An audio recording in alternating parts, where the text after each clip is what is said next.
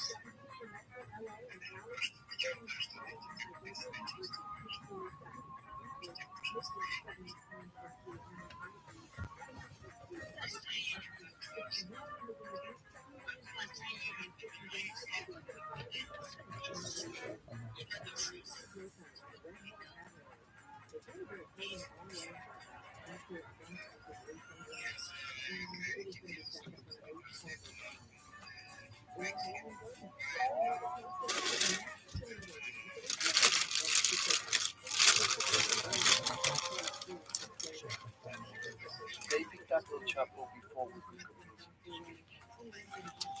Why now? Never knows. But successors are already lined up to take over the business.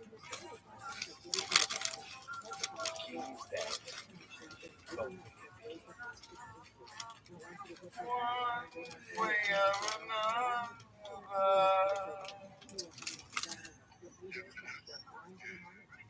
nothing's gonna change.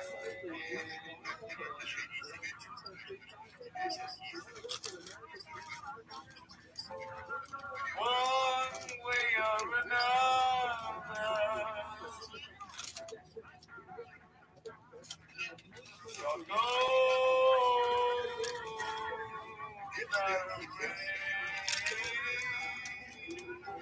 Nixon told us to leave in 71 we would get the war engine started in the southern land, nobody there.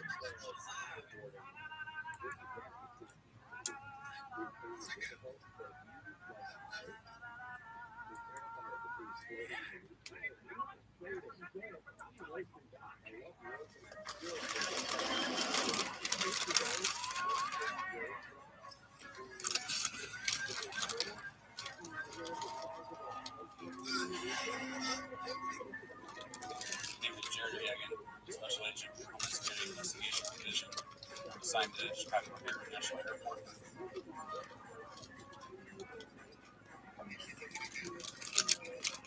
We have canines that run past the mail for drugs. The officers noticed an unusual amount of drugs coming in other class mail. There's ecstasy pills, MDMA, powder form, cocaine, LSD, heroin.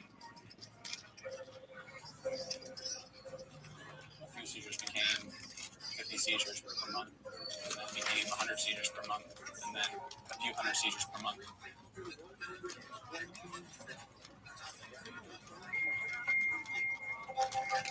I conducted my first interview of a recipient, and he told me immediately that it was from a website called Silk Road.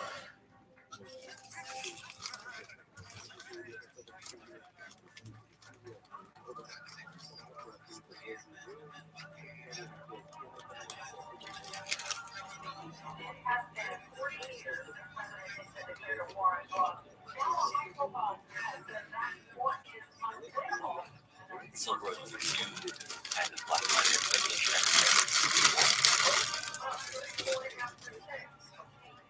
27% and marijuana use up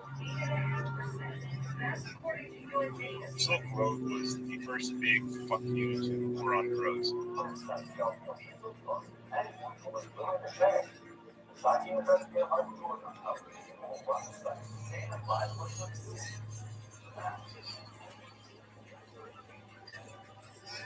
Silk Road had 20,000 new users every single month. Afghani heroin, ketamine, steroids, Xanax, Klonopin, Valium. You could pretty much buy anything. And you wouldn't have to even leave the comfort of your home to obtain it.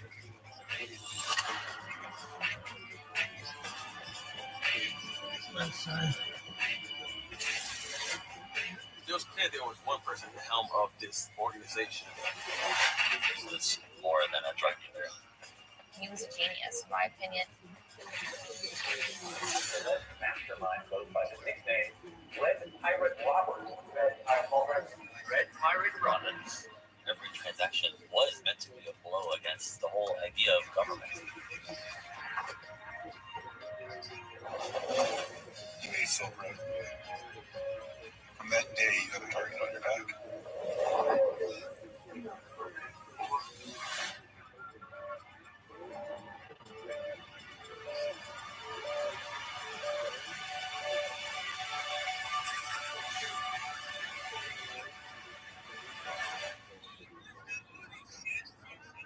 I am the head of an organization of distributors that manufacture drugs and ran on Silk Road.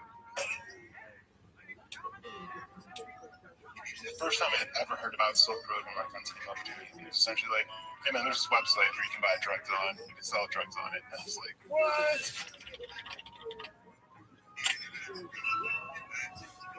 There was the menu on the left, which shows all the drugs that you could purchase by category, whether it be dissociative, upper or downer. Look at this, man. Yes. It was like going on Amazon or on eBay and seeing your top recently looked at items, except for this was cocaine, DMT, and all the other abusive drugs that you could never have before in your life. Just right in front of you. All you had to do was click twice and it would show up at your doorstep a couple of days later. It's like perfect. become a vendor was very simple. All you have to do is click on become a vendor in the bottom right-hand corner, and it would easily make you a vendor. Marketing and customer service were number one. Everything was shot in the studio with professional lighting, and you got a product that matched that.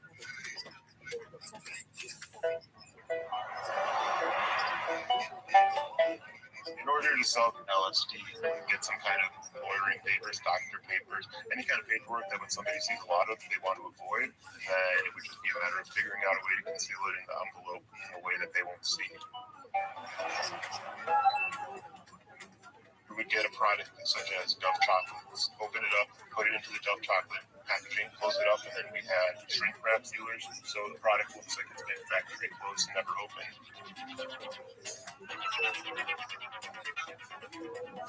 I just don't know what ended up in law enforcement's hands, how much of it when you can't worry about things like that. Whole business is built on who's got the balls to disregard that information and make the money.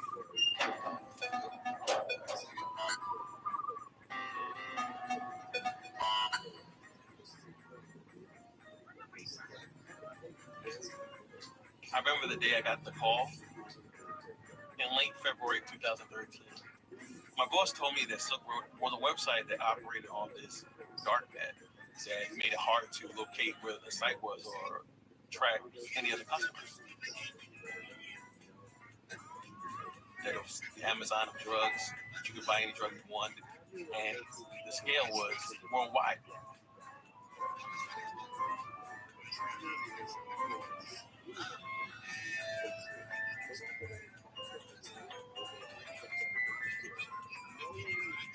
In cases like this, IRS criminal investigation are a lot of times brought in because we're financial experts in tracking money, and most crimes are about the money.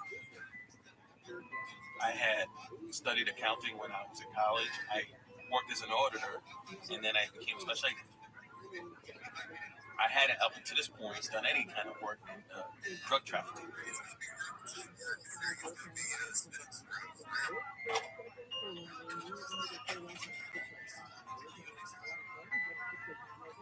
My first day on the investigation, the first thing was introducing myself and say, hey, I'm a new agent, and what do you know about this Silk Road? For the most part, to a man, they hated the case.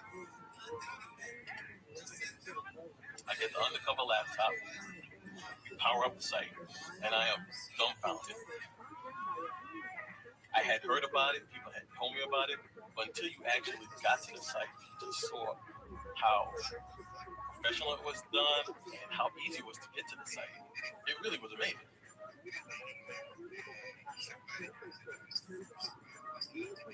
For a normal person to purchase on Silk Road, they were first required to download a special browser, which would allow them access onto the dark web. The Silk Road really offered two distinct protections to users. One was Tor, and that's a tool that anyone can download.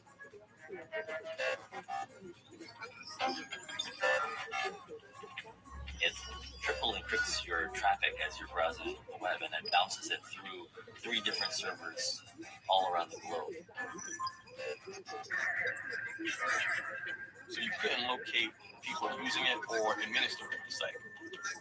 But that does no good if you have to buy the drugs with a credit card. Because it wouldn't be too hard for an investigator like myself to track down who made this purchase.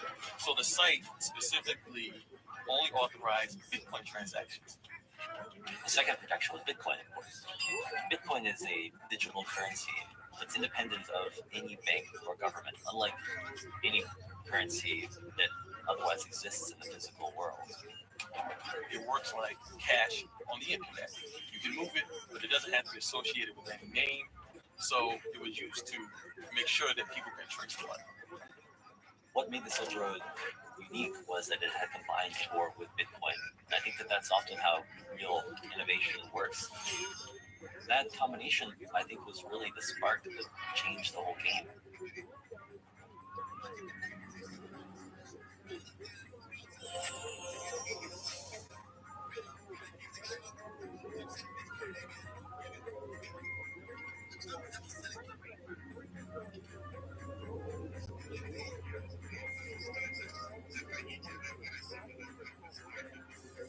even though there were numerous vendors, there was an overriding force that controlled the site. That's the person that we want to target.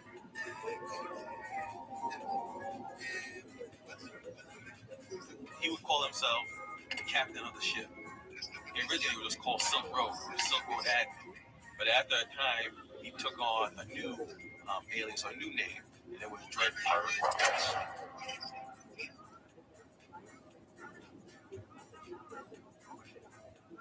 I know who you are. Your code reveals everything. You're the Dread Pirate Roberts. Admit it. That name has significance because it comes from this film and a novel called The Princess Bride, and the Dread Pirate Roberts is a title that's passed down from one kind of noble criminal to the next. Some of this fella. I have to kill him. You seen this fella. I hate to die. Again.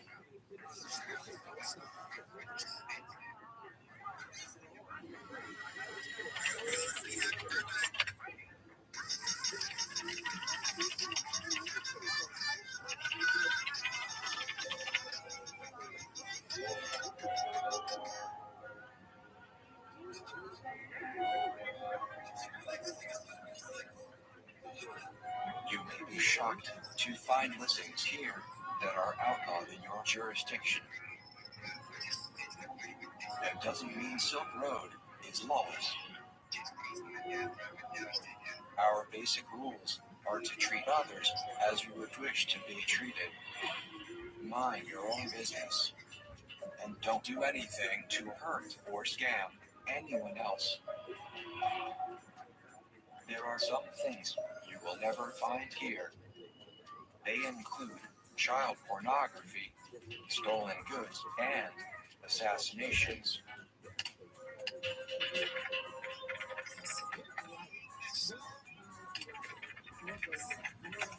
As a community, if we are going to survive, we need to adopt a long-term vision. It is my sincere hope that by making drugs available in a secure and predictable way, we will eliminate the violence of obtaining drugs through traditional methods. The Silk Road users just loved it. They called DPR a Che Guevara figure, changing the liberties of man.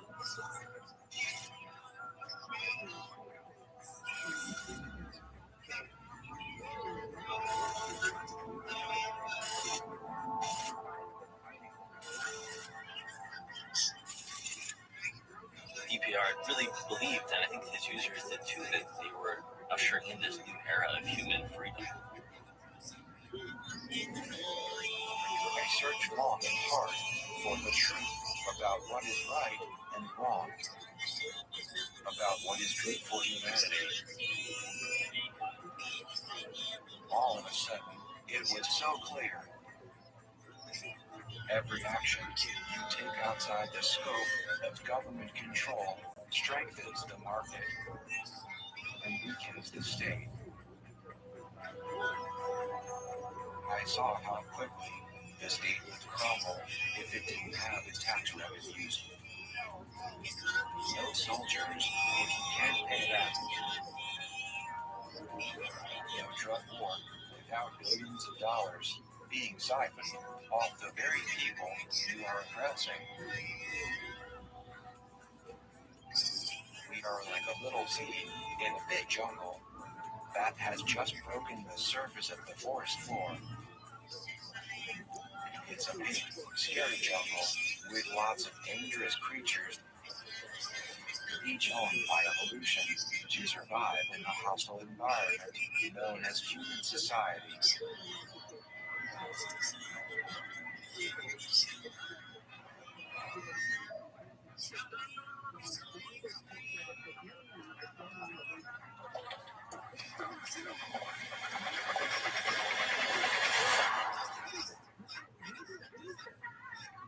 There's two ways to see the Silk Road. You can see it as just a vast criminal conspiracy as it's described by the FBI, or you can see it as a grand experiment in granting people an almost dangerous level of freedom, a kind of new anarchy on the internet where people can act with impunity from laws.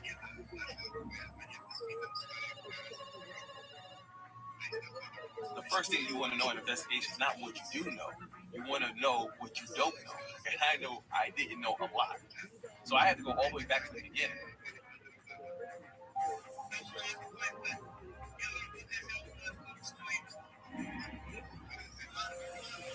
It was only after a few months of Silk Road getting started that it became into the public consciousness.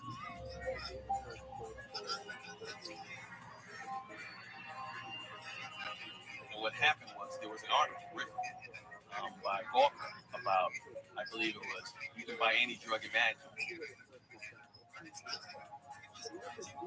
Within days of that press article, Senator Schumer from New York called a press conference calling for the site to be shut down. Is a certified one-stop shop for illegal drugs that represent the most brazen attempts to peddle drugs online that we have ever seen. It's more brazen than anything else by light years. Traffic to the site went through the roof. Authorities say they are absolutely shocked by popular new website brazenly selling illegal drugs to anyone with a computer. Een soort marktplaats waar drugs op verkocht wordt. Een site genaamd Silk Road. A lot more eyeballs and traffic went to the site, and it became much more profitable. Drugs were being shipped all around the U.S. Drugs were being shipped outside of the U.S. Drugs were coming in from outside. It was going all over the place. LSD, cocaine, and ecstasy are now just a click of a mouse away. The case was pretty high profile, and people wanted results. Le site Silk Road avait été créé en 2011. Ses clients utilisaient des bitcoins du nom de cette monnaie virtuelle. But they didn't know how to bring it down. We even found a local customer who says there's not a lot police can do to stop it. I am calling on the DEA and the Department of Justice to immediately shut this site down before more damage is done. Whoever this person running the site, you would think at this point they say, "Oh, I should get out of this game." But surprisingly, the person's reaction who run the site was, Holy shit. This is epic. "The gauntlet has been thrown down. Bring it on." Prior to Silk Road, all the customers I had, almost all face-to-face.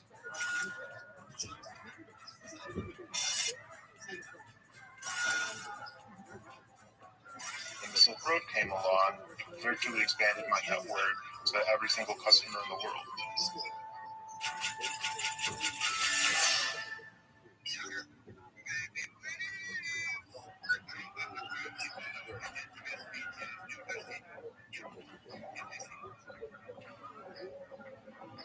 New York cyber branch of the FBI was the lead technical investigative agency for this investigation.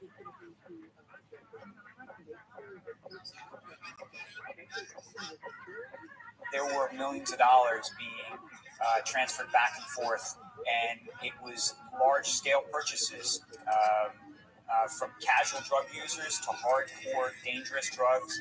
EPO was taking money from every transaction. He was getting a fee every time a good was sold on the site. 6 months into the investigation, we had limited success. Clearly, we hadn't identified the hidden service yet. We hadn't been able to defeat Tor, and we hadn't identified the Dread Pirate Roberts.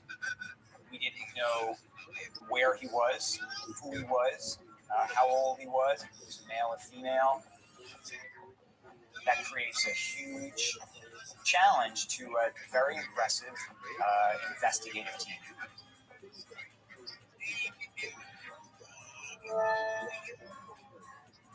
I've gone through the mental exercise of spending a lifetime in prison and of dying for this. I have let fear pass through me and commit myself fully to the mission outlined in the charter.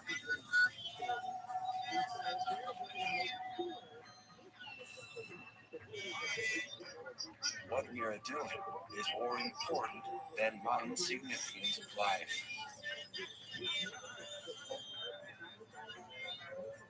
we are doing will have rippling effects for generations to come, and could be part of a monumental shift in how human beings organize and relate to one another.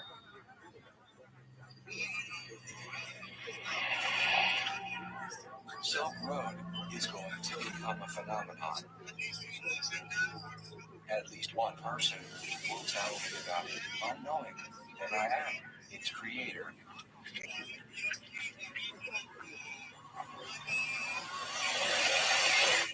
DPR played the vendors very well, kept them close to it. We took care of being take care of us. The site had a commission somewhere around 3%. They later increased their percentage somewhere around 12%. This further brings my reasoning to DPR only money. Anybody who says that they're going to do this to live and money is a liar.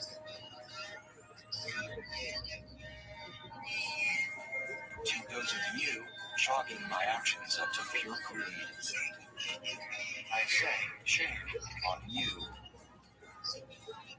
When have I lied?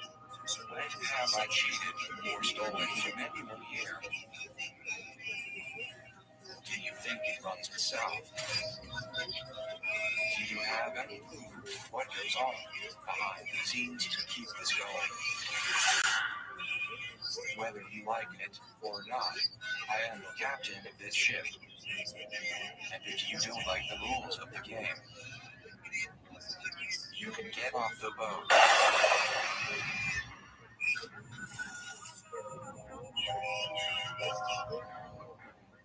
Dread Pirate Roberts could have been anybody. There was a lot of theories. Of course, I wondered, but I don't mind my manners not ask that type of question. There were different nationalities, different age groups.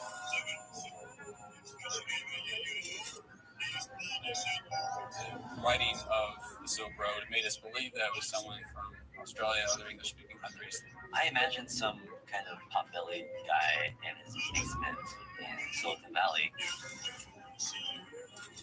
There were theories that this person had connections to Russia. My guess was that he was from the UK. I thought he was relatively young because he used this term epic, because that's a term the younger generation would say. We really didn't know where the person was located. He could be located in any country in the world. He was a ghost.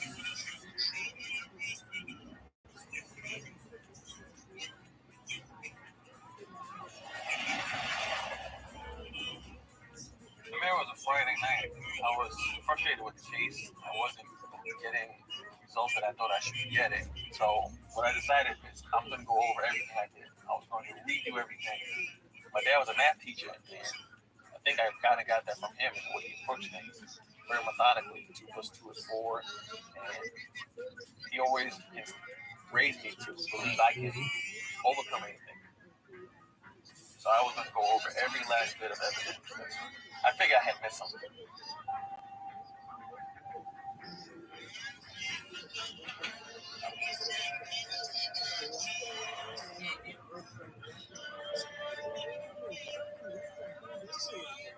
I was in bed. I was having a hard time sleeping because I just cannot sleep with like something that I should be doing. My fiance, she would be upset at me sometimes. Why are you up late at night? Why don't you go to sleep? So I go to where my couch is, and that's where I do most of my work. And I just start plugging away. The Silk Road site was hosted on this tour getting service, but that is no good if someone's just on the regular internet. So I think whoever was running the site had to first advertise it.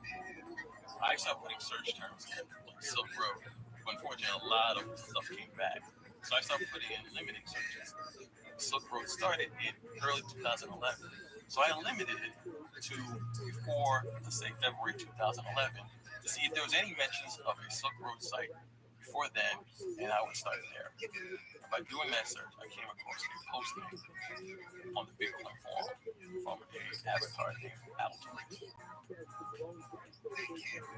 I click on it, and it brings me to this discussion thread about how someone could have a drug enterprise online and how would they do it.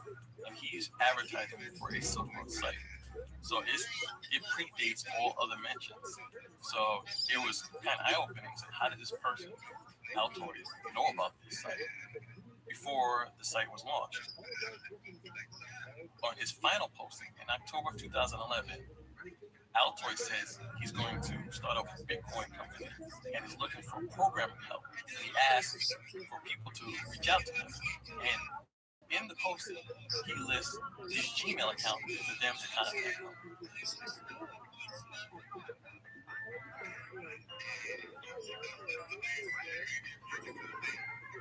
And the Gmail account that he lists is rossholbert@gmail.com. And I was like, wow. Yeah, I have to look into who this Ross Holbert is.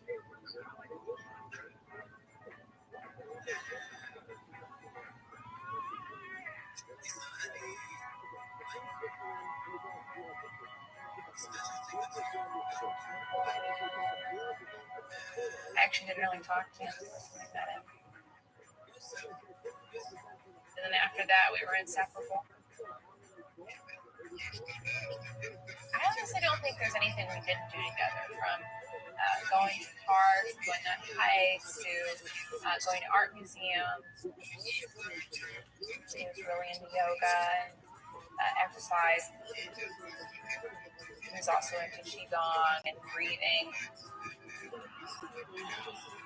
There was a period of time when he was always in his room, was always working on stuff. You know, he really always had his computer in tow and was very kind of secretive about it. Ask me a question. What are you most excited about for this 2011 year? I'm excited to see how things play out. I think it's going to be a year of change. On a broad scale.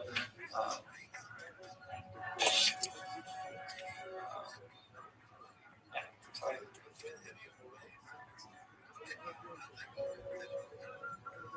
He was known on campus as being just, a really cool, awesome dude. People would just get drawn to him. He would always try and make sure everybody was having a good time, that nobody was off in their own little corner doing their own thing.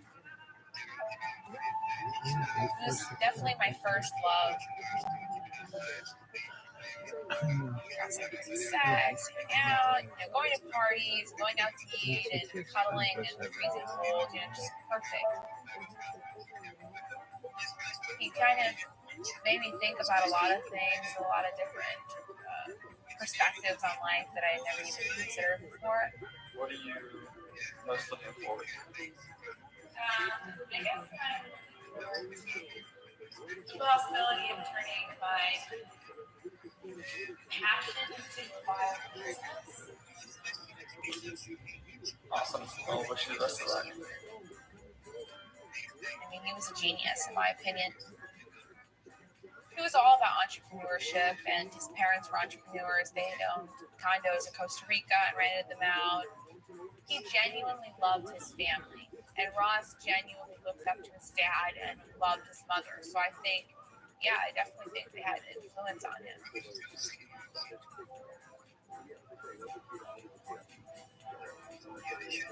Ross would dress in as little as possible. I knew him for a big chunk of freshman year before I ever knew his name. He was no shirt guy, and he was no shirt guy to literally hundreds of other people, who I'm sure never even bothered to learn his name. I remember one time we were going camping, and to Ross, since he was no shirt guy, wearing a bunch of clothes was, something that you had to do because other people made you do it.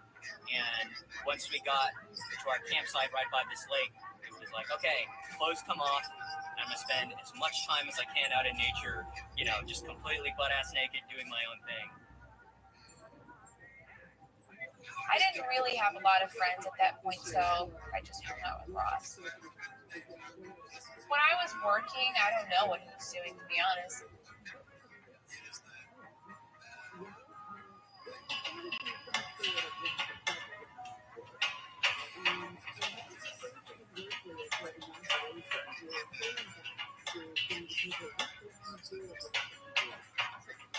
So on Monday morning, I want to tell the other guys and girls in the group about what I found. I have a very expressive face. So when I get in, I'm pretty excited. And I said, hey, we got something new. We got something that we can really sink our teeth into and look into this person, cross over. The case have been going on for about 2 years. And they say, well, how'd you find it? And I tell them, Google. They're like, really? That's what you did? And I'm like, yes. I mean, you come into this big case and tell people you cracked it over a weekend doing Google searches. You should expect some quizzical looks. I was just this full outsider, people dismissed it.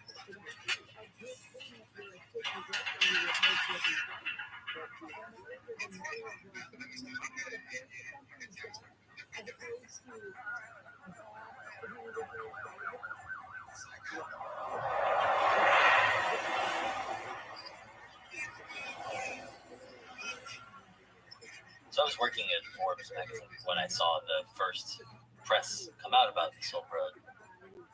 I was pretty much obsessed with the Silk Road as this new phenomenon on the internet, especially with the Dread Pirate Roberts, this mysterious figure behind it all. Of course, I wanted to figure out who he was.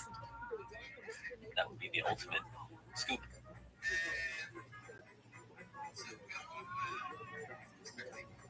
On the forums, you can private message anyone, and as anonymous as he was still available for anybody to reach out to.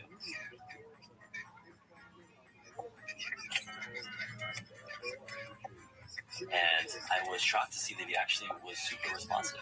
He wrote back to me immediately, which is not what you would expect from the kingpin of a massive drug operation. He said that he wanted to share this vision he had with the world, but that he was waiting for what he considered to be the right moment, that he wanted to wait for some new phase of Silk Road that he alluded to, but never fully explained.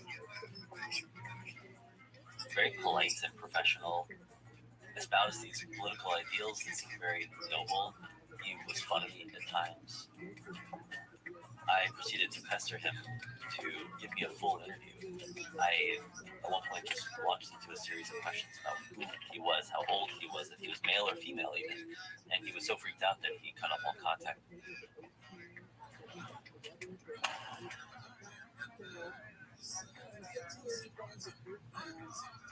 Ross and I would talk about politics for hours and hours. He thought that people were their own best judges of what was right for them, and that it was a bad idea to have somebody essentially standing over their shoulder telling them what was okay and what wasn't okay. Drugs are menacing our society. They're threatening our values and undercutting our institutions. They're killing our children. Ross agreed with the libertarian idea that people have the natural desire to do stuff like drugs, and that when you have a legal setup where access to drugs is prohibited, drugs take away the dream from every child's heart and replace it with a nightmare. You don't stop people from doing drugs. You've just made it more likely that they'll get injured, or they'll get ripped off, or they'll get into an uncomfortable relationship with some shady drug dealer. We face this evil as a nation united. This will be nothing but a handful of useless chemicals. I'm sure in his mind he was thinking, there's got to be a better way,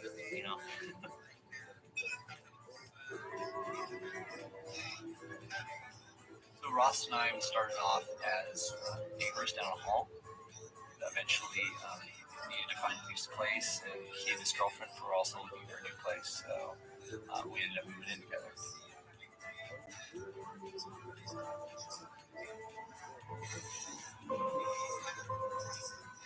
We got a 2-bedroom apartment, just a really cute place.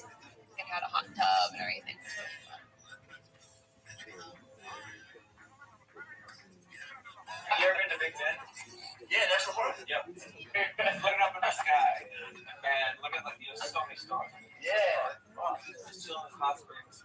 And a blue fireball, I kid you not, straight, probably, like an arc like this across the sky. That was a weather balloon filled with methane gas. Right, some kind of like space junk. I think it's like human trash. We trash in space? I had no idea.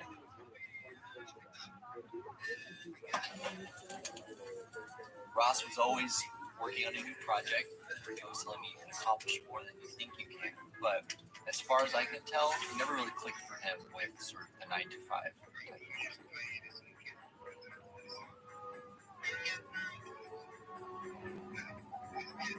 I hate having to lie to people. Friends will tell me, why don't you do this or that? Like I have all this free time. One time he made me these steaks. And at some point, like, I can't really talk about it. I have this project, I'm working on it, I'm really excited about it. It's currency based. And I thought, you know what? This is his new project. He's working on it. We'll see where it goes.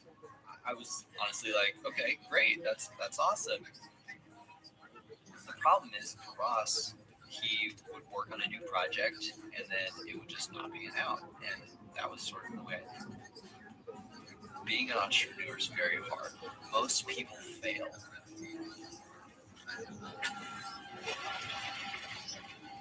I just want to scream. I'm running a multi-million-dollar criminal enterprise.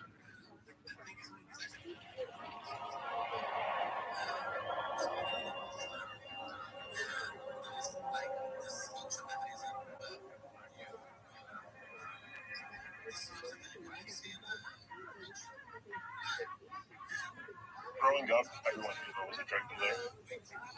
When I went down to Silk Road, I completely went dark. Everyone just thought that I was doing a normal job. 99% of the time, I dress up in suits. It's not how you look today.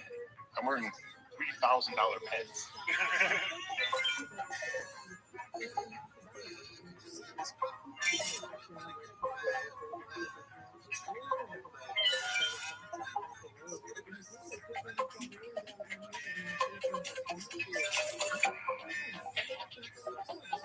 I had all the money I wanted to. I could do anything I really couldn't even imagine. The most baller thing we did was went to Pattaya, Thailand. So it was during the Festival of Color. We had a whole bunch of people to ride us around on elephants. Well, we were on top of the elephants, smoking fucking heroin and all sorts of crazy things on top of the elephants, throwing $100 bills out of the air. It was like one of those fucking painted elephants and everything too, and they have like the wooden like little house on top.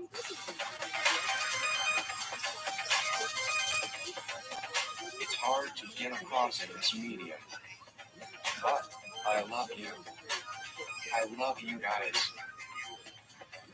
I've done a bunch of other stupid shit with my money, but that was like one of the most that was like the happiest point in my life.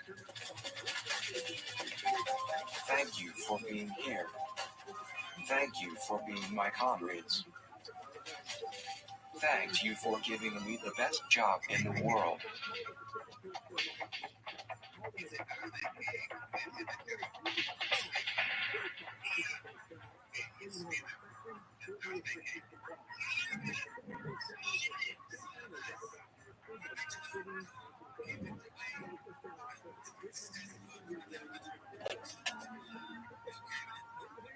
So I grew up with my family in a project in Brooklyn, New York, and we could see firsthand the devastation that drugs brought to the community. You would walk the streets and you would see people high on drugs, and it was always something that you were afraid of because someone was addicted to some of these drugs. You don't know what they were doing. These people were desperate.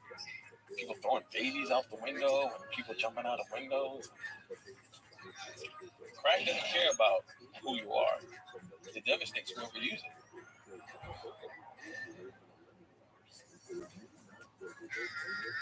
It is frustrating when you think you found something and you don't think other people are as enthusiastic as you are.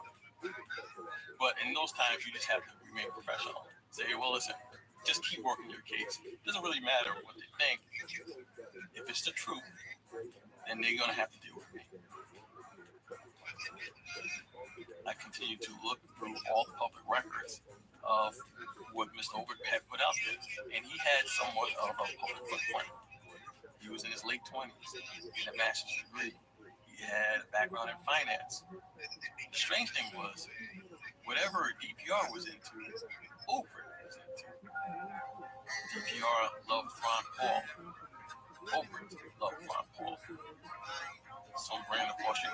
that I had not heard about until in this case. But DPR loved that brand of economics, and so did Oprah.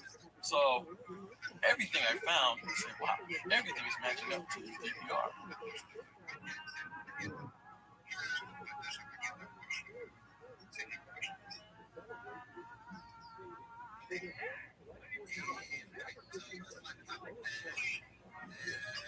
My husband's real name is Curtis Green. He got into Silk Road in the beginning because he does take a lot of prescription pain medication for some injuries he's had. That's why he used the handle chronic pain. As Curtis became more involved in Silk Road, he would go and post on the forums. He has knowledge of a lot of prescription medications, and people found it very helpful. DPR started to take notice. Curtis actually called me and said, "Come home, I have good news." So I hurried home and went in, and he said, "Guess what? DPR offered me a job on Silk Road. Just changing passwords and settling disputes between vendors and buyers." And I said, "That's all. He's not asking you to sell, correct?" And he said, "No, oh no, it's not that. You know, $800 a week is not chump change. That's more than I make working full time." But there was one catch. He had to send a copy of his driver's license so DPR would know where he was at and who he was. Looking back now, yeah, that was a big mistake.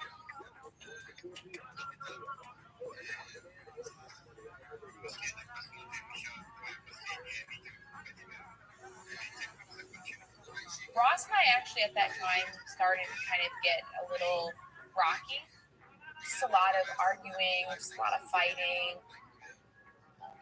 He had mentioned his desire to make a website, much like Amazon, that was anonymous, where people didn't have to worry about the government getting in on their sales and their money. The idea of making money outside of the government is very, very scary to me. Maybe it was selfish of me, but I said, do I really want my boyfriend to go to jail?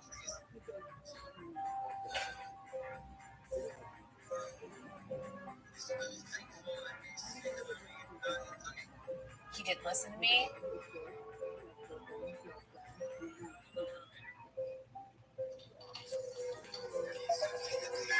I'm not sure how else to put it.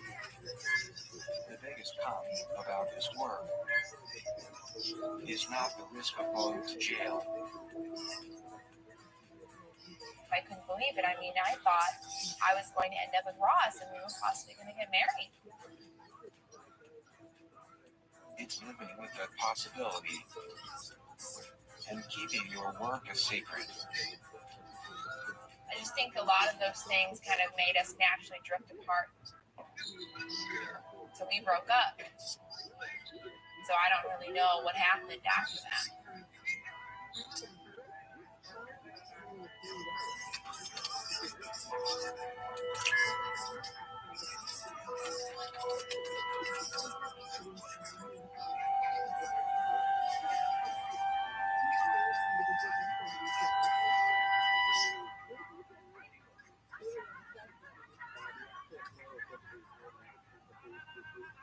Regardless of what other people thought about my investigation in the lead, I have a job to do.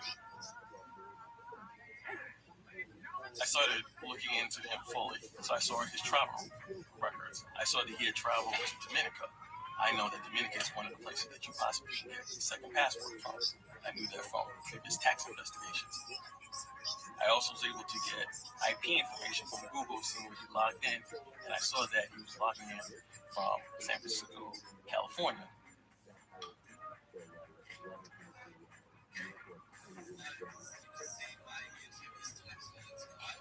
A couple weeks after I found the name Ross Ulbricht, I was using Google to do tons of internet searches, as you can imagine. I was amazed. The last thing I thought I could find is a 35-minute video of him on the internet talking. Today is December 6th, 2012. Here in San Francisco. I'm 28 years old and a friend of guy who's about to do some stuff. It was a very long video, it was like 35 minutes, with him and his friend. And I guess they did it for some sort of documentary. And it was eye-opening for me because this is the first time I got to see Mr. Obrick speaking. So, Renee, what do you want to talk about today? He talked about them just growing up. I remember you being very, like, quirky and witty. And like, just cool. Oh, how things have changed. It was such a brutally honest, what appeared to be such a brutally honest conversation between two friends. They talked about their sexual interactions, even losing their virginity. First thing I noticed about her was her tits. Very tight. She was dating guys Chad at the time. Chad, I don't like him already. Chad was a total prick. Chad was a kind of small-time pot dealer, and his best friend had asked for us to move out to San Francisco with him. You twisted my arm until I said, fine, I'll come. And in this conversation, he asked him, well, what were you doing in Austin, Texas, before I asked you to move? Let's see. I was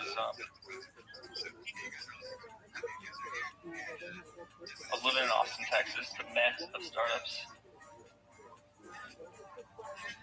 And when his friend asked him that, he had no answer. And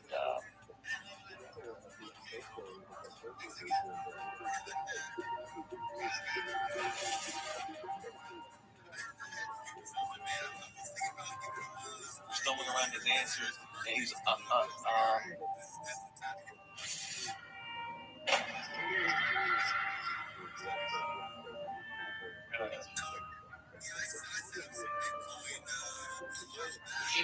when I looked at it on YouTube, how many views it had? I believe it had 1 million views, and there were 2 people in the video. I'm the third person watching it. That was when it hit me. Like, wow, I might be the only one looking at this guy as the Pirate Roberts.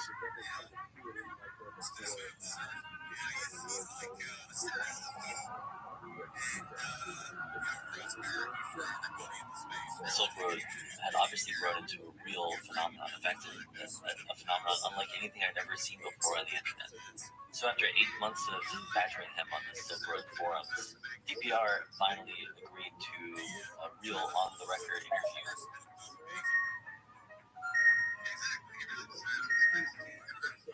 He made me an honorary drug dealer on the Silk Road just for a few hours so that we could communicate anonymously. He was funny at times, but also arrogant to a certain degree. He definitely took credit for creating something new in the history of mankind. That's how he wanted to be seen.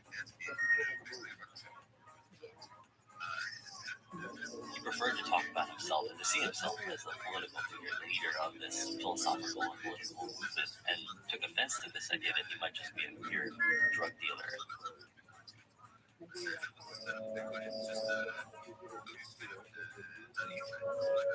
But he wasn't ashamed of the fact also that he was making enormous amounts of money from this.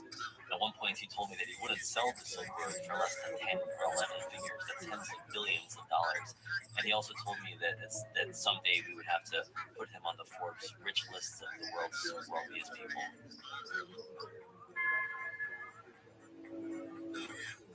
Can you imagine being one of the most famous anonymous people in the world, just dying for that bit of recognition that you can't ask for anyone? That Forbes article is recognition. You got it. But that's not how you run an organization like this.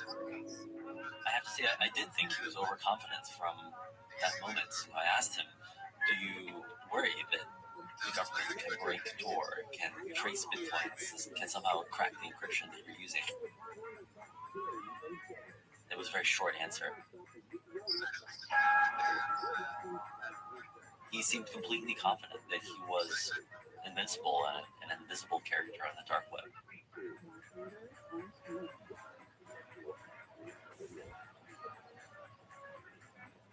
they should have just maintained the site to sell drugs. It was a quiet community. We were all doing our own thing. We were being happy. Then politics started getting brought into it.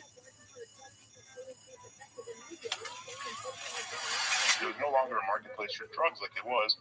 Now it was the new libertarian front for freedom. The vendors like myself saw it as, dude, you're fucking up our thing we got going on here. Just shut up and let us operate.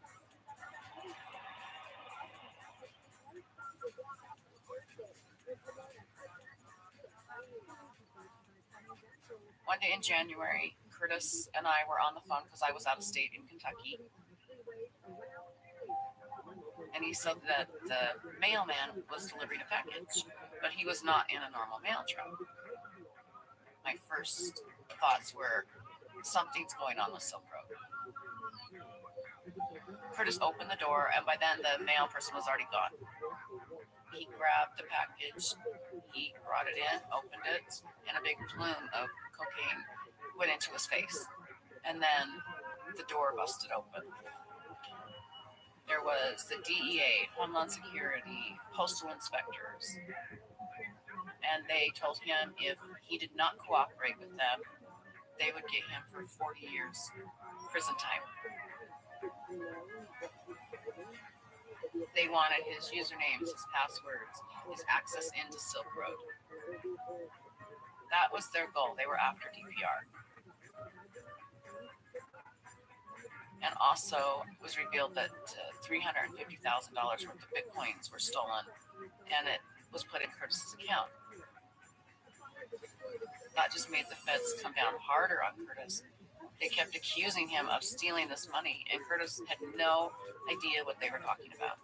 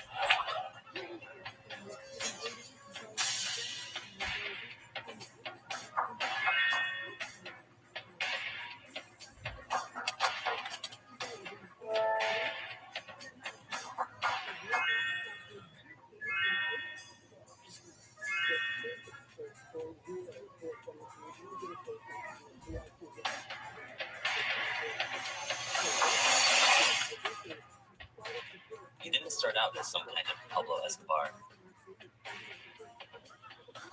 He tried to build something that would do away with the violence of the government and of the drug war.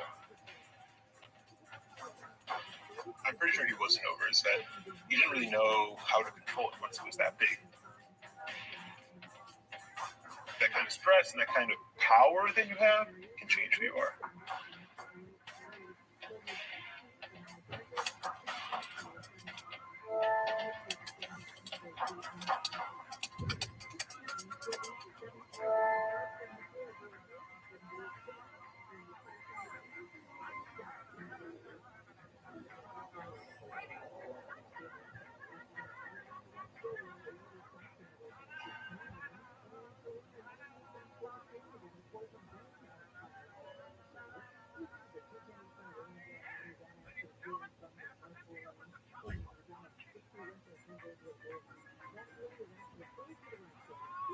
one of the agents, Carl Force, a DEA undercover agent, sat him down and told him that he had been undercover on Silk Road and that he was using the handle knob.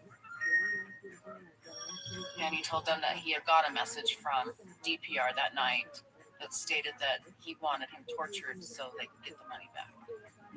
The DEA agent told Curtis that in order to keep his cover, because DPR believed him to be a drug vendor and an all-around bad guy, he would have to pretend to torture Curtis and make it very believable, so DPR would think that he had done his job.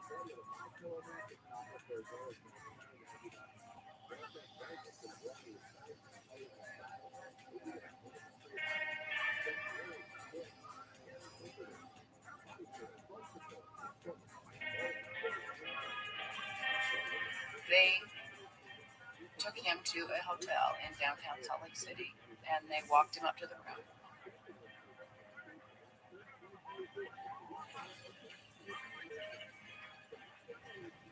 They asked him to take off his jacket.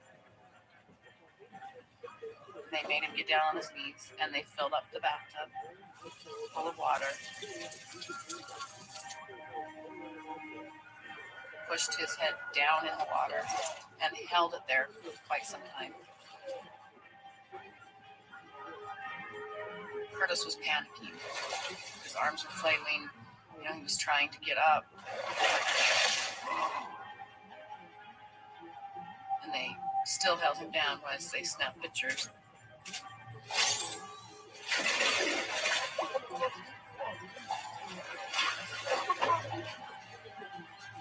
And he said it felt like it went on forever. Like it was never going to stop.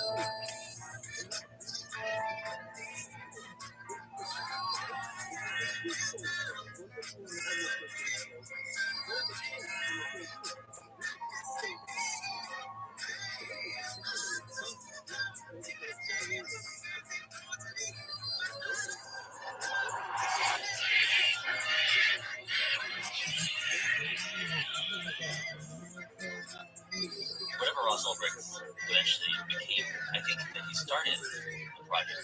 His primary motive for the whole thing was about creating a kind of political movement, this little anarchic corner of the internet.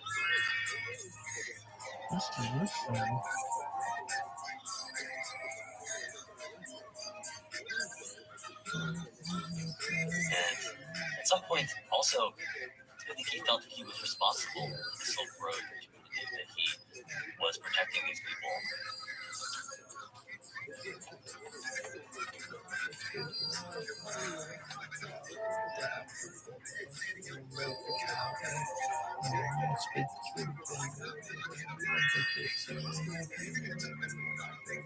And was willing to resort to violence to protect the community that he created. 300,000.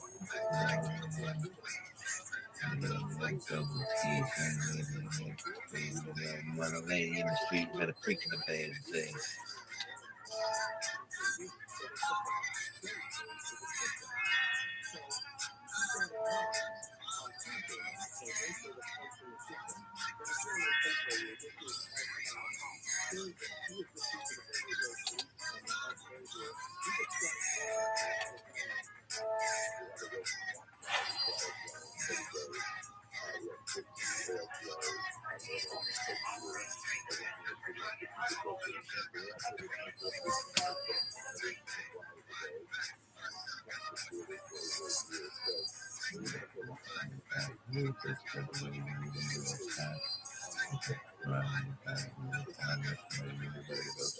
Curtis came home from the second day of his interrogation, and he took me by the hand, and he said that the order had been switched from torture to kill.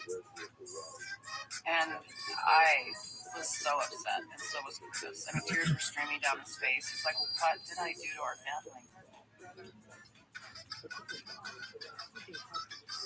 It's the West Side gangsters. The DE agent asked me to take some photographs of Curtis, since when they were in Salt Lake that weekend, they only took torture photos. They didn't take any death photos. So they asked me to stage it as best as I could that Curtis was dead. I took some Campbell's chicken and star soup and had Curtis kind of chew it and smear it all over his face, and had some kind of dribbling down and kind of on his shirt, so it looked like he had vomited. And then I just had him lay very still, so it looked like he was dead. It seemed really crazy that I was going to have to do this. I was shocked. Don't you want a professional doing this? Taking these pictures was basically life or death. It was. It really was. If I didn't do a good enough job, then the gig goes up, and they would come after him, and we wouldn't have any protection.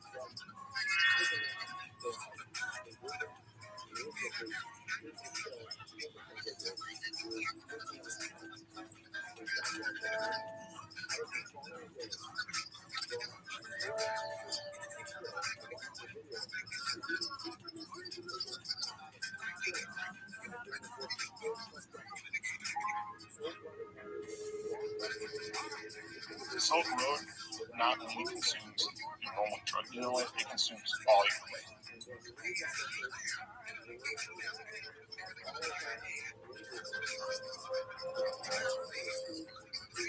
Even though it sounds very easy, the stress just like ramps up.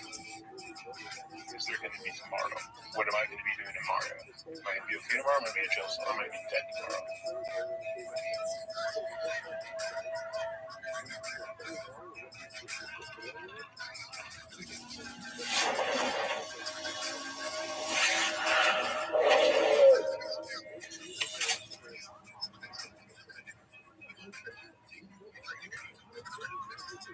Most bad guys make a mistake, and the FBI is usually there when they make a mistake.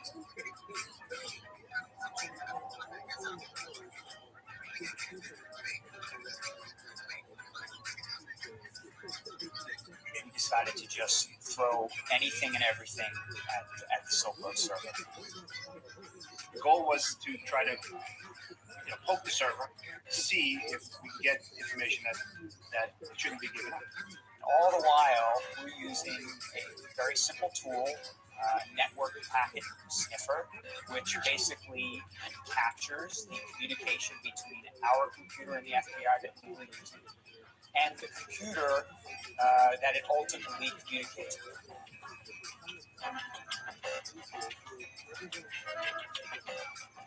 Eventually, we saw an IP address that really stood out.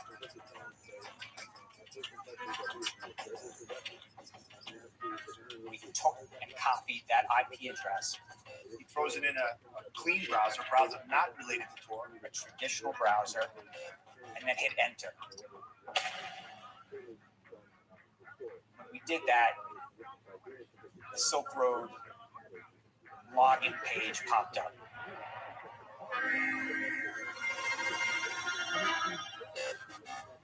This was a huge moment for the investigation. It just proved that we found the true IP address for the location of the Silk Road server, located in Iceland.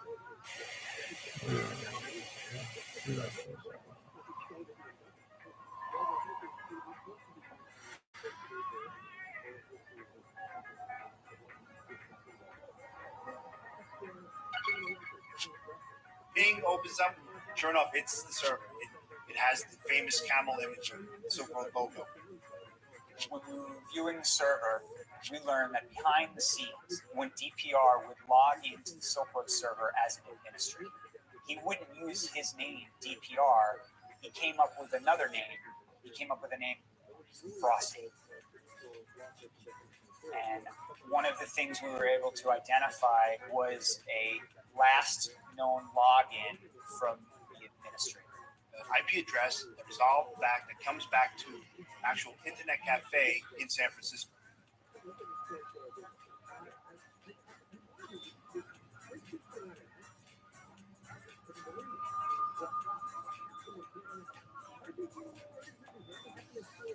So after continuing investigating across over, I learned more about these technical terms about some of the programming that would go into running a site. As I learned these technical terms, I would continue doing these Google searches to see if something come up. So one of the terms was CodeIgniter, which was some programming language. So when I put that in with his name, I got a response back about a post on a website, Tech Cues, about programming. So when you click the link, it took me to another site, Stack Overflow. But the question on Stack Overflow was under this other avatar called Frosty. A lot of people were looking into Silk Road. So there was an idea that there should be a meeting to get all interested parties to see if we can get all on the same page.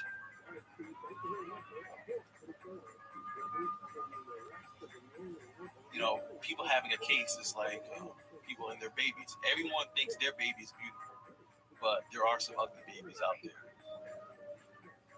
Vero had obtained a copy of the Silk Road server. It was just sitting on this computer. I believe it was an Apple, and it was this big screen. On the board, they had like these big diagrams with a picture of Dread Pirate Roberts from the movie, and I saw these arrows. But I tried not to look at it because I'm there just to look at the server. Gary Alford, the IRS agent, he came in and he was, as a new agent would, wanted to move things along. While I was there, I heard in the background that someone said we had gotten some San Francisco address. So I mentioned, hey, I have a guy. A guy I'm looking at, he lives in San Francisco. And he was like, really? And I was like, yeah.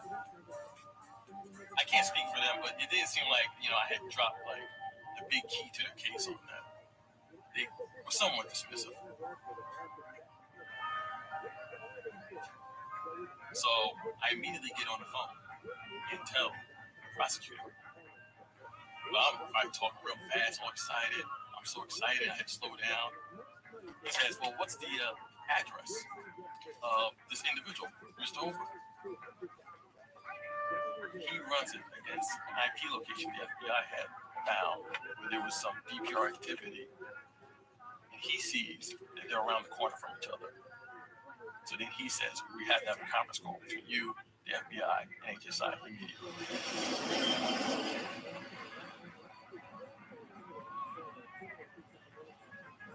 At the time, I was in Chicago, and that's where I called in to the conference call. all it really was is that he had a target in San Francisco, and he saw that we had San Francisco logins. I thought at the time that it was almost too easy, that the guy wouldn't be as open as using his name and email account, and he had videos of himself on YouTube and just open stuff to the public.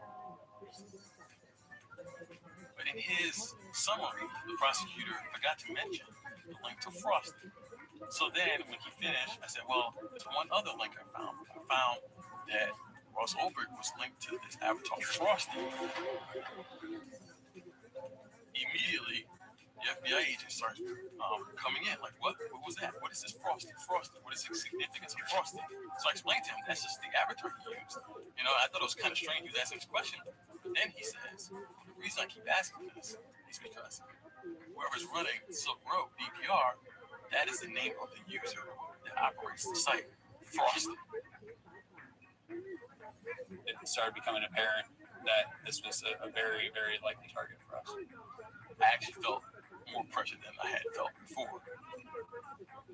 We started gathering all the information to get an arrest warrant for Mr. Ulbricht.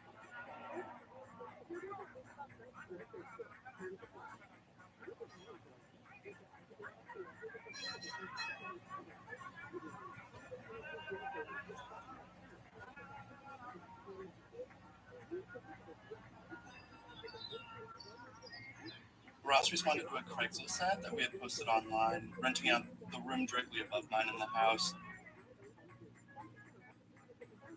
Ross lived a really simple life, very modest life. He did buy some furniture from garage sale down the street. I never got the sense that Ross was really well off.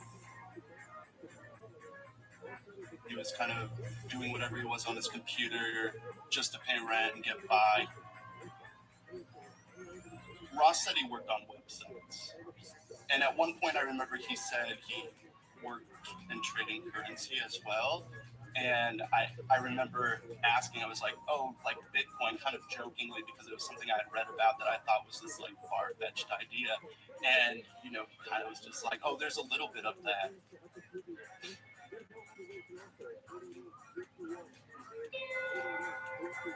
I'm so stupid. Everyone knows I'm working on the Bitcoin exchange.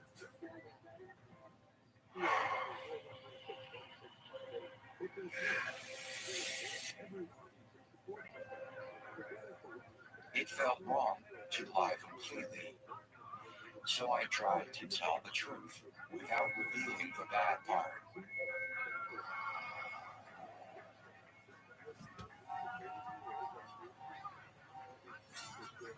So I started messaging Ross, you know, how have you been? What have you been up to? And then he started telling me how he was in San Francisco and how San Francisco was super beautiful, but it was kind of cold right then. So I just booked a trip and flew out to come see him.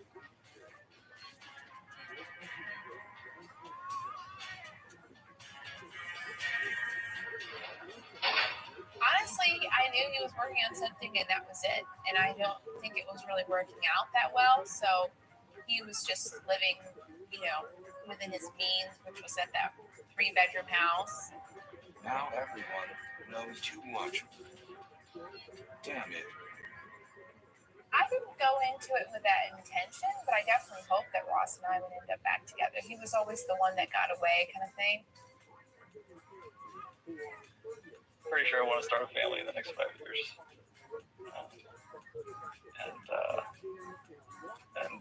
Just, yeah, make more friends and close people I love. Okay. I want to focus on being more connected to people.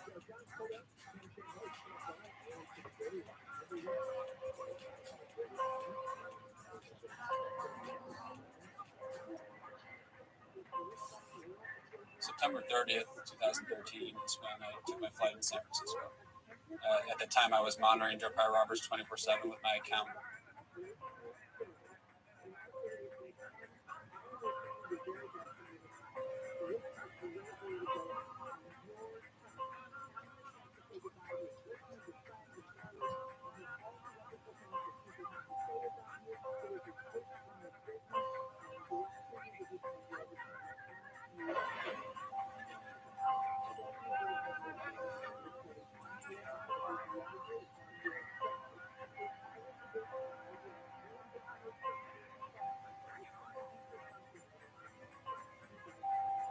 was important to really become that identity.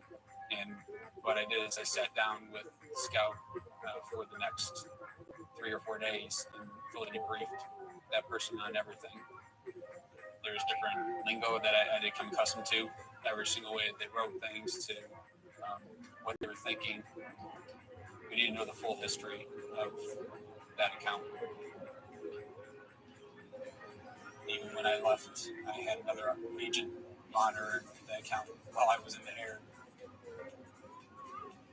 I was really still trying to take in the whole thought that we were potentially on the cusp of arresting this person that we've been pursuing for so long.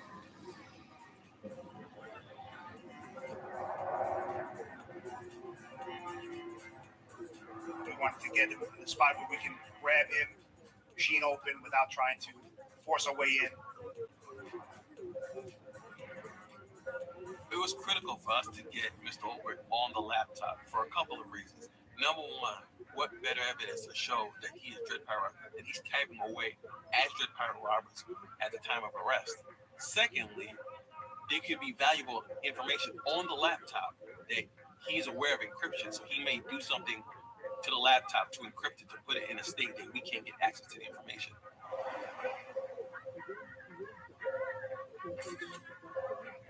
He lived in a 3-flat, and he was up on the top of it, and we would have to get through a very large steel door and try to get to him before he would do anything to his laptop. So our plan was to take the chance of having Ross leave his residence, open his laptop, log in, and actually grab him in the middle of either chatting with Jared or being on the site. Surveillance still had him at his home. And so we waited in one of the neighborhoods really close by.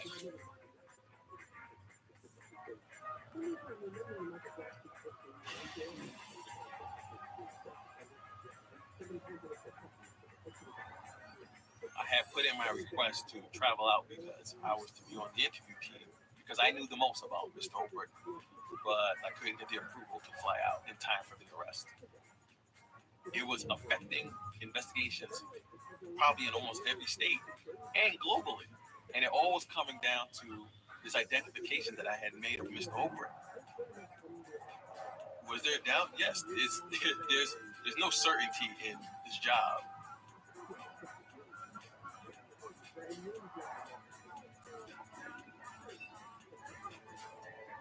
All too often in investigations, it's about 20 hours of pure boredom followed by 5 minutes of sheer terror.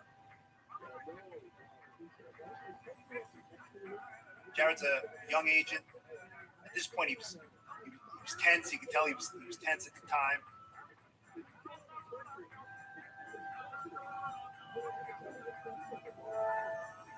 Later on in the day, he signed off from being online, and I took that opportunity to go order a coffee. That's when the call comes in from the SO team that Ross is leaving his apartment, and he's got his laptop bag with him.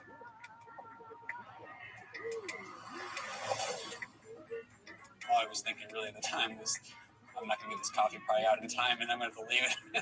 I'm like, because you have to do what you can do to pretty much accomplish the mission, but I'm like, I really wanted that coffee too. I exited the cafe, and I saw one of the FBI a specialist that was from New York, Thomas Kiernan, sitting on a bench across the street. And so I went over there and I joined him, and I put my computer up. I looked over to my right, and there I saw Albert standing on the street corner about 40 feet away from me. This was the man that was running this global drug empire. He looked like a San Francisco techie kid that you'd expect to have a startup company somewhere in San Fran getting ready to launch his site. Light turns green, and he crosses the street where he went to the Dunpark 5.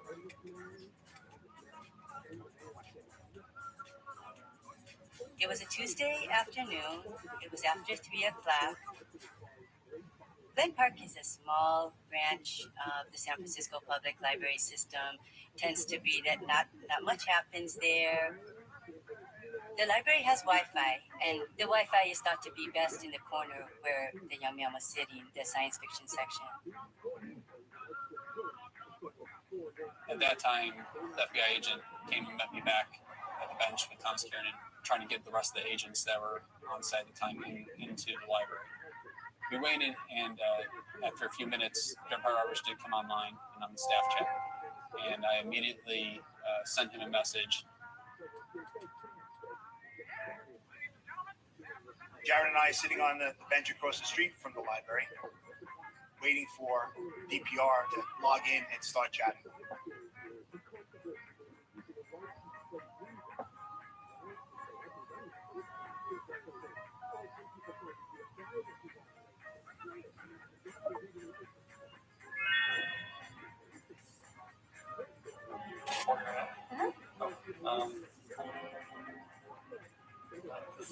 Ask me a question or something. I asked him to do me a favor and to look at one of these messages that I control. And what that would do is it would require him to log into the marketplace. He ends up telling me, okay, which post? And once he did that, that let me know that he was on that page I asked him to go to. And that's the time that I give the cue to the FBI agent to do the rest. I'm already on my way across the street into the library, and I guess that's when case agents start their communications on this is about to go. It's hard to describe it. The adrenaline is fun. It's good energy, basically. We got into this little huddle in the middle of the library. I'm sure it looked odd to some people, but it was very quick.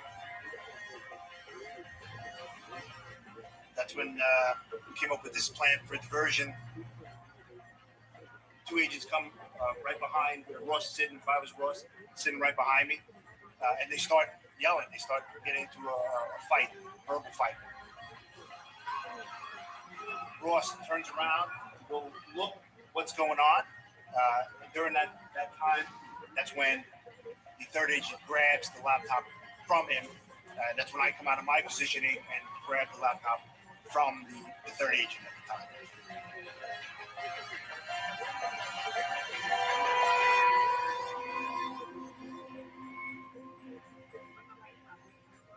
This was so unusual for someone to be arrested in the Glen Park Library that I actually did run back and text my son on my phone saying, just to let you know, a bunch of FBI agents just came in and busted a guy and took him out in handcuffs.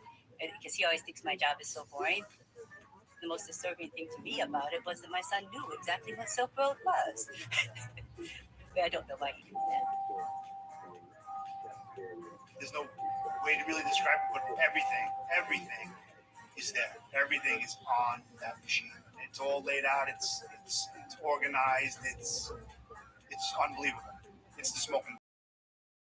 A secret website that played host to a massive black market drug ring is offline this morning. The alleged mastermind goes by the nickname Dread Pirate Roberts. I got an email from Gary when he got him, and he said, Gary, you were right. And that was a great moment. I had done my job well. So I felt a sense of satisfaction.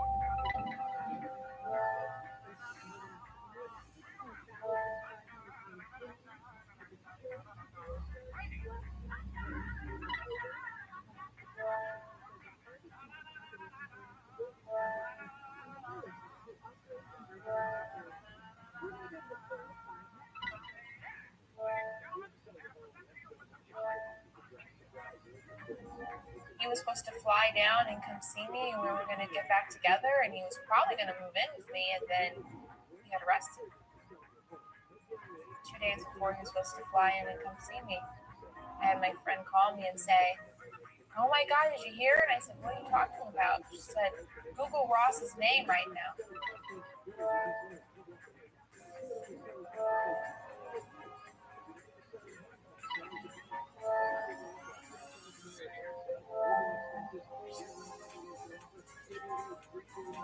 After having, had enough time to digest it, it's like, well, can I see Ross being involved in something, online? Yes. Can I see Ross being involved in something to do with Bitcoin? Yes. Can I see Ross being involved in something to do with drugs? Yes.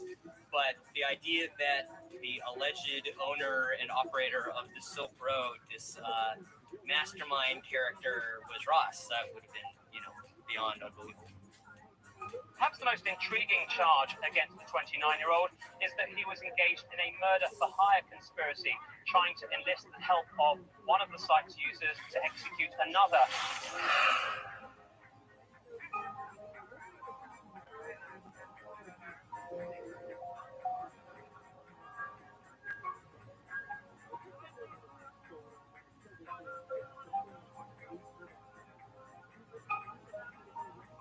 People are always talking about taking away violence off the streets, but then hearing about the attempted murder for hire, it just cut against everything that he was saying on the site.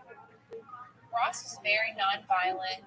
He didn't believe in force. So a lot of the stuff in the media about how he tried to kill someone through the hitman and all this stuff, it's just not Ross. The idea that he would ever have made the leap from the best way to implement my vision of a more market-based and less compulsion and violence-oriented society is to have people murdered is, it's absurd. To me, it wasn't surprising because this is the drug business, and that's what goes on in the drug business. Eventually, you do these illegal things, and even if you have good intentions, you're around a bunch of criminal actors.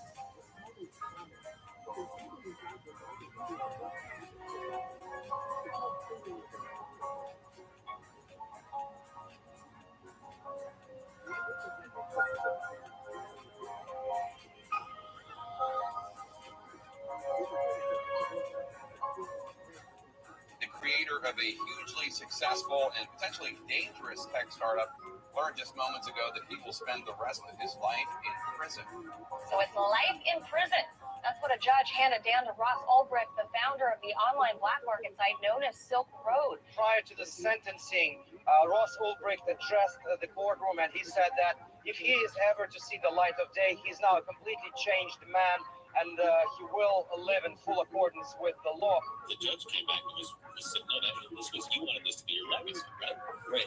She said, you want this to be your legacy, you wanted it to be your legacy, and now it is. The result of taking on the Silk Road has been that dozens of dark web drug markets have taken its place, some of which are doing far more business, far more revenue, far more narcotics than Silk Road ever did in sales. And many of them lack the ideals that the Silk Road did have. The dark web has only gotten darker. The biggest struggle for me is kind of reconciling the two people, so like Dread Pirate Roberts and Ross Ulbricht. But I think the internet kind of enables people to act in a way they might not normally, just because there's a very big disconnect between what you do online and what you do in your physical life. Got any more questions? So should we wrap it up? Yeah, future outlook. What are you going to do over the next 20 years? 20 years. I want to have had a substantial positive impact on the future of humanity by that time. You think you're going to live forever? I think it's a possibility.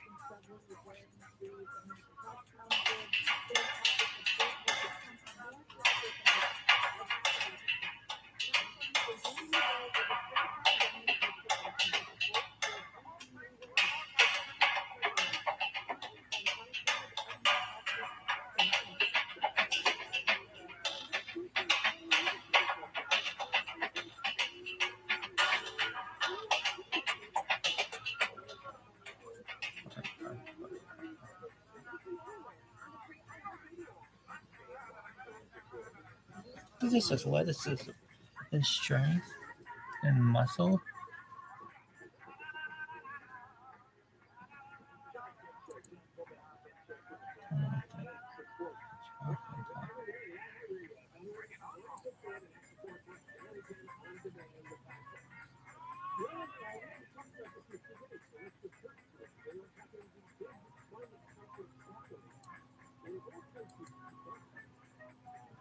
Oh, type of bitch.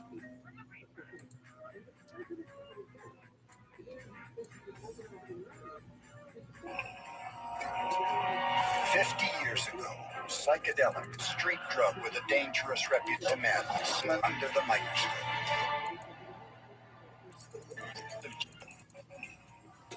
What the? 50 years ago, psychedelics like LSD were considered cutting-edge science. But this powerful drug escaped the lab and became a street drug with a dangerous reputation. Inspiring perceived moments of genius. I took a trip through architectural history. Or descents into madness. Now, science is taking a fresh look at LSD, including the first experiments on humans in 30 years. To separate the myth from the molecule, Explorer puts LSD under the microscope.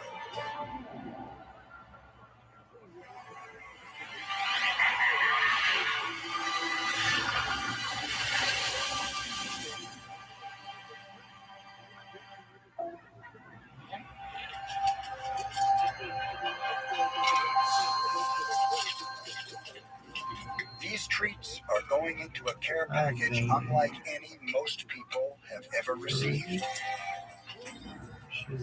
I have a friend that really enjoys different types of gummy candies. I try to send them something fun based on their personal interests. This woman is a drug dealer. We'll call her Alice. She's dosing these candies with LSD. I love psychedelics. I love connecting with people with psychedelics.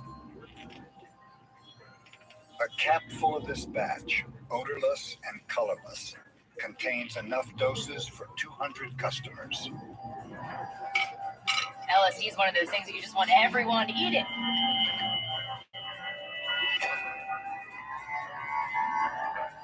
Two drops is all it takes. For the price of a movie ticket, one of these treats can take you on a 12-hour psychedelic trip.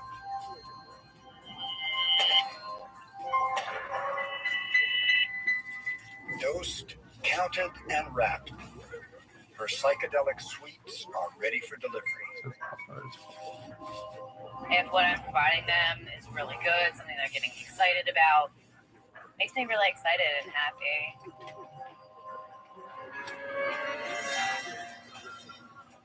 This psychedelic drug, known since the 1960s as acid, dots, L, Zen, tabs, purple haze, white lightning, and electric Kool-Aid, isn't just for hippies anymore.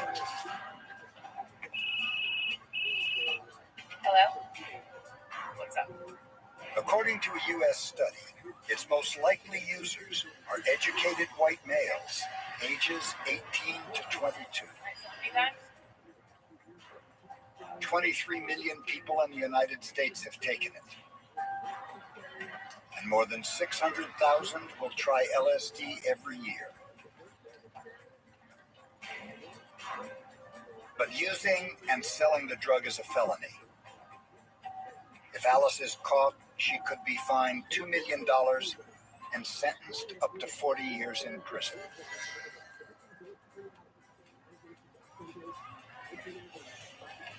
Why are so many people willing to break the law for this illicit drug? Within 20 to 30 minutes, you begin to feel energy flowing through your skin. You begin to smell the music. Ecstasy and fun and laughter and deeper vision and compassion. A collapse of time and space. You can see much more connectedness between everything. What looks like a duality, which is the rug versus the wall, is really a continuum of rug wall. And rug wall ceiling, people, rug wall ceiling people through music. In a flash, that experience of the other, of the divine. It's opening your eyes onto a vast horizon that you had no idea ever even existed. I think LSD would have to be considered to be one of the most powerful substances in the world. LSD's physical effects are minimal. Dilated pupils, a rise in body temperature, heart rate, and blood pressure. But its effect on the mind is another story. A trip could take the user to heaven or to hell. Those who take LSD are putting themselves at the mercy of illegal labs and chemists. But some are willing to take that risk, including committing a felony for what they claim is the drug's therapeutic potential. This therapist, deep in the woods of California, is doing just that. He's asked us to hide his identity to protect him from prosecution. I'm not selling anything, I'm not dealing anything. All I'm doing is give people a dose of the medicine so they can do their own exploration. That's basically the risk I'm taking.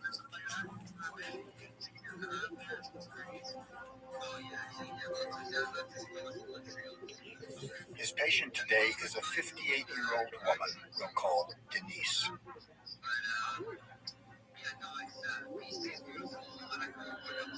She's at the peak of a $300 psychedelic therapy session. 40 minutes ago, she ingested a large dose of very pure and very illegal LSD.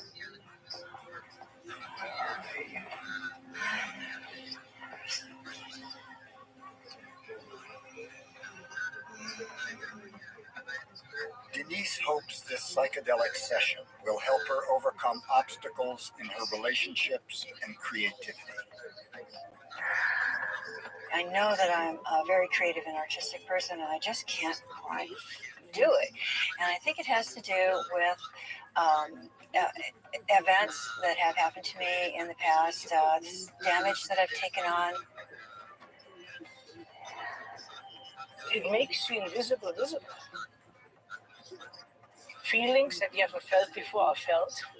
Memories that you've had no idea were there suddenly come back. The whole universe is inside of you. Like a microscope, psychedelics seem to amplify the unconscious mind, revealing the unseen.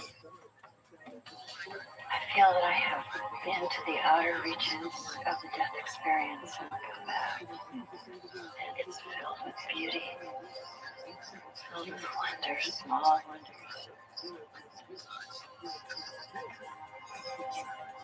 Since its beginning, scientists have been searching for a way to harness this power.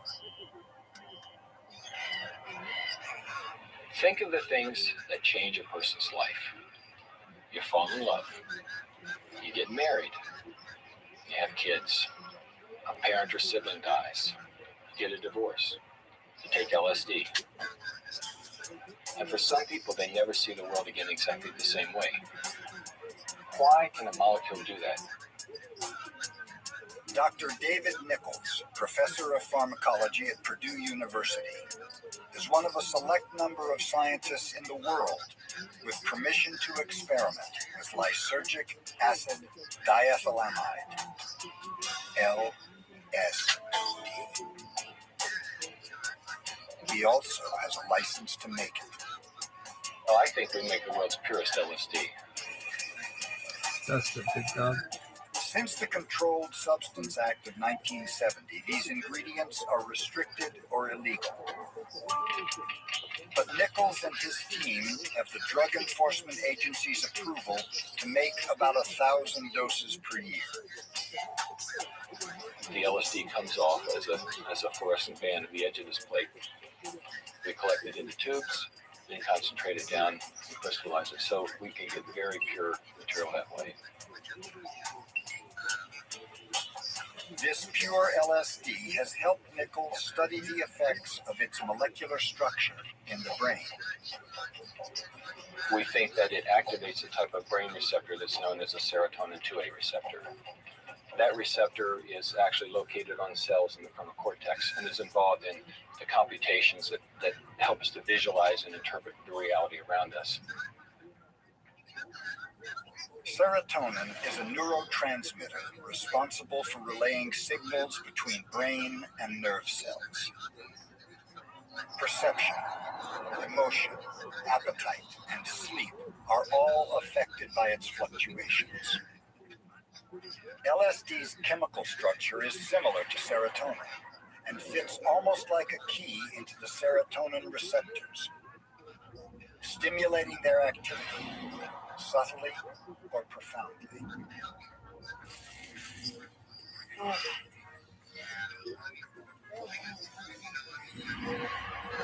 Serotonin may play a role in the extreme pain that this man is experiencing.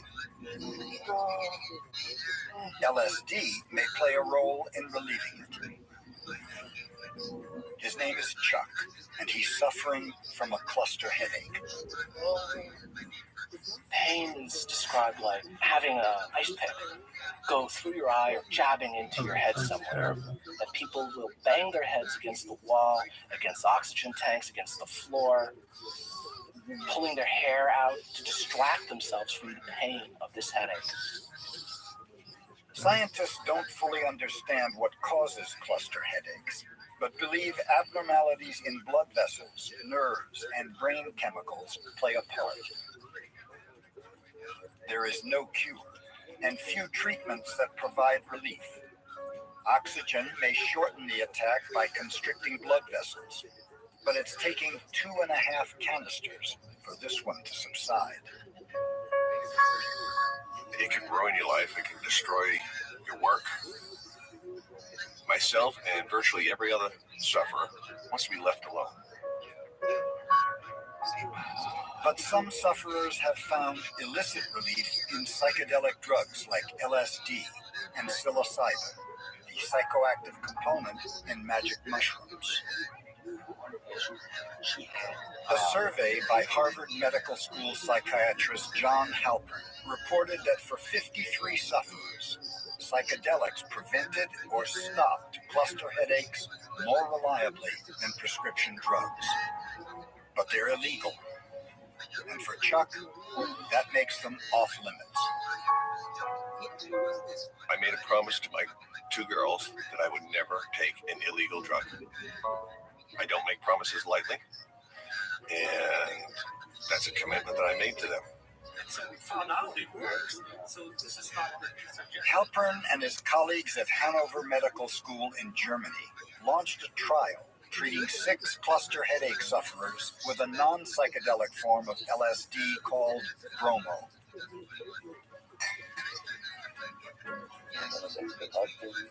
It is not hallucinogenic. This bromo side atom is so big that it doesn't sit in the receptor in the brain that would trigger the normal intoxication. The drug was administered to each patient 3 times over a 15-day period. For 5 of the 6 patients, the headaches were gone, with no psychedelic effects. Martin Cruz is one of the lucky patients. Since this treatment, I have no pain. I can work, I can do sports. All the patients, they told me that the quality of their life had changed totally. They could not believe that the headache had stopped.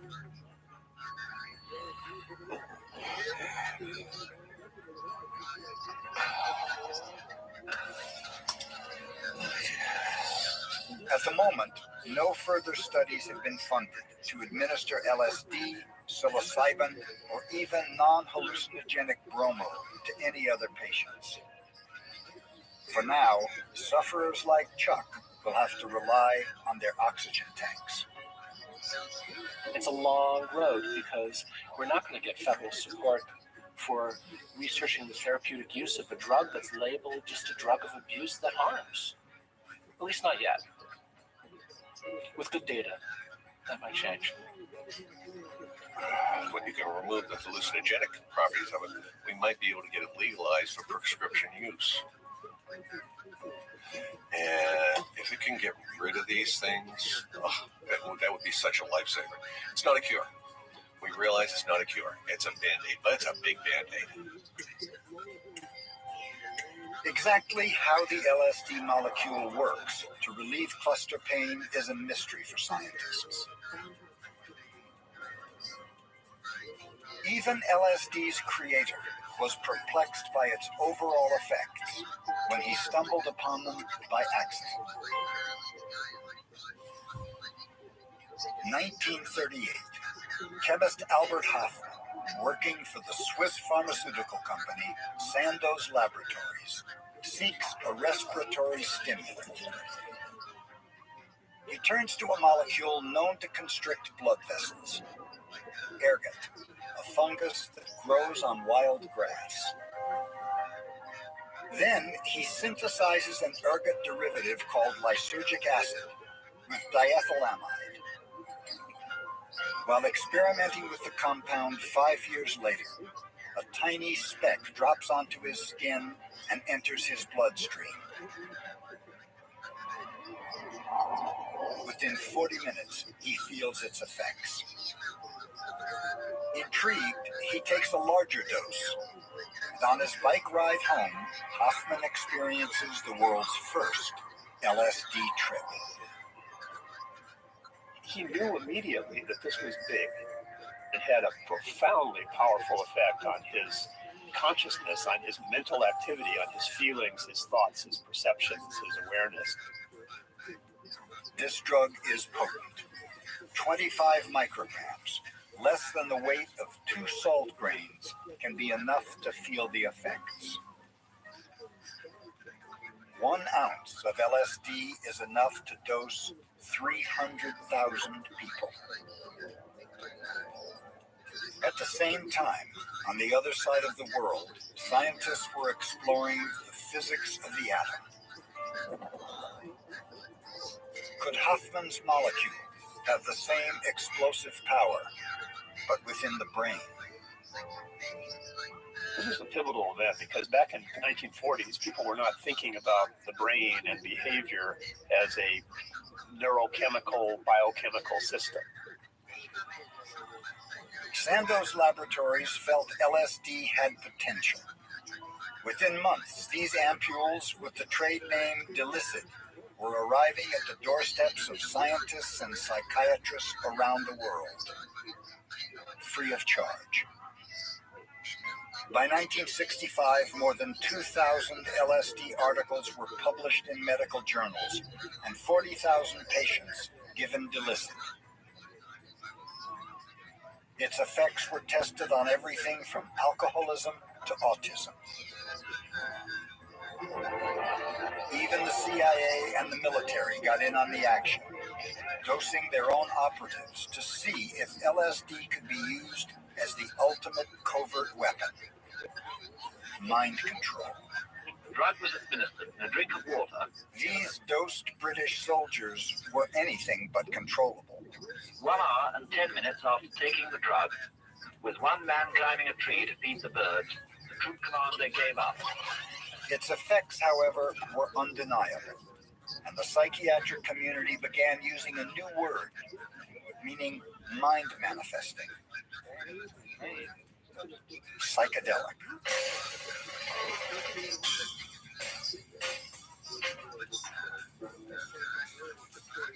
In Menlo Park, California, another group of scientists set out to see what else LSD could do.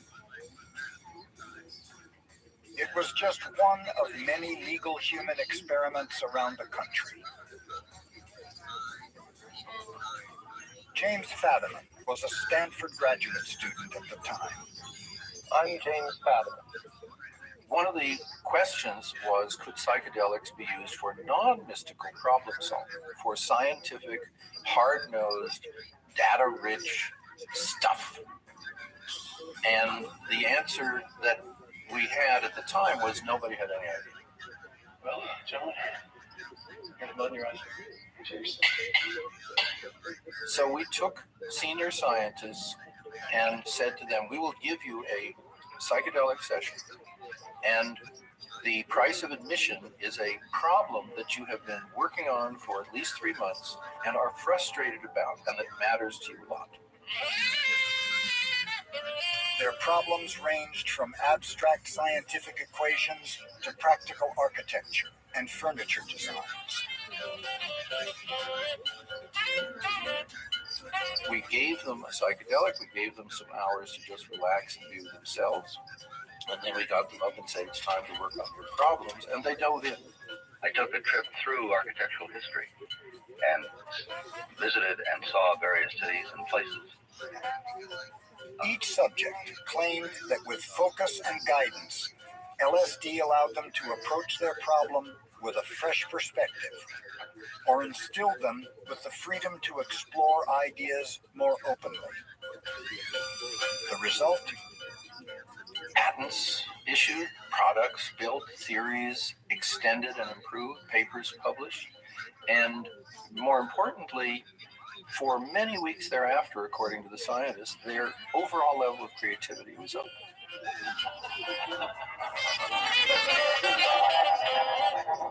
All is love, sweet and tender, unbridled by the social inhibition. Word got out about the power of LSD and its psychedelic cousins, psilocybin and mescaline.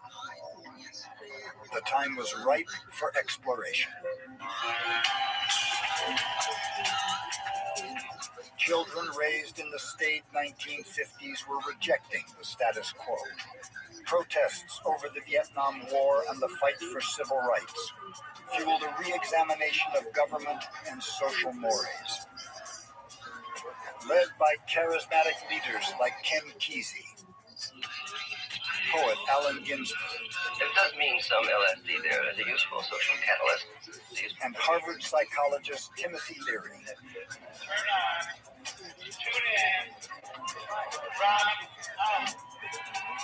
Hundreds of thousands turned on around the world. But then, things started going wrong. Dig everybody, LSD. Bad trips and a chance of chromosome damage. All little Indians on LSD. One freaked out, then there were three. Claims surfaced that LSD caused madness, birth defects, and suicide, and could even drive people to commit murder. In 1965, the U.S. government began shutting down scientific studies across the country. Vitamins was one of them. The middle of our seventh session, around literally noon, a certified letter arrived from the federal government. We opened it, and it said, as of the moment of reading this letter, your research is terminated. The research is over. And I held this letter, and I looked around the room, knowing that in the other room we had 4 scientists in the midst of a psychedelic session with major problems on their minds. And I said to the group, I think we got this letter tomorrow.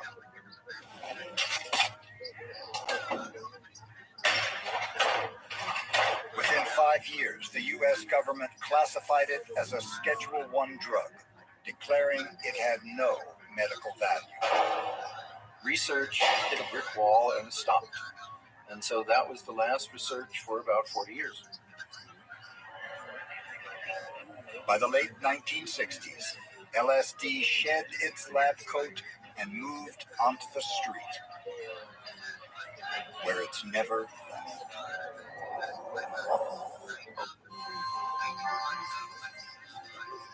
Today, researchers are back in the lab with psychedelics and human subjects. At the University Hospital of Psychiatry in Zurich, Franz Vollenweider and his team are mapping brain activity during altered states. 64 electrodes attached to this subject's scalp will record 1,000 images of brain activity per second. We can make brain maps. It's like road maps. We can show the brain process in terms of chemistry, in terms of functions, in terms of a network, how brain areas interact together, how they are connected. These images, combined with PET scans, allow the team to create three-dimensional pictures of a brain on drugs. In the hallucinating mind, psychedelics overstimulate serotonin receptors in the cortex and deep brain structures. Users see images that don't really exist, blurring the line between perception and imagination. His brain is producing that inner experienced image of the world. It can be a little story, a little film, you can see persons or objects. Vollenweider's team has discovered that the brain map of a hallucinating mind will always look the same. But for the user, that little film inside the tripper's head can take many shapes and forms. From the sublime to the horrifying. Even an experienced tripper like the dealer Alice can have a bad trip. I was at a psychedelic party, and there was a couple hundred people there. I ingested way too much LSD, I feel like. I was eating it, and then some of my girlfriends were putting it in our drinks.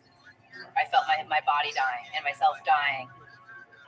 To find that you don't feel attached to your body, you find frightening. That you have lost track of time, you find frightening. I'm so high on LSD, and I have no idea where I am. The most horrible nightmare occurring while you're awake. Everything is kaleidoscoping upon itself, and I start walking into communities where are probably not safe communities for me to be alone. As the fear accumulates, it becomes terrifying. Tears are pouring down my face. It becomes nightmarish. And I think everyone is out to get me.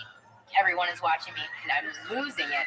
If you are not with people you trust, and you look at them and they look at you and they seem to be dangerous and truly ignorant, you then can become paranoid, which raises the fear level and which makes you terrified and hoping that it will be over, and then it isn't over.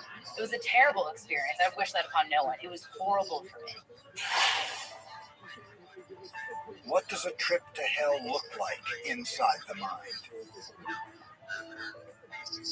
Vollenweider's lab has mapped it, and it looks like this. The thalamus and frontal limbic structures are working on overdrive. Anxiety is triggered, and your sense of self dissolves. Cases of psychotic breakdowns, flashbacks, and severe disorientation have been documented after short-term or even one-time LSD use. And since recreational users have no control over the dosage or purity of black market acid, taking it is playing chemical Russian roulette.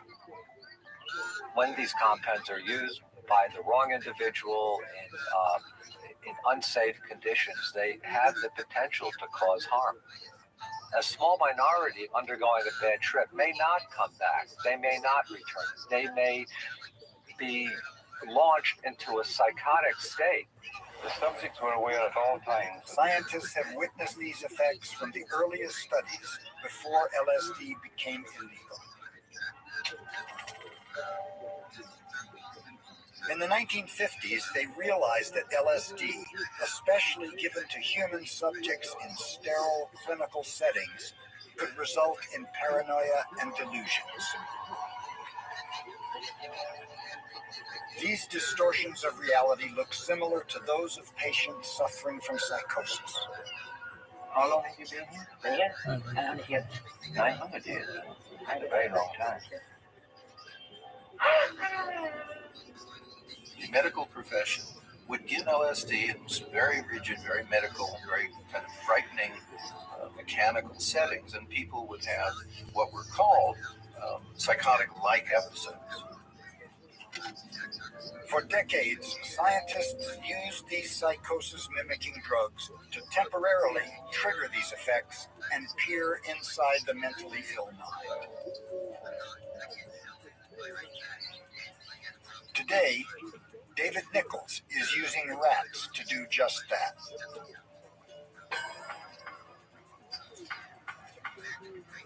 They're given 160 micrograms of the purest LSD, not just once, but every other day for months.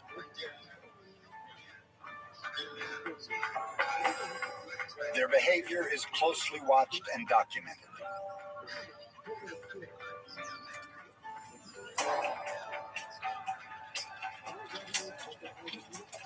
After chronic dosing, the rats begin to avoid social contact and reject their sugar water, suggesting they no longer seek pleasure. They move fast and startle easily. Schizophrenics withdraw from society. They have the social withdrawal. We saw the same thing in the rats. They became much more active. They became much more aggressive. And that's another symptom that occurs in schizophrenics. Does this mean that LSD can cause schizophrenia, or does it just mimic some of its effects? There are cases of people who have taken LSD or other psychedelics and it's precipitated a long-lasting psychiatric disorder in schizophrenia. The consensus in the literature seems to be that that doesn't happen in people who are not predisposed to the illness. That is, someone who would have developed schizophrenia or the illness in any case. The behavior of Nichols' highly dosed rats mimics schizophrenia so well that it's helping his search for a cure. Geneticist Charles Nichols is David Nichols' son and collaborator. He's investigating changes within the genes underlying these behaviors. By understanding how LSD produces its effect at the molecular and genetic level, we could potentially understand mechanisms underlying diseases like psychosis that have very similar overlapping behaviors. If we could go back to the earliest onset of schizophrenia and discover what causes it, then I think we could develop drugs that might arrest it. Mental illness and psychedelic drug use both affect the way the world is perceived. A simple magician's trick shows us why. They call it the hollow mask study. It's all about the way our mind plays tricks on what the eyes see.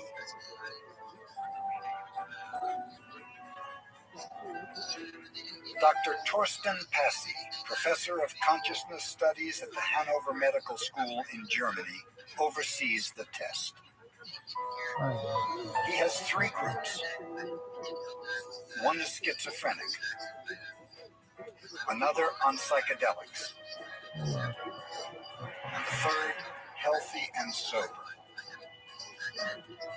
He then asks the participants to look through a viewfinder at an image of a face mask. Then they view a second image which appears to be exactly the same. Can you tell the difference? The pictures, which are looking like normal faces, but they are in fact not. Like all hollow masks, one side is convex, facing towards you. The inside is concave, or hollow. No matter which side of the mask they see, the healthy and sober group sees it as facing towards them, because that's what their mind expects. However, those with mental illness or on psychedelics can differentiate between the two sides the majority of the time. Why? Scientists estimate that the brain receives 11 million bits of information per second, but the conscious mind can only process about 200 bits at a time. To handle that amount of input, the brain connects new information to preconceived concepts.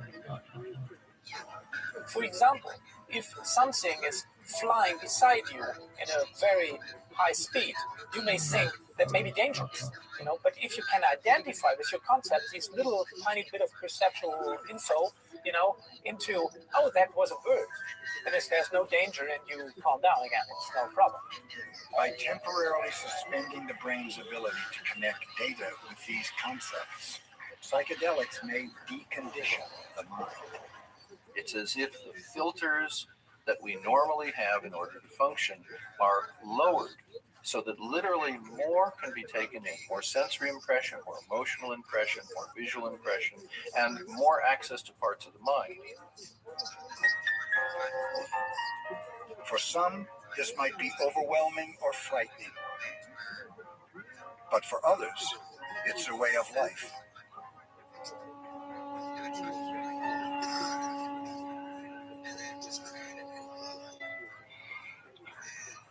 Psychedelics have made me a better person without any doubt at all. It's made me calmer, made me more patient, made me more imaginative. Psychedelics are probably the best thing that's ever happened to me. My hands are moving in perfect unison with the body. Tea Fairy and Burning Dan practice a hybrid of dance, juggling, and meditation called flow. Today, each of them has put several drops of LSD on their tongues. It'll take about 40 minutes to kick in. Feels so like Matrix, Ninja, Jedi, Kung Fu, like. I'd say we've probably tripped together, actually, 30 times. Sounds about right. Yeah. I personally have taken psychedelics, if you count all psychedelics,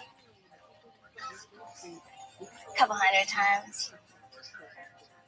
They credit psychedelics with improving their flow skills. One thing about psychedelics is that they slow time down. Or maybe it's just that it speeds your brain up.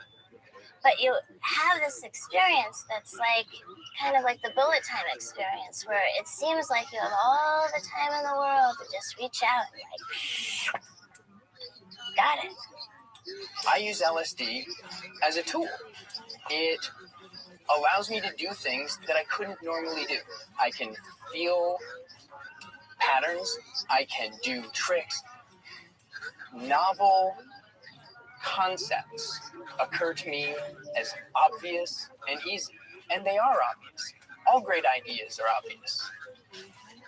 Not all obvious ideas are great.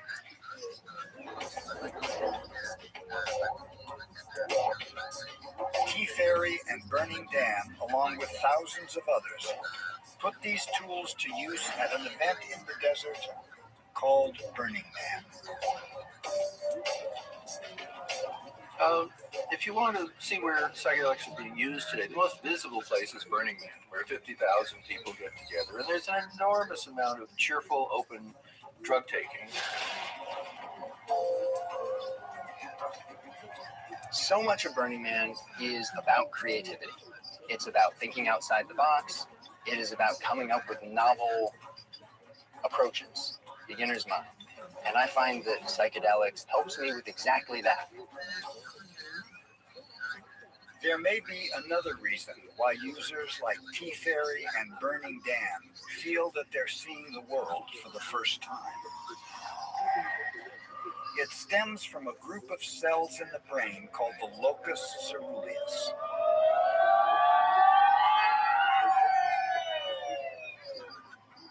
Nichols calls it the novelty detector.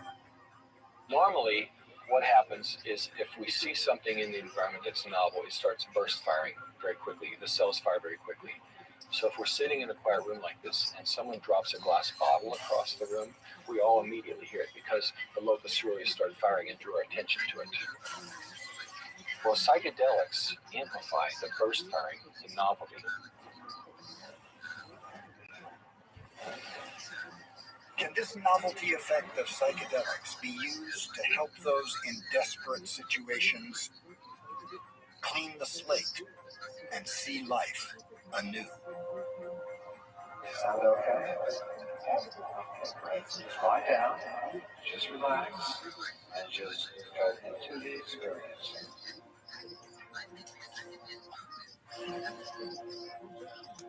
Annie Levy knows she's going to die in less than a year. She has stage 4 ovarian cancer. All I could think of was, I'm going to die really soon, and it's going to be horrible, excruciating death. I'm going to be in horrible pain. I just had these thoughts going over and over again, and they wouldn't stop. Annie is scared about dying. She also worries about those she loves. Well, I have a granddaughter whose name is Oleana. We call her Oli. I feel like I'm an important part of her life. She's certainly an important part of my life, and I really feel badly about dying on her. That's a hard thing. It broke my heart to think about it was going to break hers. Annie is one of 12 patients with advanced cancer enrolled in this end-of-life study at Harbor UCLA Medical Center.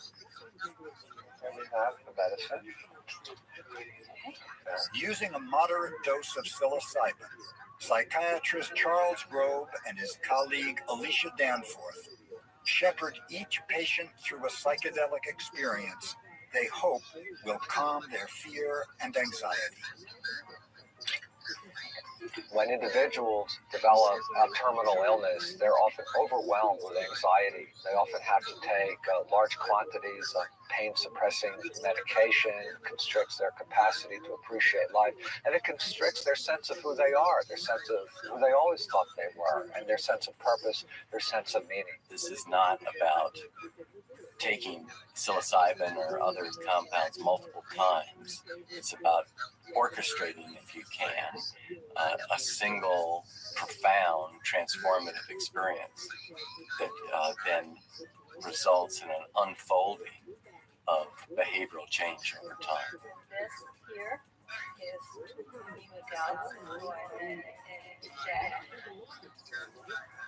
It takes less than an hour for the world to begin to look different to Annie.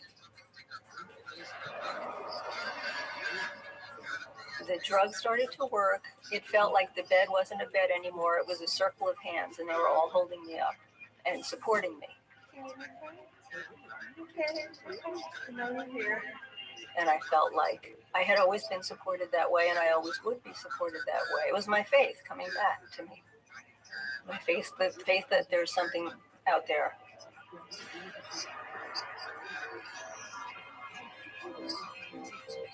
Franz Vollenweider's lab in Zurich is investigating this spiritual reaction that is so common with psychedelic use.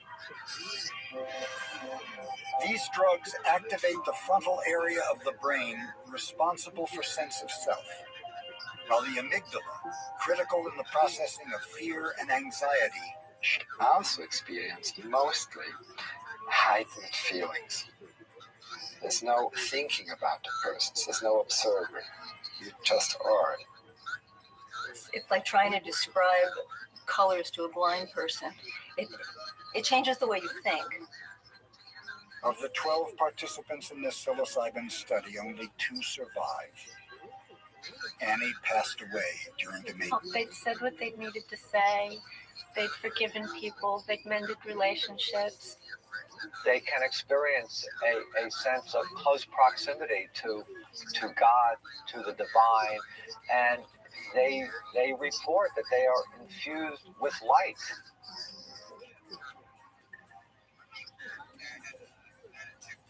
The man who created this molecule, Albert Hofmann, warned, if used improperly, LSD could hurt you, disturb you, make you crazy. But Hofmann also said that LSD is a tool to turn us into what we're supposed to be. There's this class of compounds, the psychedelics, that has remained untouched. We're pulling them out of the deep freeze for 30 years, 40 years. We have not looked at them clinically, and it's just incredibly exciting and compelling to do so. We're on the threshold of learning so much more as well.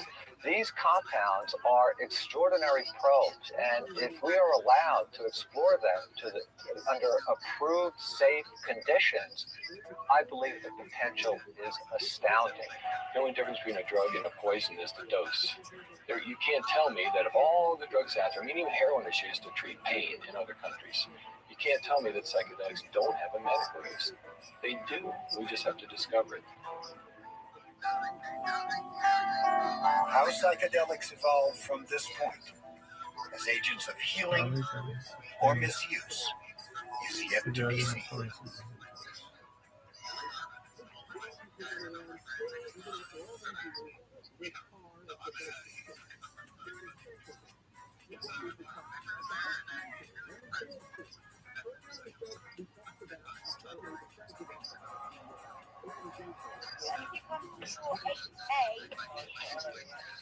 Yeah. Where are you? Gate 3. Yeah, so go through gate 3, and then as you drive up, you turn right, and you go to door 8A, and there'll be a man there, and it's all in emphasis with the man. Where it starts at 7:30. Finishes at 10. Yeah, fantastic. It's our last week out of 10 weeks, so we're yeah, you know, it's the end. Yeah, we're tired. Done.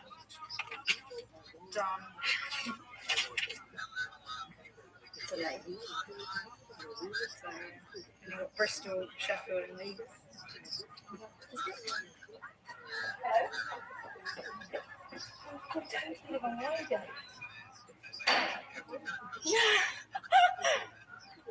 Come through that gate, keep going round to the right until you get to entrance 8A.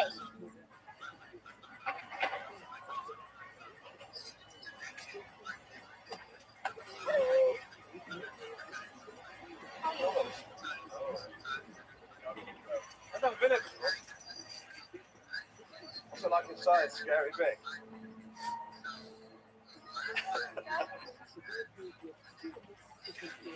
That's not that bad.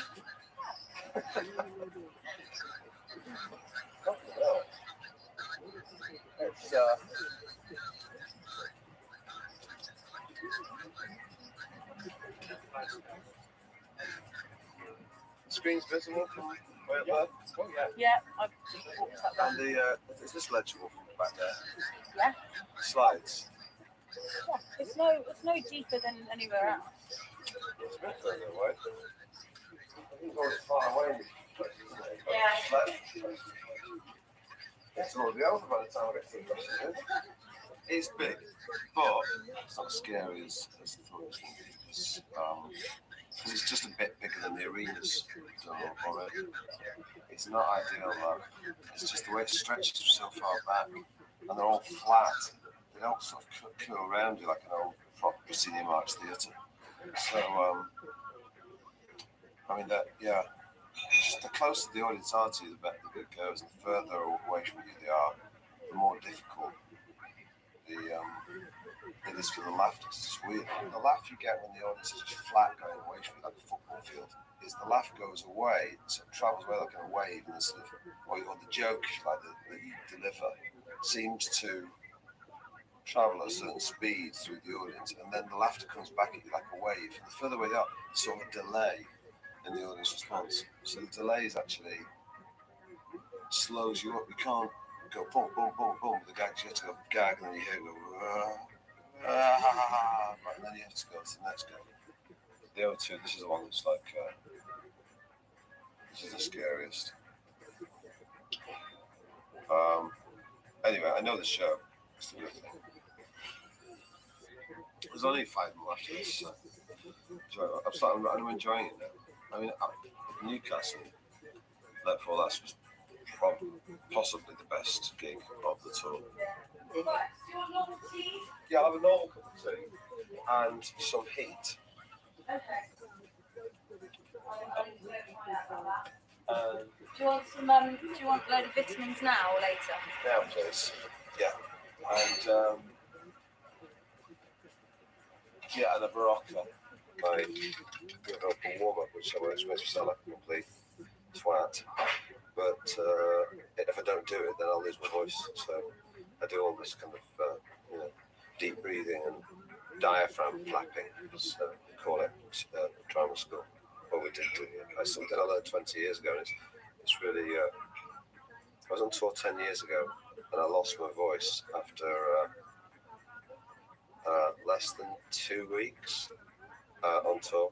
My voice literally failed. I had to cancel 2 gigs in Bristol because my voice had gone. Literally, I couldn't speak.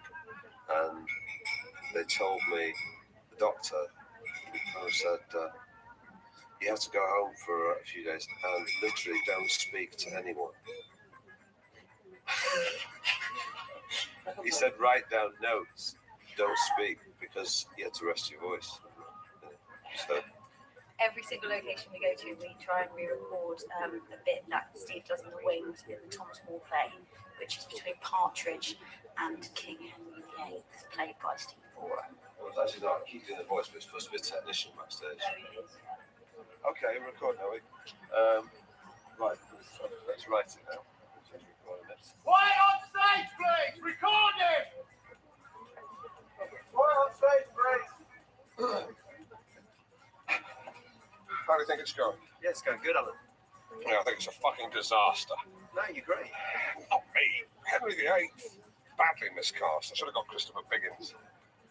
Anyway, I don't know, what was it? The plays, there's a bloke from The Guardian in this one, but yeah. How do you think it's going? Yeah, it's going good, Alan. Right, I think it's a fucking disaster. No, you're great. Not me. Henry VIII. He's badly miscast. I should have got Christopher Biggins. See that bloke on the front row?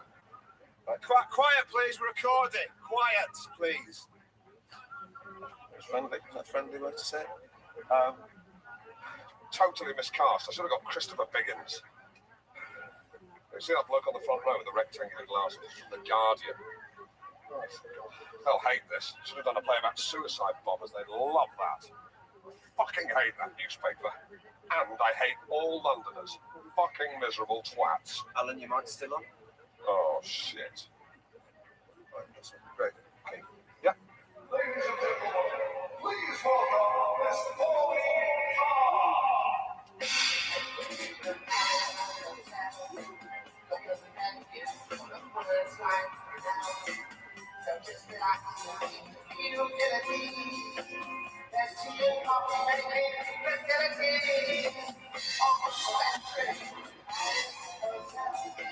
I stayed there one night, I saw that little chick. It's like you take my voice, celebrity joy. No God, make no hurry, okay, that's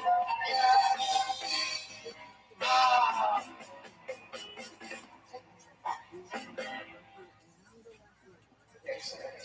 So, Ian, so keep going, please. Feedback on those things. Yes. It's fantastic. It's, yeah, at least I can say it on the own too. Yeah, someone quite common to see. No matter how big it is, the stage is actually the same size.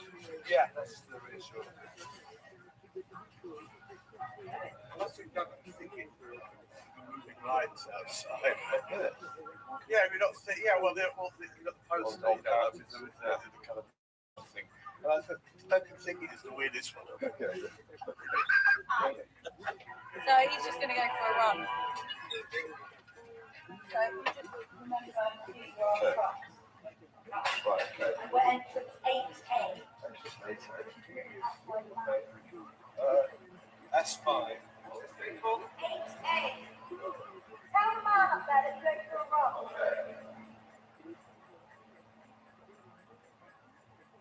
I'm worried. He's got to serve a lot of people out there. And it's 5:10.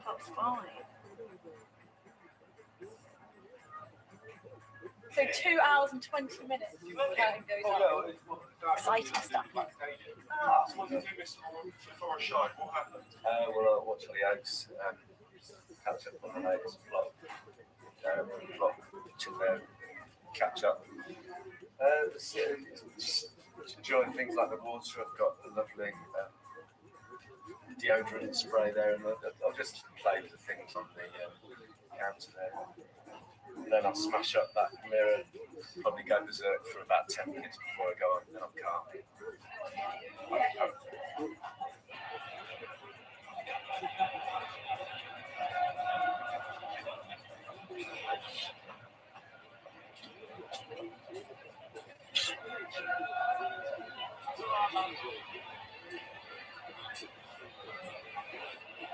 Steve, Flex, you're on camera.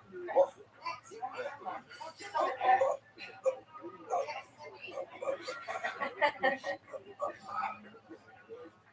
It'll either be okay or mildly painful. I can't be disappointed though.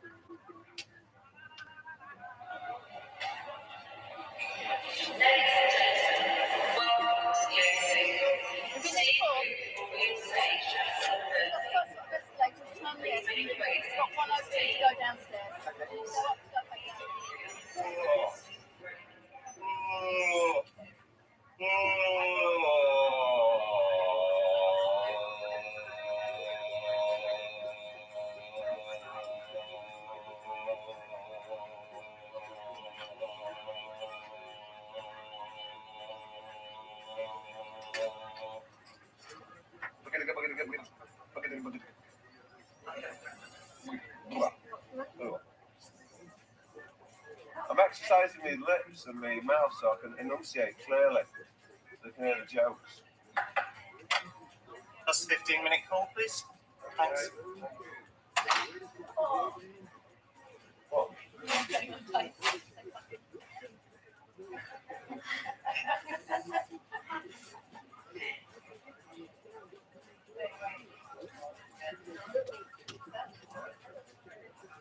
Right, what's that? Dad, put your bum on.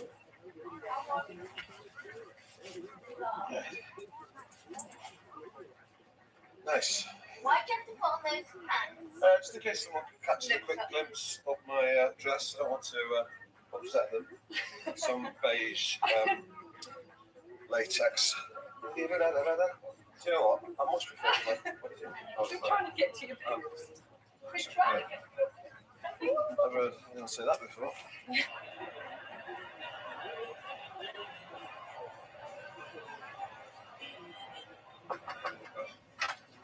5 minutes, please. Thank you. Okay, 5-minute call.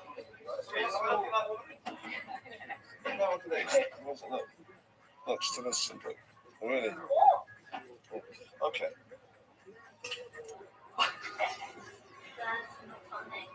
Not real. It's not obscene, it's not real. Up north, Pauline and Paul go down just as well as Alan, sometimes slightly better. Best towns played are Manchester, Newcastle, Sheffield. Basically, draw a big circle around Manchester, and that's where all the good ones are. They all went to sprint there. It was cracking on. Norwich was great too. Places have got a strong sense of their own identity. Norwich is good because of parties. I live in Brighton, so when I do Brighton, I get kind of a homecoming welcome. Manchester, because I'm from it, and then when I do Norwich, because I'm a party, it's like he's come home, you know. So I get three good, three big lots of love, you know, which is nice. Steve Cook will be on stage very shortly now, so please enter the auditorium and take your seats. Yeah, let's do it. Water.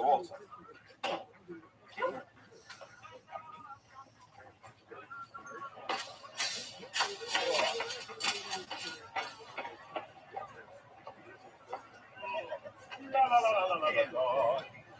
La la la la la la la. La.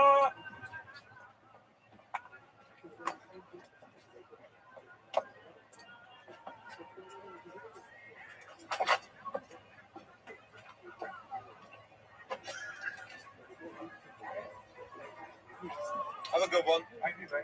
Yeah, we're about sick. Yeah, cheers.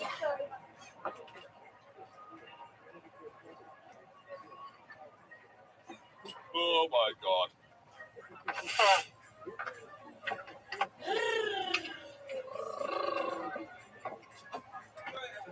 Give it some welly, yeah.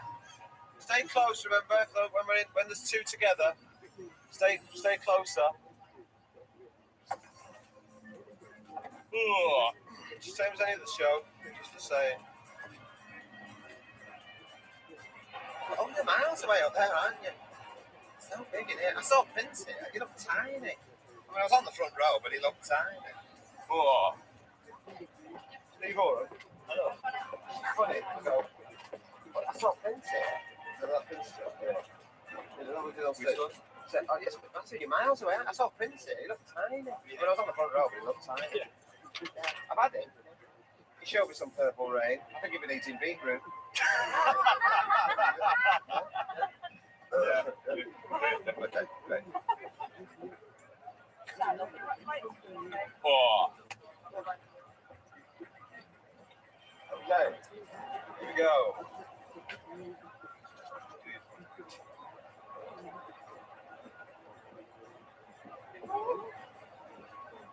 Okay.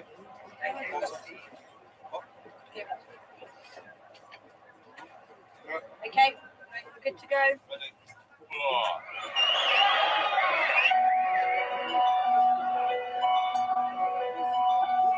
You see, you want how can I win? Well, maybe a cocktail and Nando's for dinner. Walking reception there and just ding the bell. Put the executive suite, baby, etc. I'll take you home while you're watching Sex Extra. Oh, we have satellite. Take you to the Marriott.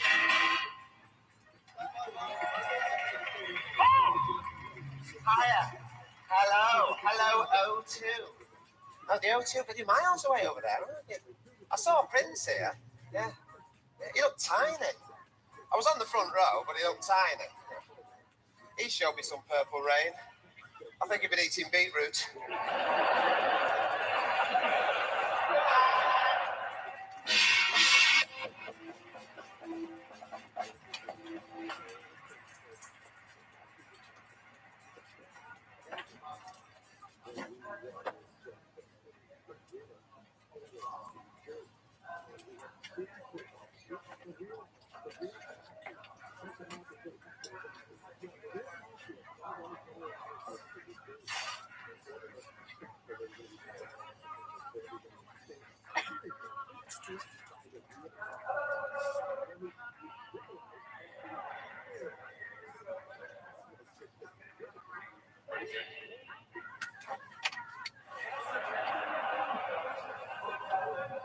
Ladies and gentlemen, please welcome Exploding Tommy Saxonley.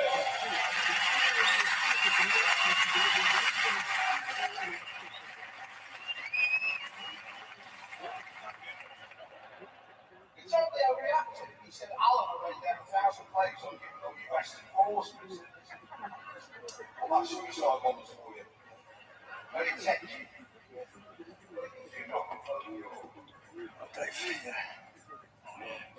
Right. What's good, yeah? Very strange noise. People sort of. It's like the sea. It's like a monster. Yeah. It's like they're alive. You know they're there.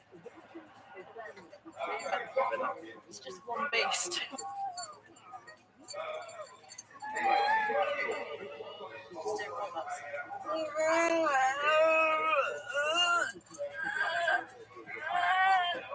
Thank you.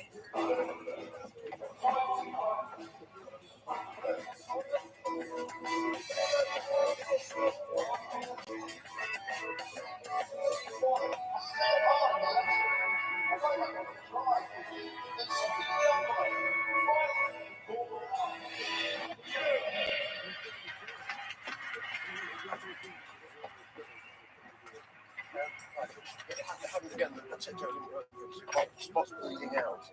They do all the time. Let me check the spots bleeding out the tips. The spot on me.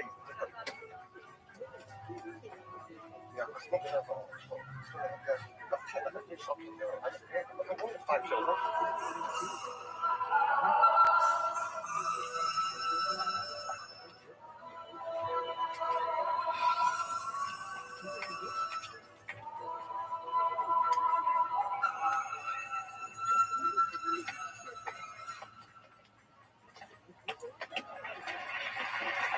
Ladies and gentlemen, please put your hands together for the comedian who walks on backwards, Duncan Pickett.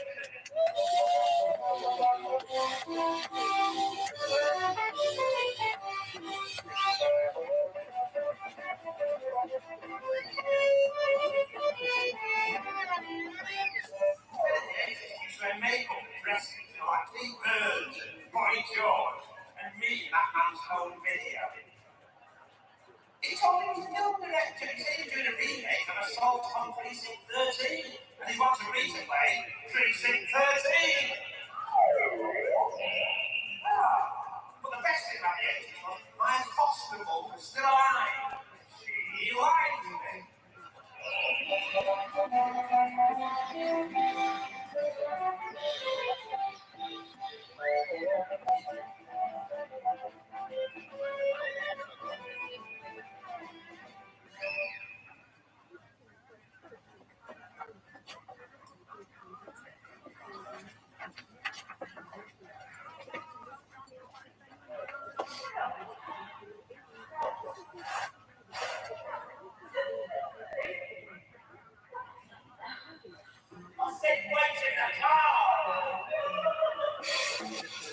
Ladies and gentlemen, please give a warm clap for ROTHSCHILD.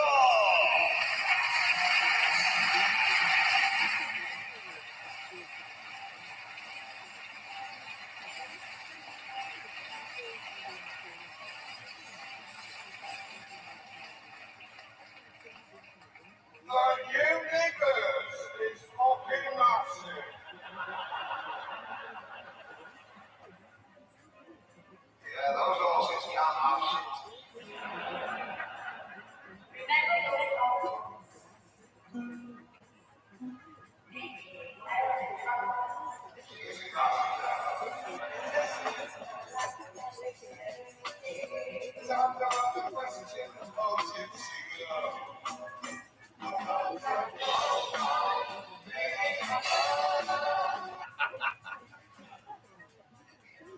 Evening. I'm going to a nightclub now. It's not a normal nightclub. It's a special kind of night. Very dark in there.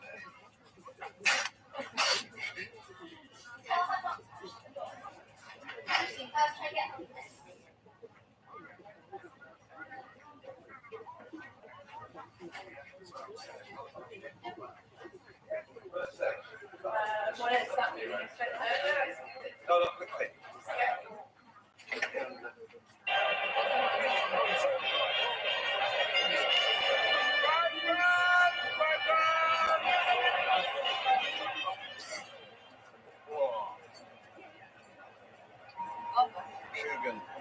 Coogan stomachs arrows.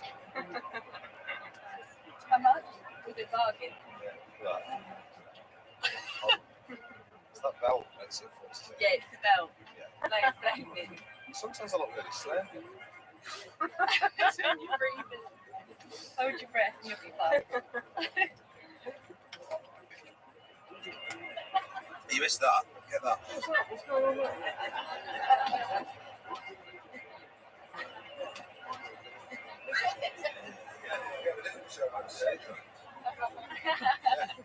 Oh yeah. Singing when I sing, so our bodies want to blast it out. They're like, it makes all the fluids get going, and then I end up like. You have to sniffle it. Yeah, what I do is, do you know what I do? Is I turn around when the audience applauds it, and I go. Yeah, I know. And look, you can point those for the audience, so that's making a great job. Here tonight, to rocking into forward submissions. Please clap like bloody paintings for Alan Partridge.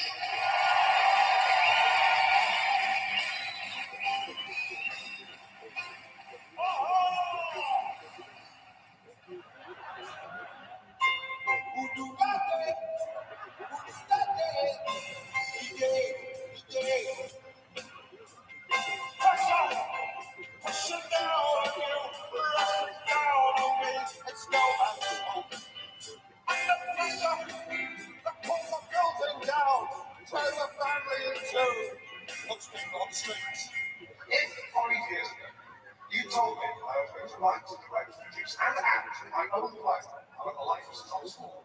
I would have called you a charlatan. I would have thrown a beef burger at you. And I would have spat at your back. Remember,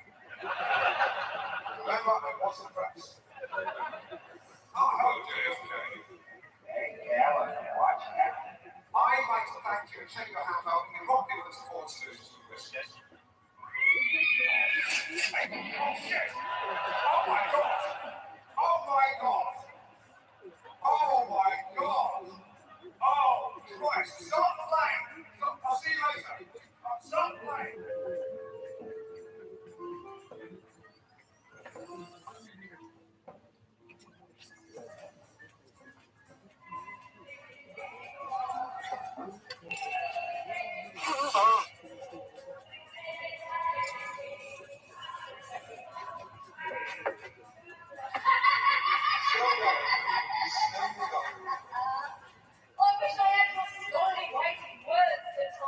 There's no need.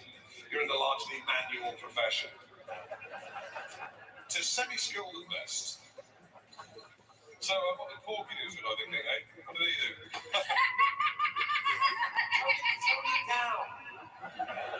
Take that, scroll it, accent, stick it in his in tray. ASAP. I'm privy.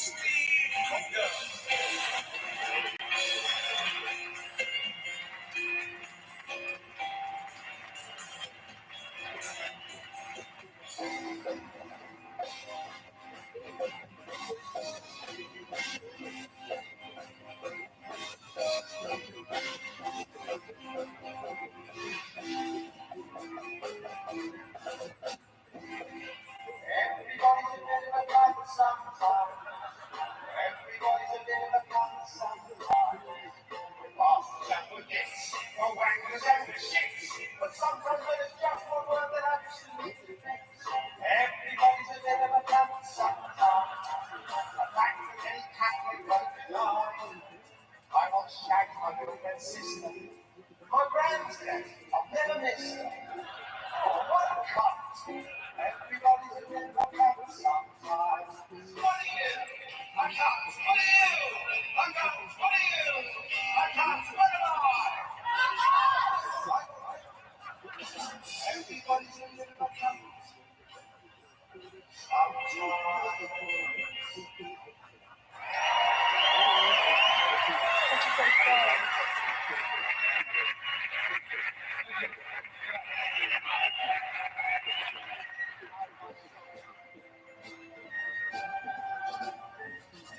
yeah, it's good. Yeah, it was, all things considered, it went very well. And all things considered being the echoiness of the sound, which didn't go away despite the crowds, it was always there. It was good at your timing a bit, you know. But, yeah, it was good. The audience seems to like it. Yeah.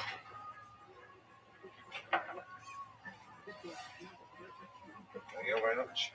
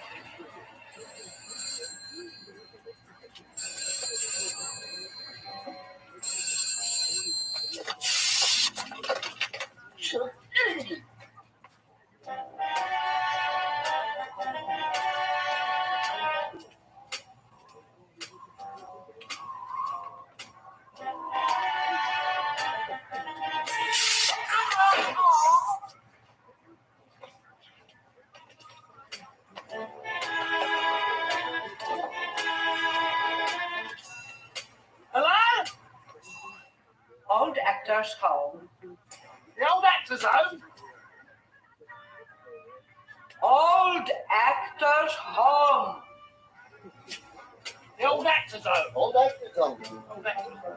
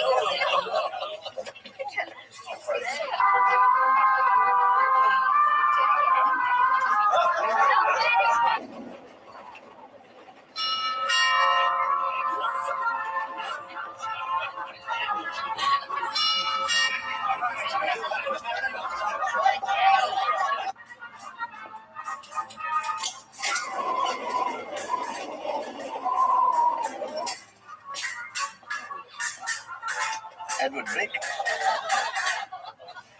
And this is my mate, Sydney.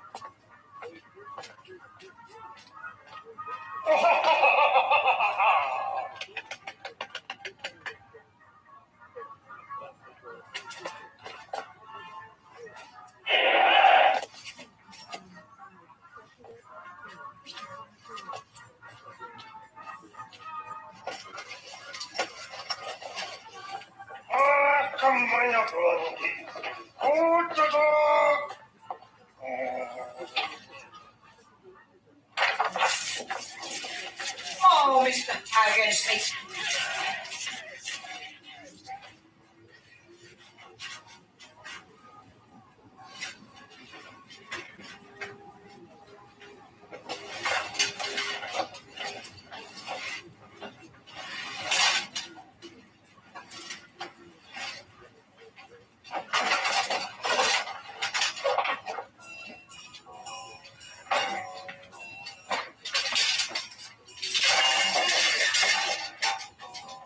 Hi.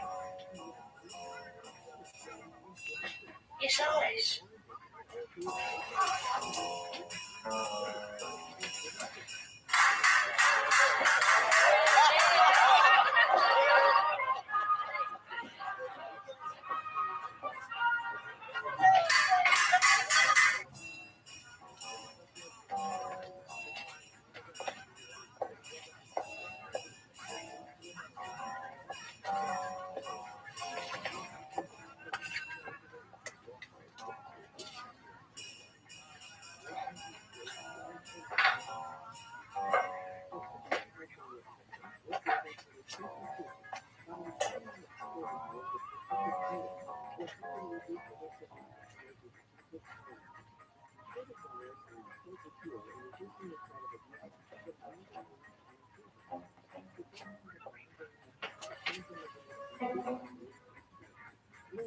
Oi.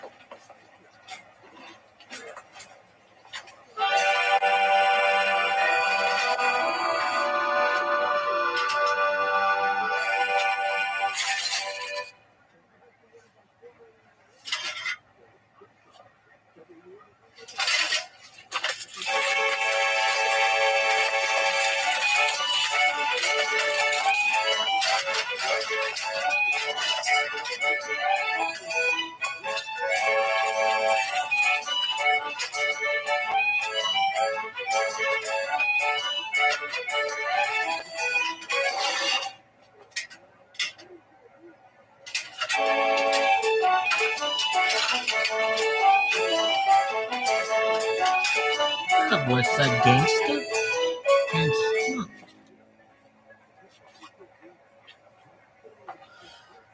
What the fuck is this shit?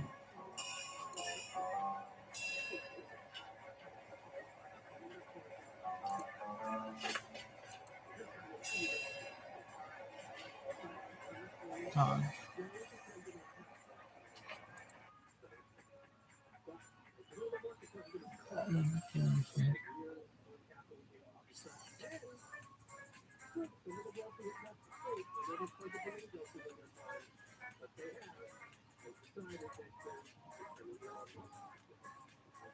How much meth would you have to take to become that badly damaged by it? Well, crystal meth, it has, it's basically poison, and it affected my nervous system. You took so much meth it affected your nervous system? Yeah, it affects your nervous system, and I have, your receptors are going like so movements, fast that and I have like jaw movements that is acting up in my body. Crystal meth, what happens is it deteriorates your teeth, right? Can you show us your teeth? It rottens up your teeth, and it actually just tears them all up. See, tears them all up. Tears them all up. I was in Fresno, California, on the trail of the world's most abused hard drug. Up so high you're spinning like a kite. You're biting your.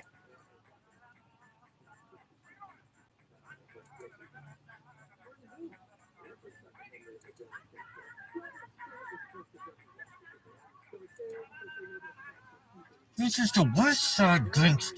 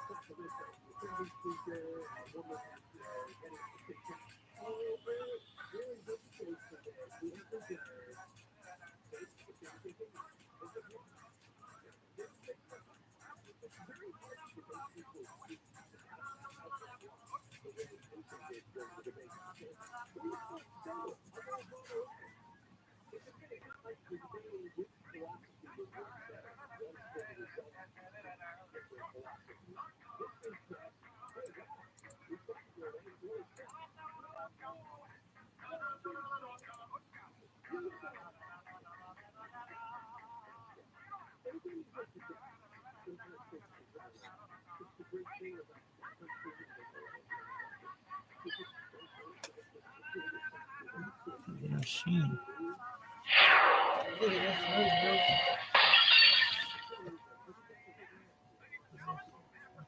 Is reality real? Or could we be living in a sophisticated simulation? Could the universe be more like a dream than we ever imagined? Remember, you are the dream. You build this world. How can science help us answer these questions? Welcome to the simulation hypothesis.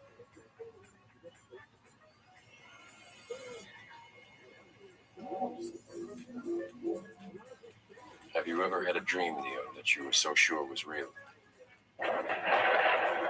What if you were unable to wake from that dream? How would you know the difference between the dream world and the real world? What if you woke up one day and discovered that everything you've always taken for granted is not what it seems at all? What you thought was reality is actually a simulation, a very complex, sophisticated illusion that you live inside of. Even solid matter itself is no more real than, say, a rock that you would pick up in a dream.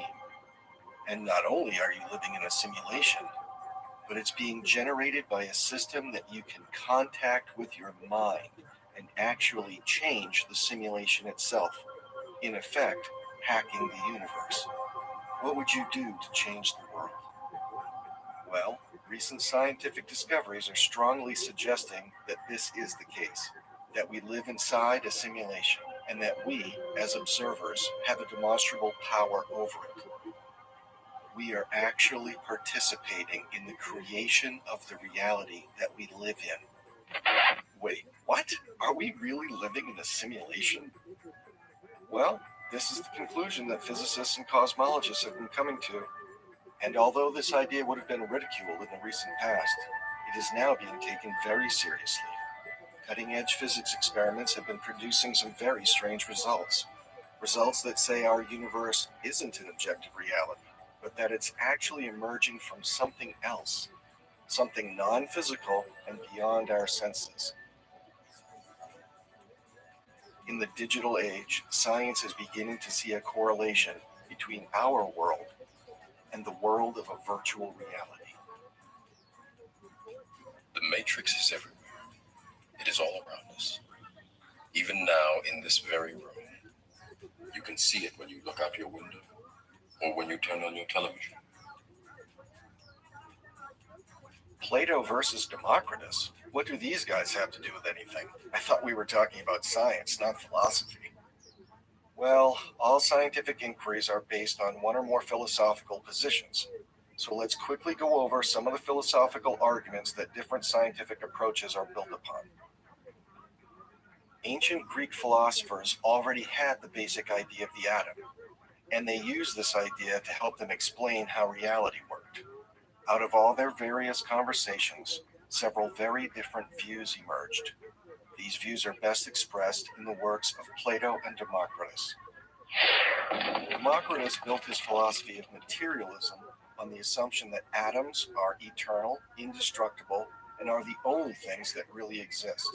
All other things exist, said Democritus, only because they are composed of atoms. Following this logic leads you to believe that consciousness is a product of physical processes in the brain. This is the philosophical assumption that Isaac Newton, Charles Darwin, and most Western scientists until very recently built their work on. Plato built his philosophy of idealism on the assumption that the basic underlying structure of everything isn't the atom, but abstract mental forms that determine an object's properties. Plato believed that ideas are more fundamental than objects.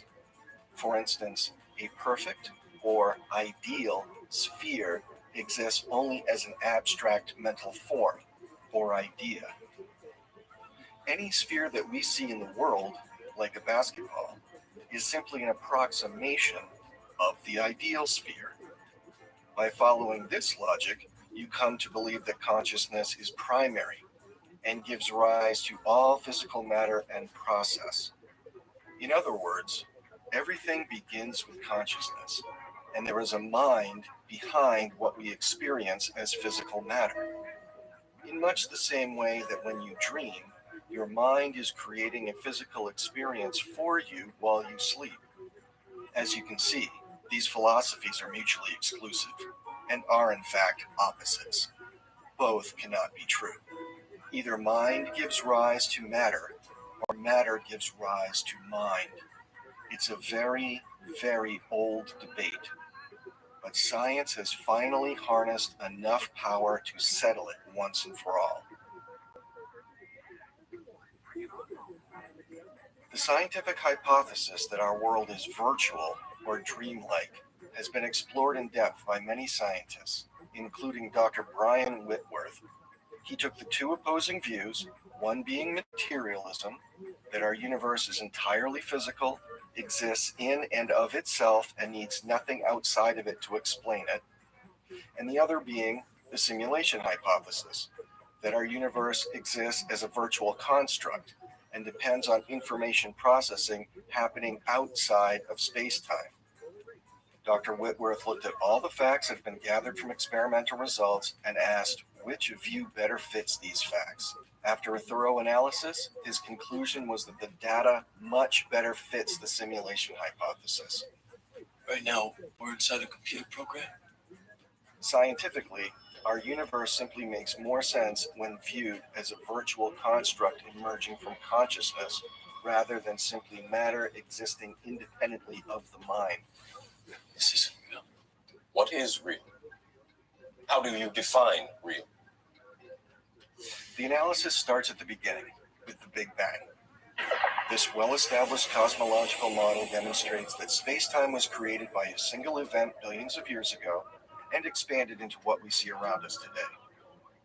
Nearly all scientists agree that our universe began to exist at one point in the distant past.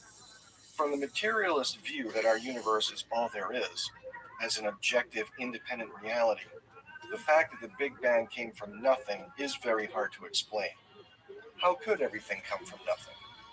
But if you look at the universe as a virtual construct, the Big Bang model works perfectly. Virtual worlds always begin with an information influx from a zero state, since they need to initially boot up. Every time a computer game starts up, a Big Bang occurs from the perspective of the game. From inside the virtual world itself, the creation always comes from nothing, because before it boots up, there is no space or time as defined by the rules of that virtual world. Another thing to consider is quantum bits. The fact that light is quantized as photons, electricity as electrons, etc., better fits the hypothesis that we live in a virtual construct. Because in digital processing, all data must have a minimal quantity represented by bits or pixels, and our world displays the same property. Every computer-generated image breaks down into pixels when examined closely. And this is what science has found in nature.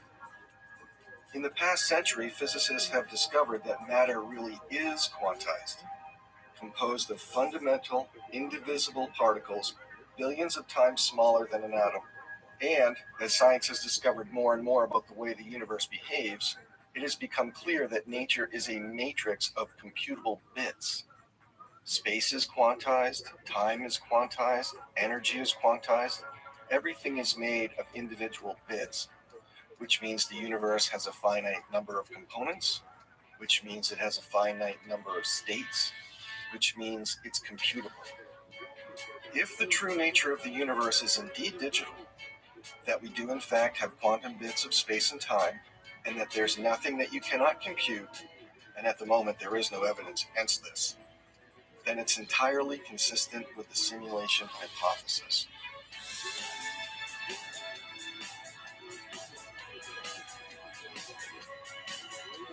Well, how does living in a virtual reality benefit me? Do I get superpowers? Can reality be hacked? Can we reprogram nature and take control of our experience? Are we, in a sense, already doing this, but simply unaware of it? Okay, for the sake of argument, let's say the data does fit the simulation hypothesis better than it fits materialism. That's all well and good. But is there any solid evidence of computer programming in nature? It seems there is. Theoretical physicist James Gates has actually found computer code hidden deeply in the equations that describe supersymmetry. So you're saying as you dig deeper, you find computer code writ in the fabric of the cosmos? Into the equations that we want to use to describe the cosmos, yes. Computer code. Computer code, strings of bits of ones and zeros. It's not just sort of resembles computer code. You're saying it is computer code. It's not even just is computer code. It's a special kind of computer code that was invented by a scientist named Claude Shannon in the 1940s. So are you saying we're all just, there's some entity that programmed the universe and we're just expressions of their code? Consider the fact of a maximum speed in nature, the speed of light. In 2011, scientists reported neutrinos traveling faster than the speed of light, but those findings were retracted when it was discovered that equipment used in the experiment was faulty. Nothing has ever been seen to travel faster than the speed of light. Nature has a maximum speed, and events in a virtual world would also obey a maximum speed since they would be limited by a finite processor.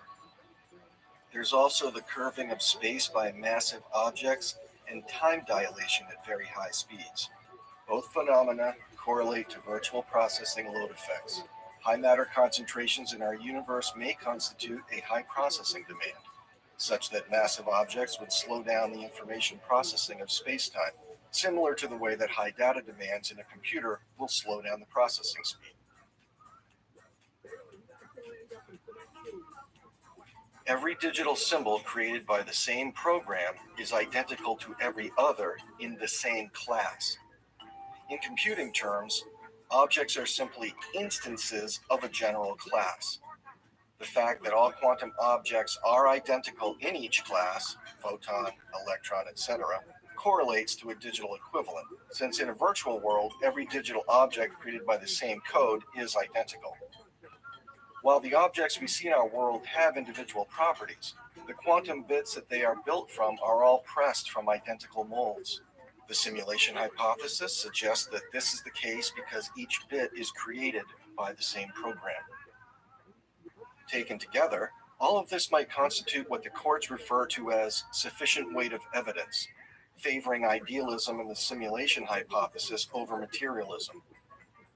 When coincidences continue to pile up and combine with explanatory power, it presents a very strong plausibility argument, or even a proof. But even more convincing evidence is provided by cases that the simulation hypothesis can easily explain, but which materialist models have tremendous difficulty with. One such case is non-locality.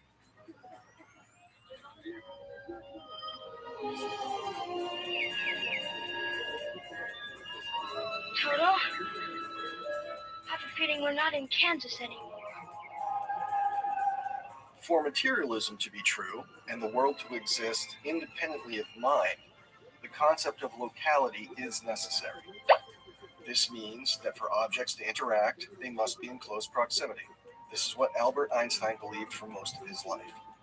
To understand quantum entanglement and non-locality, we should take a look at Einstein's life and his role in the development of quantum mechanics. In 1905, horses still mingled with cars in the street. Ty Cobb was a major league rookie, and Albert Einstein was a low-ranking clerk in the Swiss patent office. That year, in his spare time, he wrote 4 remarkable scientific papers. The first established the photon as the particle associated with light, overturning many years of understanding light as a purely wave-like phenomenon. He used this new description of light to explain the photoelectric effect. In another paper, he mathematically proved the existence of atoms, something that was still debated at the time, and he actually calculated their size. He introduced his special theory of relativity, which describes how motion can affect the passage of time. And then, with E equals mc squared, he established the fundamental relationship between matter and energy. This explains what makes the sun shine. He was so far ahead of his time that no one even recognized his accomplishment. That is until this man, Max Planck, the greatest theoretical physicist in Europe at the time, and the editor of the journal Annalen der Physik, read the paper Einstein had submitted describing light as consisting of photons. Planck sent an assistant to the patent office to fetch Einstein. This recognition helped get young Albert accepted into the University of Zurich. Max Planck made many important and lasting contributions to the field of physics, but perhaps his greatest discovery was Einstein.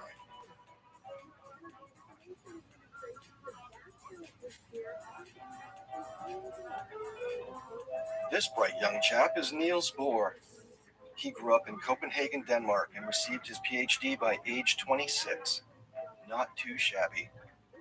He studied Einstein's paper proving the existence of atoms, and in 1913 he introduced a conceptual model for the workings of the atom, and it's still the one taught today.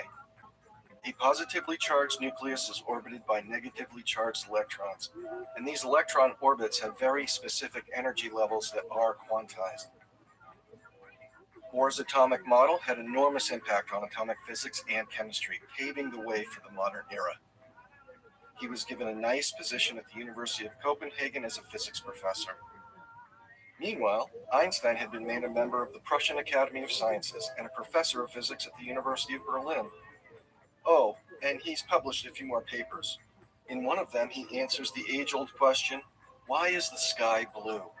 He solved the problem by examining the cumulative effects of light scattering by individual molecules in the atmosphere. Just another day at the office.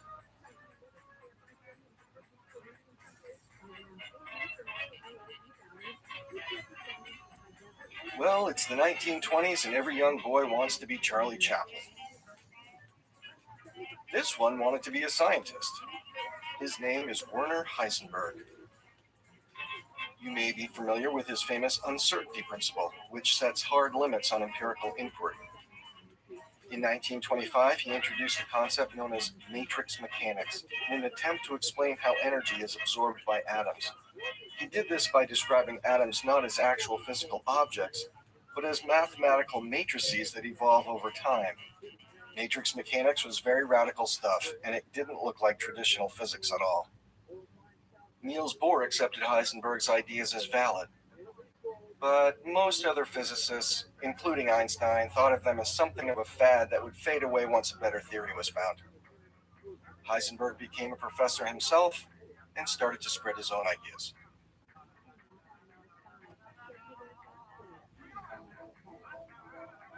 This is Erwin Schrödinger. In 1926, he was teaching physics at the University of Zurich, where Einstein had gotten his PhD. He wrote a paper introducing wave mechanics as an alternative to Heisenberg's matrix mechanics. It was Schrödinger who first claimed that two particles could be entangled and that they would behave as one system, as one thing, mind you, even if they were separated in space.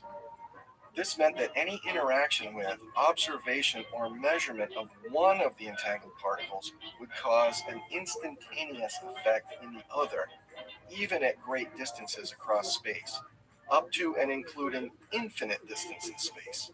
This is what is known as non-locality. For the majority of physicists, who were, after all, completely invested in a materialist view of the universe, this was truly unacceptable and simply could not be true. even if all the equations worked. They just needed to put their heads together and figure out what was really going on with this newfangled wave and matrix mechanics. Einstein took particular interest in this problem because it was he who had let the genie out of the bottle with his photon and the quantum theory of light.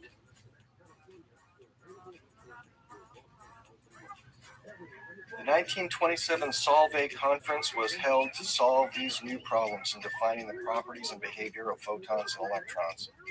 Talk about some heavy hitters. Of the 29 people pictured here, 17 won Nobel Prizes. Here is Madame Curie. Next to her is Max Planck. Here is Einstein, who by this time had overturned Isaac Newton's theory of gravity with his own general theory of relativity, and he was by far the most famous scientist in the world.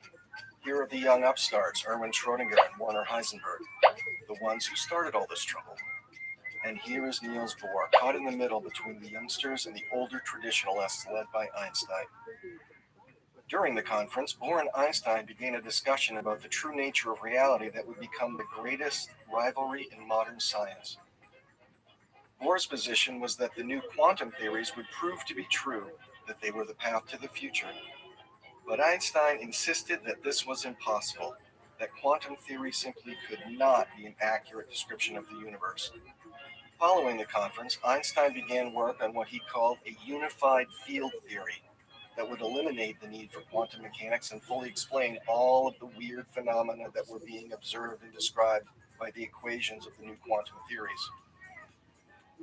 Through the 1930s, Einstein continued to reject quantum theory as an inferior model of the universe when compared to materialism. And in 1935, he co-authored a paper with Boris Podolsky and Nathan Rosen to show that quantum theory could not be accurate because of the prediction of instantaneous interaction between quantum bits separated by space. The Einstein-Podolsky-Rosen paper was called "Can Quantum Mechanical Description of Physical Reality Be Considered Complete?" Einstein called the predicted non-local behavior of particles spooky action at a distance to drive home the ridiculousness of such a prediction. The 1940s were a good time for Einstein. He continued to bask in his rock star celebrity, living in Princeton, New Jersey, teaching at the Institute for Advanced Studies, and collaborating on several important papers. But all the time, he was trying to win the argument with Niels Bohr, working away at his unified field theory to rescue the materialist universe from quantum non-locality. By 1955, Einstein was an elderly man. He had been working on his unified field theory for 28 years to no avail. This was the man who had written 4 groundbreaking scientific papers in a single year. He had explained why the sky is blue, what makes the sun shine, how acceleration through space can slow down time. He overturned Newton's theory of gravity, and many, many more accomplishments. But now he had spent nearly 3 decades trying to salvage materialism and was unable to do so. Albert Einstein passed away on April 18, 1955. In 1962, Niels Bohr died, his conflict with Einstein still unresolved. Then, in 1964, the Irish physicist John Bell proposed his famous theorem. It's a very clever mathematically based way of experimentally testing and proving one way or the other who was right.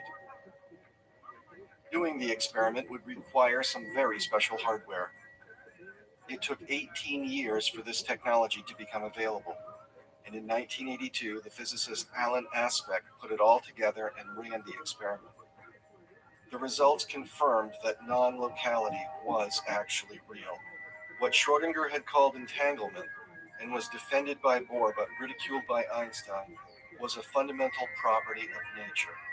Instant correspondence can be seen between 2 particles that are separated by unlimited distance in space, and this only makes sense if the world is a virtual construct. In a virtual world, distance doesn't limit correspondence, since all points in the simulation are equidistant with respect to the source of the simulation. For example, in a computer game, all points on the screen are at equal distance with respect to the processor, and the same effect can be seen in our world. If our universe is a simulation projected onto a three-dimensional screen, then its processor would be equidistant to all points in the universe. Non-locality, one of the biggest problems in physics, is easily solved by the simulation hypothesis.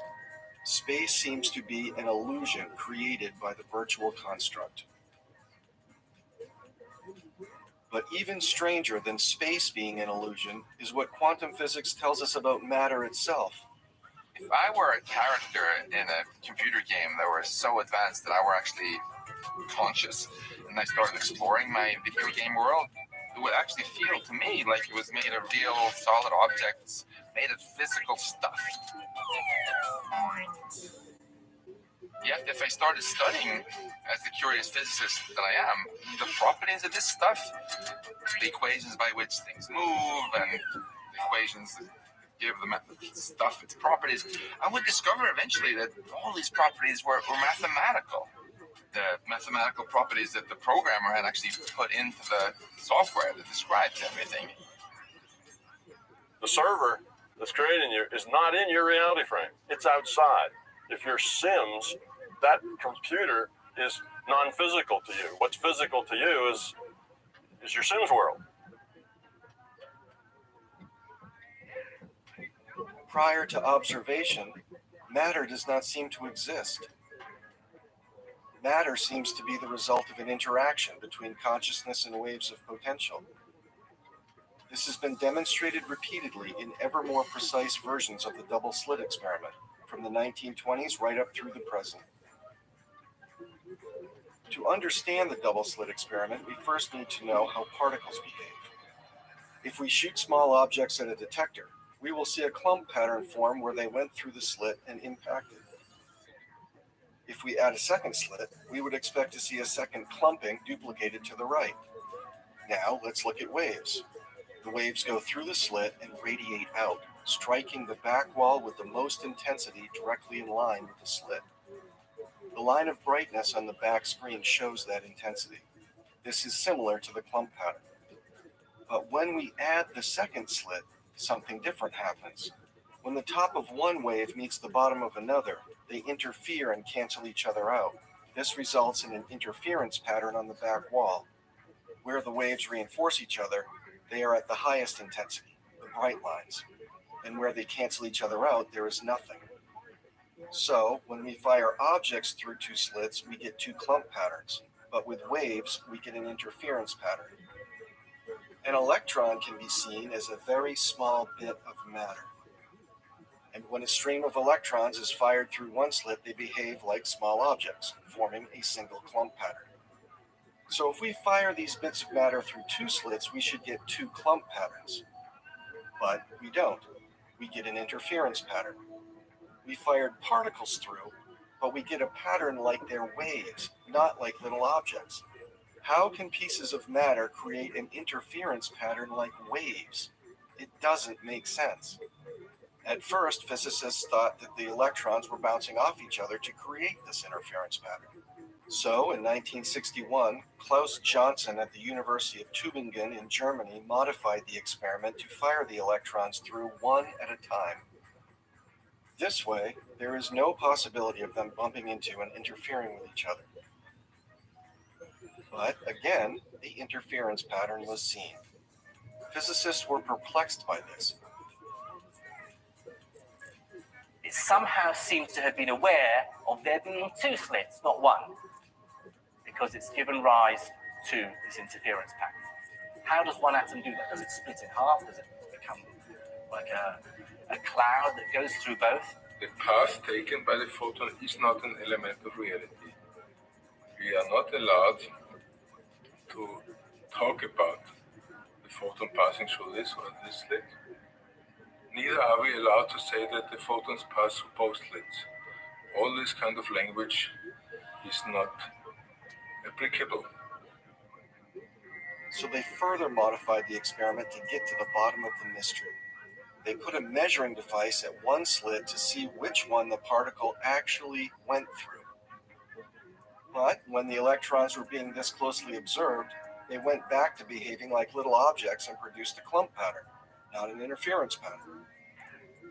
Somehow, the act of observation meant that they only went through one slit, not both. The electrons seemed to decide how to behave as if they were aware of being watched. How could this possibly be the case? Could the presence of a conscious observer be influencing the experiment? Consciousness is information. It's an information field. Okay, it's data. In 1978, physicist John Wheeler proposed a new way of doing the double-slit experiment that might finally reveal what's really happening. He proposed what is called the delayed choice experiment, in which the decision of whether or not to observe the particles isn't made until after they've gone through the slits, but before they've impacted the detector. This animation is highly simplified, but you get the idea.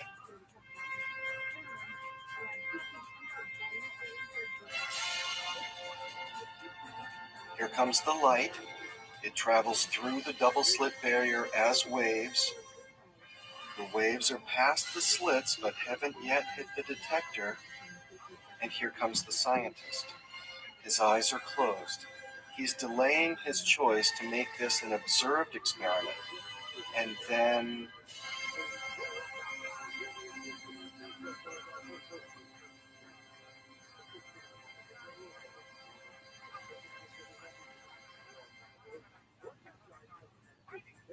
the results of the experiment didn't solve the mystery. Instead, it got even stranger. Because what was found was that at the moment of decision to observe, the waves became particles. And not only that, but they actually made a record of themselves as having traveled through the slits as particles. Yes, you heard me. Deciding to run the observed experiment causes the waves to become particles, and this causal force extends backwards in time. Our choice of what experiment to do determines the prior state of the electron. Running the experiment unobserved does not cause this effect.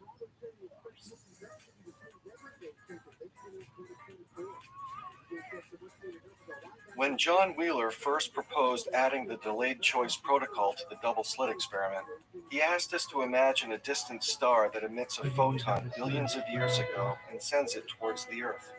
However, on the way, it must pass a dense galaxy. Gravitational lensing will make the light bend around the galaxy.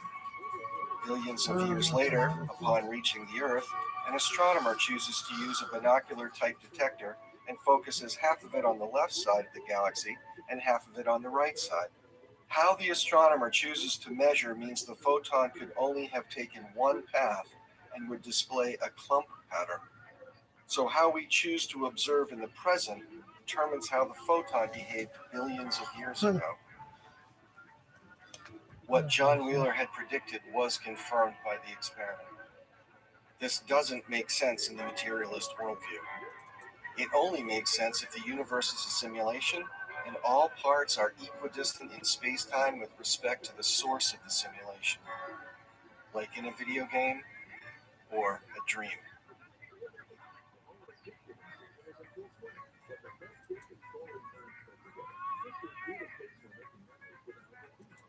Force? And the Force is what gives the Jedi his power. It's an energy field created by all living things. It surrounds us, it penetrates us, it binds the galaxy together. Max Planck famously said, "There is no matter as such. All matter originates and exists only by virtue of a force. We must assume behind this force the existence of a conscious and intelligent mind. This mind is the matrix of all matter." One of the hottest ideas in cosmology is known as the holographic principle. It's the idea that our three-dimensional universe is emerging from 2D information. That is, three-dimensional objects are composed of information spread out on a two-dimensional surface, in the same way that a hologram produces a three-dimensional image from two-dimensional information. The holographic principle tells us something very surprising. It says that our ideas of volume, and in a sense, the world, might be a kind of illusion. First of all, I would say it should be clear that this whole holographic story is the most radical thing that has happened to our understanding of space, time, matter, since the invention of quantum mechanics and relativity. Quantum theory in general, and the results of the experiments that have been run in this area, reinforce the holographic principle. Is there any test that we could do to scientifically prove that the universe is a virtual construct and not materialist in nature? Well, you may think that scientists would have run out of ways to do the double slit experiment, but you'd be wrong. The delayed choice quantum eraser experiment was first performed in 1999 by Marlon Scully, Yoon-Ho Kim, and collaborators. Dr. Kim was consulted to ensure the accuracy of this presentation. The experiment begins in the top left corner with a photon source behind the barrier with two slits. A crystal is placed in front of the barrier which splits the photons into entangled pairs. This lens has the task of directing one of each pair, which have traveled through either slit, so that they will impact at detector 0. When a photon comes through the first slit and is split into an entangled pair, one of them flies through the lens and into detector 0. The second flies downward and is redirected by the prism into the green half-silvered mirror. Half-silvered means that they allow light to pass through 50% of the time. The other 50% are reflected. So, on average, half of the photons are reflected up and impact detector 4. The other half simply travel through, reflect off a full mirror, and reach another half mirror. They can either travel through it and hit detector 1, or be reflected into detector 2. Photons traveling through the second slit are also split up into pairs, with one traveling down and redirected by the prism. At the first half mirror, 50% are reflected and impact detector 3. The others travel straight through and are reflected into the second half mirror. 50% of these travel through and impact detector 2. The other 50% are reflected and hit detector 1. So, all the photons that came from the first slit on the red path could only impact detectors 1, 2, and 4. They can never reach detector 3. All photons coming from the second slit, the blue path, can only impact detectors 1, 2, and 3, but never detector 4. So any photons hitting detector 4 must have traveled through the first slit, and any photons hitting detector 3 must have traveled through the second slit. For photons that impact detectors 1 and 2, it is impossible to determine which slit they came from, because these two detectors can be reached from either red or blue path. The path of their actual origin has been erased by the experimental setup. So what is the function of detector 0? The results of the experiment are related to the time it takes the photons to travel through the apparatus. The shorter the path, the faster the photon reaches the detector, and the shortest path is always the detector 0. So when the photons are split up into pairs, one of them is always recorded at detector 0 first, and then, with a delay, the partner photon hits one of the other detectors. The coincidence counter records the results of all 5 sensors. It establishes a connection between the measurements of detector 0 with the partner photons that reach detectors 1 through 4. This way, each single photon registered at detector 0 can be precisely assigned to a partner at the other detectors. This showdown was 2,500 years in the making, and it's for all the marbles, folks. They're playing for the entire universe. It's Plato versus Democritus, idealism versus materialism. Head-to-head, winner takes all. Now, this apparatus can get moving along at a pretty good clip. So they fire a whole slew of photons through here, let the experiment run, gather plenty of data, and then run the analysis.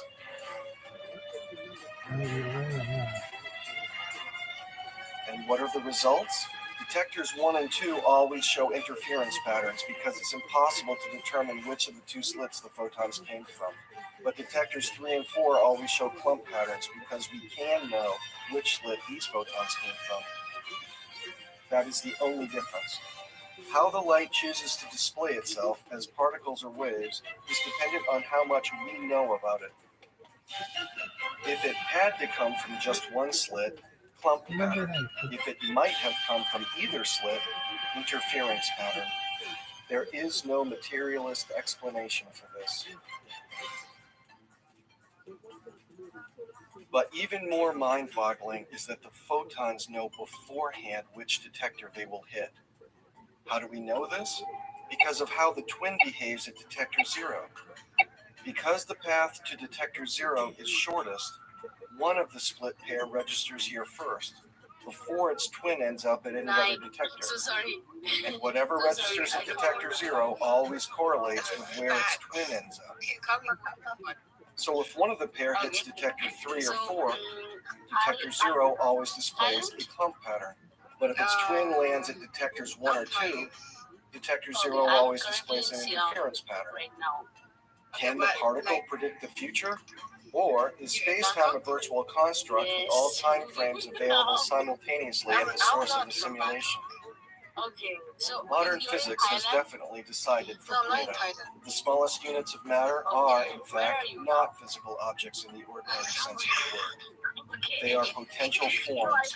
In Plato's sense, abstract ideas which can only be described in the language of mathematics. Space and time are ideas as well, not absolute properties of nature. Science has decided materialism is not a valid worldview. About the sports day.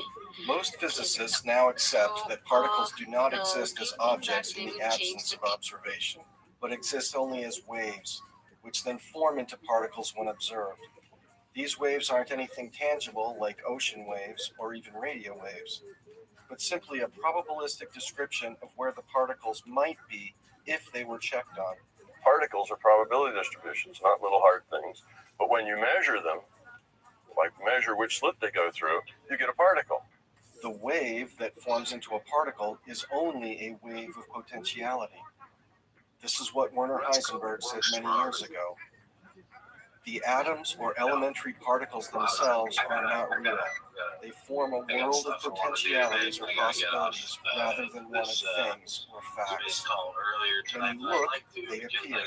When you're not looking, they don't necessarily exist. This situation seems very odd until you compare it to what you see in a computer simulation. A video game gives you the frame that you need when you're looking there. When you navigate around and look at something else, it creates and gives you that frame. Oddly enough, the universe behaves the same way. Our world really does seem to be pixelated, and it only assumes definite form when observed. The very same way computer simulations behave. This is why the simulation hypothesis is now taken seriously by an increasing number of experts. I personally find that I gravitate more towards the information theoretic point of view and believing that the universe that I exist in is a very good, high quality simulation.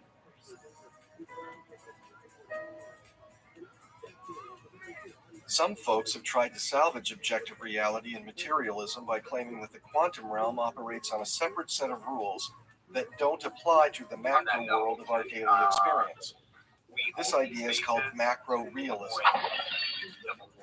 The scientists Leggett and Gard proposed an idea similar to Bell's theorem, known as an inequality, to test whether there is a limit on quantum effects. But in 2011, a team led by Stephanie Simmons and George Nee experimentally demonstrated violations of the Leggett-Gard inequality. And these results have been duplicated many times since then, showing that macro-reality emerges from quantum reality.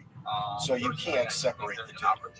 Reality is all emerging from the same source and operates by the same rules at all levels. The double slit experiment has been successfully performed with larger objects such as atoms, molecules, and even buckyballs, spherical structures made of 60 carbon atoms. Scientists are currently designing experiments to do this with mid-sized proteins and viruses. Non-local entanglement has been recorded between pairs of small diamonds, aluminum chips big enough to be seen with the naked eye. A small metal paddle has even been placed into a state of non-local superposition. As of February 2015, macro-realism has failed every single experimental test. The fact that quantum effects exist at the macro level is what makes quantum computing possible. And quantum computing takes place on a daily basis at Dr. Seth Lloyd's MIT Qubit laboratory. The idea that you can prevent the downfall of materialism by claiming that the macro world is separate from the quantum world simply doesn't work. Sort of like right curve nonsense. Reality is all emerging from the same source. So, is the quantum realm different? And even the dumbest ones have done fairly well in the long run, despite the fact that there's just something about mining these things that like just so the science says that we may really be living in a simulation. But what does that mean? There's not even need to talk about it really. Am I being kept alive in one of those scary pod things from the Matrix? It's so dumb that enough people avoid it. Is my brain sitting in a jar somewhere with wires hooked up to it? Attach the Casper narrative to this thing and like the GPU mining Is someone else in control of my thoughts, feelings, and dreams? Why is all of this so mysterious and difficult to understand? Is Casper a good name? Because I never liked that name. Wouldn't a creator want me to know what's going on? Is the creator afraid to expose their true intentions? Is he hiding from us? Why? Why won't he reveal himself? What are you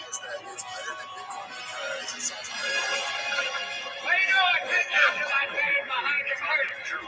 So there's not like a heavy team token, that kind of thing. So there's no Satoshi involved, kind of. What if part of your subconscious is still connected to the original consciousness that programmed this virtual reality? After all, we know that our subconscious can create a physical experience for us while we sleep. Bitcoin's been around for 10 years. Inspiration, right? Now in a dream, our mind continuously does this. Create and perceive our world simultaneously, and our mind does this so well that we don't even know what's happening.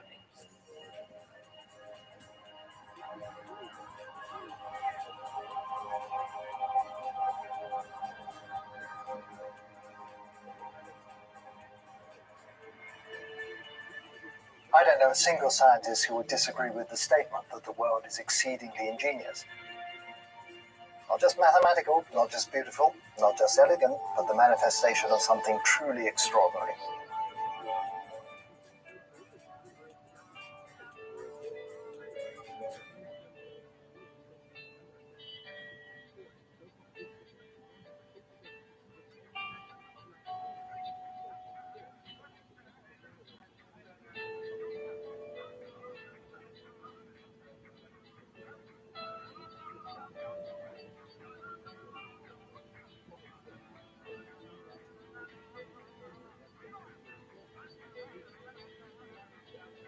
Albert Einstein was one of the smartest people who ever lived. In 1 year, he wrote 4 of the most important papers in the history of physics and introduced sweeping changes that ushered in technologies ranging from lasers to the global positioning system. At the end of his life, after spending 28 years searching for a unified field theory built on materialism, Einstein seemed to change his mind about the fundamental nature of the universe.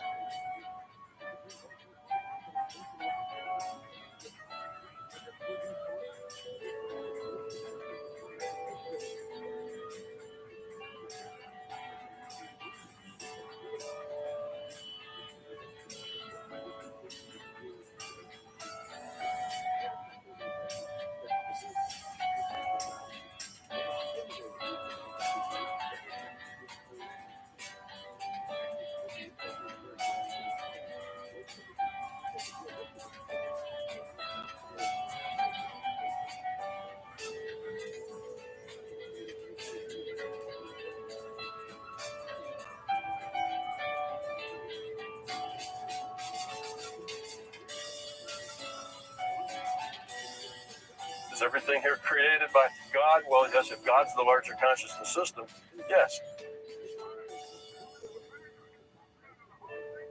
If we can all agree on one thing, it should be that science means discovery. That's good.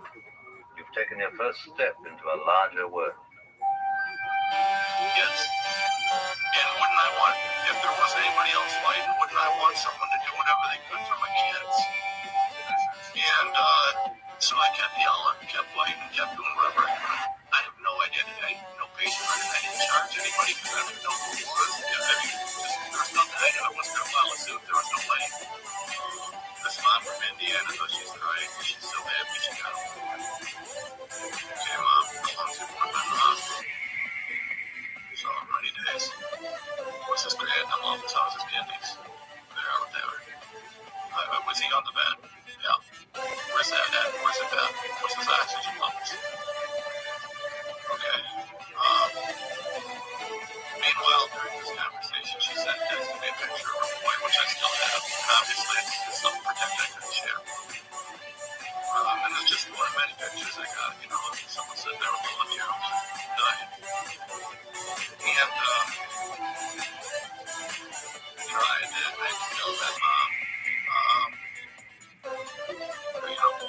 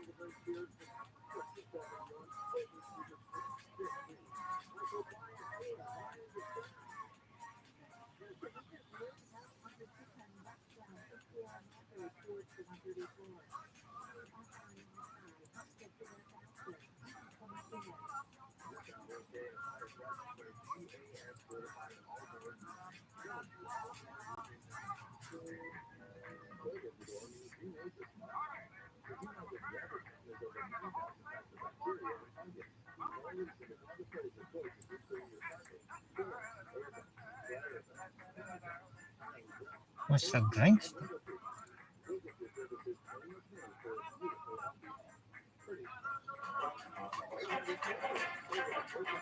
Graffiti can be many things. Ephemeral, revolutionary Parisians. It can be scratched, written, even painted. But what does it mean?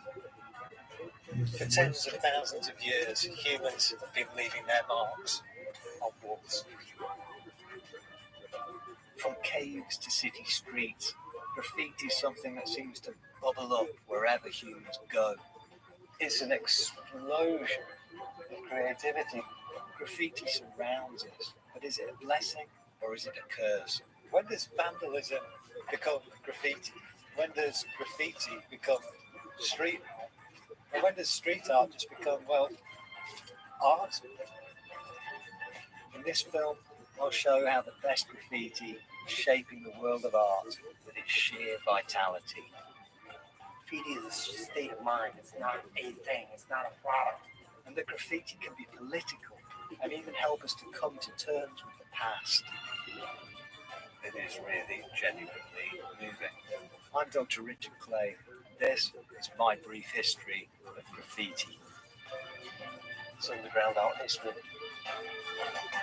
What a time to be alive, man. My team just beat the shit out of the ops yesterday. Let me see it. Is graffiti the artless scratching, scribbling, and spraying of vandals? Or is it something much more Maybe the other Niner fans will chill out on it, but me, for me personally, I went in there from y'all. Remember the day I felt we lost that motherfucking well on the group. So, yeah. This is Berlin's Reichstag. It's the seat of the German parliament, but it's also a symbol. It stands for one of the most important events of the 20th century, the defeat of Nazism.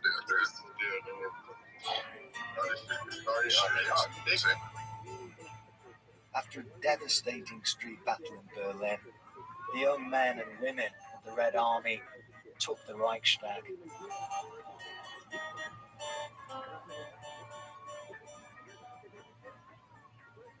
As the dust settled, they laid down their arms, and some began writing on the walls of the ruined building.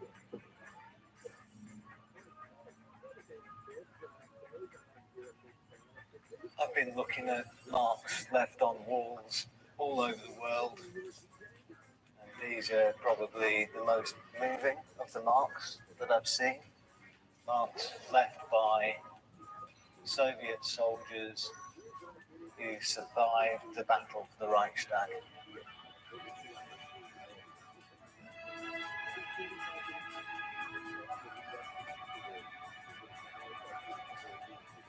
This graffiti is deeply moving. A list of friends calling themselves the Brandenburg Boys.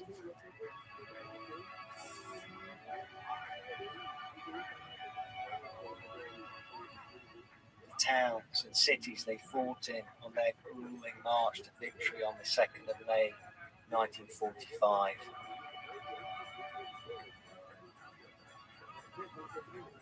And a vengeful comment. This is for Leningrad.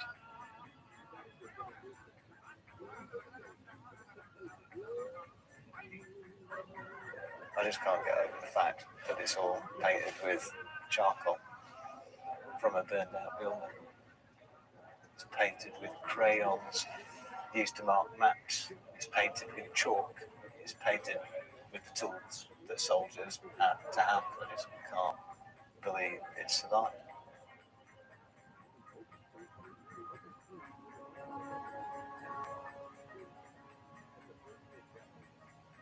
It is genuinely moving to be in this space with these marks left by these men and these women who fought for what turned out later to be freedoms in Europe and in Russia. It is really genuinely moving.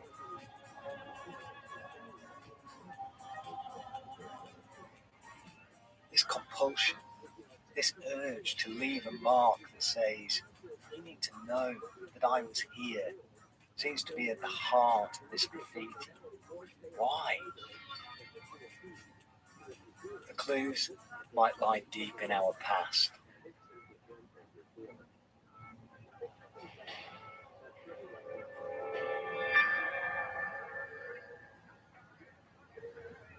I've travelled to Burgundy, France, to look for some of the earliest examples of graffiti.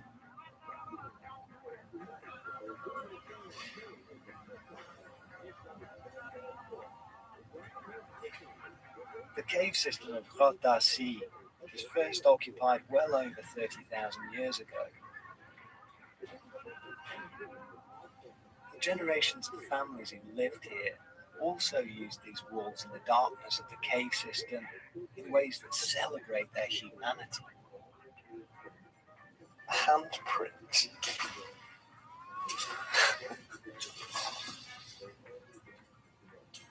It's not a print, it's a stencil, it's a child's hand. This floor would have been 40 centimetres lower This had been a child reaching up. And then able to expand their pirate crew and also get into the game because of that one whale. And I'm sure that whale is kicking themselves now if they look at the floor price. So, yeah, I mean, like some people may really, calculate like I'm gonna 2x, get out of bets, the best founders chess. So, I mean, some of the early people who did that made profits. So, everybody has their own temperament with that thing. Yeah, and always take profits when you can. That's my opinion. If you can take profits, go for it. No shame in that. It's always a good idea to take profits. But I do want to jump into a little bit about the roadmap. So if anyone listening wants to know what is going on in the roadmap, you can actually go into Discord right now, do ! roadmap in the main deck, and it will. There's a massive map. It's incredible. One in ochre, and then another in a different medium entirely in black. It's extraordinary.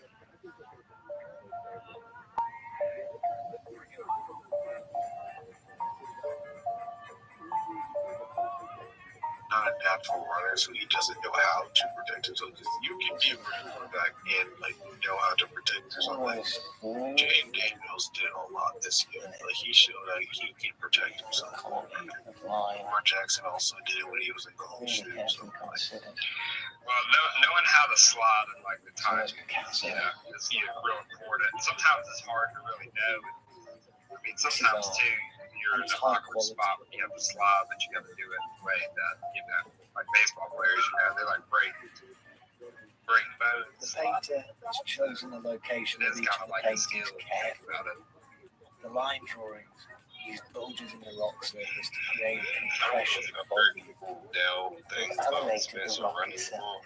He said he had to tell Spencer to calm down.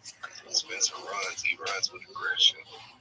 I do love art that's best seen on your hands and knees. Yeah, he wouldn't always slide, dude. He'd try to I can't believe I'm about to say this, but it's almost like IMAX art. You see it so close up, so in your face.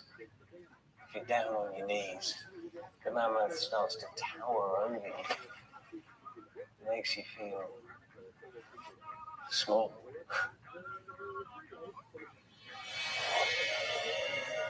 These paintings, beautiful records of people's engagement with the world around them, remind us of how much we hold in common with our ancestors. To create art on walls and leave a mark of our brief existence seems to be at the heart of this urge to make graffiti. But how did they create that haunting image of the hand? Street artist Xavier Prue lives a short distance from the cave system. I've dropped by his studio to delve deeper into the technique used to create the hand stencil. Today, we've been to some caves. Amazing, absolutely amazing. 300 meters into the mountainside.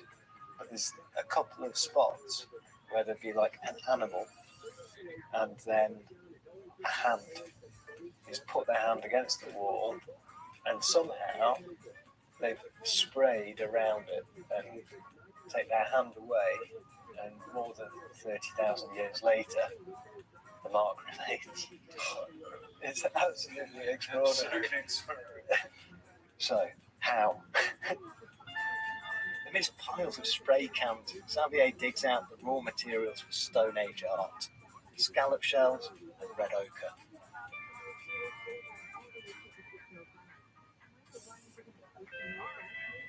Yeah, it's top 10 in the NFL. Let's try using the Bengals are Stone averaging Age 22, version of which is spray like 20 per. You see it's a big difference in that 1 point. The Jaguars blowing hard across the tube immersed in the ochre paint, you can create a fine spray of colour.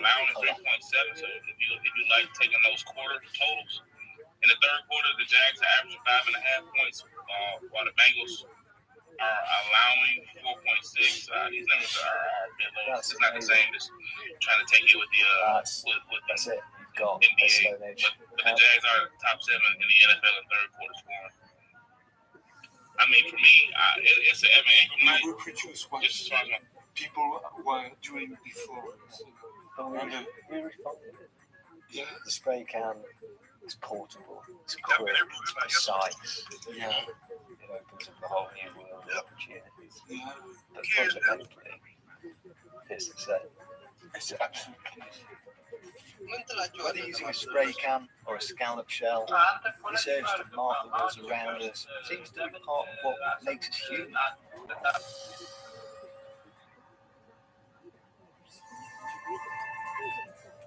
As more sophisticated civilizations like the Roman Empire appeared, our lives became more complicated, and so too did our graffiti. Are ancient cities really all that different to modern cities? Thousands of voices clamoring for attention. But the spoken word, it comes, it goes. The written word, that lasts longer. Write those words on walls, and walls become arenas of conflict. In the Roman world, graffiti wasn't just about I was here. It would also be used to let the world know whose side you were on.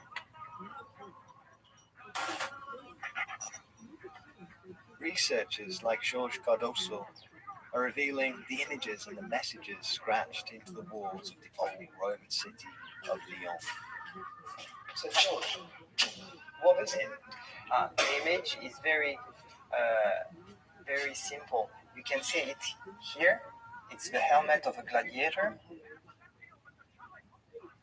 and he's holding a sword, a gladius.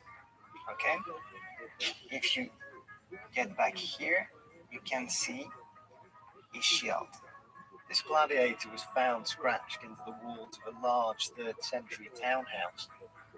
Why this gladiator was such a big deal that somebody would want to scratch this into the wall? I think he was a kind of supporter. Famous? Is this guy particularly special, worth supporting? There's a clue here. You can see it. There's a double X with a line for markets. Roman numerals XXI 21 almost certainly represent the gladiators that were killed. It appears to be the work of a super fan in their own way. But people had to scratch into their own images of the gladiator because it killed 21 people.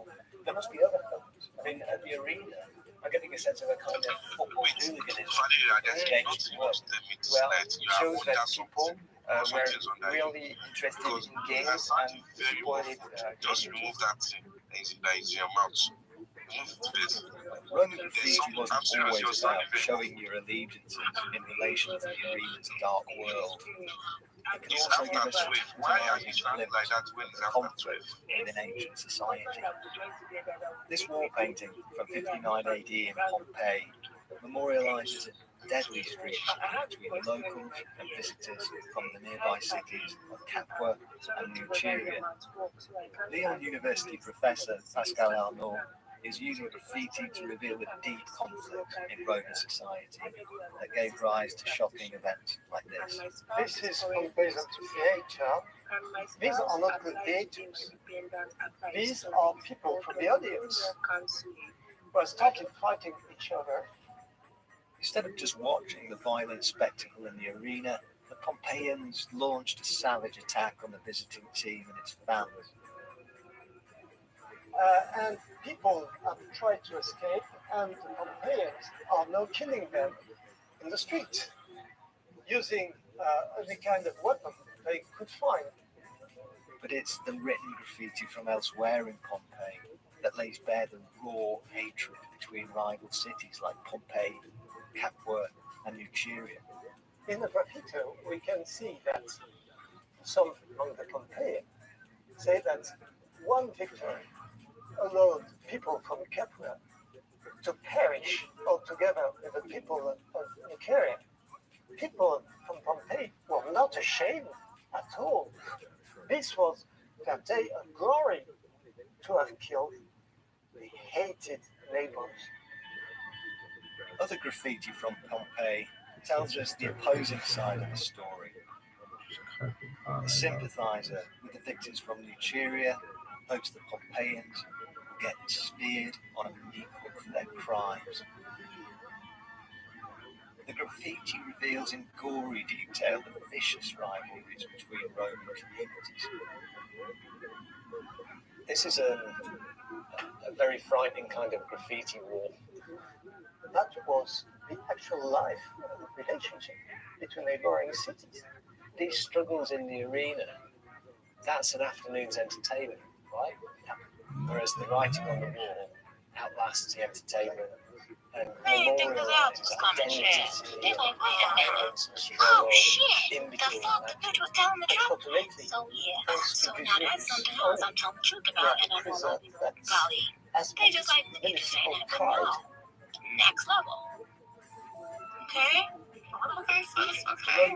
Alright, mute yourself right now, thank you. As well as personal. I'll mute yourself. Writing on walls is clearly not always a meaningless act of vandalism. What's your question? What track is your favorite track on the album? Present-day Lyon, 2,000 years later, walls on walls are still raging. Then, well, which one you want to tell us? You tell me. If there's one thing that I've learned in Leon, it's that graffiti is open to interpretation, but then I kind of always knew that. This kind of thing, so much so that, like, graffiti is entirely unambiguous. that I took so long. How can I pick my favorite song on the album? Like, girl, like, of course, there's way too many to choose from. I mean, it seems to me I that don't in know. Leon, the struggle is still continuing between different groups of society, different communities of belief. I can never feel Here like we've you got a guys taking stencil the shows. artist. If y'all want to take the song name, he's gone to the trouble the song name and of creating this piece that seems to meaning be just so meaning close that to today hand. those might Somebody's be my actually favorite bothered to ones, shit you know. out the face. This is course, an ongoing war of the wall. Like, It's a war of words. Graffiti can reveal power struggles between communities. Walls often become sites of conflict. In 18th centuries, after the height of the Roman Empire, graffiti would ultimately become a revolutionary weapon. Paris, France. From the 1790s onwards, this was a city awash with radical political ideas and haunted by the spectre of revolutionary violence. But even through such a turbulent period, graffiti still survives in dark, secret places.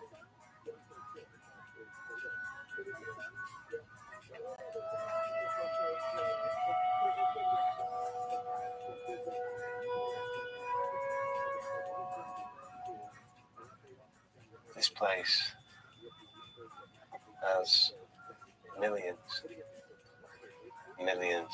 of people in it.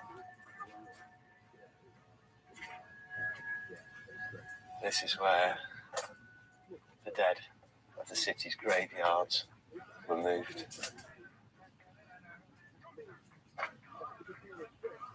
This is indeed the Empire of Death. In the late 18th and 19th centuries, overflowing Parisian cemeteries were emptied into this tunnel network. Originally a quarry for the limestone that built Paris, it soon became an enormous tomb. Now that is astonishing. Now we really get a sense of how far underground we are. There are shafts like these, sunk across Paris. In the 19th century, when the graveyards were cleared above ground, the bones were decanted down here. They used to have ropes down these shafts to pull them round so that the bones would get jammed in here. While above ground 18th and 19th century graffiti's been lost, down here it should have survived the centuries. The question is, can I find some in the 230 kilometres of tunnels? It's underground art history. I found the underground. I'm just looking for the art. Hey, Lippy, where your free daughters at? First, I find a name, Pierre. Where your $3 at, bro? Where they at? Hurry up. Where your $3? Look, now he's telling me his whole life story in my DM. Stop talking to me in my DMs and come on the stage. It's as if he Stop mentioning my name. I'm still calm with his baby mom. We grew up, so can't draw her out like that. Oh my name, yeah, look, you're done. Yeah, you see?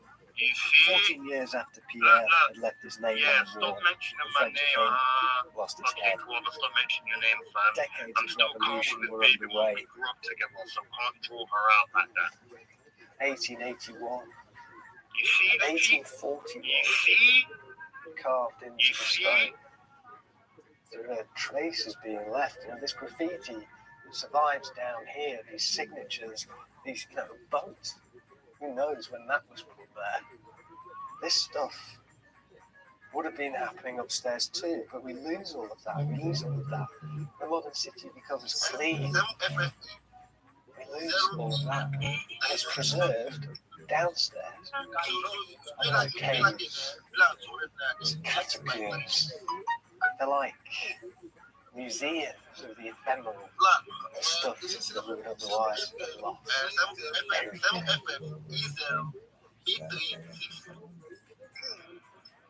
In 1871, France was still in turmoil. Having just lost the war, a new moderate republic took shape. But radical Parisian workers rebelled, forming a commune that took control of the city. Soon, revolution gave way to deeper, violent conflict.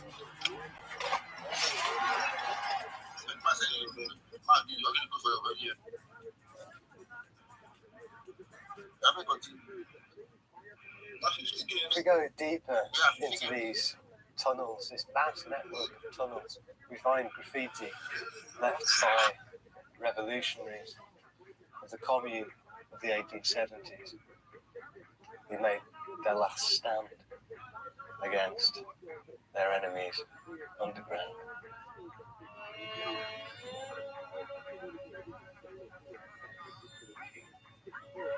The graffiti left by the communist revolutionaries adorns the deepest recesses of the catacombs.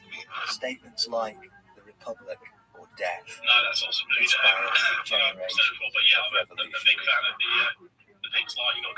But while they were scrawling political slogans on walls underground, the communists were exploiting new technologies upstairs. They would take the idea of writing on walls and industrialize it.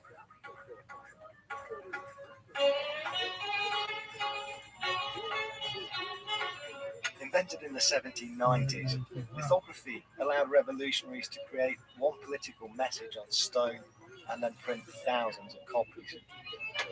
These could then be stuck up on the walls overnight. It was an incredibly powerful new tool. Stéphane Guibault, the foremost lithographer in Paris, has agreed to show me the secrets of this revolutionary process. In the early 19th century, it completely changed not just visual culture, but the culture of our streets. Suddenly, it was possible to produce images of the highest quality and produce thousands and thousands of them. But they're so cheap, you can stick them on the walls of the city. You can have a political point of view and plaster the city with these images. Imagine how shockingly new it must have been. Inspired by that solitary 30,000-year-old hand, I'm going to create a political poster that resonates in today's climate. Called La Liberté d'Expression, freedom of speech. Thank you. That's very considerate. I'm almost there. I'm almost a lithographer. Can I be your apprentice? Sure. If you have money. Bit short of money. So this is Arabic gun. Very easy to put your hand in the Arabic gun and then print your hand on the stone. Right, 2 seconds in there, 2 seconds on there. Lithography is the creation of an image on stone by etching the surface with acid. This etched stone is then inked up and pressed onto paper. First, my handprint in Arabic gum creates the centerpiece and poster. Then, the word liberté is drawn using a greasy black ink. As an art historian, I'm usually called upon to look and not participate. But as Stefan's temporary apprentice, I've been put to work. We build up the image using wax pencils and ink.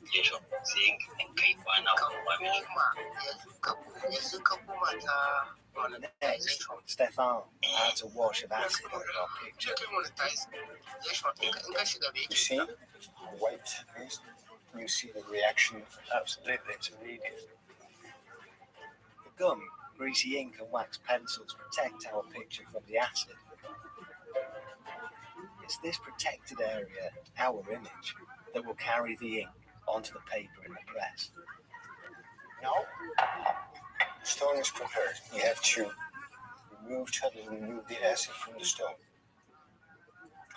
Then we will leave the stone for 2 hours and we will start the printing process. So it's the waiting game. Yeah. As we wait for the chemical changes to take effect, it's time to choose the colours. So we will use this primary blue, almost cold blue. Oh, beautiful blue. That's deep blue. That is a good blue. Yves Klein, eat your heart out. Is Stefan bleu. C'est beaucoup mieux. Revolutionary red. There couldn't be any other choice for a poster to celebrate liberty.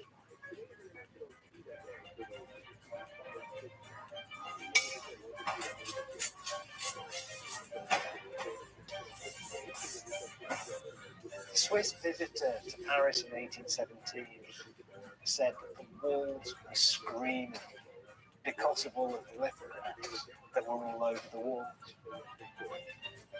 In 1871, the Communard's witty and satirical messages flooded the streets, grabbing the attention of the public. In one afternoon, a printer on a press like Stefan's could produce well over 1,000 posters.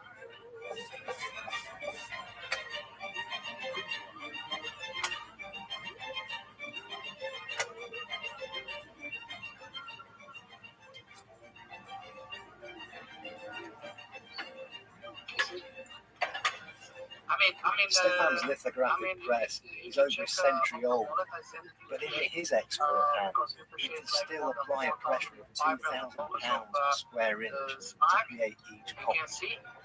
We had so many, because we could not do it in one time, it was getting rejected. It was split piece by piece. It's like the Trois Glorieuses. Yeah, yesterday I was having problems buying. I had to make the order like multiple times in order for it to go through. And the effect Do you believe me of now, the John? I love it. Yeah, I believe you, man. Texture and the spray. Really Yes, rich it's texture. very obvious if you just look at all the numbers. The revolution didn't And end I think well they for don't want the to let Communards. anybody know They because it's failed about to fear dislodge the and government, control. and they were butchered in their thousands. I will Since get you the the arrival of get you the message. posters created such I will share controversy for that you the successive message, governments on the turned to censorship. Those ubiquitous défense d'afficher or It was bill troubles. You can't signs let these fucking still guys visible get on you, so man. many walls in France have their origins back in 1881. Mass-produced posters and graffiti had become very dangerous indeed. As the 19th century progressed, increasingly powerful print technologies started to put to work, serving a very modern master.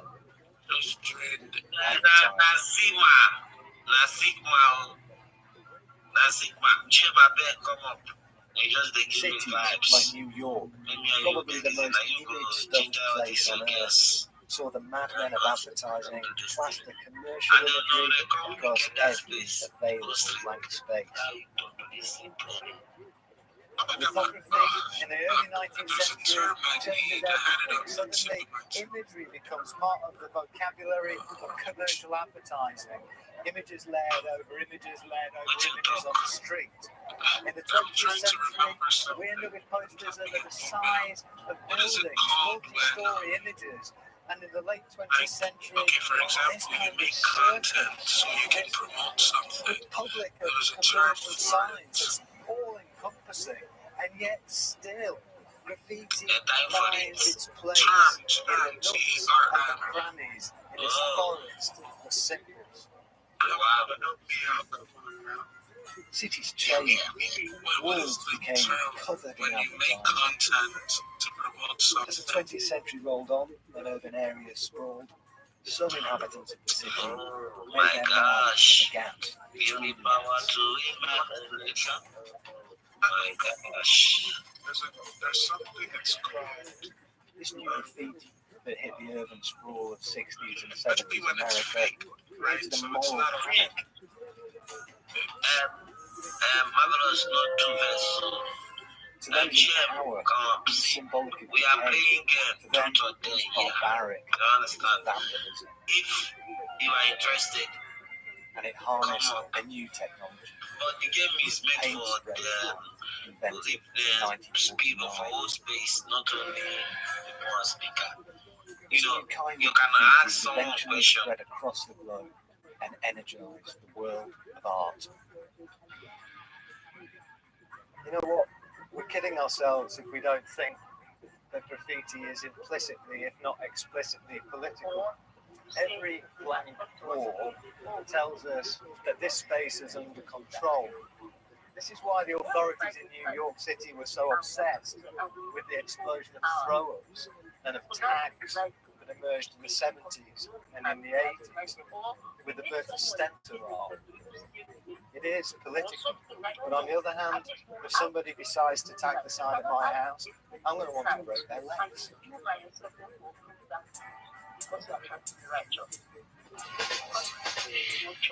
Born in Philadelphia in the 1960s, modern graffiti rapidly spread through the boroughs of New York City. The Big Apple of the 70s was near bankrupt. Crime rates soared and garbage filled the streets. In this brutal environment, a young Brooklynite called Lee made a name for himself as a graffiti king. In his Brooklyn studio, he's still painting to great acclaim. This is a great day in Harlem in that famous photograph, but this is a great rush hour in the Bronx. That's why it's called Benchmark, because it's taken at the bench, 149th Street, Grand Concourse, which was one of the main stables where we would come to talk about our works and, you know, work out our quirks and all kinds of stuff, you know, and collaborations. The young Lee was surrounded by a like-minded peer group. They provided support and they were a sounding board for the new radical ideas that defined New York graffiti. You know, it's a very innocent, honest movement, and you know, we never thought that it was going to last for so long. That's what's represented in the bubbles. Very subtle of bubbles. You know, you see them, you watch them, and then you just go, they're gone. Lee made a name for himself, creating increasingly audacious pieces on the subway trains of New York. You're famous for having painted a whole train. That's a totally different Lee painter. In 1975, I was already thinking of the concept of creating something so grand and out of scale that it would be talked about for, you know, decades later. Lee and his crew treated the painting of subway cars like a quasi-military operation. Doing those cars in the yard, there was no room for error. There was no time. Very small window lines to read something, and you had pretty much had it all planned beforehand, so that you could at least have a striking chance to create, finish, and successfully launch your piece. Needless to say, with work like this, we and others got noticed by the gatekeepers of the mainstream art world. The man who helped lead into the gallery was Jeffrey Guy, until recently director of the Los Angeles Museum of Contemporary Art. Lee is in good company. Deitch was also instrumental in the careers of pop art giants like Jean-Michel Basquiat and Keith Haring. Back in the sort of the late 70s, you were part of the artwork, and you saw this stuff and thought, this isn't just vandalism, this is art. Descended into the subway, and it was this astonishing world. For some people, it was like descending into hell. For others, it was an artistic heaven. You know, the conventional sense of order in New York City had just dissipated, and the subway belonged to the kids. And so the trains were covered with amazing wild style graffiti on the exterior. The interior was this maze of tags of all kinds. And I found it remarkable.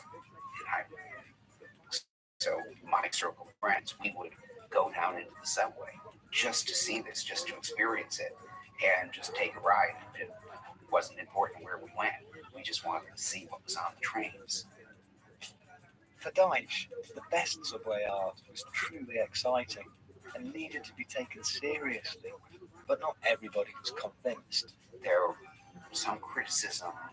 People said, street art belongs on the street, you know, and aren't you distorting what this art is about by putting it in a museum?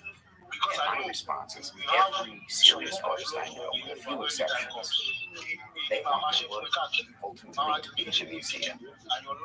They believe in what they're doing. They want to be part of the history of visual culture. There's not a subcategory art of all street art, and then the street art. The destitute art that emerges on the streets is absolutely real. The destitute is as good as contemporary art that begins in the galleries. These graffiti were among Deitch's first proteges from the world of street art. I wanted to understand what drove a man like Lee from the thrill and the notoriety of the street with the relative quiet of the gallery.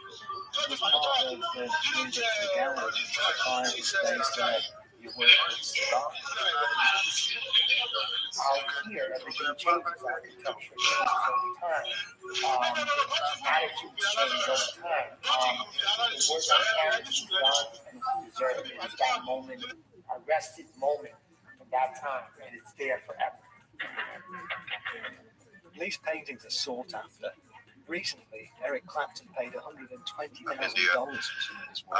So I really came at it from that angle first, which I've told a few of you guys privately. I'll just bring it up a little bit more. That my focus was not the phenomenon or any of the side stuff at all when I came towards this. So what we did at the institute that I work at is we started looking at some reports we were getting from people who were starting to become pretty common, because there's a lot of concerns over there with fungal disease, invasive fungal disease and whatnot, and how it hits the population.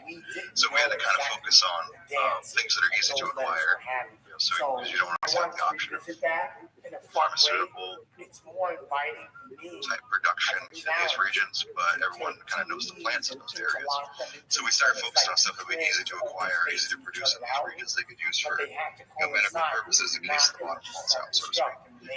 So that's really what we started with all of this, and then we would self-test and kind of biohack our way through these compounds that we were promoting as something that might be worthy of that antimicrobial, antifungal resistance bracket.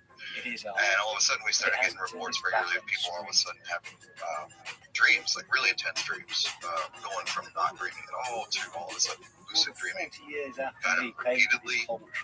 So we started paying a little more attention to it and started digging in on what that could be pointing at. And I was talking with somebody who brought me to Gary Nolan's work, some of the stuff that was put out there. So I started looking at it from that angle of the images I was already seeing in populations over there in Naga. on the walls. Things like choroiditis gets mentioned a lot. And we live in a world damage where on hippocampus and so on. everywhere, And we found a pathogen that's pretty common in those regions. Blank walls are still a statement somebody that owns. looks like it's a big piece of the puzzle. Do you see what you're doing as being these predispositions to these diseases setting up shop? And part of what they're doing under the hood, when you start looking at them very closely, is they're interfering with some biochemical processes that lead to everybody's favorite topic, DMT. When it's tied in pretty heavily with draining the forest in other states. Just become part of the unconscious environment that you walk by every day. You know, this like even like vinyl lettering is like objectionable to me. I see hand painted signs and think they're beautiful. You know, the touch of the human hand really like enlivens an environment. And so when you can see some kind of stale wall enriched by someone who cared enough to put something there, it's an element of the city now. Graffiti is, you know, it's been around for really as long as time. It's just a really innate human impulse. I think it might slightly change the way even I think about graph. Because I've always felt if somebody painted on my house wall, I'd probably want to do them a damage. Sure. But now I'm starting to think maybe I should give them a break. Cheers, man. Of course, Rusk is well aware that there's a power struggle afoot. The walls of our city streets are covered with images, trying to sell us products or tell us what to do. Today's graffiti artists are working in the gaps, subverting these messages with their spray cans. The most exciting street art has an element of surprise. It leaps from the wall when you least expect it. And it can change the way you see the world around you. Former architect and godfather of stencil art, Parisian Xavier Proulx, better known as Black Le Rat, is a leader of the scene. We are living a revolution in art, really. So we are the consequences of pop art movement, of surrealistic movement too. But we are really living a revolution. Blake's witty and smart art on our city streets has made him famous. As a trained architect, he knows that it's not just about what he paints, but where he paints it. I realized, not with my first stencil, but after a while, after maybe 1 or 2 years, that the place was very, very important.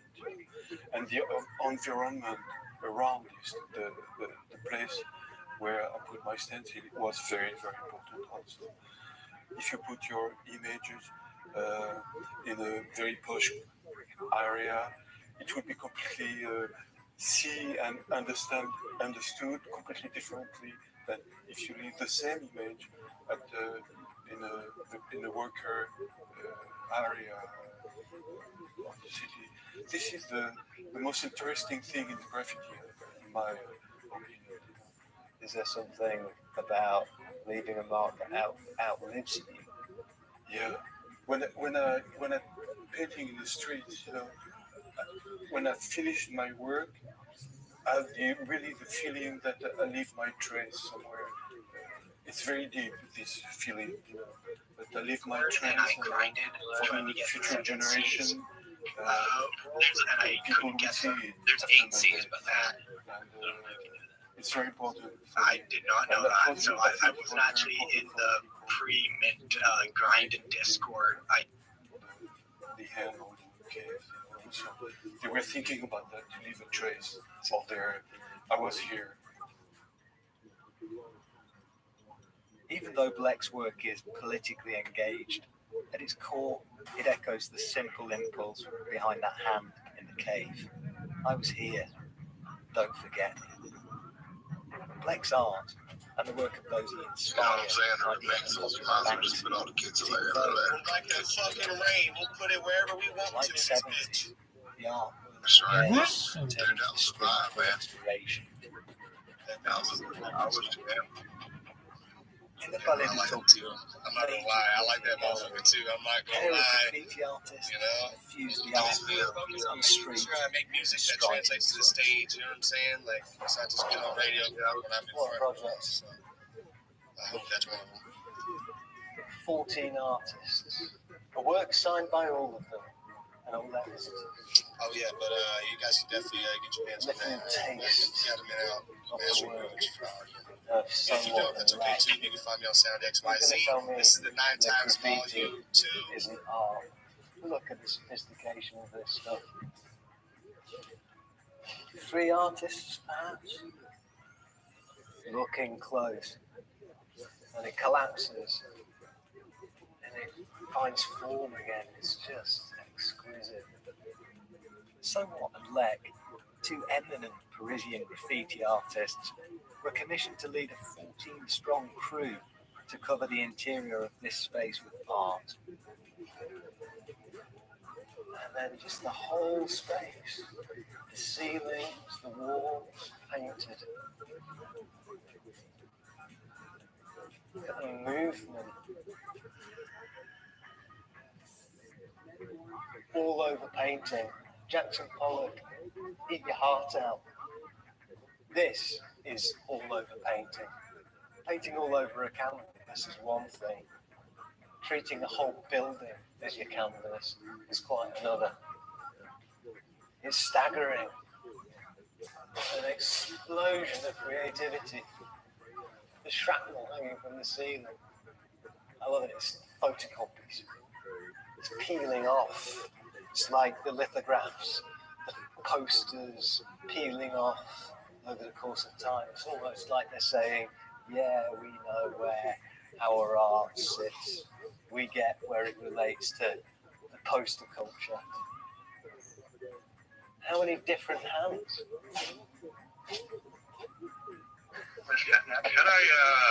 Can I outsource a little something for you? I need you to take this route. So the storyline's all pre-written, everything's going to be written, including, of course, the character interactions. All that now needs is an interactive voice actor. So what you could do, hypothetically, is we could outsource the service. So I have a community called Accelerating LX, which is Accelerate X, really. Everybody else does their own thing, with like the Accelerate technology and things of that nature. We do that too, but primarily we're focused on accelerating the utility of people on this platform, adding to the utility, finding cool stuff.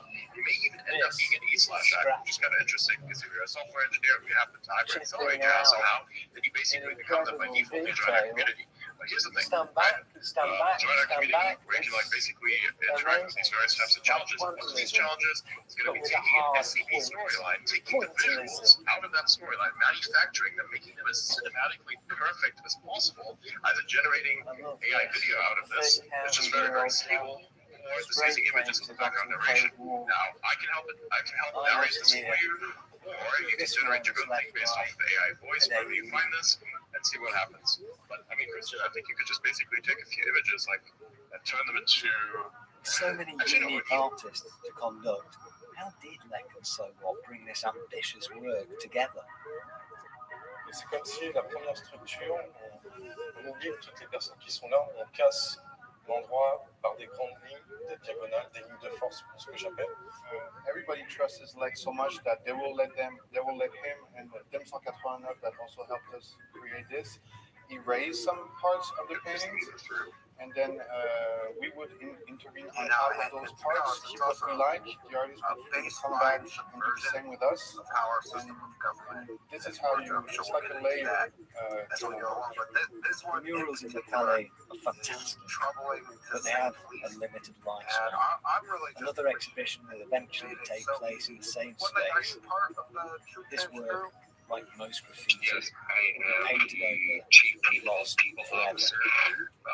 In response, Lek and Sobot did something, in my opinion, fuses the world of gallery and street art together in an entirely original way.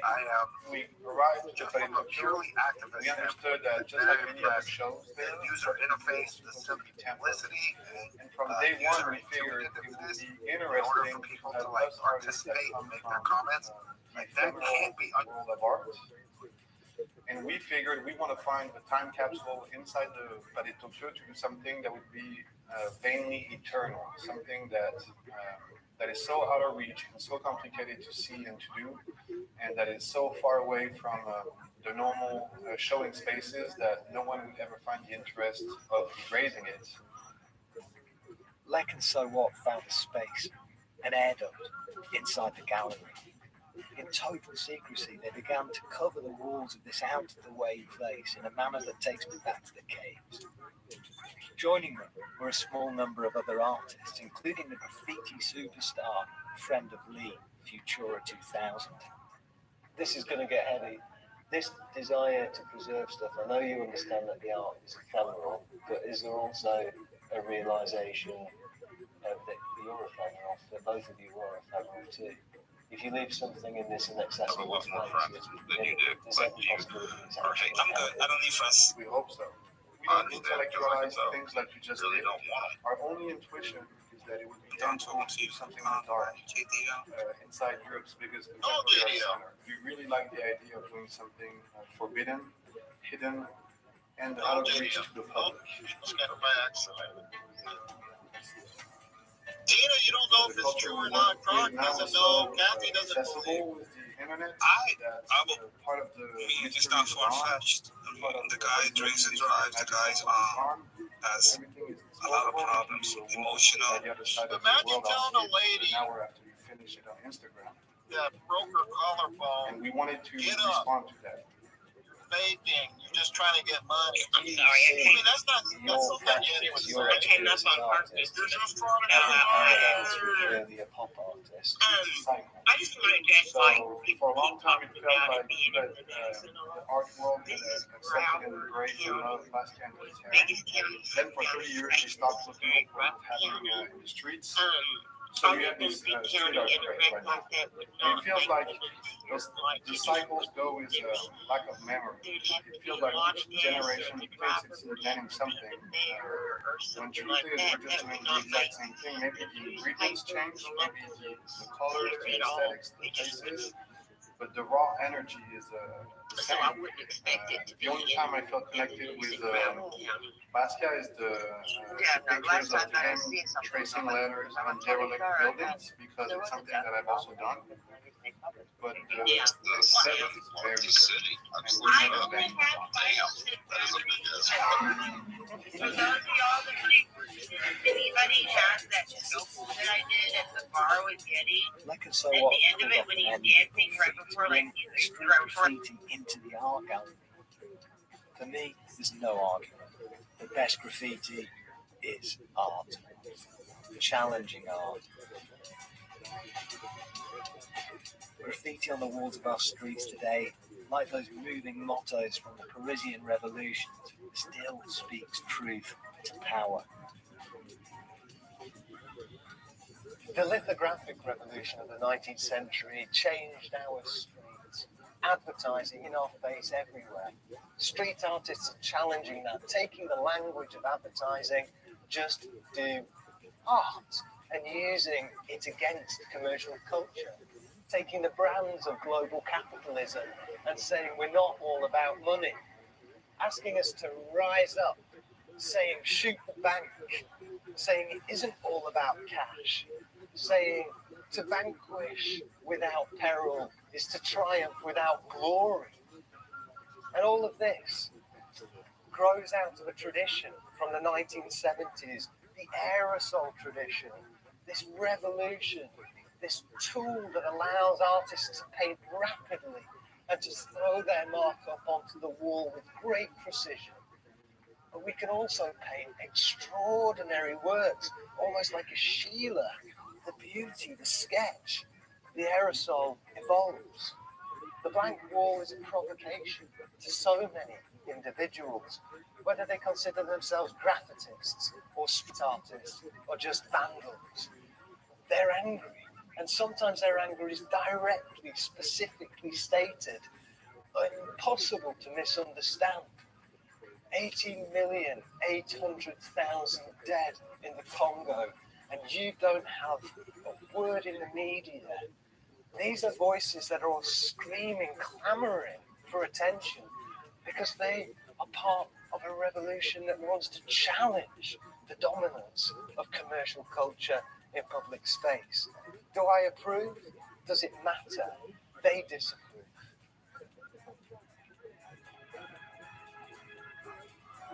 And today, some modern democracies have learned to live with the many and varied voices speaking through graffiti.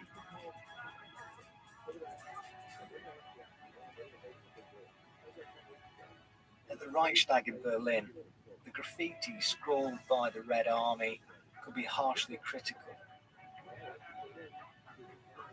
But the Parliament of a reunified Germany decided to preserve large parts of it for posterity.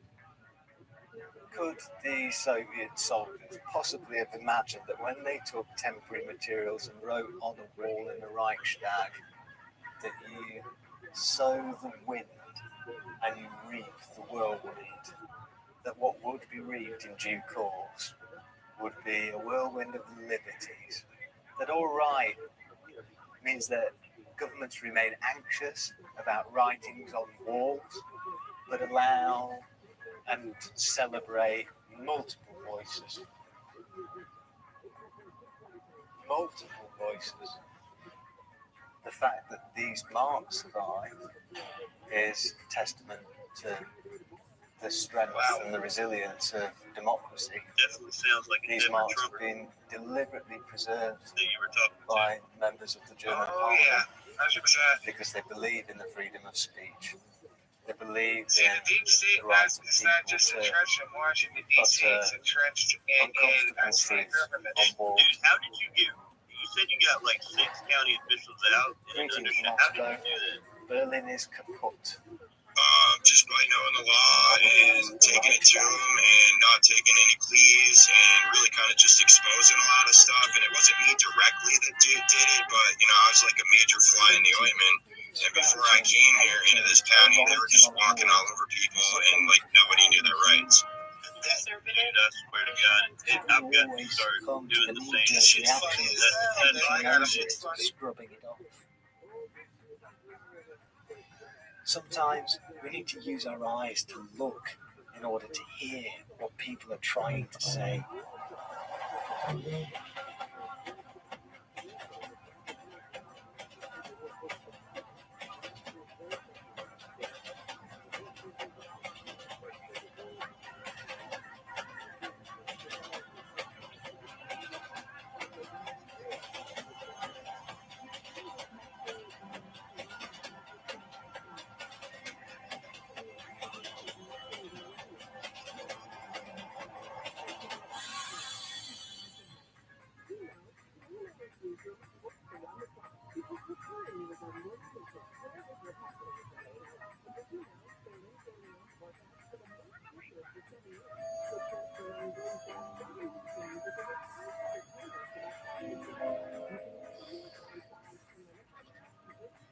On a cold December night in 1941, an artist stood on the sidewalk in Manhattan, gazing through the plate glass window of an all-night diner. He saw a couple at the counter, a man on the other side, someone else serving coffee, glass window of an all-night diner. He saw a couple at the counter, a man on the other side, someone else serving coffee. What could be more commonplace? The boys start chanting, "Gangsta!"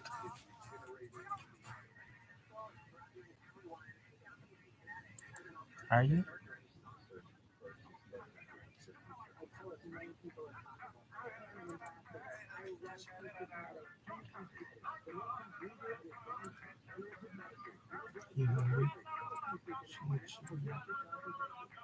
Dude, Manning cast. It would be so sick. So sick. Dude, then Mikey Manning casted it. It was the sickest fucking Manning cast. Name in the history books.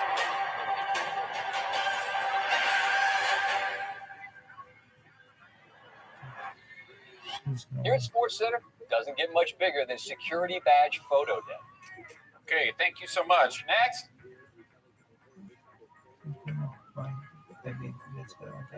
Name? Jason. Jason. Tatum. Tatum. Jason Tatum. Try Taco J. Taco J. Taco or Big Deuce. Jason with a Y. Gotcha. We've earned this opportunity. Let's go take it. Touchdown, Jaguars! Let's go! This is Monday night.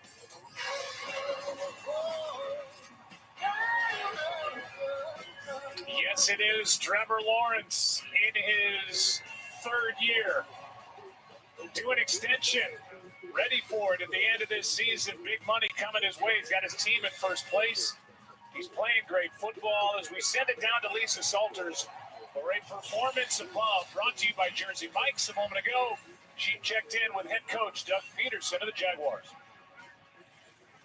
Doug, a win tonight would put you at the top of the AFC. Trevor Lawrence has said everything is just clicking right now. What feels good about the way he's playing, about the way the entire team is playing? You know, when it comes to Trevor, I just feel like he's in a really good rhythm right now. He's seeing the field, kind of using all his resources on offense, I guess, to get the ball to. And really, it's been a I don't want to say a long time coming, but it's been a process for us this season. And I feel like right now, and especially this late in the season, you got to be playing your best football. And I feel like we're just at the brink of that. Monday Night Football has not been with the Jaguars for a very long time. We're about to show our video tease to all of America. You got an advance copy last night. You wanted your team to see it. How come? I wanted to show them exactly what this night represents. You're the only game on. You're in front of the entire country. This is what's being showed to the national audience, and you're a part of this special night. And I just wanted them to feel a little bit of the emotion going into a game like this, and the importance of going out and playing well. Thanks, Doug. Good luck tonight. Lisa, Doug, thank you very much. His team started 1-2, but they've won 7 of 8, and right now sitting at 8-3. If they win here tonight, for the moment, they would be the number 1 seed in the AFC because of their conference record. We get set to go.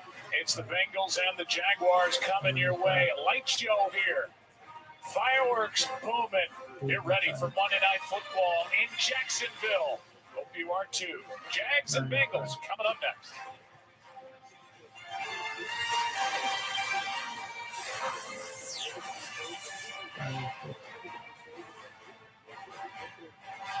At Jersey Mike's, we bake our bread fresh in store. But be careful, the scent may attract company.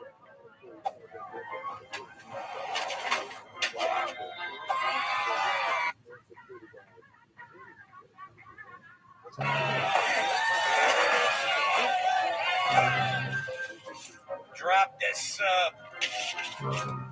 what's up? Bread worth snatching is a Jersey Mike's thing. See Illuminations Migration only in theaters. Rated PG. Dad, he says no gifts, but drops the logs. He needs some help. Etsy. Log bag. Gifts delivered on time or your money back. Etsy has it. Please be a phone. Please be a phone. Is it a phone? Ooh, it smells like a cat toy for Chewy. That's not a phone. Get up to 40% off gifts that bring the most joy at Chewy. This is better than toilet paper. Get great deals on gifts that deliver excitement at Chewy.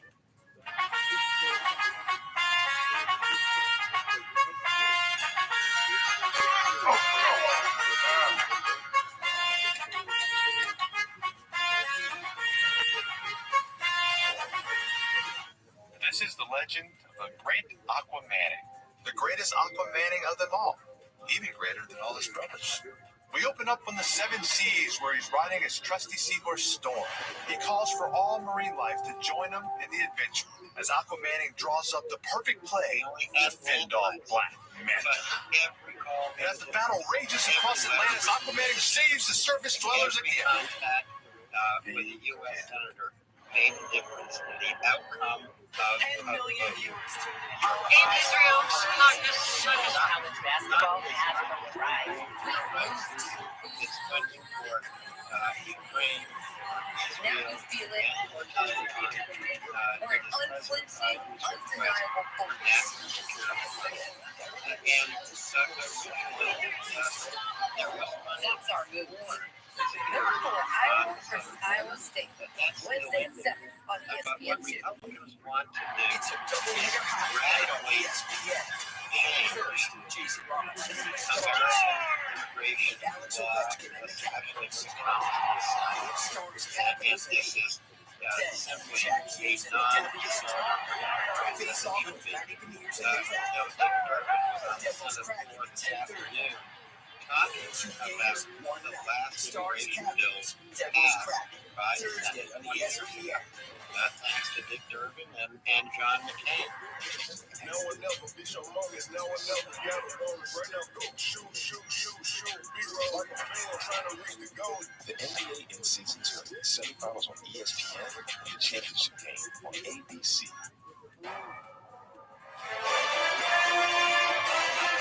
ESPN welcomes you to the following presentation of the National Football League. Now, these two guys just talking football.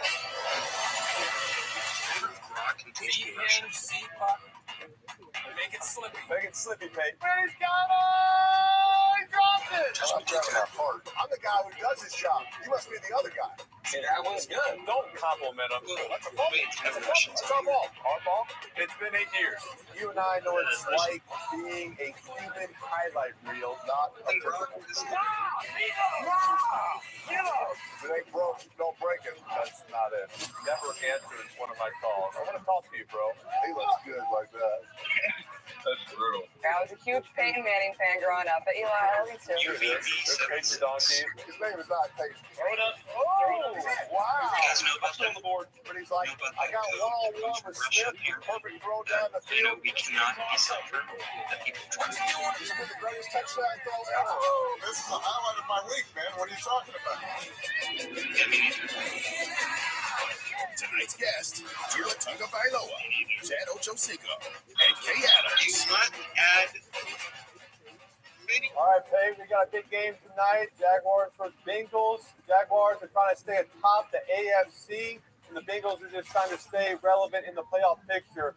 One of the hottest teams right now in the NFL is the Jaguars. Playing really great, and a lot of that is because of, obviously, Trevor Lawrence. He's back healthy, had a little knee injury earlier in the year. He's playing great. The emergence of Calvin Ridley in this passing game gives him another weapon outside. But when Trevor's healthy, it just makes their offense go because he can move in the pocket now. He can escape. He can run for first downs. I think earlier in the year, they were a little bit limited on what they could do and getting him outside the pocket and running him. But now he's got full reign. He can do everything, and he's playing some of his best football. No doubt about it. And for Cincinnati, look, it's all about Jamar Chase tonight. They have a young quarterback in Jake Browning making his second start. Jamar Chase is his best friend. He's arguably the most talented receiver in the NFL. I see them throwing a lot of short passes to him. The Jaguars play a lot of soft, off coverage, quick hitches, quick slants, little now routes. Get the ball in his hands. That'll calm Jake Browning down and give this offense a chance to move the ball. All white. No doubt, no doubt. Mate, I got to talk with Jake Browning a little bit this week, and he said that, hey, everybody right now is going into week 13. He's going into week 2, and he expects big jumps from that first week to the second week in his play, even just with his preparation. He didn't even know what's the best way to study and prepare for a Wednesday, for a Thursday practice. And when the coaches asked him, hey, what plays do you like last week? He didn't really know. He needed to go in there, play some games. They did a lot of empty last week, which is hard on him.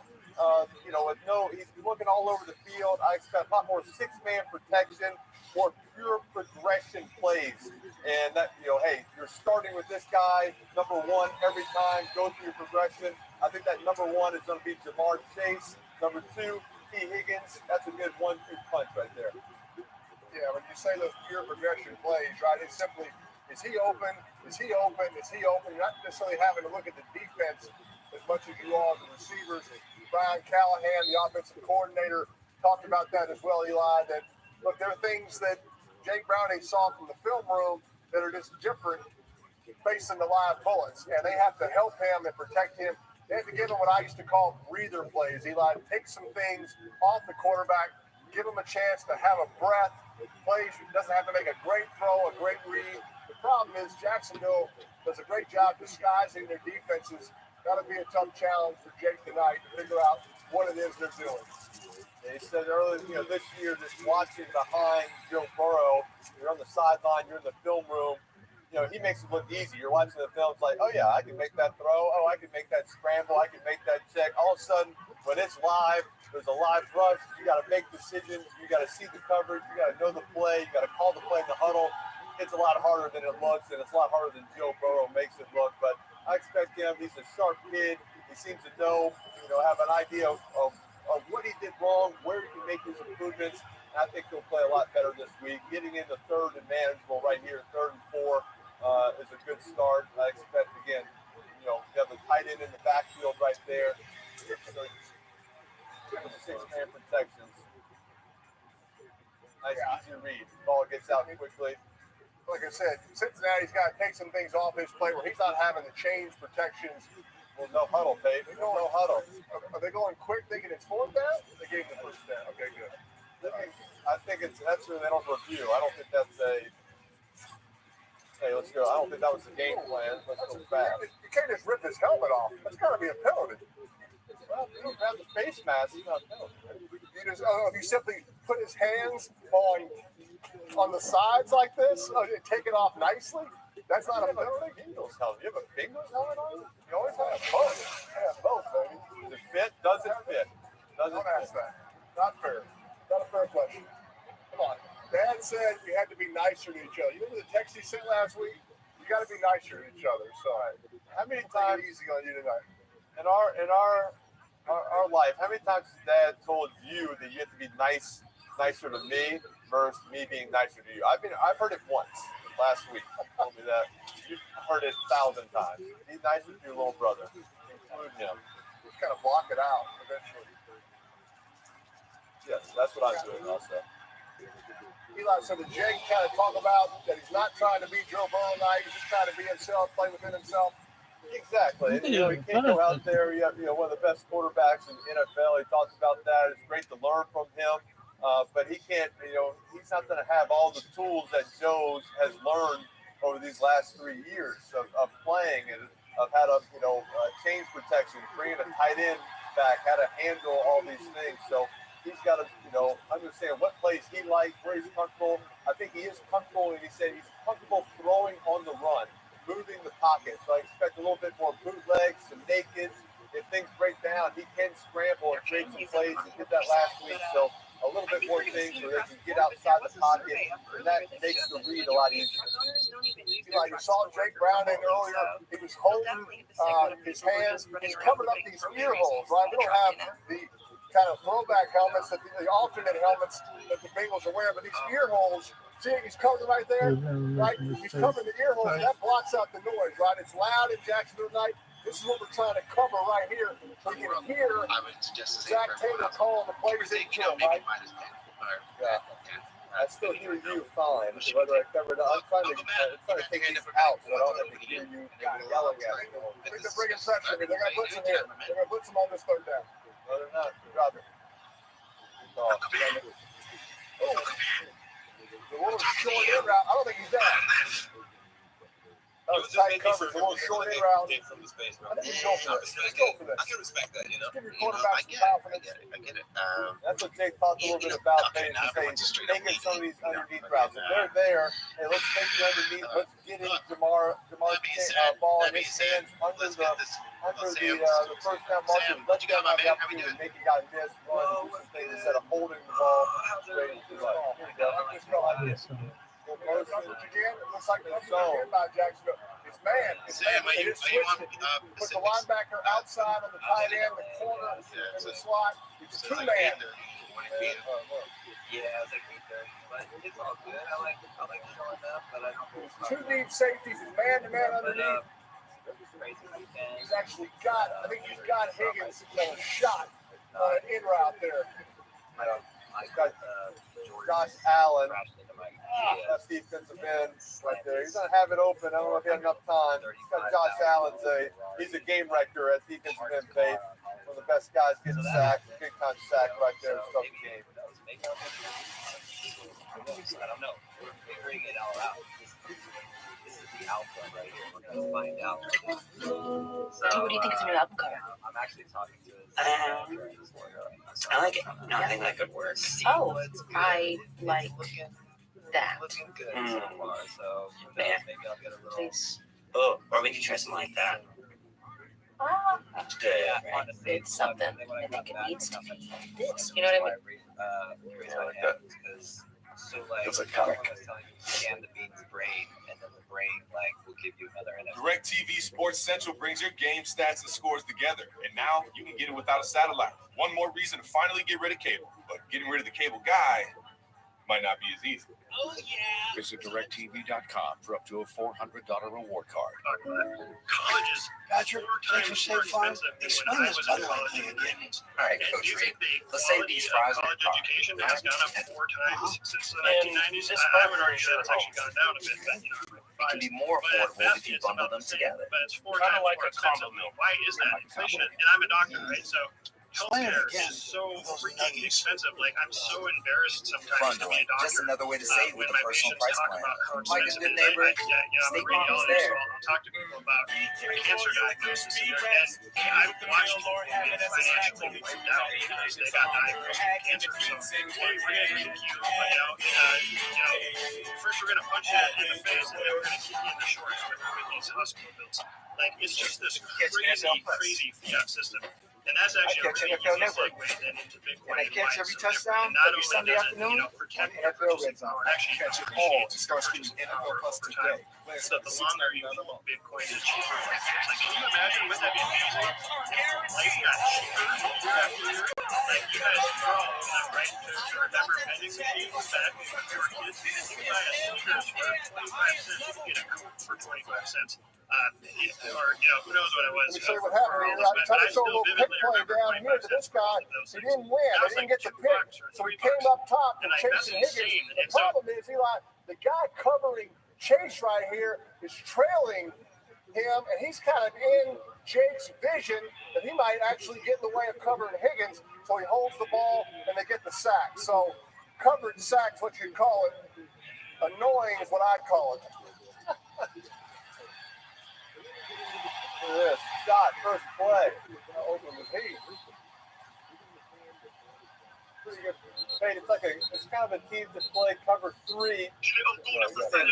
They lock the outside. I don't know. He's had a great season. One of the best receivers, playmaker. Yeah, like you said, it's kind of a strange coverage, right? Because some guys are playing zone, some guys are playing man, and he just does that corner route, and the cornerback should be in a deep curve, but he's kind of locked up, man on the outside. It doesn't sound like a very sound coverage to me. You do not need to be getting hurt on the first play of the game. This is kind of deal space. This go-to guy, Eli. This is the guy Trevor likes.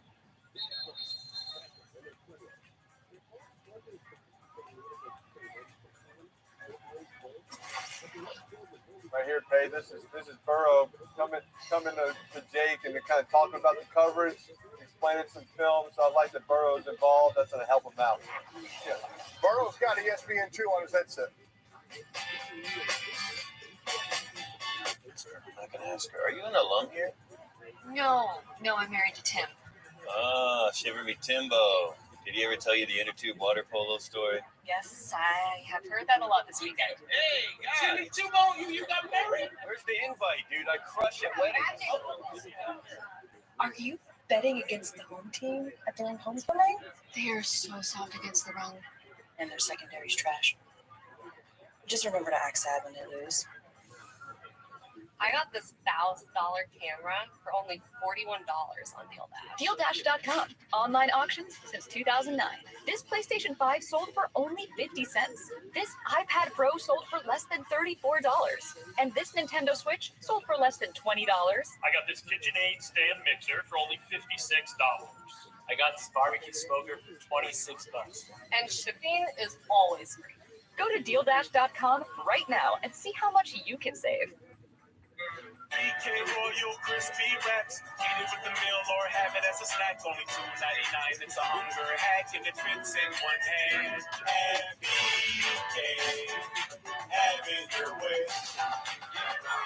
Now see those sleigh bells jingle and ring, jingle, jingle, ring, too. Ding, ding, ding, ding, dong. It's lovely weather for a sleigh ride together with you. Start your holiday season off with one of our new holiday combos starting at $13.99.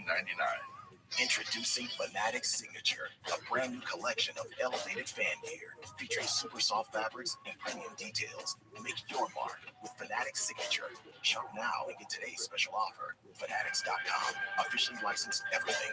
This is holiday gifting happiness. Because moments before, it was full of fresh festive favorites from nuts.com. Create your own gift tray or choose from gift baskets and tins with every flavor of happy. Enjoy 20% off plus free shipping with your first order.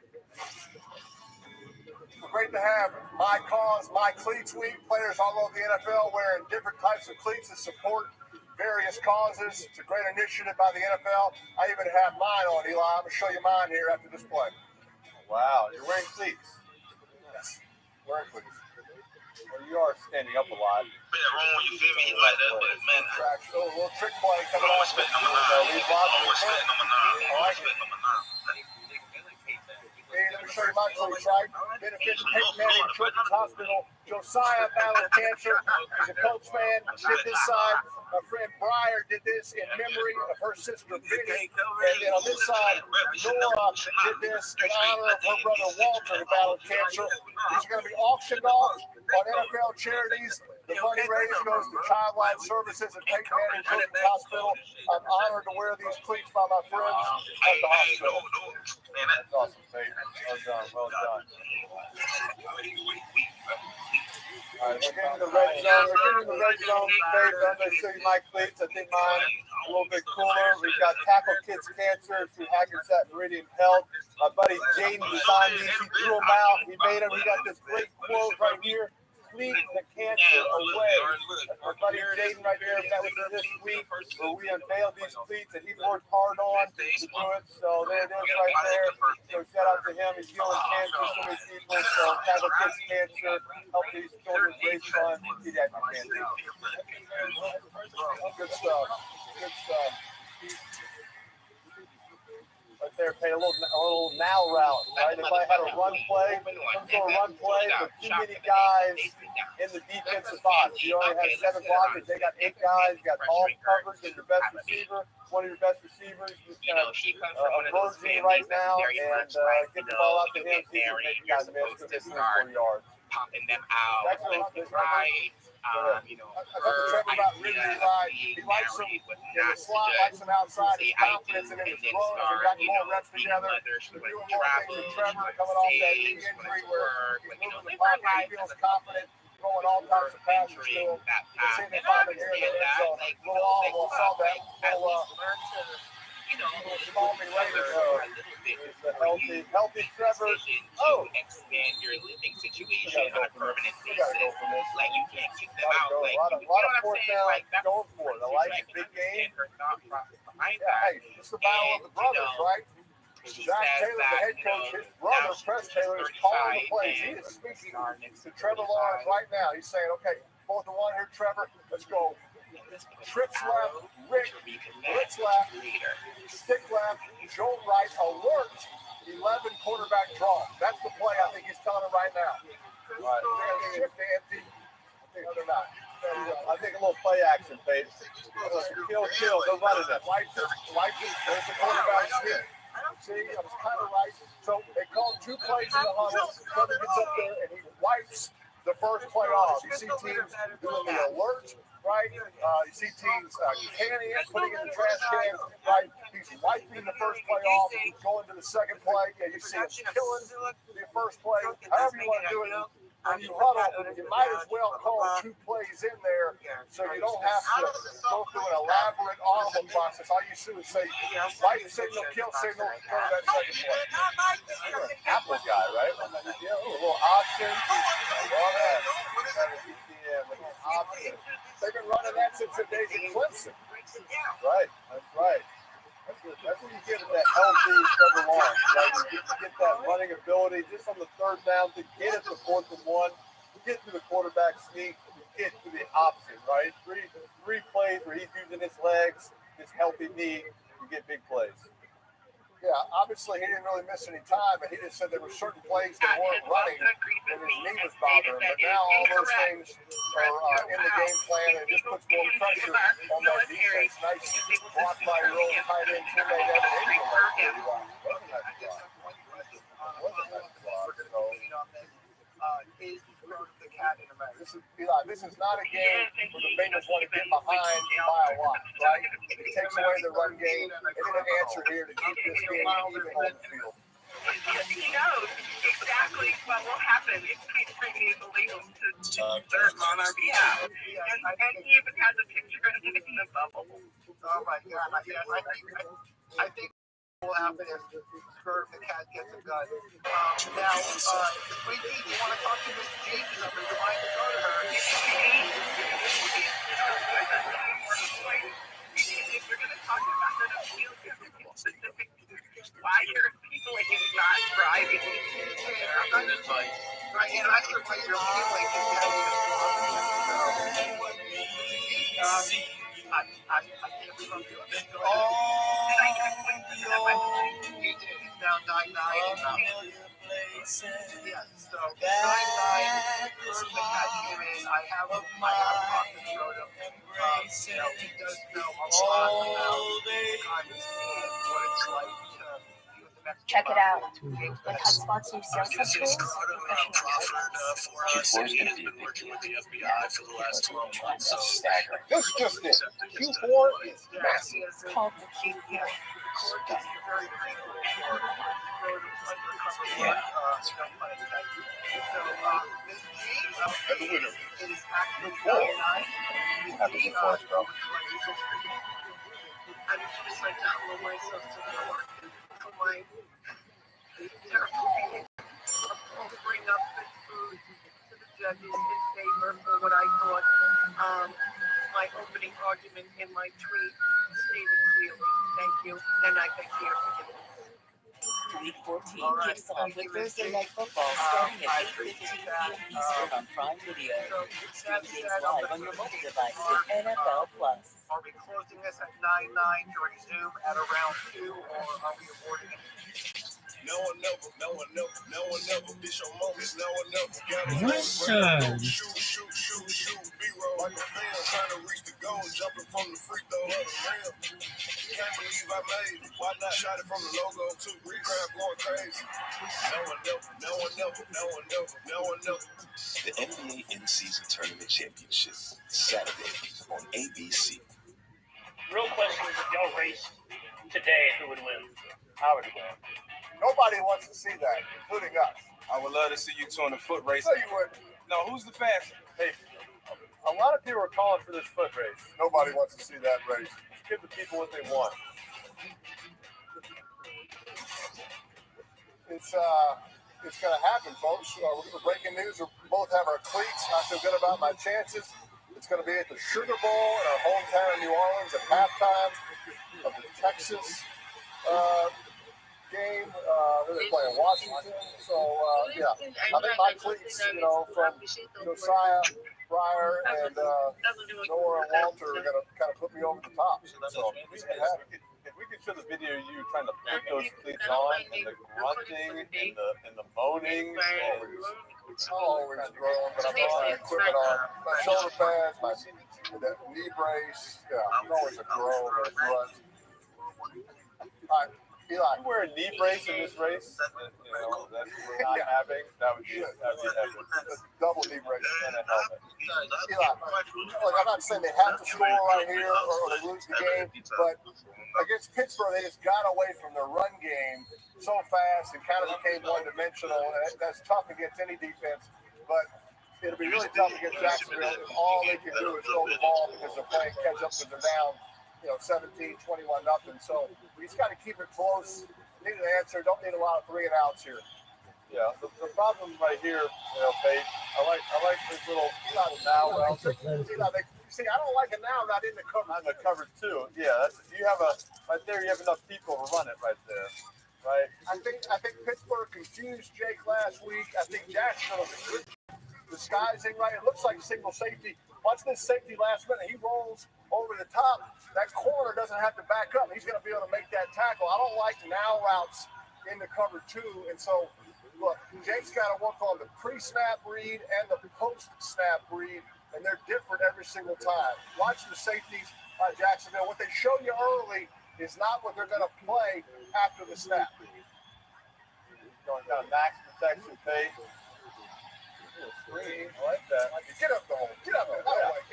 Go. Help the quarterback out.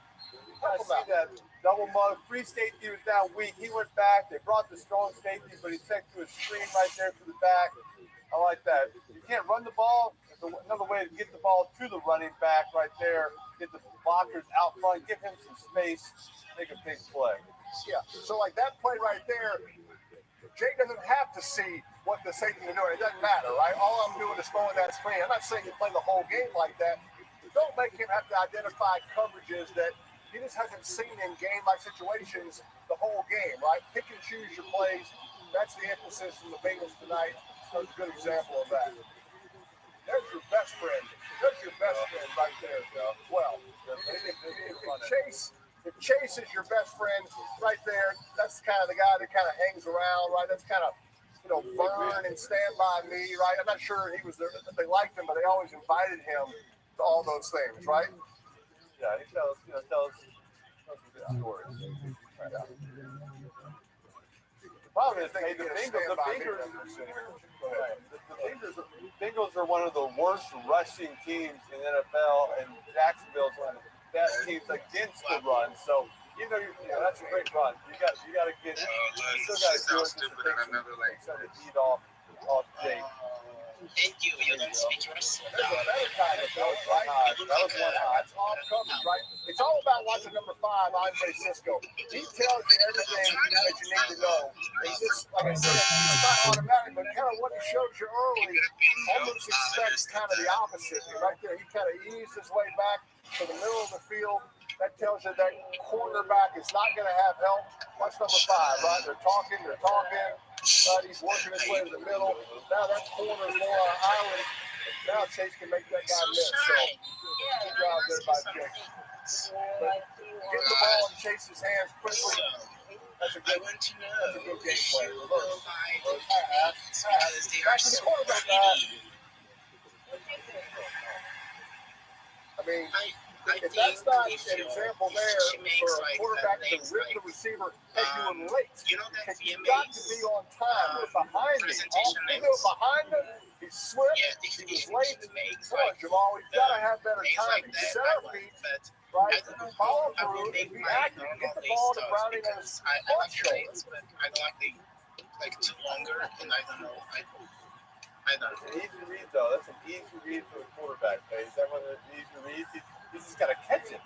If we give him a good throw, right? I mean, this is quarterbacks, all the receivers that argue, yell at us for making inaccurate throws, there's the payback. Can we get a field goal out of that? Did we get enough to get a field goal?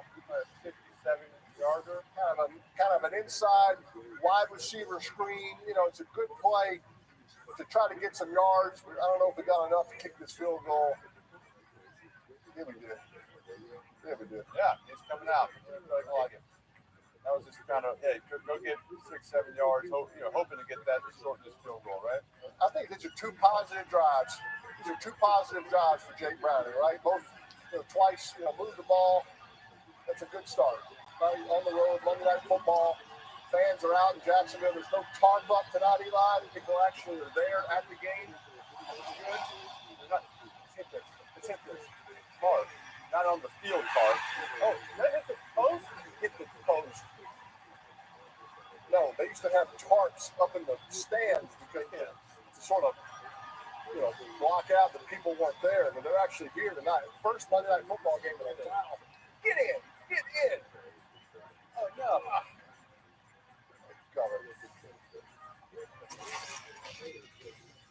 All right, you got Tua. He's going to join us after the break here. Miami's Dolphins. There he goes. They're playing well. They're playing well.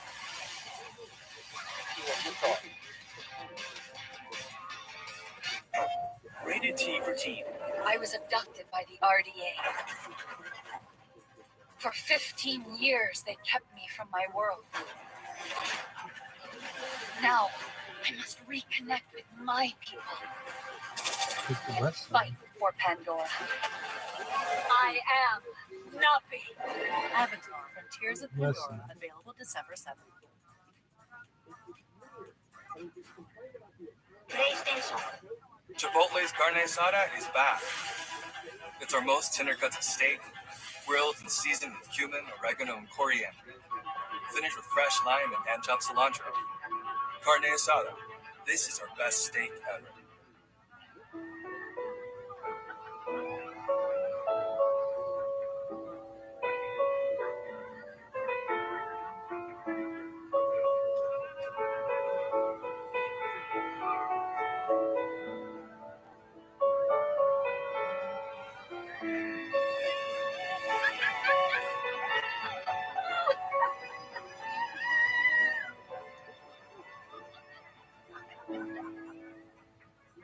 After 51 years, Popeyes is crashing the wings party with 5 flavors. Makes no sense it took so long. Crispy outside, juicy inside. Shh. We don't make sense. We make chicken, don't we? Have that chicken from Popeyes. Doug. And Doug says you can customize and save hundreds on car insurance with Liberty Mutual. He hits his mark center stage and is crushed by a baby grand piano. You're replacing me? This guy? Customize and save with Liberty Bibbity. He doesn't even have a mustache. Oh, look at Bee-Boo. Only pay for what you need. Liberty, liberty, liberty, liberty. All right, let's welcome in Miami Dolphins Pro Bowl quarterback Tua Tagovailoa. Tua, you guys beat the Commanders yesterday, 45-15. You're first place in the AFC East. Best record in the AFC. You're tied. How are you guys feeling right now? We feel good. We're blessed to be at the spot we're in right now. As you guys know, a lot of hard work went into getting us the opportunity to be where we're at right now. So, we're enjoying this ride right now, and in hopes of hopefully we can keep that. No doubt. Sure, you had a big game yesterday, throwing to that guy, number 10. Have you ever overthrown Tyreek Hill? Is it possible? To this day, I've never overthrown Tyreek. I don't know if it's possible. I don't have the Patrick Mahomes arm, to be able to do something like that. You're hitting the right stride every time.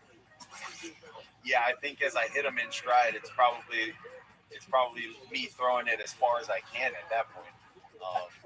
But yeah, it's fun having someone like Tyreek to throw to, and really he allows the other guys on our team to get open, and those guys sort of play off each other within our offense.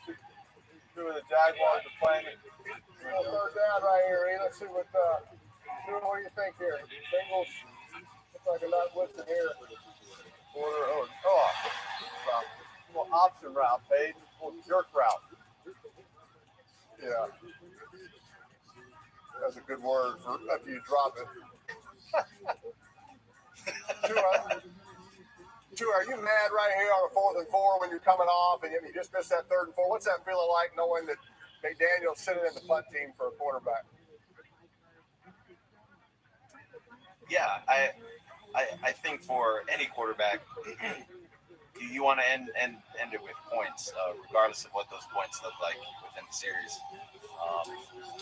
But sometimes you win, sometimes you lose. It's part of the game. You never win the game in first or second quarter, so you just got to continue to play, and hopefully you can get something going on the next drive and put some points on the board. No doubt about it. Go ahead, E. Talk a little bit about Bengals and some of these disguises. I know too. We got, Joe Burrow has a great quote on Jamar Chase. He says, "quote F it, Jamar's down there somewhere. I'm gonna throw it." So you kind of have that same with Tyreek as a deep threat. You can always depend on it. Has Tyreek ever come to you in the huddle and to say some version of, "Hey, just throw it deep and I'll go get it"?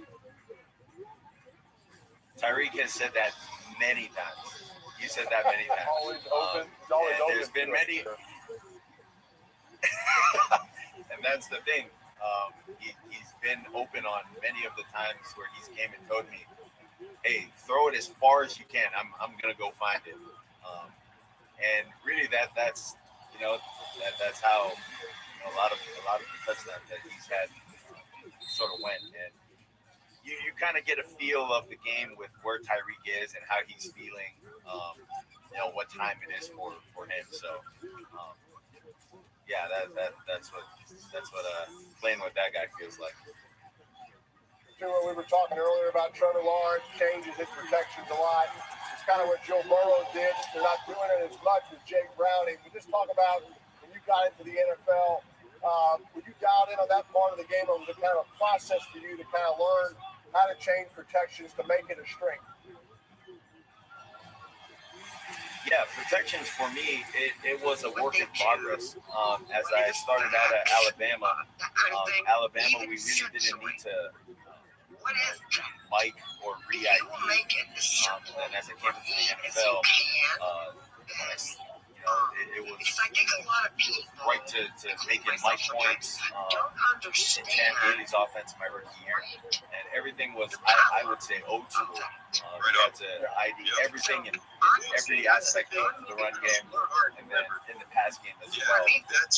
So it was definitely a process for me. And trying to understand it, and it kind of makes sense. And then when I started following Christian Lamar, and I started watching all the stuff that he was doing, I was like, holy crap, this dude has some power. You know what I mean? And I was like, wow, that's really cool. I really want that power. And he literally just went and got anointed somewhere. I mean, that's all we have to do. And then, oh my God, all of a sudden your voice matters. Stole my autographed basketball, signed by the 1948 All-Star team. So I've called in a specialist, an e-specialist. Okay, let's start with what we do know. Geico makes it easy to bundle coverage for your car and home. Yeah, even purchase sports memorabilia. What a relief. Let's get back to charades. But I was also going to crack the case. Well, I'm pretty sure it's true. Me? It's easy to bundle your home and car. It's easy to Geico. I got this $1,000 camera for only $41 on DealDash. DealDash.com. Online auctions since 2009. This PlayStation 5 sold for only 50 cents. This iPad Pro sold for less than 30. And this Nintendo Switch sold for less than $20. I got this KitchenAid stand mixer for only $56. I got this barbecue smoker for $26. And shipping is always free. Go to DealDash.com right now and see how much you can save. Here's how to get the most out of your structured settlement or annuity. The facts are clear. If you receive regular payments from an insurance company, for example, from a personal injury settlement or car accident, it's your money and your right to exchange some or all of your future payments for a lump sum of cash now. Whether you need a new car or to purchase a home, pay off credit card debt, or build a business, J.G. Wentworth can help you get the cash you need now. Over the past 25 years, J.G. Wentworth has helped people get over $4 billion from their structured settlements, annuities, and lottery winnings. Many have gotten lump sums of cash now and still continue to receive regular payments going forward. The bottom line is that it's your money, and it's your right to get the cash you need now. Call J.G. Wentworth at 877-CASH-NOW. Learn how to get the cash you need now from your structured settlement. That's 877-CASH-NOW, or visit jgwentworth.com. Representatives are available now. All right, big third down here, too. We're talking about some of Jacksonville's disguises. Anything you try to do without giving away your secrets that kind of helped you kind of, have a pre-snap read and a post-snap read so you didn't get confused? Yeah, I would say the easiest and obvious one would be cadence, to use cadence. Yeah. But then I think we could also use that to our advantage by just getting up, aligning, motioning, and snapping the ball, having the defense, allowing them to have it to get set. And having to play defense as well. So I would say with both of those, they can really help you. Yeah, I love that. I love using the double cadence right, to try to see what they're going to do, and then just snapping it quick. And so don't give the defense a chance to get comfortable, right? Let's dictate to the defense. A good way to dictate to them is by throwing it to Jamar Chase every single time, Eli. Go ahead, E. Yeah, I think right there, obviously, he's the number one read. Nice little throw. Tua, some big news yesterday for Alabama, them making it to the college football playoffs. And, here on this show, we're always trying to have breaking news. So do you want to talk about what we talked about in the commercial break, where you said that actually Florida State should have gotten in over Alabama?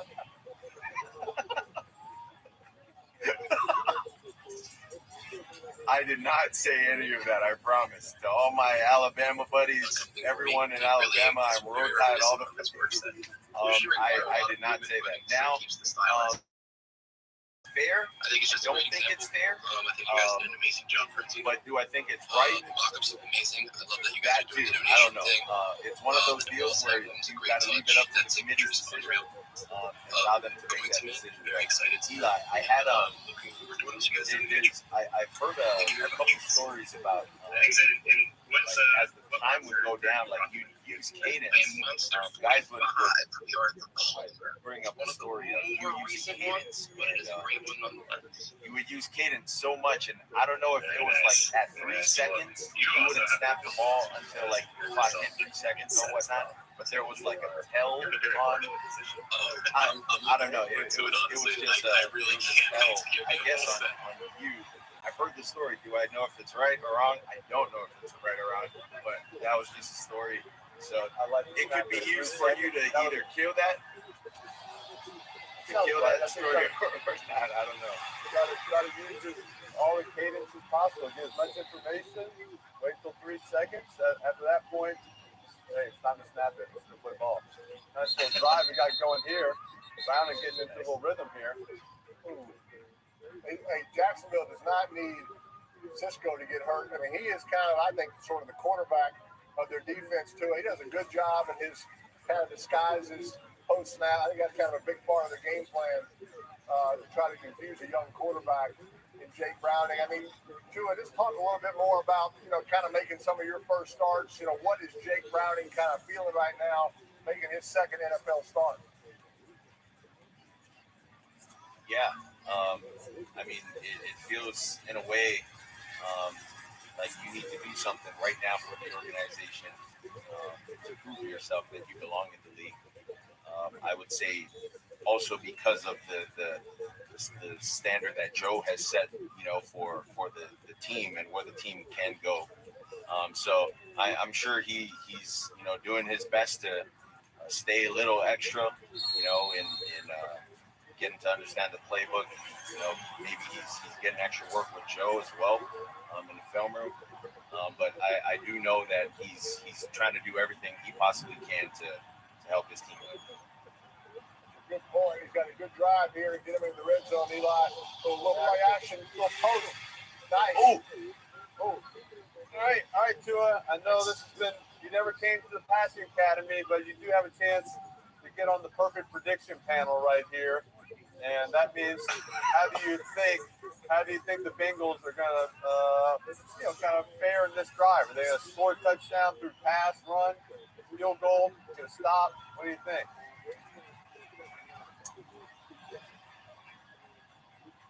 You have to do it before they snap the ball. Yeah, you can't. You can go by play.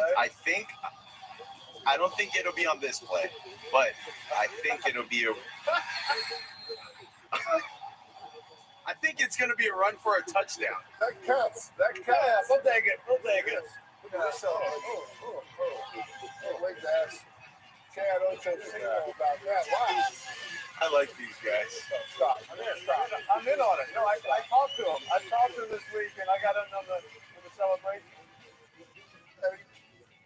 That was perfect clock management by Tua right there. You talk about using the cadence. He just sort of waited for his prediction as we were handing it off, kind of covered his bases. Brilliant quarterback play. That's why he's an MVP candidate and playing such great football right now. I love it. And you guys are too nice. You guys put me on the perfect prediction. Hey, yeah, you gotta get up there. One of your greater honors, trust me. Tua, stay with us. Try not to watch Eli dancing here in a minute.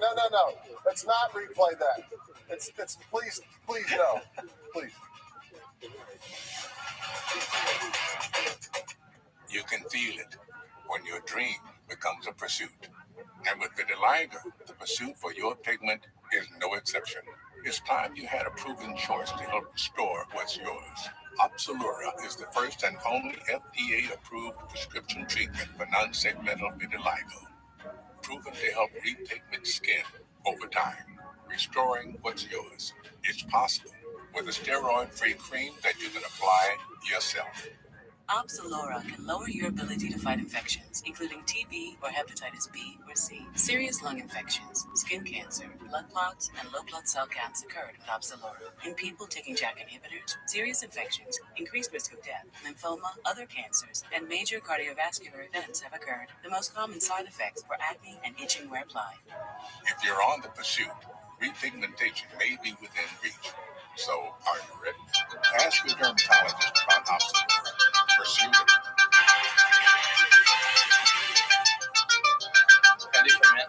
Really craving nacho fries. Absolutely.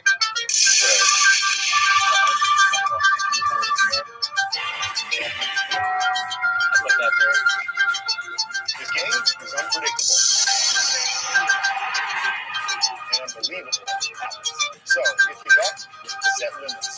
Never chase your losses. And only bet when you can afford to lose. Learn more at responsibleplay.org.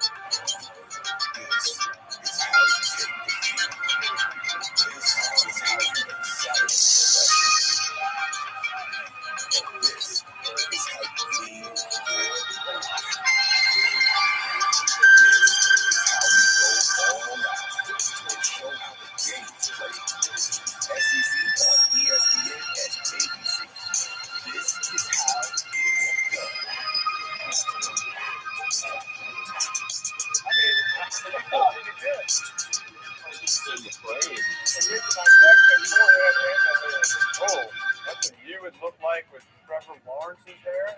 And you actually look worse than what he looked like in your hair, which I did not think was possible. I like that. He looks good like that. What's next? So we have this edition that's currently on Campfire. You've been in a lot of production meetings where you meet with the broadcasters. This is what I deal with Eli, right? I called Trevor on Saturday night. I said, Eli, what should I ask him? These are the deep journalism questions that Eli said. What kind of conditioner do you use? Do you shampoo every day or every other? Oh, by the way, find out if you like Wrigley best on the outside or around in the slot, right? I mean, seriously. Any answers? What is he? Well, yeah, he likes Ridley all over the place. We have y'all's game next week. Be ready for these type of deep questions coming your way when me or Eli call you. I'll be ready. A lot about your hair. A lot about your hair. Hard Knocks this past week and what was going on, right? Things that you gotta do to keep yourself safe. Yeah, I feel like at this point, well, I have to run. So I'm a big runner. I run like 6 miles every other day. And it just keeps me going because, being on stage for 45 minutes, an hour and a half, like every night, it's a lot. It's like getting blasted out of a room. And singing on top of running around stage, headbanging, jumping,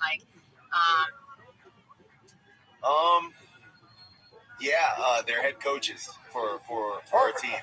Yes. Yeah. That's a similarity. That counts. Go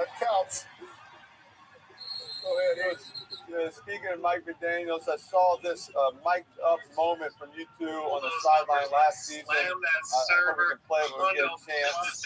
We got a wrap. We are going to be taking out when you randomly hit me up though. You're YouTubing me? And so then I YouTube you and saw this Trent Wilford thing. Showing all this high school from you.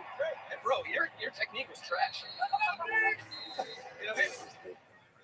So your coach said that your quote, your technique was trash. What's it like to have such a supportive head coach? Yeah. I mean, him telling me that my technique was trash, it probably was at the time when I was coming out of high school.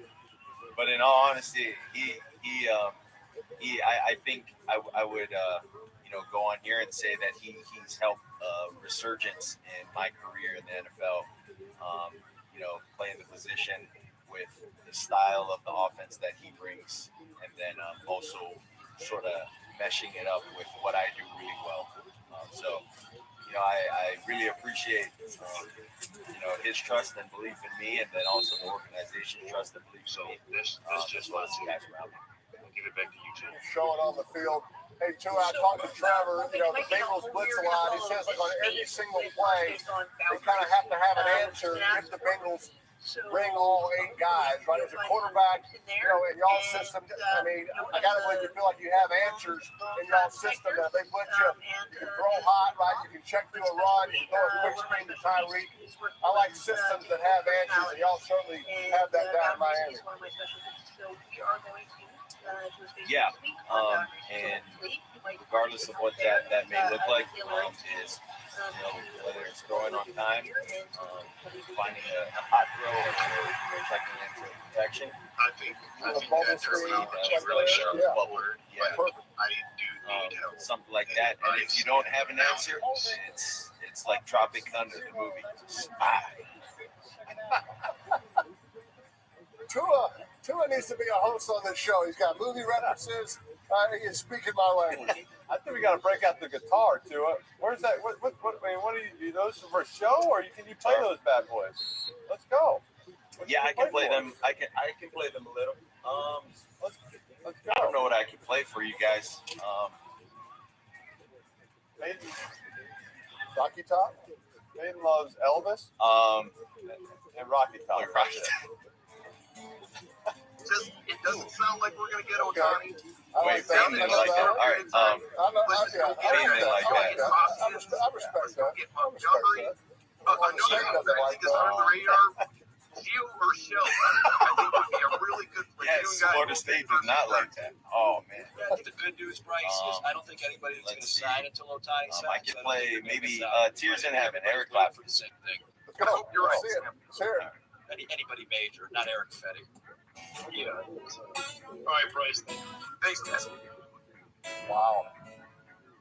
All right. Well, again, we are doing a regular episode here within, I think we wanted to press record by 9, right, Sam? You say 30, but if we're going to do another half-hour delay, maybe I'll go have a quick recap or something. Well, I don't think we are. I got this. That's, no one wants to hear you sing.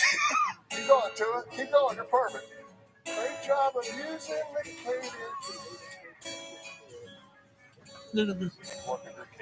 Look at this. Yosh. Give me the 31. I will get the first down. I love it. I love it.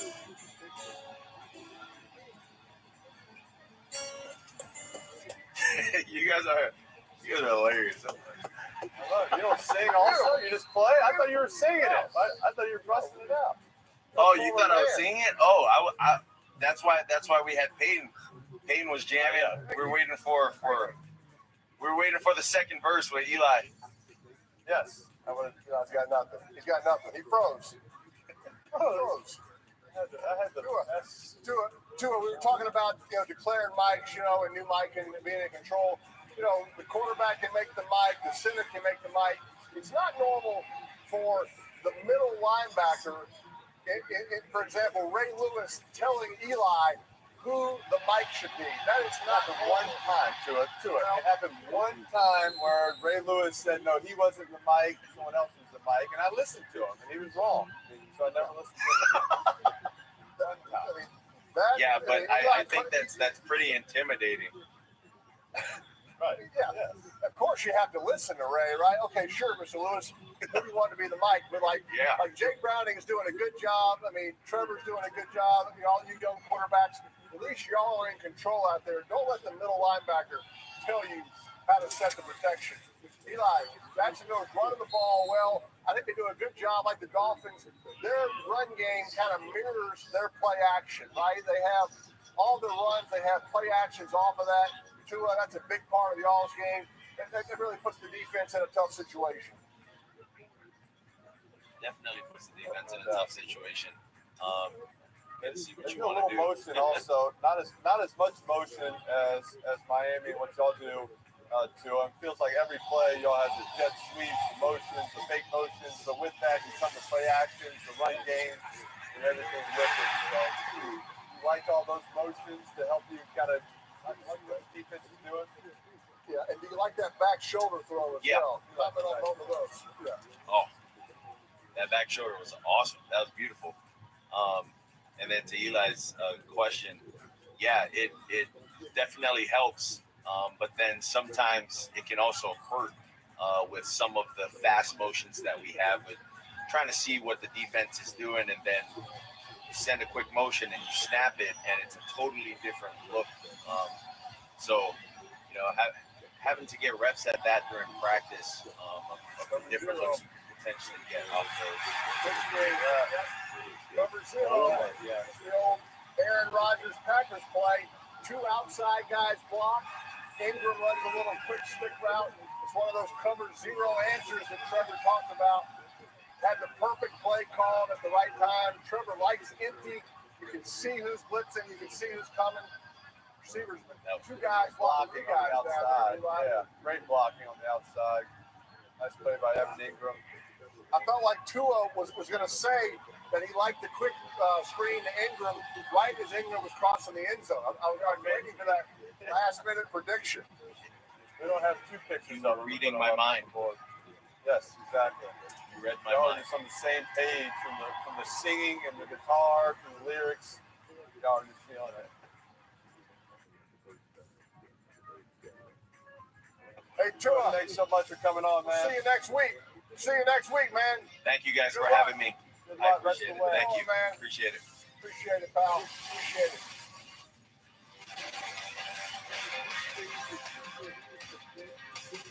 At Domino's, we believe nothing should get in the way of hot pizza. That's why we're plowing unplowed roads across the country. Thanks! You're welcome, Judy. Nominate your town at plowingforpizza.com so you can carry out 2 medium, 2-topping pizzas for $6.99 each from Domino's. I got this KitchenAid stand mixer for only $56.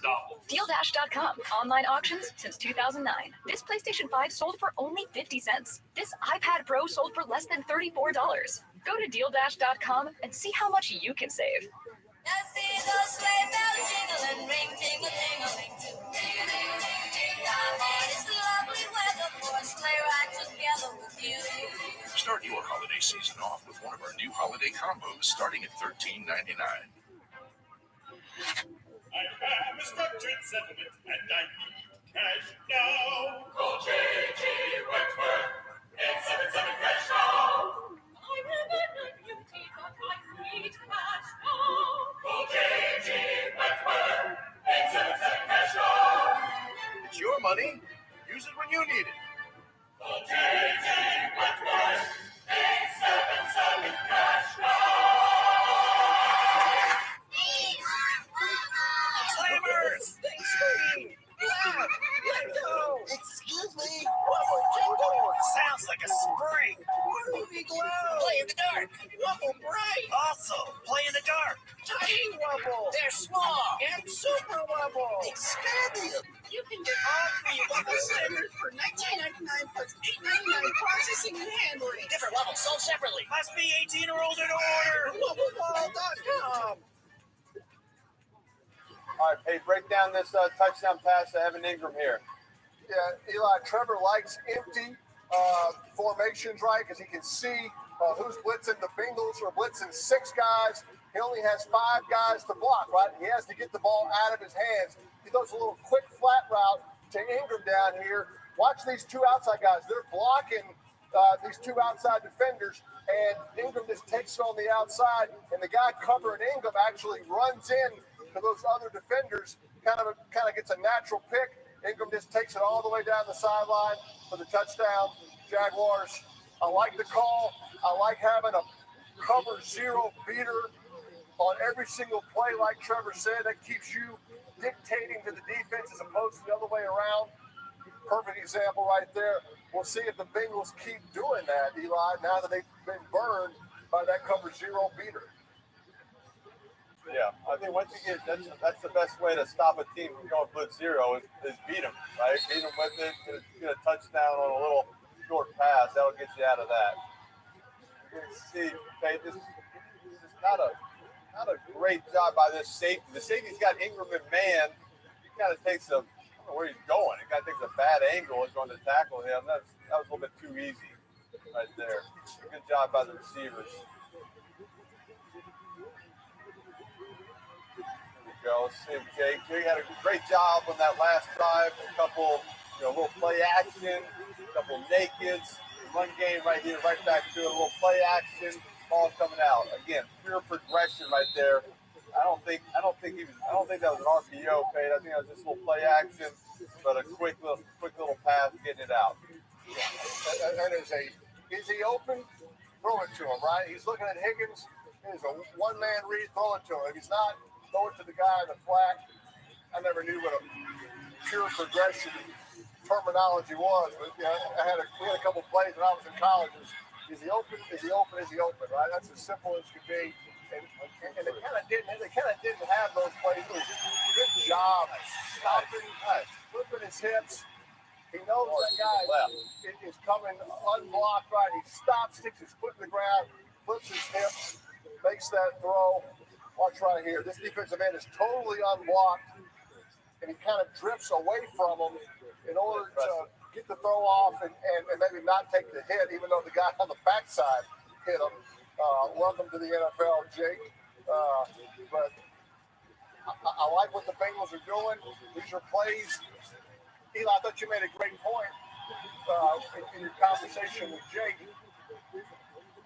Going to the second play, Eli. They're going to the alert play. They called 2 plays in the huddle. Yeah, it's just pounded. Eli, you made a great point. Wait, you never said a compliment about me. What was my great point? Please, continue. You said that Jake Browning didn't feel comfortable last week sort of telling the coaches what plays he liked, what plays he didn't like.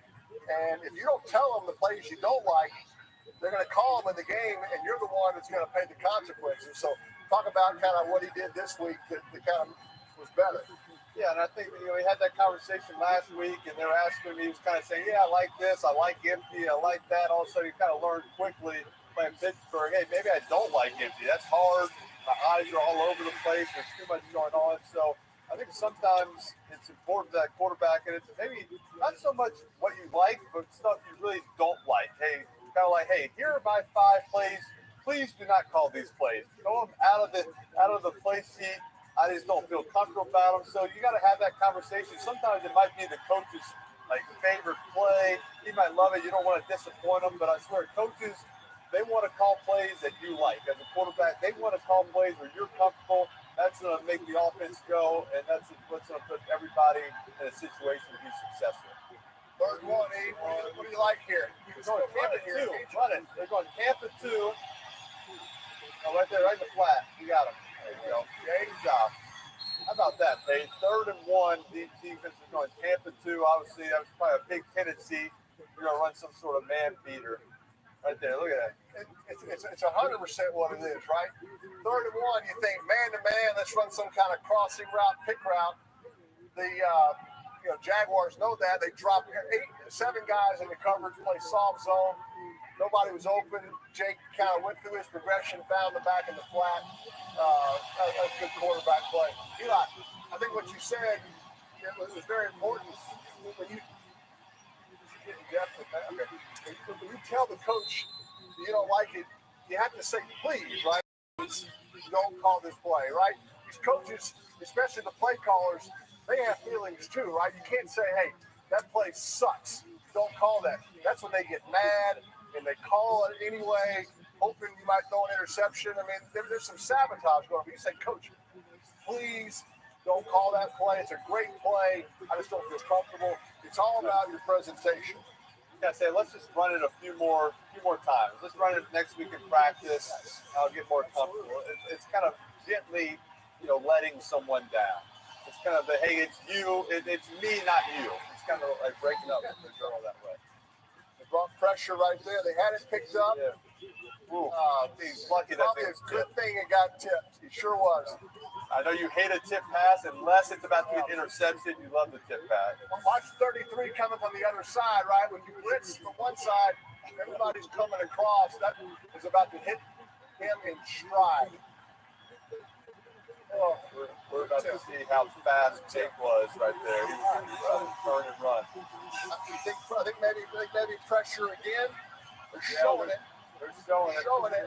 I think this nickel's coming off the slot here. Well, out. Look at that. Good throw. Good throw.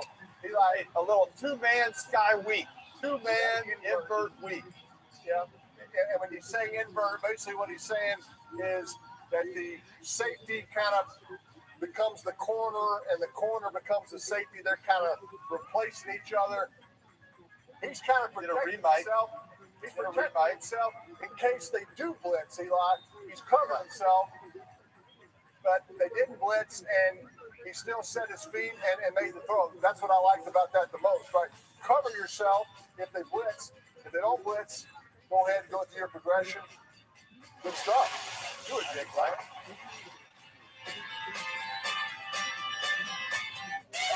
The Pro Bowl games are taking over Orlando with the league's best and you. Be there for the ultimate flag football showdown. Plus, skills competitions, star appearances, and unforgettable fan moments. Be a part of the action all weekend long.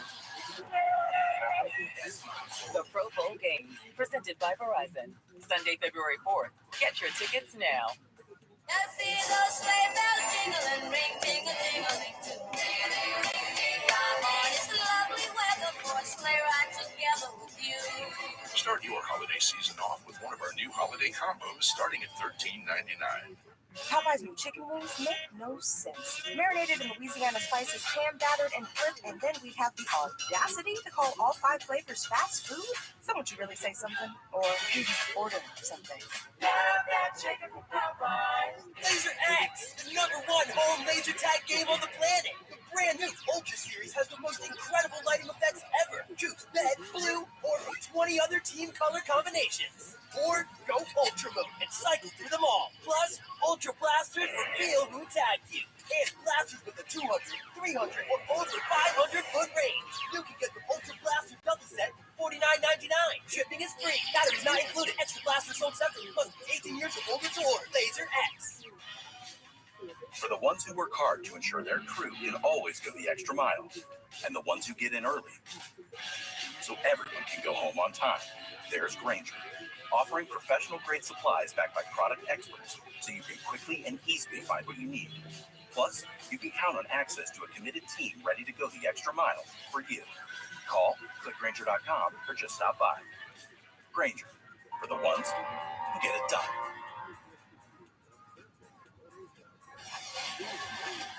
All right, we got Kay Adams going to join us in the third quarter. She's tweeting out there. Someone please postmates me a blue quarter zip. I think we got halftime. We got time. Hey, send her a 3/4 zip.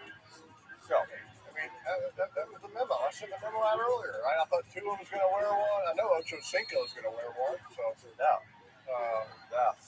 All right, a little drive here, Faye. Jake Brown is putting on a clinic. Eli, 16 for 18. Keep doing what they're doing, right? 1-2 reads. Keep pounding that run game. His stats are a little bit better than Jamar Chase, who's 1 for 1, but for -7 yards. So I like Jake throwing the ball. Jamar's footwork was very disappointing on that pass play. But let's see, like Jacksonville could possibly look to call a timeout after this. When you think they get them into a third down, yeah, they went to a third down, yes. got here. Cincinnati would like to kind of, take their time here. We'll move the pocket here. Feels like we'll move the pocket. Ooh, he's hot. He's hot. Nice. Well, touch from the fullback guy here. Walker in the flat, right? Kind of played it well. Easy to throw that ball on a line to have it get his hands on it. A little up and down throw up over the linebacker. There you go. Take the ball left. It's ball, it's an up and down throw. It has a purpose to it, right? It's a little purpose over him, but you give him the ball before that corner falls off to make that hit. I think that was called timeout there. Yeah, Jacksonville, like I said. I think you were teaching them that passing coach. That's right. You were on the kids' field on the other side. Well, me and Shanahan were coaching Jake Browning. They've not shown one picture of me from the. I promise I'm at the Manning Passing Academy. I promise I'm there. Prediction panel. You want on? Prediction panel. You have your chance. I'm already on it. You have your chance. I like Higgins in an in route in the back of the end zone. Okay. All right. I think I have a picture of you somewhere. Fine. Go.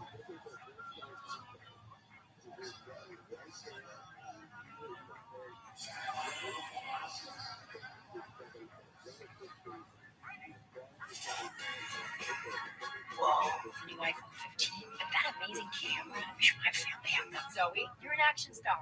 Take action. Join T-Mobile and get 4 new iPhone 15s on them and 4 lines for $25 a line. With that camera, I'll be sharing pics from the slopes. You do not want to see yourself skiing. I'm good at skiing. Your stunt woman is. This holiday at T-Mobile, get 4 new iPhone 15s on us and 4 lines of unlimited for $25 a line. What do you think of the jacket? You look like a marshmallow. All right, Paige, make your prediction. Let's go. Hurry up. They ran it again. They pounded it again. Hey, which one do you want? Pick one. I don't deserve it. I don't like either of those. This one? Hey, I'm telling you, the play action is going to work the rest of the game because they're staying committed to the run. I love it down here in the red zone, right? That's your best red zone play as the field gets smaller down there. But just get Joe running downhill. He did not have enough carries last week. Coaches admitted that. They put Jake in a tough situation. So I don't need to be on the panel, right? Just because I make good predictions doesn't mean I have to be on the panel. I'm on there. I'm represented.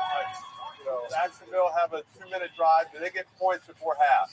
Make the prediction right now. Yes, they do. All right, we'll give you another second chance. It's been so long since I've seen you. You guys should come over and watch the game again this Sunday. We would love that. You said you didn't want to watch the game with them. What? No, I didn't, sweetie. You said they never stop talking. Girl, I never said that. She just be making stuff up. We don't need to see the replay. Let's take it. This What Really Happened replay is brought to you by Progressive. One thing no one would challenge, saving money when you bundle home and auto with Progressive. See? Where is that bus? Here's hoping we can all be home for the holidays. Not really. Celebrate like only the Jeep brand can. With everything you could ever wish for, including Jeep Grand Cherokee, the official vehicle of winter. Join the family that lets you go anywhere and do anything. Jeep, there's only one. During the Jeep Wrap-Up the Year sales event, get 10% below MSRP, plus no monthly payments for 90 days on those 2024 Jeep Grand Cherokee and Jeep Grand Cherokee L models. DirecTV Sports Central brings your game stats and scores together, and now you can get it without a satellite. One more reason to finally get rid of cable, but getting rid of the cable guy might not be as easy. Oh, yeah. Visit DirecTV.com for up to a $400 reward card. BK Royal Crispy Wraps. Eat it with the meal or have it as a snack. Only $2.99. It's a hunger hack and it fits in one hand. And BK, have it your way. All eyes are on the East Coast for a Monday Night Football double feature. On ESPN, Derrick Henry and the Titans head to Miami to take on the dynamic duo Tua and Tyreek.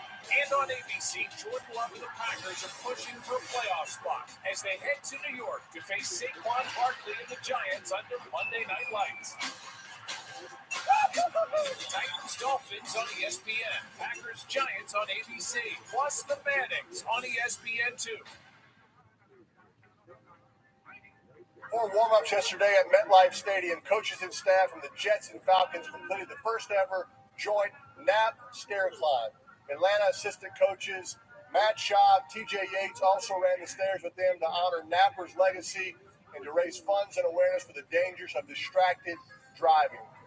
As part of this weekend's My Cause, My Cleats initiative around the NFL, 14 coaches from the Cowboys, Texans, Jets, and Falcons, such as Dan Quinn, Joe Douglas, chose the Coach Knapp Memorial Fund for My Cause, My Cleats this year. Greg Knapp is one of the great guys in the NFL. He coached me with the Broncos, Eli, Coach Steve Young, Coach Schaub, Coach Matt Ryan.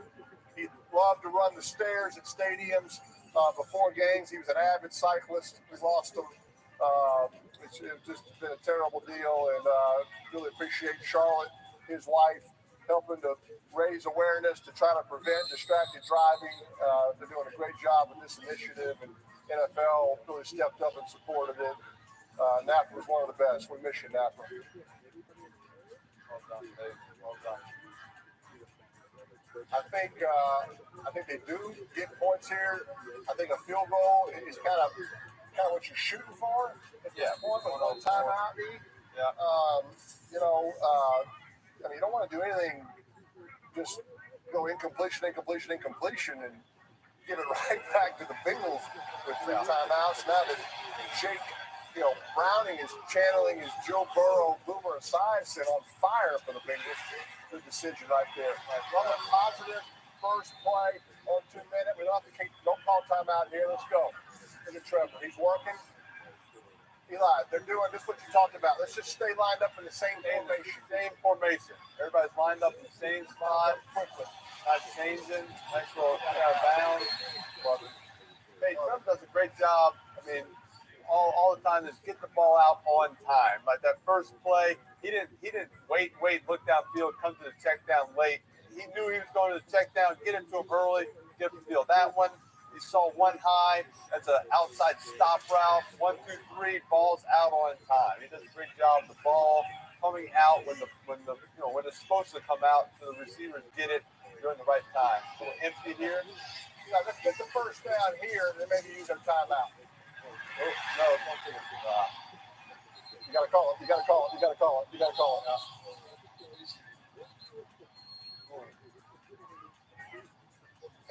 Hey, tried to hit a little Evan Ingram on the out route, had it covered, tried to come backside to something. Maybe I would have had the deep over. You'll see they have a shallow route, the deep over coming from the left side. Eventually, number 7 might open up late, but that's not really.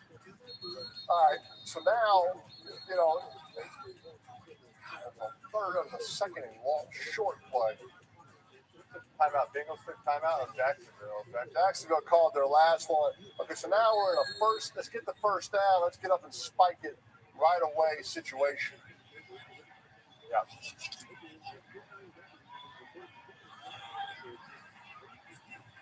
Bengals. Yeah, I guess this is playing your regular. I might bring some sort of zone blitz. There's fake Aiken going back. Show and no go. Aiken left, coming right. I'm dead wrong. Oh, no, you still up. What a play. Now they brought weak safety Will, the exact blitz that we kind of talked about earlier that we showed in the pregame with Van Pelt. We didn't have time to change the protection. He didn't get the snap. He picked it up and threw it, and he dropped it.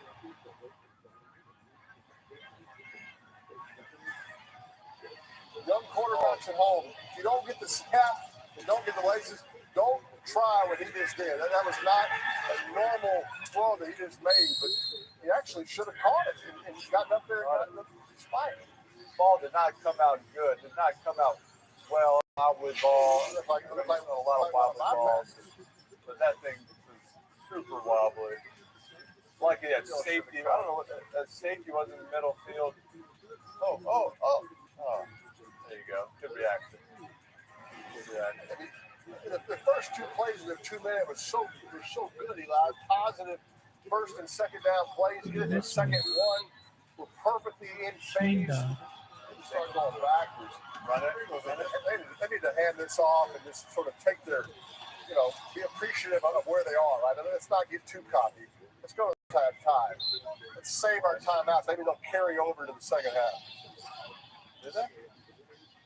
Look at that. Browning, 17 of 19 in the first half. He told me he thought he was going to get better from kind of his week 1 to week 2, and he was right. He was feeling it. Jake Browning looks like Kenny Anderson right now, just putting on a clinic, just matriculating down the field, as Hank Strand would say. Well done. Well said. Well, we got to stop the run. That's the thing that's hurting us right now. We got to tackle better. If we can at least slow down the run game, put the ball in his hands, then we can let our pass rushers go. Thank you, Coach. They are number 4 against the run this season. 67 rush yards on the board for the Bengals through a half. We're tied at 14. Stay tuned. All-State halftime comes your way next. Some people just know that the best rate for you is a rate based on you with Allstate.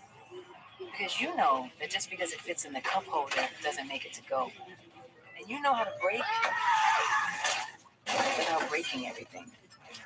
And you're definitely not doing, okay, I don't even know what this is, but you're definitely not doing that.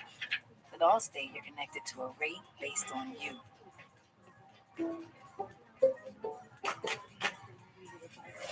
This is the All-State halftime.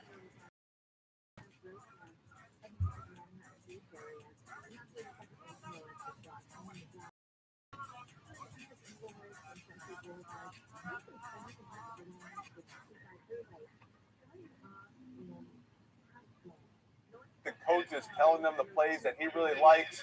He wants to throw in the move. You see them move in the pocket. Easier progressions for him. No more empty. A little safer with the protections. And he's throwing the ball extremely accurate and keeping them in this game. We had a great game showing it through the third quarter. Tied up. We do, and the Jags get the ball coming out of the locker room. And look, this is a game that they're supposed to win, right, in theory. And as they're trying to get to 9-3, and you're trying to take the next step, right, made the playoffs last year, try to maybe have home field this year. How important a statement is it to come out, put points on the board to start the third quarter to ultimately secure a win here? Yeah, definitely. And I think they haven't had a bad half. They've been moving the ball. Both teams have had long possessions, long drives. So I think they still feel confident in what they're doing. Got to get the run game going a little bit. They got into a couple third and longs, which is tough towards the Bengals. They can bring some of their exotic blitzes. So I think both teams feel really good going into the second half. Both teams probably feel they can win this game. Yeah, if Trevor handles that snap with Ridley deep, could have been a 7-point lead going into the locker room. They get the ball to start the second half. Eli, you okay? Enjoy yourself over there on the Manicast. Appreciate you, man. All right, guys. When we continue, Niners make a massive statement in Philadelphia. Dolphins high-flying offense soars to a 30-point win. Boomer in the fastest 3 minutes right around the corner. You're watching the All-State halftime. All-State, you're in good hands.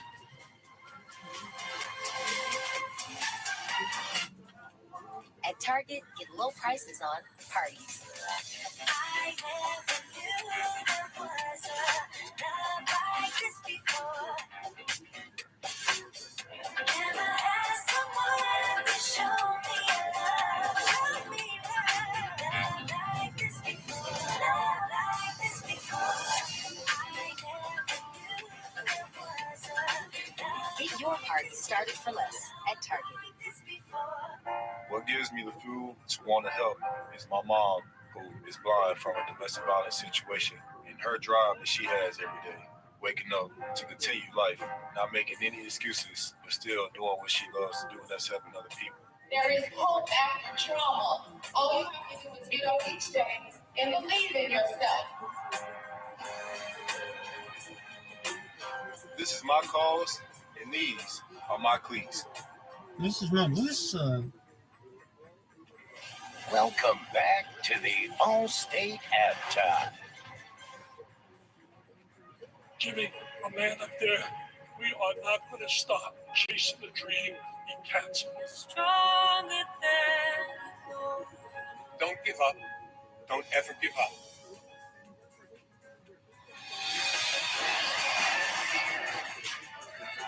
Dynamic play from Evan Ingram gave the Jags the lead, but the Bengals have answered, tied at 14. Time now for Boomer in the fastest 3 minutes. Boom. Hi, Scott. Steamrolling into December. Week 13. Would it be lucky or unlucky? Atop the NFC heavyweight battle. 10-1 Philadelphia hosting 8-3 San Francisco. And I know it's their uniform colors. They wear them all the time. But red and green on the field. Why not? 'Tis the season. Here we go with our fastest three from Philadelphia, where we all remember last year, the NFC Championship game, won by the Eagles over the Niners, who ended up without a quarterback. Things would be different this time.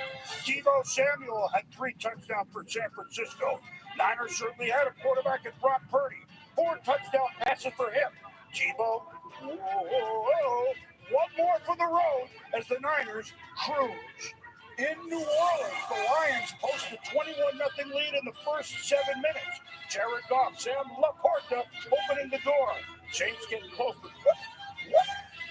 Oh, the Lions are having fun. Jameson Williams. Well, a round of Jameson for everyone. Detroit's best record since 1962. They're 9-3.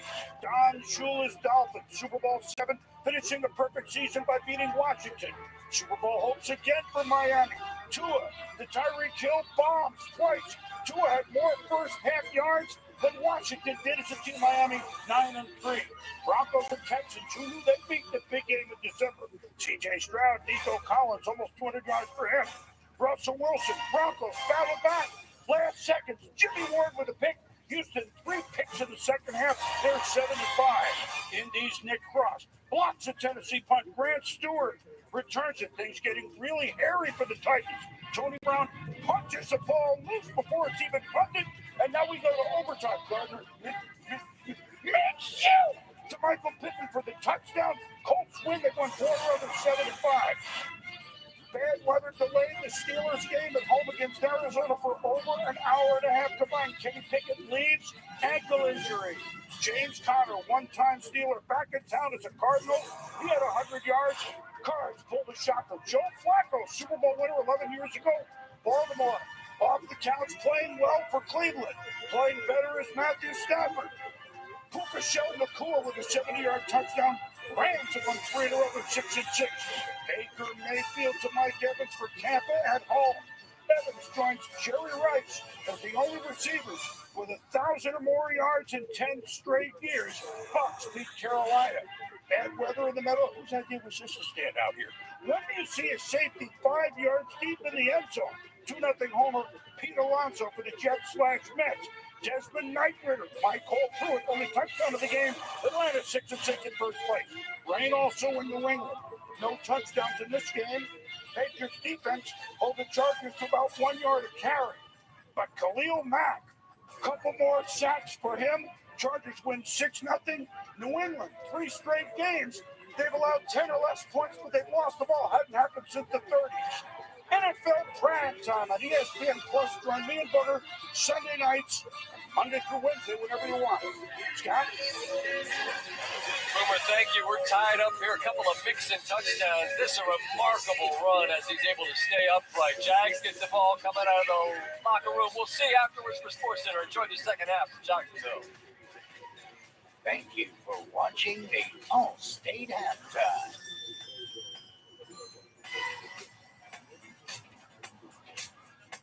I got this $1,000 camera for only $41 on DealDash. DealDash.com. Online auctions since 2009.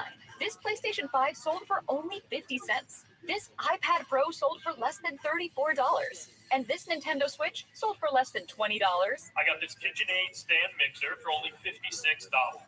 I got this barbecue smoker for $26. And shipping is always free. Go to DealDash.com right now and see how much you can save. See those sleigh bells jingle and ring, tingle, tingle, ring, tingle, ding, ding, ding, dong. And it's lovely weather for a sleigh ride together with you. Start your holiday season off with one of our new holiday combos starting at $13.99. Popeye's new chicken wings make no sense. Marinated in Louisiana spices, hand battered and flipped, and then we have the audacity to call all 5 flavors fast food? Someone should really say something, or maybe order something. Introducing the all-pro passer robotic quarterback. Just pump, press, and pass. Slam, post, short, long. All-pro passer has 9 different passing zones so you can run hundreds of plays. And it can launch the ball over 25 yards. It's perfect for any park or backyard. You can get your all-pro passer and a TV bonus sticker sheet for $49.99 plus $8.99. Processing and handling. Batteries not included. Must be 18 or older to order. Only from NSI. What an amazing game. Kirk Herbstreit joins us now. Herbie, can you believe what we just saw? Scott, just an incredible play. ESPN on Hulu plus live TV. ESPN on Hulu plus live TV. Herbie, you with me? We're talking about the game-winning drive here. I can't believe they scored. The quarterback, really, ESPN on Hulu plus live TV. Is this because ESPN's on Hulu? Plus live TV. ESPN on Hulu plus live TV. Got it, Herbie. Thank you. So I guess this is what we're doing here. Take a moment to pause and ask, why did you get vaccinated against pneumococcal pneumonia? I help others, but I need to help protect myself. Honestly, I couldn't afford to get sick. I want to be there for this one. I can't if I'm sick. Pneumococcal pneumonia is a potentially serious bacterial lung disease. You may be at risk if you're 19 to 64 with certain chronic conditions, or if you're 65 or older. Don't pause a moment longer. Ask your doctor or pharmacist about getting vaccinated against pneumococcal pneumonia today. I have a structured settlement and I need cash now. Call J.J. Wentworth, 877 cash now. I will not let you take what I need cash now. Call J.J. Wentworth, 877 cash now. 877 cash now. They have thousands that help you too. 1 lump sum of cash they will pay to you.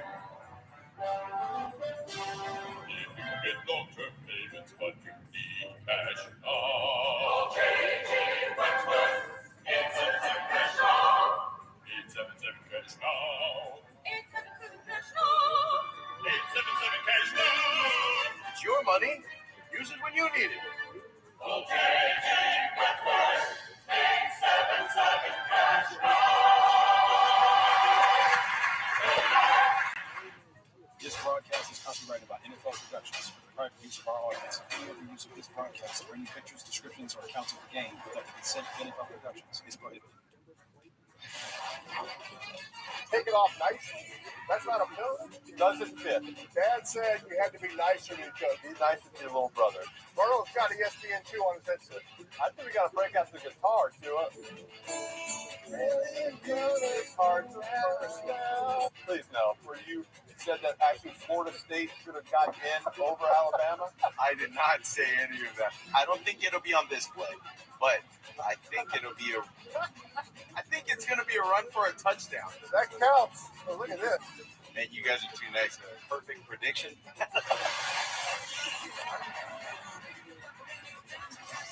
All right, hey, we got a big game, a good game here in Jacksonville, 14-all. You called it. You knew Jake Browning was going to be, on fire tonight, and this, his 2 incompletions. I think both of them might have been tip passes, but really both offenses are playing very well.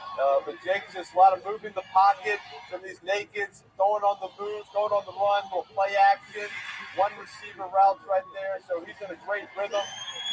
I think Jacksonville's had to change things up for him, try to get him uncomfortable, but he's seen the defense really well right now and making some really nice throws.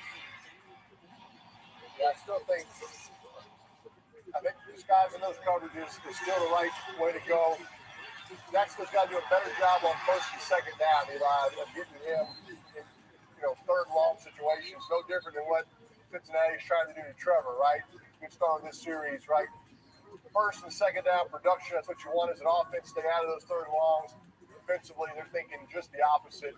You do not want to play the Bengals in a lot of 3rd and 10 to 12 when they can do all sorts of different things. So we'll see if Trevor can get the snap better this second half and not throw blind Hail Mary wobbly passes like me. Right? It's just kind of get the stat and throw some spirals this half.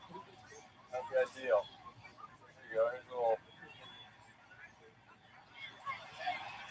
Hey, he got lucky last week against Houston on a throw like that. Late in the game, there's kind of a going behind him, right? Override, do it behind them. Houston dropped an interception late that could have changed that game. Throwing on the run, right? Those guys are chasing that defender coming from behind them. We're gonna miss. We gotta miss out in front. Kind of a weird bootleg. He kind of faked to the same side that he rolled out to. You don't see that. Usually you fake away, fake left, roll right. Kind of fake right, roll right. That's really there. Like that.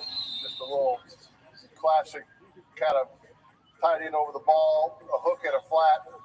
Yeah, they kind of had the flat out there.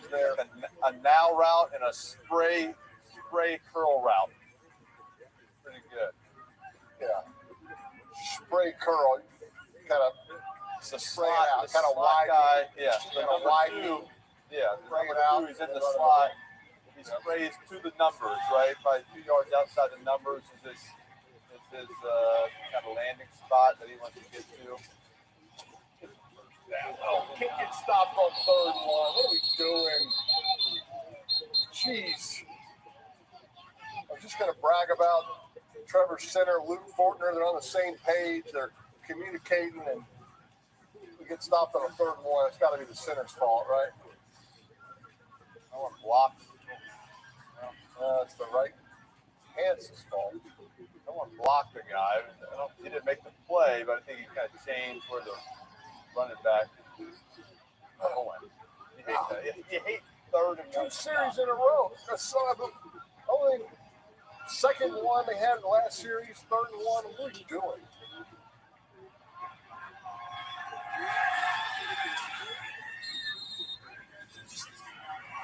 All right. All right, Adams joining us when we come back. See here. Little Bengals, little Robbins and Jake Browning right now.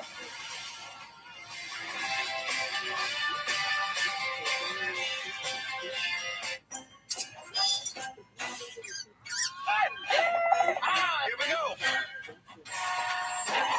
Sorry. And who is that? Kevin Bacon. Kevin!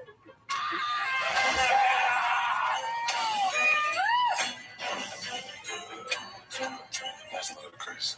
All your holiday favorites, both classic and new. I think we're all in for a very big Christmas treat. On the Disney Bundle with Hulu and Disney Plus. How would you describe the chicken to someone who has never tasted it? Literally melt in your mouth tender. We don't have a freezer. You know, it's almost like a farmer's market. When you walk into the restaurant, you should hear the sizzle that you're hearing right now. It sends all those waves up to your mouth. You're making me hungry.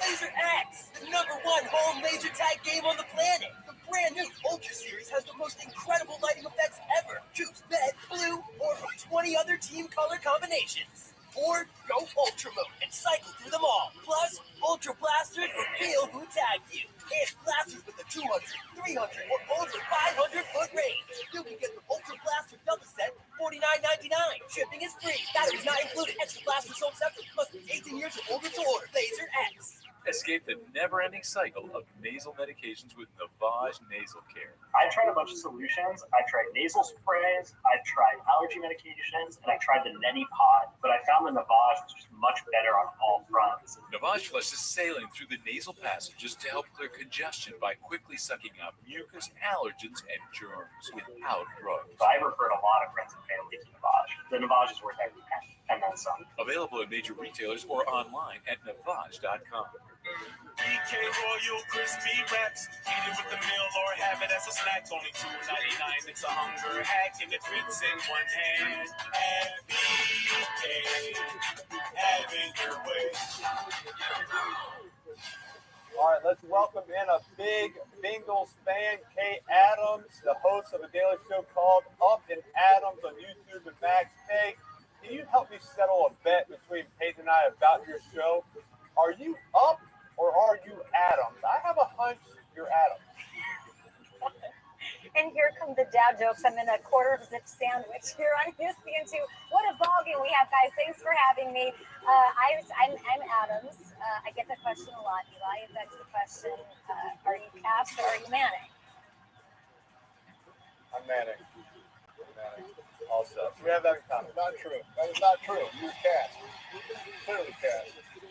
Hey, you're from Chicago, but you become a huge Bengals supporter these last few years. My question is, do Bears fans give you a hard time, or do they actually understand because some of them wish they had a different team to root for as well? Man, this is me in Cincinnati, living my best life as ruler of the jungle. You know, Chicago fans are not happy with me. But, you know, Eli used a relationship metaphor earlier in the broadcast, and it's been the same old story, you know, since before I was born in Chicago. Things got a little stale. I was looking for a warm embrace, and I fell into the arms of a beautiful new love before the 2021 season with Burrow and Chase. I didn't really understand why everyone wasn't hopping on board what was going on there, and then it was an incredible ride to the Super Bowl that they're trying to get back to and win, maybe with this guy, the most improved quarterback I've ever seen through 7 days. No doubt, sure. Jake is on fire.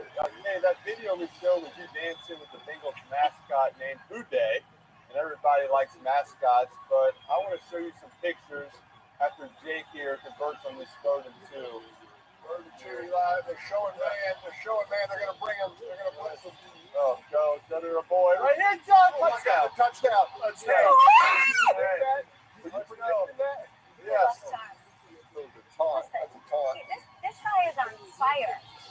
He's on fire. I don't know. I don't think that's a perfect prediction yet, but it's coming. This is coming up soon. Eli, they were showing blitz, but I think Kay, the Bengals talked about having enough guys to block the blitz. I'm not making Jake have to protect and audible to the protection. So they had enough guys to block. Nice job by the tight end stepping up. Catching screens one-on-one on the outside. Why would you not go with the chase on a one-on-one go route? Perfect quarterback play right there. Great play call as well by Taylor and Callahan. Wow. The last 32 page where they played Tampa 2. This one looks like they were trying to play some sort of blitz 1. Some confusion. Basically had Jamal one-on-one. Kay was thinking that. She might get on the board. I mean, my work here is done. DirecTV Sports Central brings your game stats and scores together, and now you can get it without a satellite. One more reason to finally get rid of cable, but getting rid of the cable guy might not be as easy. Oh, yeah. Visit DirecTV.com for up to a $400 reward card. You know, it never bothered me that Michigan didn't have a mascot. But after living in this house for so long, you start to feel a little different. This is going to be so fun. It's like a special bond, player and mascot. So I thought I'd give it a try. And that's when I learned why the Michigan Wolverines don't have a mascot.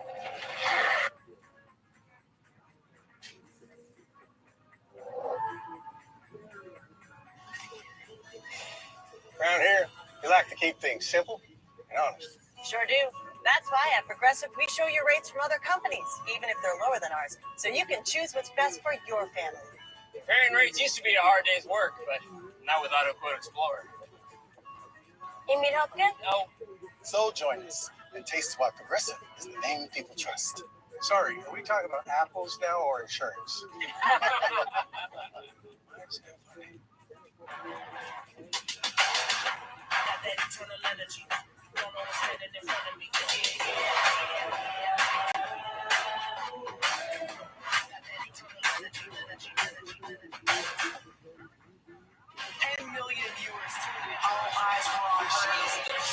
College basketball has arrived. We've moved you. Now you feel it. Or an unflinching, undeniable focus.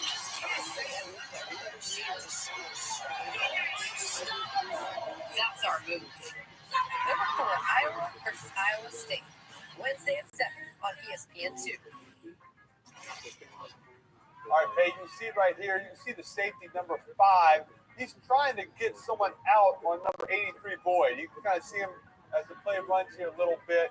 You say, hey, someone's got to get out there. Someone's got to get out there and cover him. So he's got to stay that way. a little bit. Normally, Jamar Chase is one-on-one on the left side. Even if it's one-on-one, they usually keep a safety over the top to kind of double him so you don't get this play. But because there was some confusion, no safety over the top, no help whatsoever. That's an easiest decision a young quarterback can make in the world. You know, one-on-one, Jamar Chase, no safety over the top, throw a fade route all day. That's your best receiver in the NFL. I mean, just throw it up, he's going to go catch it. I like it. Kay, you saw that? You agree?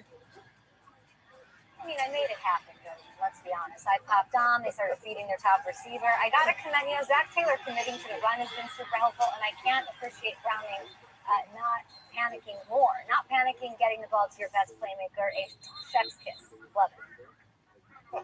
Okay, I think go ahead, E.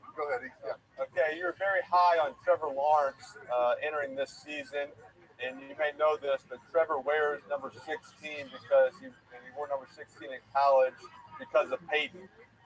That's the number Peyton wore in college. So I want to show you a photo when I can. And this is Trevor with Peyton's hair. And would you be more or less confident in this version of Trevor? If he had that hair, do you think he'd be successful? I just want to commend the commitment to showing that photo as much as you guys possibly can. Squeezing all of the juice out of it makes me so happy, Eli. I absolutely love it. Listen, the Fabio thing worked for him, right? National champion, high draft pick. He could get the 1 seed in the AFC with the win here tonight over the Bengals. But if he wants 2 Super Bowls, he's got to change his hair up to that Peyton cut. It's just true. He throws like that. Look at that. That's a tight window there. He was channeling my hair on that throw. That was a very tight window. Kay, Bengals defensive coordinator Lou Anarumo, you're a fan of his. You've spoken to Bengals defensive players about how much they like playing for him. In your conversations, what is it about the coach that those players love? And they're top 5 in takeaways defensively. So we'll see if we get one here from your guy, Trevor Lawrence. We'll see. The tackling's been an issue. Here he is. He was just on my show on Up and Adams on Friday, and I talked to DJ Reader recently, Sam Hubbard before the season started. I think it's about honesty and about accountability. He says he doesn't like to sugarcoat things. He'll walk in, and he will have the hard conversations, tell the guys what they need to improve on, stopping the run. One of those things in the past couple of weeks, after what happened to the Steelers last week, on some big plays as well. But there's also a level of accountability that he's bringing with himself. DJ Reader told me he was the first one to walk in after a bad game and say, I should have prepared you guys better. I should have communicated this even better. So I wouldn't be surprised. I know that the past couple weeks haven't been the best, but they've got some injuries. Cam Taylor-Britt, their breakout star. They don't have Zon Bell. They've got some of these kids playing, these young guys playing amazingly so far. So I wouldn't be surprised if he does get more head coaching love in the offseason. I like it now. I like when coaches, players like when coaches admit, hey, that was a bad call there, right? And we all make mistakes, just admit it. So I definitely see your point there. Oh, ran a corner blitz.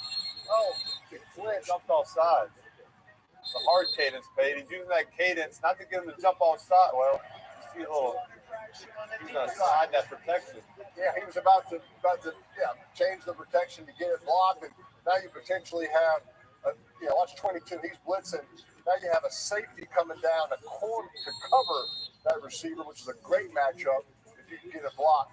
Eli, do you repeat the same blitz right here on 3rd and 7, or do you do something different? You got to do something different. See, I think you think that there's no way we corner blitz again, and you do it, right? It's what is that? Reverse psychology, Kay? Is that the right terminology? Sure. I mean, I'll leave that part to you guys, but absolutely, let's see what happens here. Nice throw right there.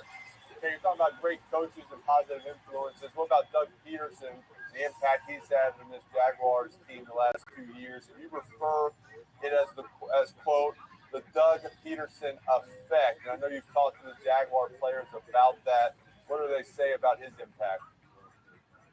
He's a cool customer, this guy. I like his jacket, by the way. I'm not a visor gal, but Doug Peterson can pull it off. I think, we all know he's just great with quarterbacks. He's great at getting the best out of him. Look at the first sort of seasons with Carson Wentz. Look at what he was able to do with Trevor Lawrence. He needed to be built up. Confidence is a big thing.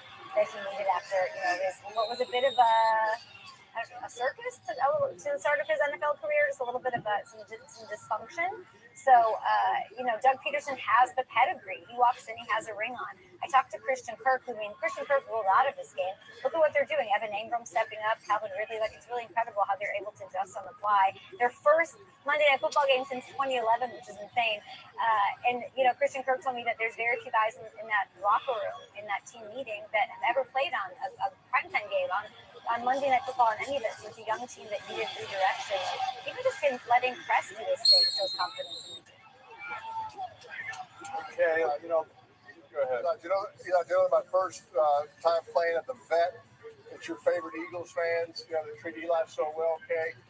Andy Reid was the head coach, starting quarterback, Doug Peterson.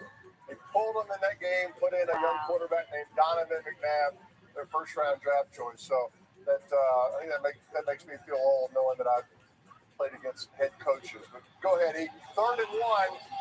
Can the Jaguars convert one of these 3rd and 1s, please? Please. You just quarterback sneak it. Bootleg, naked. I don't know. My Bengals season's on the line, so I'm going to say no. Yeah, got it. Notice how Kay says we, too. I like the we. That's a true fan. Go ahead, E. Okay, a lot of people have posted things on the internet and then later went on to, truly regret it. And when we have a second, I want to show something you posted and you tweeted 10 years ago. Show it. Okay, you posted, quote, "I wish I was Peyton Manning." And I have to ask, with the benefit of hindsight, would you like to delete this quote right now? You can delete it. I can make that happen if you want. This is from 2013, I just saw, October, and I will say that I remember that. And Eli, I'm sorry I've never tweeted, "I wish I was Eli Manning," but, this situation, I remember that game. You guys talk about it. That's why it's so funny. I probably was at Mustang, Harry's, or Sally's, or whatever bar in New York City was playing this game at that point. But it was the 50 points you dropped on the Cowboys. And then this amazing, you picked the cameras out. This is a glorious athletic display. Thank you. I thought it was the game played against the Bengals when you threw 4 interceptions. I thought it was that game. Not the game. It's different year. You're totally off base. 2nd and 13, Eli. I feel like we are in the red zone. We are definitely in the red zone. It is time. Hey, Adam. This is tough for Kay because she doesn't want the Jaguars to score, but you get the interception on the prediction panel. So, Kay, what's going to happen here? Are the Jaguars going to score a touchdown? Run or pass? I love the Jags. It's gonna get intercepted. Ooh, that's what's gonna happen. They're not going to score. They're somehow I'm gonna manifest that. But if they were closer to the goal line, I'd say Trevor Lawrence just lifts it up and puts it over like he's done so many times. But let's see. Maybe listen. Trevor Lawrence has 3 rushing touchdowns in the last 2 games, so can you lure up them? Hey, who do you think worked longer in their hair today, you or Peyton? I didn't do mine. I don't know about that, but Peyton didn't do his either. Don't worry. Peyton did not do his either. Trust me. Why didn't either of you tell me about the quarter zip situation for this program? What kind of teammates are you? Eli, I thought Eli tweeted it out. By the way, Trevor just borrows my hair, right? So I don't even do my own hair because Trevor has it. He's using my hair on this drive right here. All right. If Kay's right about this interception, we're gonna rename the prediction panel after her. Oh, she almost was right. That was close. 9. So Kay, just to give you a chance to get on the panel. If they don't get the interception, are you going with the Mark Wahlberg prediction of field goal? Like $10 or whatever, though, too. Like everybody can No, I think I should wait till the play gets up, like Tua did, and then decide what it is, because that's clearly the key to the whole game, isn't it, gentlemen? That is the thing. That's the thing. There's sustainability, though, right? Pre-snap and post-snap. But that's where you have polygon, where it's like, like fractions of pennies, where like that's usable long term, regardless of like even a polygon hits like. So you gotta look at like the people's client polygons too in the market cap. Like it's cool, it's at like 70, 80 cents. Like I don't know, I haven't looked at it recently. But But at the same press point, Taylor, like, who's up let's in say the press Polygon box. hits like, So now he's going to tell Doug you Peterson, know, the head $2-3 coach, bucks, you know, and the market cap is like what to tell him. Hey, billions tell upon Press to get the billions. play Like in right now, it's sooner. already in the He's probably billions. going to Like it's soften a it a top, little bit I think because it is 20. the head Like I don't coach. know. Like So he fact has check to me at kind this of point. Like I'm just play shooting as the from the hip. message. But But at the it's same a point, like frustrating feeling to have to that's burn not that going to timeout. change the But Doug transaction Peterson like kind of plays the go-between cost on of that these though, too, timeouts to where you, like between you're going to Trevor have to and build Press something Taylor. like So that's I even don't mind better this than that timeout though. page That's just the because it's benefit such a of like big I think play, layer right? I twos mean, in the for them sense to that like they convert haven't this, been adopted. they had obviously like not to, but it's not worth calling a play where there's some confusion that has no chance of being successful. So if you're on use one, it's when you're down 7 and you're, you know, hey, you need to try to get a touchdown here. The Bengals will move the ball well. The Bengals, they lose in a drop in coverage tag. I think he's not blitzing here. He's dropping it. Double motion. That's why it's cheaper, right? So that's your layer 2. Oh my gosh! He had the interception. And I know there's different types of layer 2s that aren't CK roll-ups and they be working.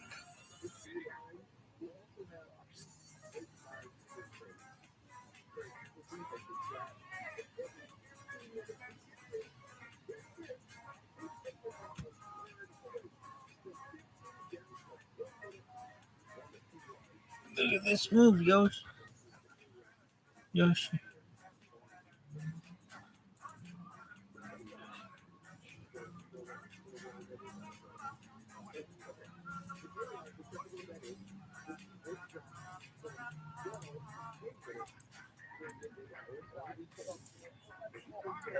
Extra bobble there. What do you think? Is this a touchdown catch?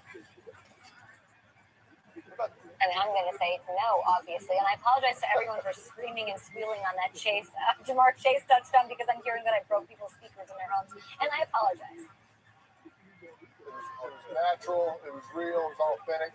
I see the bobble. That little bobble there, It's got a little bit of, it would move a little bit. But there's good. Touchdown. What a catch. Lou is not going to be happy, Kay. That should have been an interception. He dropped in his own coverage. He was kind of testing Trevor's patience. And it should have worked for him. Stay with us, Kay. We'll talk more about Eli's hair when we come back.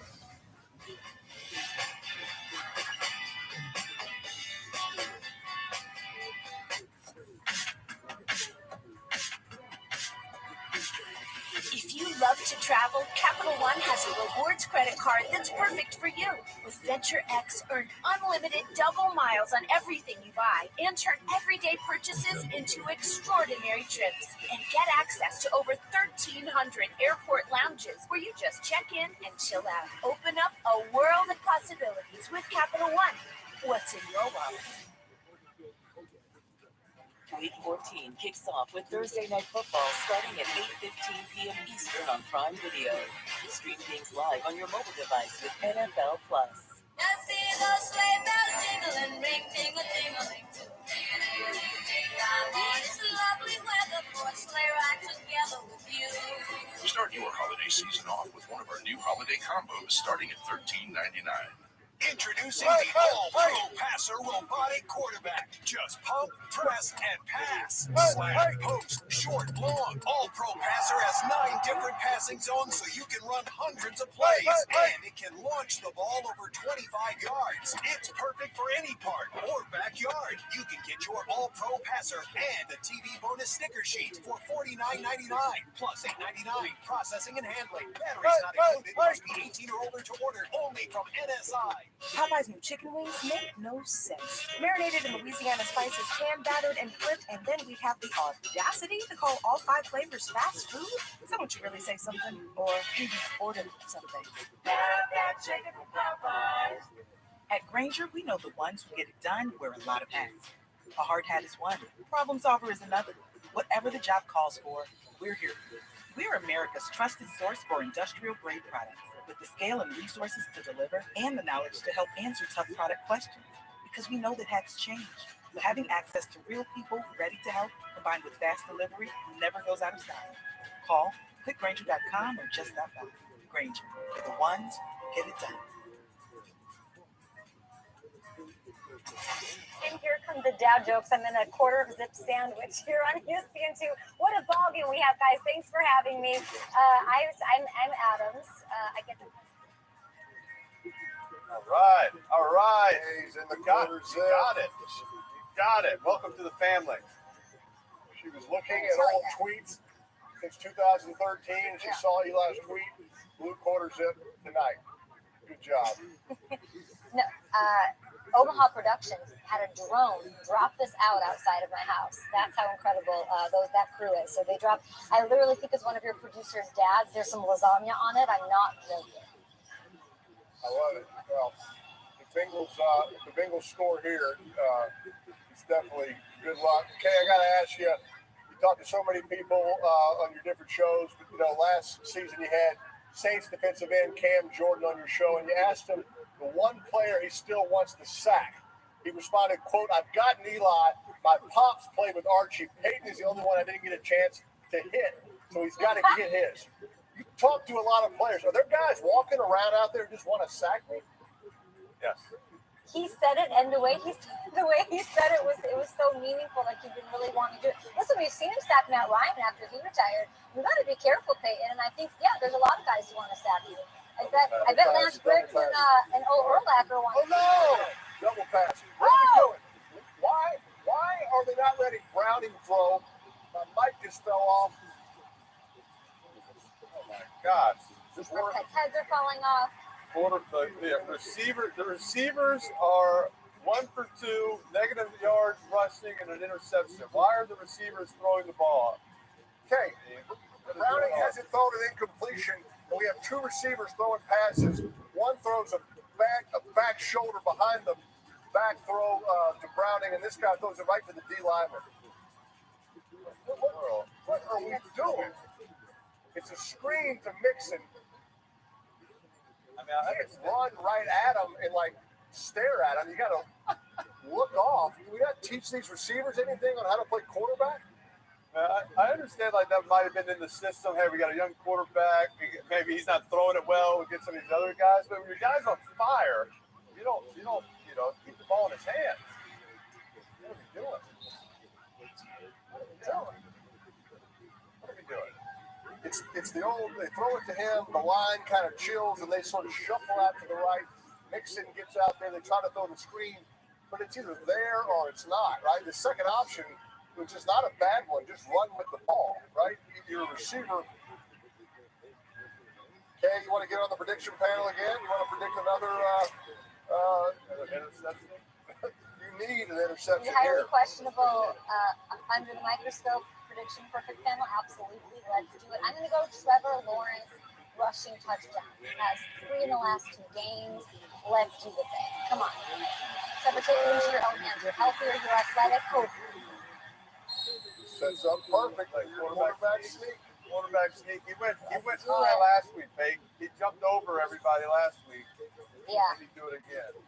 Yeah, he does this, right? He just sticks the ball up high over, right? I mean, that is, I never did that, Kay. I didn't know how to do that. It's an athletic. When your vertical leap is 14 inches, that you don't get allowed to do that. That play's not in the playbook. I think Kay's right. I think that's the move right here. Oh, a quick handoff. Should have done it. You should have done it. Fourth down. Ooh, Listen, go for it. You got to go for it. 1,000% go for it. They got to do it. Quarterback sneak. Go They high. got to do it. They got to quarterback sneak. You're the defense, right? All you're trying to do when they do that is to try to knock the ball out of his hands before it gets to the goal line, right? If he knock it out, that's a long worded play for a quarterback sneak. There's a shift and a motion. Think they're trying to throw me off. They're trying to confuse the defense. I don't like his stance for a quarterback sneak. Oh, he did. There's the fumble, but I think he got in. He's in. Kay, do we have 2 pictures of Kay? No, but I'll go you. I'll go you instead. No. Yes. Right next to Kay. Right next to Kay. You got confused on it. Yeah, but it's like, that's the same. I'm so angry. I'm so angry. You're angry that you're up on the perfect prediction panel. I'll tell you, Bengals fans like Kay are angry that the receivers are throwing picks. But that does not look like a quarterback sneak that I've ever done or you've ever done, Eli. There you go. There you go. Fix that right there.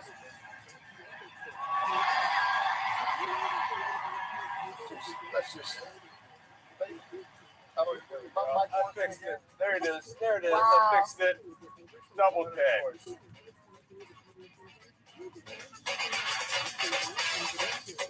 I'm not gonna ask her. Are you an alum here? No, I'm married to Tim. Ah, shiver me Timbo. Did he ever tell you the inner tube water polo story? Yes, I have heard that a lot this weekend. Hey, guys! Timbo, you got married? Where's the invite, dude? I crush at weddings. Are you betting against the home team at their own homecoming? They are so soft against the run. And their secondary's trash. Just remember to act sad when they lose. Our oldest son, Stephen, had been stationed in the Marine Corps. He came home on a visit. We hadn't seen him for so long. Stephen said, I haven't had a Chick-fil-A sandwich in over 3 years. It was late at night. We were closing, and the phone rings. Stephen explains his situation, and I told him to come inside, and we were going to get him whatever he would like. Stephen gobbled up that sandwich in like 2 bites. It's been a while since we've seen him. We miss him. We brought a care package for Steve. I'll take that. Oh, my goodness.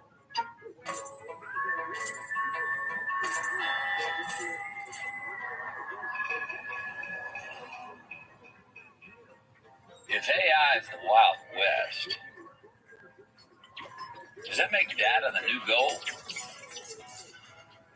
Huh?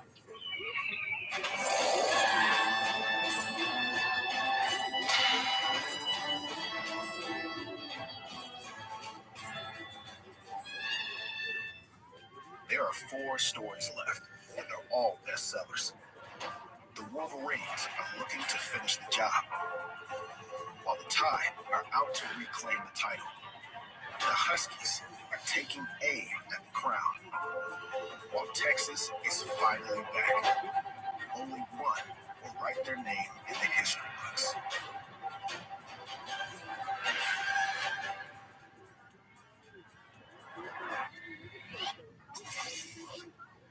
Welcome back. Here's Trevor, right? All he's got to do is just get that ball across the end zone. It doesn't matter if he fumbles after that.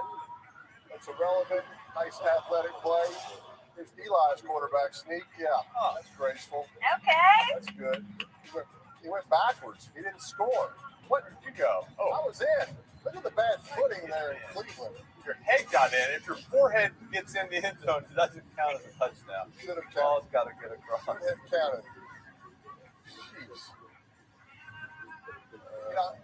Eli, okay, I think the long play call by Jacksonville was actually on purpose, right? Usually, you get up there and you call dice right, QB sneak right quick. The defense kind of playing it, but it was a long verbiage call, kind of the formation. I think it maybe had the Bengals differently.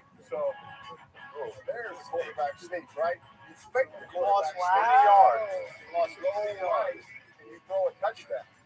That's how you do it, right? It's the original RPO. Fake the sneak, right? Now the ref's got to get out of my way. I mean, he's in the way. How's it not like a lineman downfield? That was obviously a quarterback sneak because they're on the ground. No, they were all in the backfield because they got blown backwards. Okay. Oh, look at this. He's going. Look at this. Look at this. Can we just stop throwing passes at wide receiver though? Can we get that done? Let Brown. I think they're done. There's no way they have 3 receiver passes in one game, right? There's no way. Look at that. They're running all over Jacksonville right here. All right, okay. Yeah. One question here. I know you got your start in media in college as an overnight DJ for a country music station, despite knowing nothing about country music. And for the past years, Peyton has hosted the Country Music Awards despite having absolutely no musical talent, obviously, in the singing, duet they had with Tua. So who do you think is who was less qualified for their gig? enjoy Peyton singing with Tua. I'm sure the legal department and the copyright overlords over at ESPN did not love it quite as much, but I like the vocal stylings of Peyton Manning. Who was less qualified? Me, of course. Peyton loves country music, and he's like, besties with all the country music artists. I do nothing. I got there and I lied to get the job. And I pretended to know what honky tonk the donk was, and I would be like, today's best country coming up. She thinks my tractor's sexy. And I had no idea what I was talking about, but fake it till you make it, gentlemen. That's the lesson. And here I am now. Made it. You made it. Made it. You're on the deuce. They're trying some of those breather plays we talked about earlier, okay? They're trying to get it out of his hand. He got tapped in there by Jacksonville. That was basically just a run play. Swing pass to the left. He allowed the guys blocking. 3rd and 7 here. See what Jacksonville does. This is down in distance. They wanted to get Browning in, kind of confuse them. All right. So pressure. So I think he's checking to kind of just a safe play that's good versus both. Went to the screen again. Going away. Went to that same screen, played other way. You know what? That safety didn't rush. The safety sniffed it out. He didn't rush. I got lineman downfield. Yeah. So he audible to a blitz beater, a safe one, running back screen. Yeah, like you said, on screens, everybody's got to rush. They got to keep coming. The safety kind of sniffed it out. All of a sudden, he kind of ran at the running back. Didn't like it. Got out of it.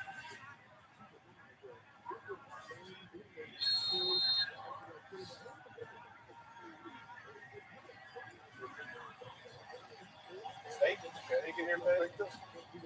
No, it's a little fake here.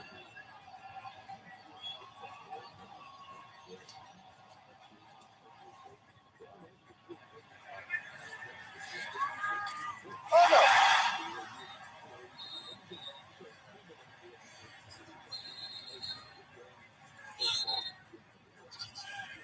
All right. I'm going to stay here, Faith. So, Kay, what's the difference between who day and who dat? I mean, Eli and I grew up saying who dat, going to Saints games. Explain the who day thing. I've never understood it.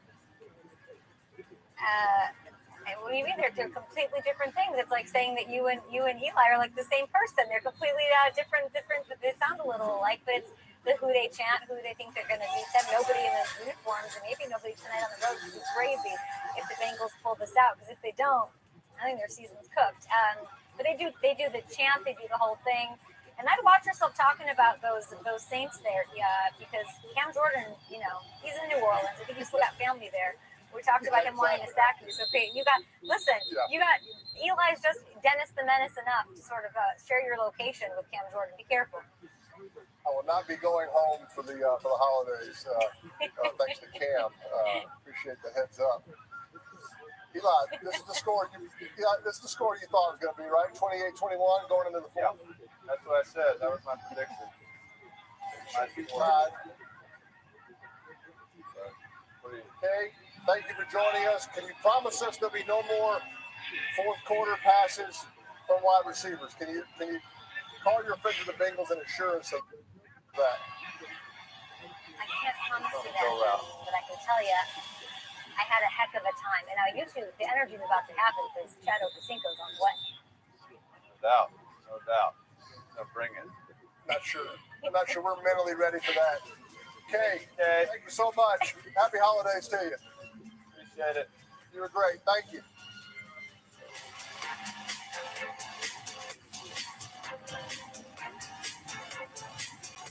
Just for you,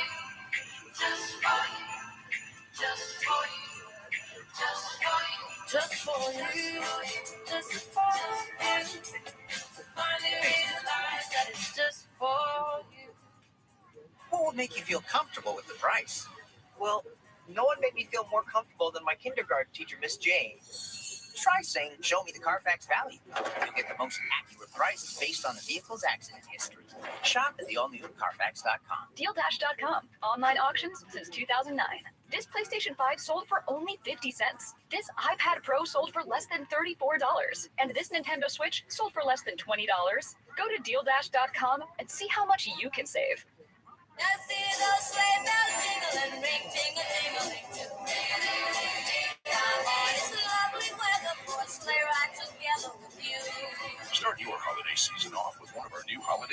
starting at $13.99.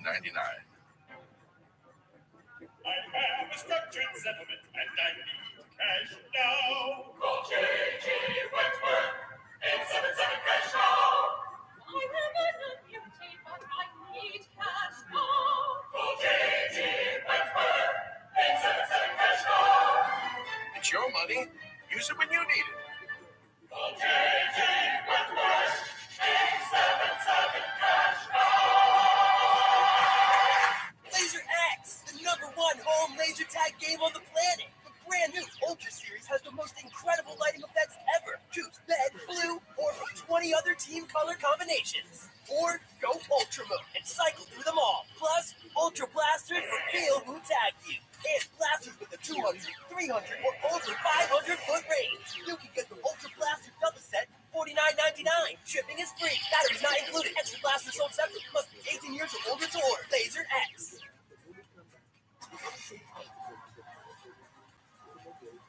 You ever watched a football game in a whole pool before, say?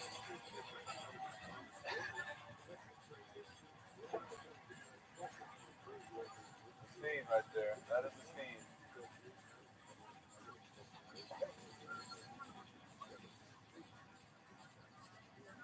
Instead of the tarp, they got rid of the pool. They got rid of the tarp for the freezing pool. All right, 3rd and 3. On cadence, no blitz. Two fake Snapchats.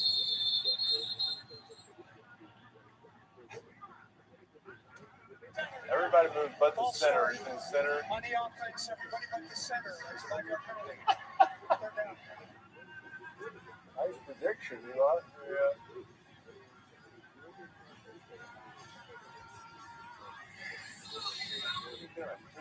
He was waiting. You think he was waiting for like a trigger word? It's got to be a word. Yeah, a trigger word that kind of makes it live. I always feel like Trevor didn't say it. He said it with such conviction that everybody just kind of knew everybody else's movement. It's like, well, that's usually how he says it when he wants the ball. Snap, but he didn't say the right word. What? Delay game. On the offense. 5-yard You heard penalty. him. He was changing that protection late, right? You heard him saying lion. He wanted the line to kind of go left. I guess there's 1 second left. Show that? Or where's the clock? I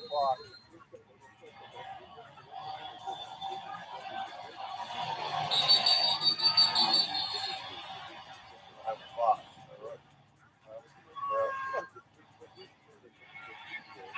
All right, 3rd and 13.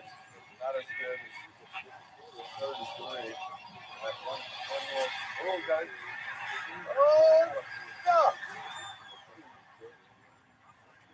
I like the Go route, right? This is straight go route. I like going on the outside, like right, usually backed up, like down the middle. That was huge there. I mean, Bengals going to get great field position. Go from 3rd and 3 to 3rd and 13. Adam. It's a little too far out wide, right? Fired up about.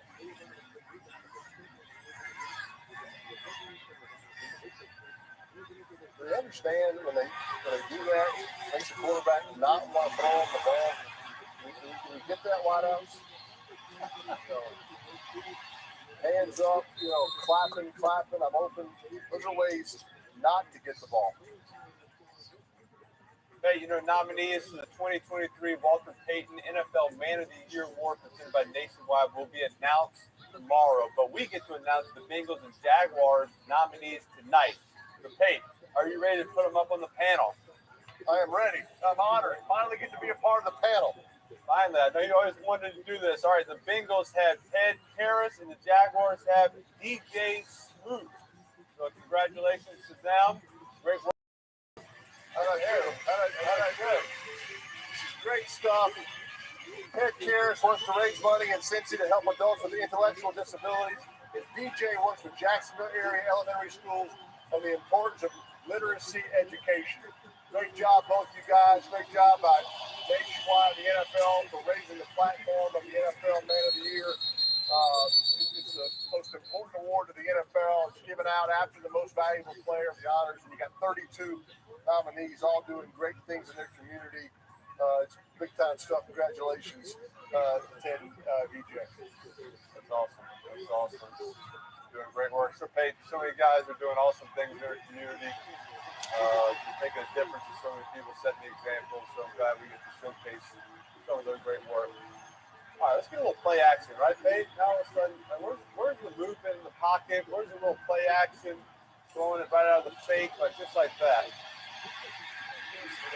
Oh no! Oh my God! Little flag. I think it's defensive holding. Let's just throw it away sooner. Right? We talked about that kind of during the week. Live him kind of holding the ball, the quarterback not throwing it away sooner. He's also taking unnecessary hits. Right? Yeah, no doubt. We need to get the ball out of our hands. We need to stay on the field. Right? The backup quarterback for the Bengals is Jeff Blake, Eli. And so, Browning has got to stay healthy. Right? We already got Burrow out. Let's throw the ball way up. Throw the ball away earlier. Yeah. That's Irv Smith he's trying to hit on the seam. Ooh. We got the backside seam open. Yeah, he did have the backside. Oh, I love this offensive lineman. Look at him. He's going to motion him. Toss it. Is he going to throw it now? There you go. I like that, Paige. Kind of motion him out like they're going to do a toss sweep. Get him throwing on the run, throwing on the move. He's throwing it well. He's got a little touch. Throwing a line drive. There you go. He's talking a little trash now. Mark's talking a little trash. I feel like the DBs are always the ones talking trash.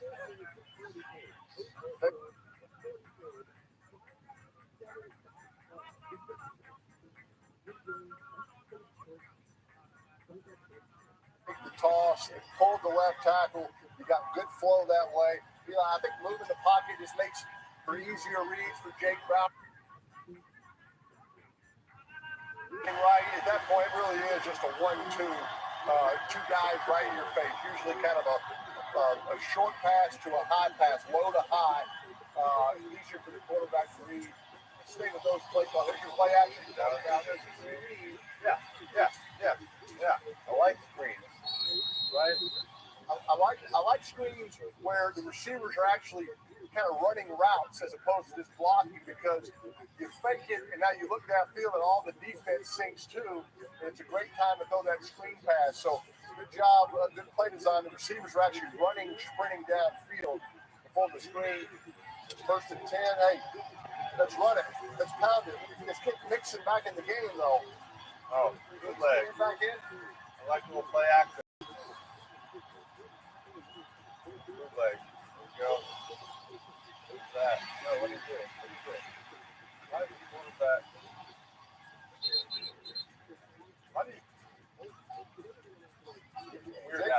Jake Browning grabbed his helmet like in disgust. He made a right after the handoff. Can we see that again?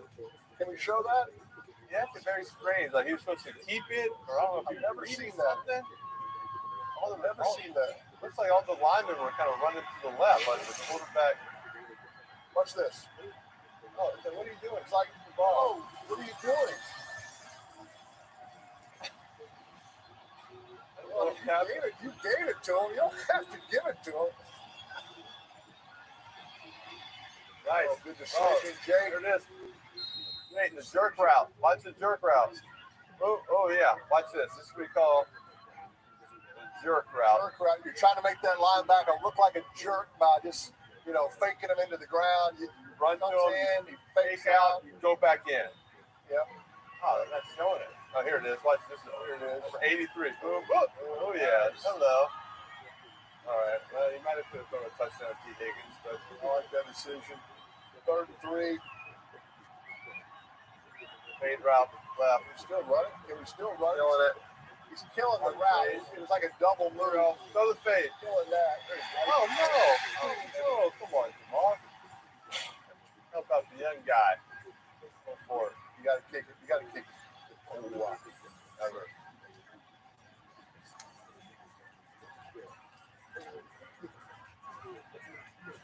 Nice patience too.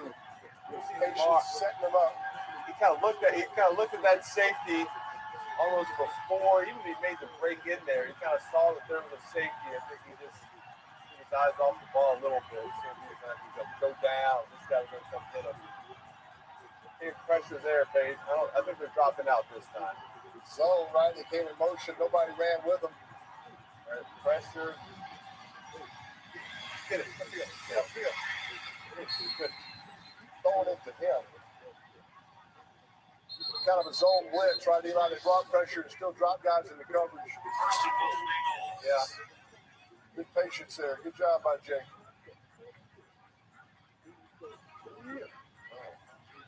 Trust his hands there. He didn't look at the ball still, really. He's not watching it in. That's right. Just pounded and mixing. I like a little bootleg up the middle, right? Good job. Just 10 dive right up the middle of 28. I'd be like same play they ran earlier. Like second and goal from I like it. I like touchdowns. Ooh, do you think Jake can go high on the quarterback team? No, Arsenal. You saw his vertical jump at the passing academy. Can we test vertical jump? It was close to being in. Really close. I think I do just like a simple quarterback sneak or just a turn and just a dive give to. Not a bad spot. They put him at the 1. He's at the inch.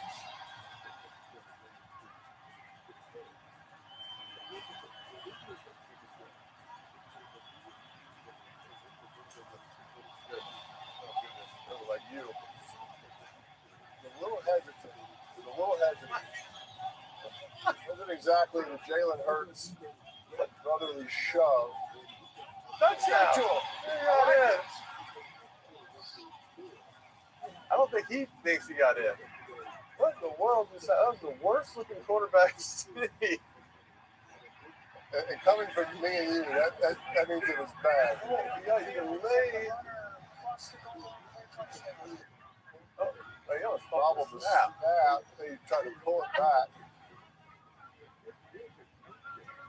Yeah. They're pointing the other way. I guess he is. It looks like the ball crossed.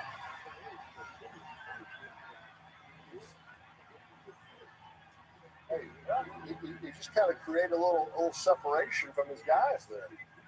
Yeah, well, he did bobble that snap. He's in. Touchdown.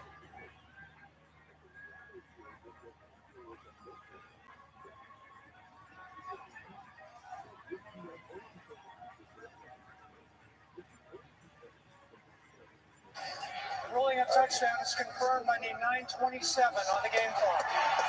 9:27. Nice. Good drive there. Let it come back. Let the quarterback throw the passes. Good job, Cincy. I think our next guest probably like to be throwing some passes. Yeah.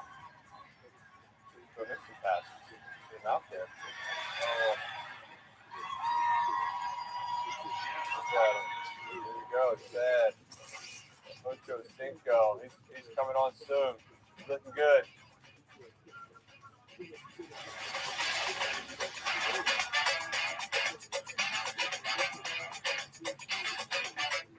Just grab a piece of chocolate. Sorry, my child. I don't have any on me. I give to you chocolate. Wonka, rated PG, December 15th. Football's in full swing. You ready? QB of the future? Check. Division unlock? Check and check. MVP case? A season that's still anyone's season? Check, baby. NFL on ESPN. How would you describe the chicken to someone who has never tasted it? Literally melt in your mouth tender. We don't have a freezer. You know, it's almost like a farmer's market. When you walk into the restaurant, you should hear the sizzle that you're hearing right now. It sends all those waves up to your mouth. You're making me hungry.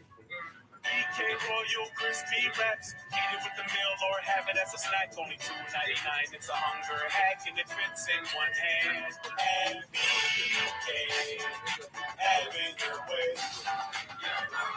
Is your AC busted, computer crashed, appliance broken? Then you need ARW, American Residential Warranty. Hi, it's me, Anthony Sullivan. And yes, you've actually caught me at home relaxing because life's been pretty worry-free since I got coverage with American Residential Warranty. Home appliance repairs and replacements can cause stress and cost you over $3,000 per year. But ARW has home warranty plans starting at less than $1 a day. My air conditioning broke on a Sunday. It was so hot. I called ARW and they came out and fixed it right away. You won't believe what ARW covers. Heating and air conditioning, washers and dryers, kitchen appliances, plumbing, water heaters, electrical systems, flat screens and laptops, even pools and spas, and so much more. All plans are fully customizable and come with a 30-day money-back guarantee. Call now and get a home security system free with any plan. Call American Residential Warranty. They'll get you covered. Call or log on to getahomeplan.com to find out which home warranty plan is right for you. All right, let's welcome three-time All-Pro wide receiver for the Bengals, Chad Ocho Cinco Johnson. Ocho, you host a massively popular podcast with Shannon Sharp called Nightcap. And I just got to ask, what's it like to be on a show with the Broncos Hall of Famer who actually cares what you think? That's got to be amazing, right? Yeah, it is amazing. Listen, nobody else listened to me.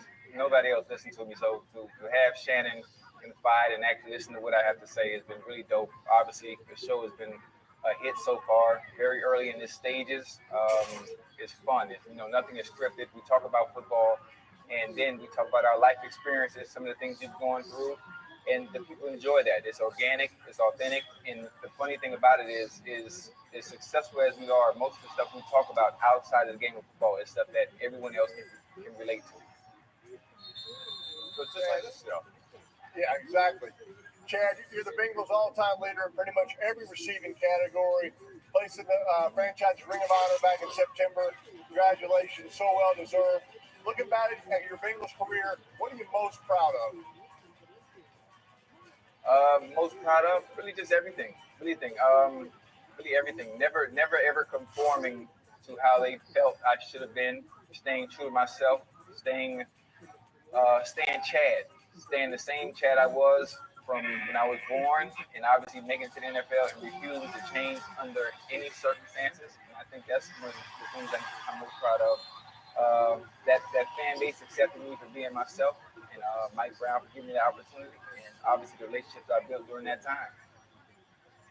Hey, Chad, when the Bengals get the ball back eventually, do you think they'll try any more receiver passes, or do you think they're kind of done for the night with that?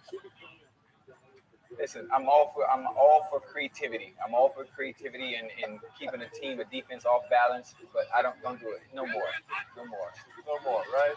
Let the quarterback do the throwing. Matter of fact, he's doing tonight? Yeah, Browning looks really good tonight. I think before they did the reverse pass, I think he was 17 for 19 or something like that. We should have kept him out. While it's hot, you keep him hot. Don't pull him off. Exactly.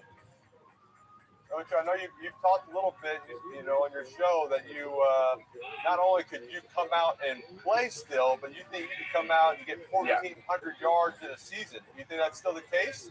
You ready to get suited up? Well, absolutely. People are listening. Absolutely. Have you seen the way that the NFL has handicapped defenses? You can't touch the receiver. You can't hit the receiver. I mean, basically, you're playing flag football. So, yeah, I think I can come out and get about 1,400 yards. And I'm in shape. I've never stopped working out just because you never know when that call might come back in. You got to have that conversation with Hayden to see it's not worked out. There you go, right there. What was it? Yeah, contact. Chad, we've seen some good receiver play tonight. I always thought your route running was second to none. Talk a little bit about, the art of running a route, the pressure you put on a defender. Was your goal to try to kind of make all the routes look the same so the defender had no idea whether you were going hook, out, in, post, corner? Just talk about that. Yeah, most of the time I always wanted to change it up and show them something different. Obviously, what I would do, I had I had the ability to change my gait. I had the ability to change my stride length at times, to throw him off a little bit. Sometimes I get that illusion that I'm running full speed and I'm really not running. I'm just elongating my stride to make it look as if I'm running. Just different things of that nature, attacking different shoulders, stuff like that. And the best, forget the route running part, the ability to play mental gymnastics with the trash talking to give me somewhat of an edge mentally was really the key to most of my success before I even touched the field. Chad, we're in the red zone here. I know it's the wrong team that might potentially score, but wrong do team. you think Jacksonville, do you think they score a touchdown, or do you think the Bengals stop them? Make a prediction here. The prediction, they're going to get a field goal. I think, obviously, 7 minutes left. 7 minutes left. Obviously, the play calling is going to get a little bit more vanilla. So they don't want to turn the ball over. They're going to get a field goal. We're going to stop here. We're going to get the ball back, and then we're going to go down and score. There you go. All right. I like that prediction. A lot of I got the script. It's funny. All these procedural penalties are happening to the home team, right? It should be harder, right, Chad, for the road team dealing with the crowd noise. Right.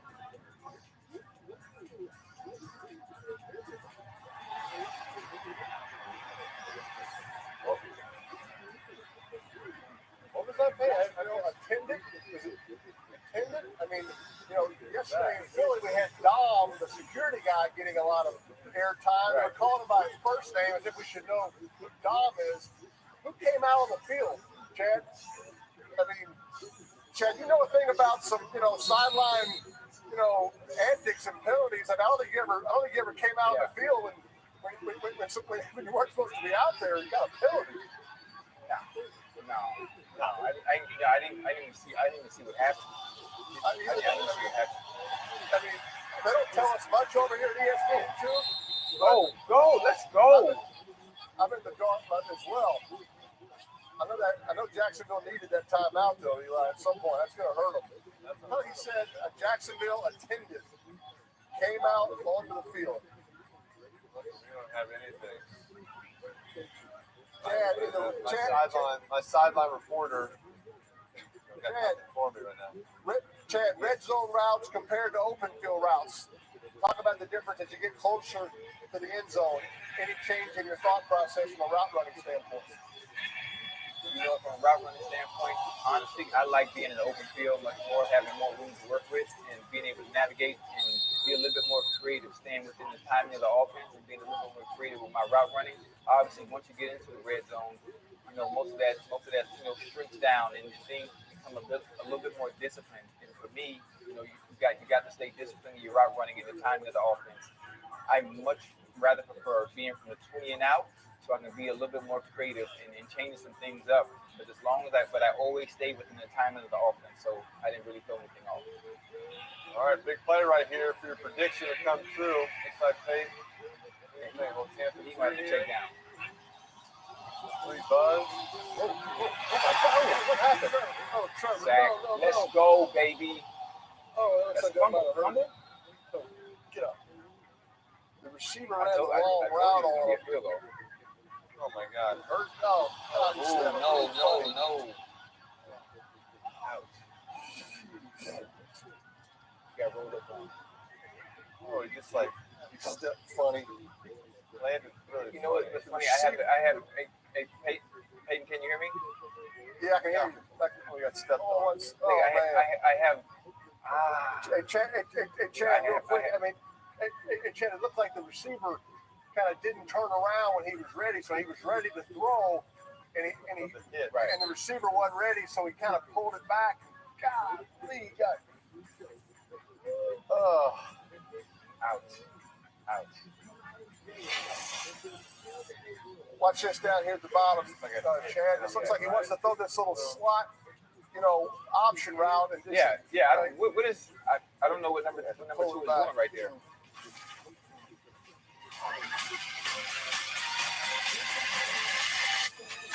After 51 years, Popeyes is crashing the wings party with 5 flavors. Makes no sense it took so long. Crispy outside, juicy inside.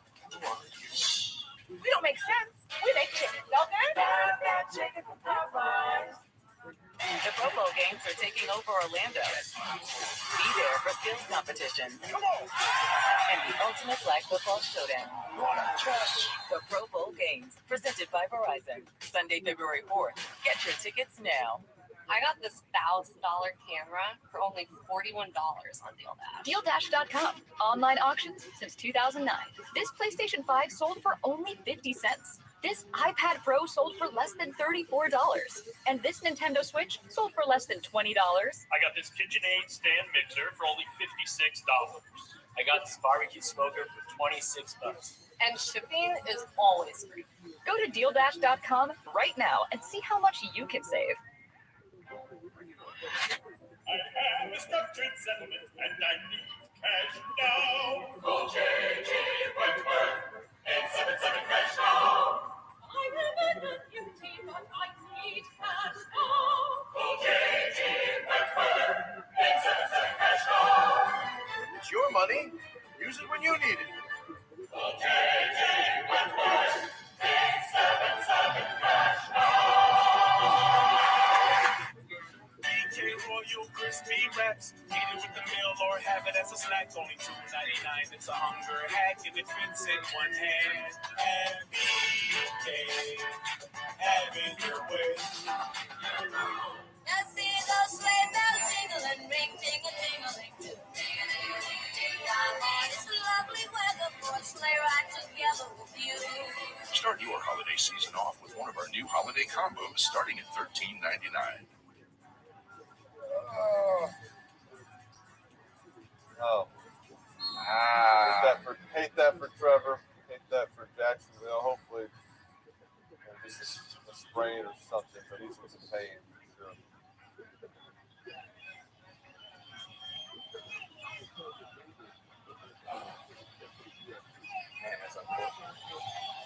No, nobody wants to see that. Nobody wants to see that.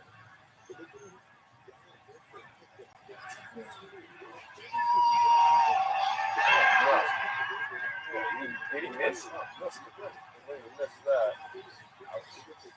Double downer. All right. Does Chad get on the panel with the missed field? I don't think a missed field goal. I don't know. With a missed field goal, he said they're gonna get a field goal. I don't know. Does he deserve to get on the panel? I can't control whether they make the field goal or not, but I did tell you what they were going to do. I thought you said they're going to go down. You gotta drive. You gotta go. He has got to go. He's got to finish it with this 2 minute with this drive right here. He said. Oh yes. Okay. He did say we're going to score. Yeah, going to score. We're going to score. I'm telling you ahead of time. All right, there we go. Hey Chad, it looks like the Bengals, compared to last week, they just changed their philosophy. Oh, I can't watch that. It makes me sick. This guy's, this guy's, the NFL, he's the future of the NFL. This guy's going to be around forever and he'll be back. But this is just a major game changer for this team, right? I mean, C.J. Beathard is not Trevor Lawrence, but Eli.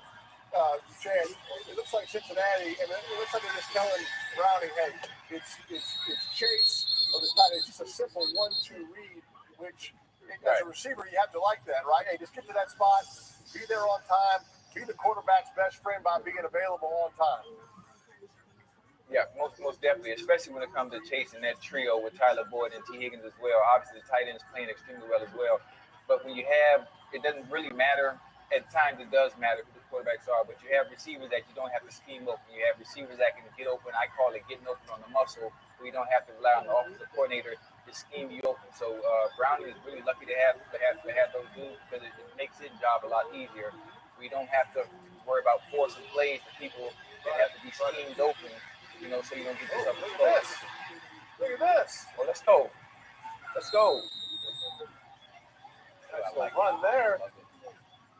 This guy's feeling good. He's feeling good, Pate. He's in the zone.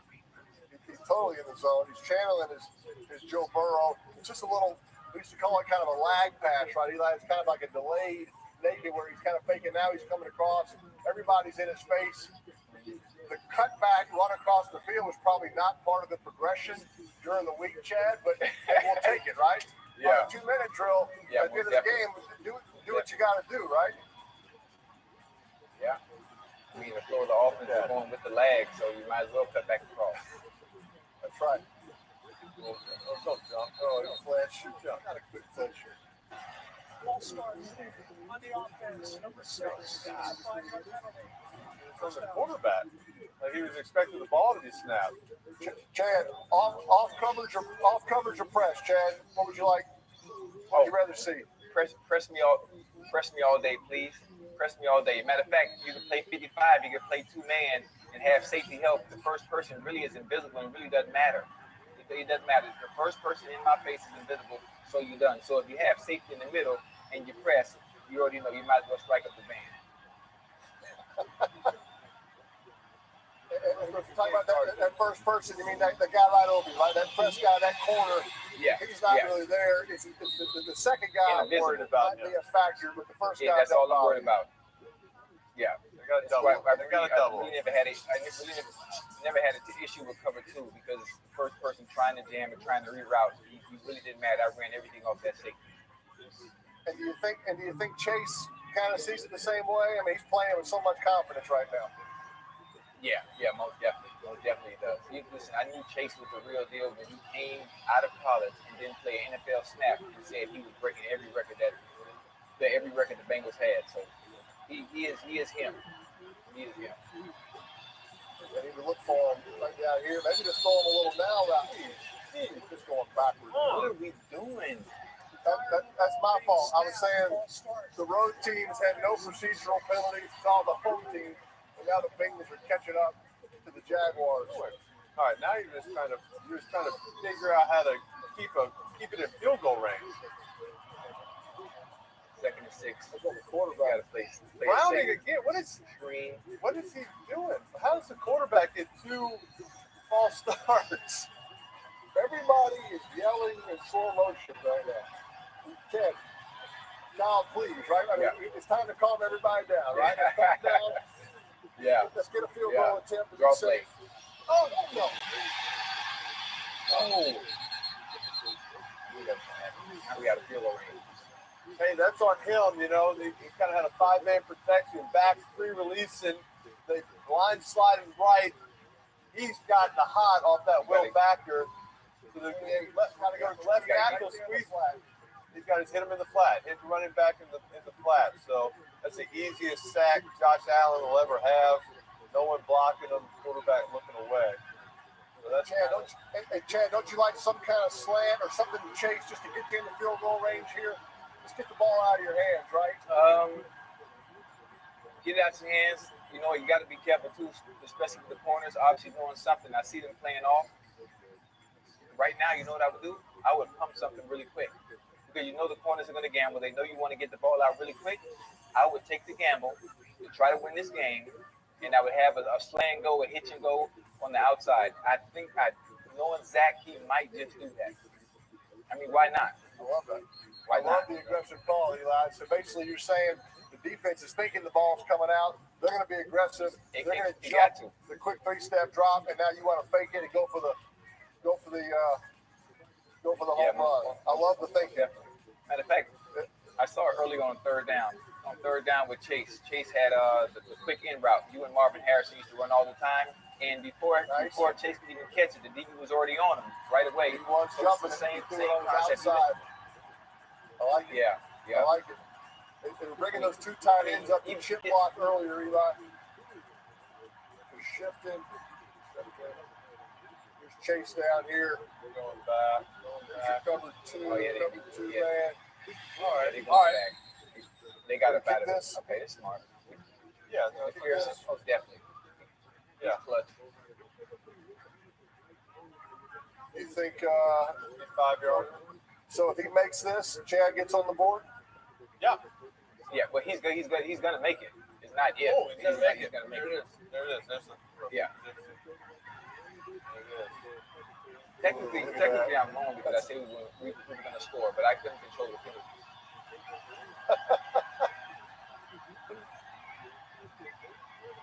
Tell you what, he needs to make it. Otherwise, you're giving C.J. Beathard a good field position.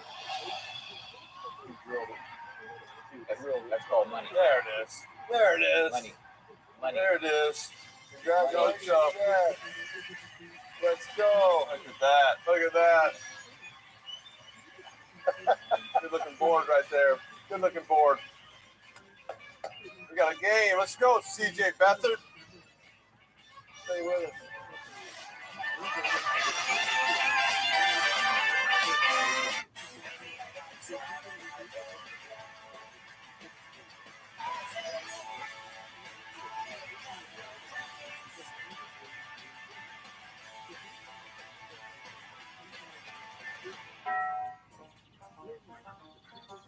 We all have a purpose in life, a why.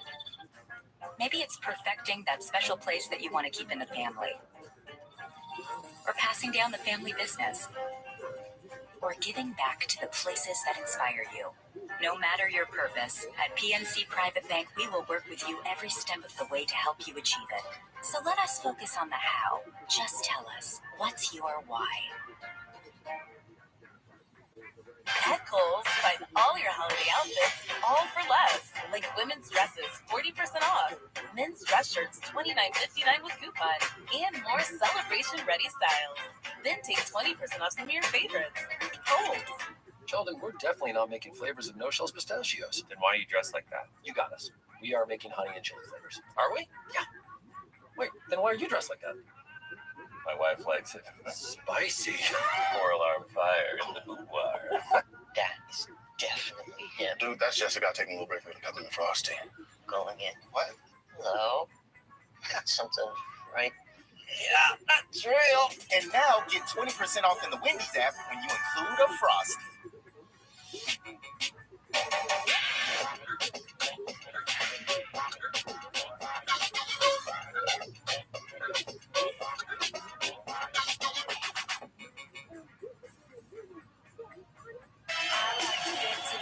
It's an unprecedented dancing finale.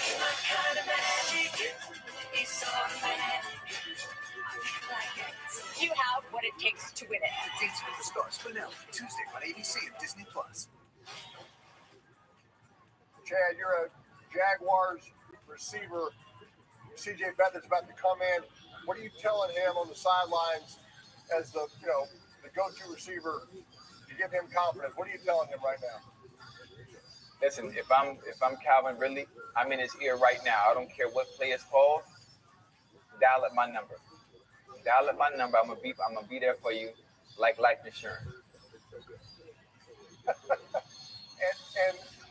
and I totally agree, because what you're saying is, hey, give me a chance, but I'm going to catch it. I can promise you, at worst, it's going to be an incompletion, right? I mean, you're going to fight for that ball, but there's no way the defender is going to get it. And to me, that's all a quarterback wants, is somebody that's going to fight for the ball, to the end. Right. So I like it.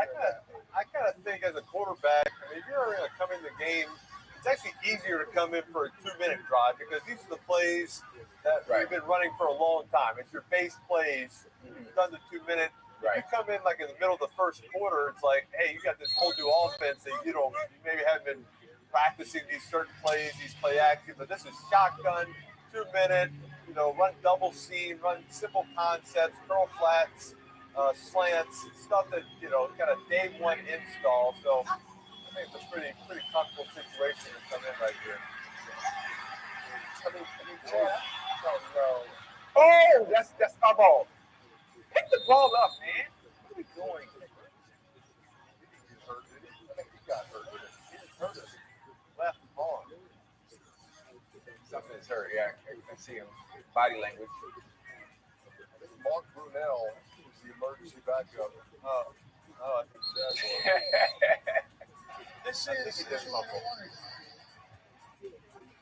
that ball down. Oh, with these injuries.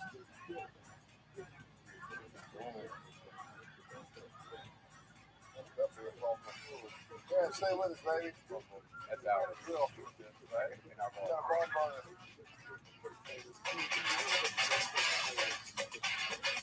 You can feel it when your dream becomes a pursuit.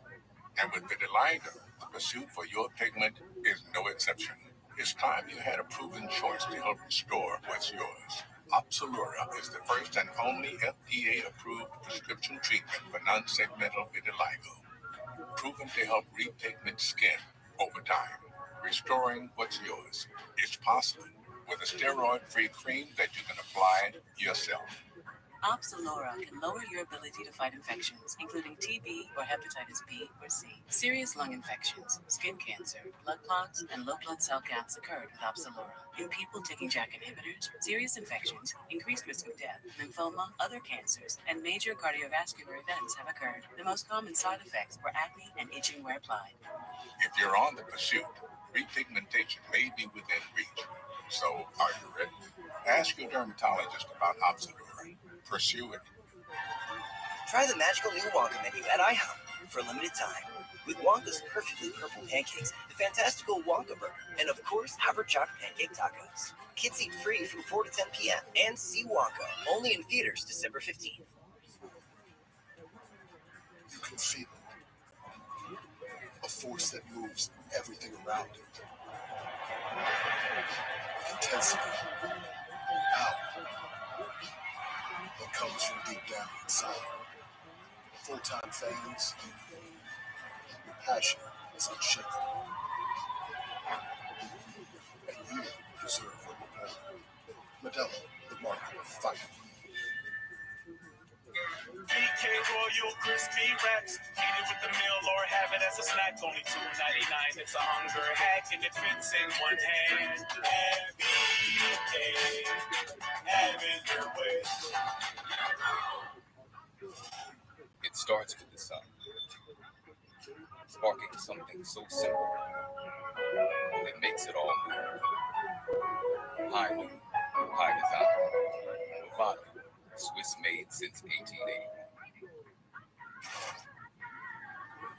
Eli, I know we talked about, Chad, the Bengals receivers need to stop throwing. I think Jacksonville, that's all they're going to have if Beathard gets hurt, is a receiver to throw. The backup quarterbacks, they say, Eli, are either Rob Johnson or Byron Leftwich or possibly Doug Peterson, who hasn't played since that game.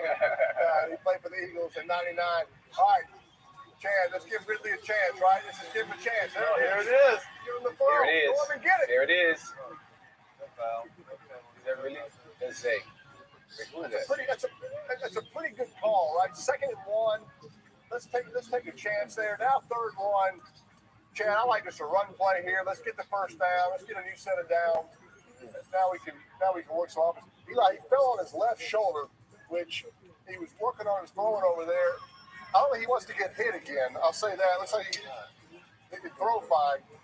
Let's run the ball here, right, Chad? Let's run it and get a new set of downs. You got to get going, though, Pay. You only got one timeout. Yeah. I mean, he's still going. I like a run. There you go. Right. 20. 5. I just thought, hey, if you catch that inside the numbers, get upfield, right? You get upfield, you're not trying to get out of bounds. Outside the numbers, you try to get out of bounds. But right there, all right, just move the tight end, Pay. All you do is move the tight end out. Take it upfield. Hey, Chad, you know those guys are trying to strip you there, right? When you have the ball, right, 2 hands on the ball tight when you get guys around you. Listen, before they even get to me, I'm making a business decision and I'm going down. Yeah, get down. Don't fight for the extra yards. Yeah. Oh, come on. Really? What's that? Eli, what was your frustration? You thought they were going too slow? Receivers just moving, like the guys don't know where they're lined up. I thought it was 2 minutes. Like, guys should automatically know you're lined up. Like, it's the same every time. Step out? Yeah. He stepped out of bounds. Chad, you agree with that? 2-minute drill, easier just to line up in the same spot, get up there and go fast? Yeah, most definitely. That's how we did it as well. All right. So you got a field goal here for sure, right? So this is a tough situation. I used to like to be down 4 instead of 3. Eli, you were the same way. It took the mystery out of it about what you needed. So here, you can't. Those are good decisions, right? Just keep doing it. But Chad, it's not worth forcing the ball in the double coverage here. to get the touchdown, right? You were down 4. That eliminated what you had to do. So you've got to be smart here. Go ahead. I mean, defensively for me, what I would want to do, obviously they're going to continue throwing it short. I would just tell the backers to sit. Don't even take your drop so you can drive on anything short faster because they're just gonna keep going right down the field. I would gamble. Me personally, I mean football wise, I like to gamble a little bit. I like to play like a Sonny Samuels. I like to cheat a little bit and sit on things that I know you're gonna throw. If I know you're gonna check down, or I know you're gonna throw to number 3 when everybody else is going deep, I'm gonna cheat it. Yeah. I agree. I mean, it looked like he wanted to throw that one there. He kind of pulled it back. I think he was double clutch. Hit that running back in the flat again. I think they ran a similar play. What they hit the big play on the bag. He pulled it back. Maybe that means just throw it away, right? That's the time. Save the timeout. Third and 3 here after Cincy. Chad wants to squat and kind of maybe bring pressure. You know, it puts them in a tough spot because they don't have any timeouts. Sack here, they're going Mayday field goal. He's going to hit up to the right. See, I would be afraid to run the ball and just fight you. Sit on it. No. Oh my gosh, they gotta go. Mayday. Why is the whistle? They have no timeouts, huh? Why is the whistle? Oh, Bengals call timeout. Second shortest timeout. Wouldn't have done that. We're gonna ice him. Wouldn't have done that. 28 on the game clock. You would have let it go. Ball back. I would have kept the chaos. Remember when we saw Denver and Buffalo a couple weeks ago? Kind of kept the chaos, and let's just be sure that Cincinnati only has 11 men on the field. Yeah, right. Sorry, Buffalo fans. I would have kept the chaos there. Just a lot of, I don't know, you got a young quarterback, your team's kind of demoralized, you've lost your starting quarterback, you had a trainer who came on the field illegally and cost them a timeout. This got a little pre-snap. That timeout might have been perfect to ice him. He might miss this again. Think so? Put a little pressure on us. I'm curious if they called it to ice him or they called it to try to do something with it. I think they're getting the ball back with the timeout. With 30 seconds, I think that's a mistake too.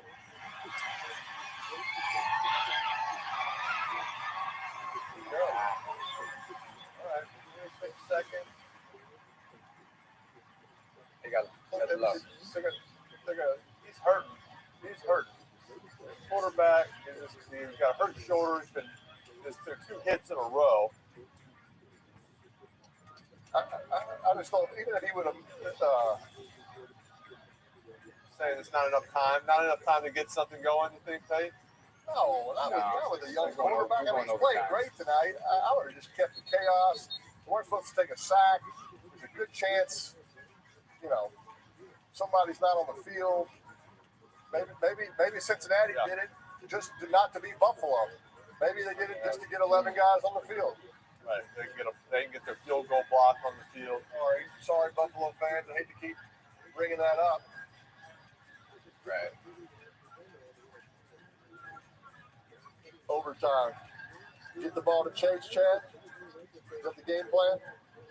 Like an in-breaker or a keep out or an in-breaker. Matter of fact, not even an in-breaker. I mean, run a smoke screen, similar to how with the 49ers did last night. Something like similar to how Devo did, and you never know. He might take it and go the distance. Like it. It's through playmakers' hands. Good ball in playmakers' hands, right? Yeah, it's safe. It's safe. Very safe play. They got to take a knee.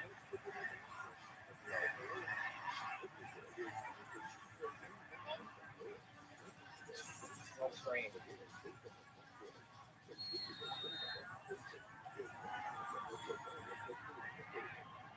That's not a knee. That was a long call to take a knee there, but listen to them. Guys to take a knee. Look at this. T. Higgins. T. Higgins been quiet, but they hit him on an in-breaker. Okay. I'm out. Oh, we're gonna get a field. Oh, we gonna wait a minute.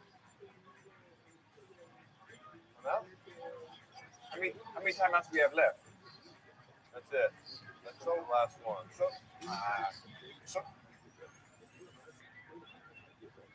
Well, they gave him 20 seconds.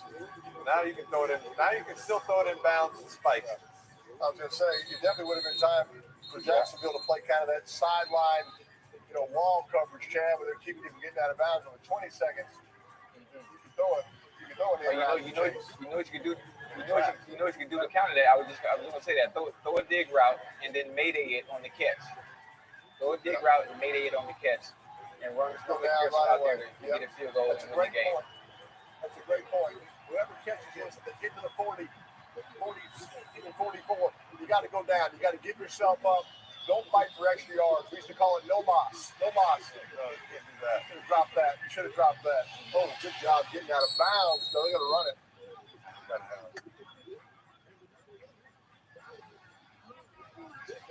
So now, now they're going to build that wall on the sidelines. Jacksonville's smart, right? Jacksonville's got to build the wall. They should have 3 defenders on each sideline. Hey, can you throw like a little tight end, tight end quick slant right away and spike it in 12 seconds? Like, no. Nah. See, I don't know what Jacksonville's doing. I don't know what they're playing. It's quarter. It's really like a deep out to the right. No, you can't do that. What are you doing?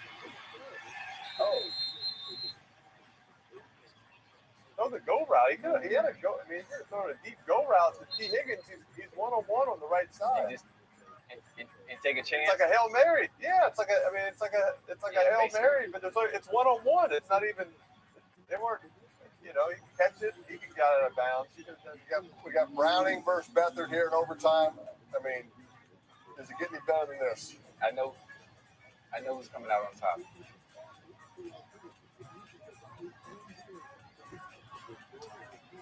Right. Chad, you're staying with us in overtime. We need you, pal. I'm not going anywhere. You got to root on your squad. You got to root on the team. Mate, you can make some perfect predictions. We can get this photo if you want. No, we're not doing that.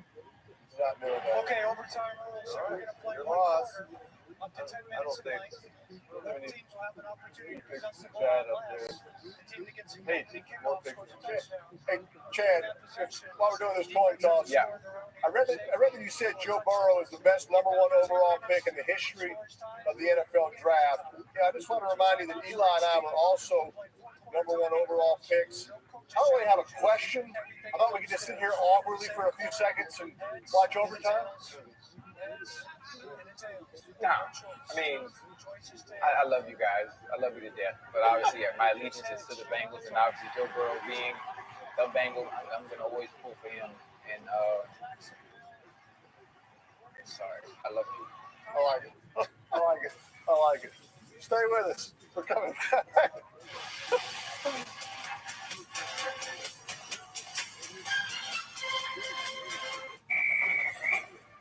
It never bothered me that Michigan didn't have a mascot. But living in this house for so long, you start to feel a little different. This is going to be so fun. It's like a special bond, player and mascot. So I thought I'd give it a try. And that's when I learned why the Michigan Wolverines don't have a mascot.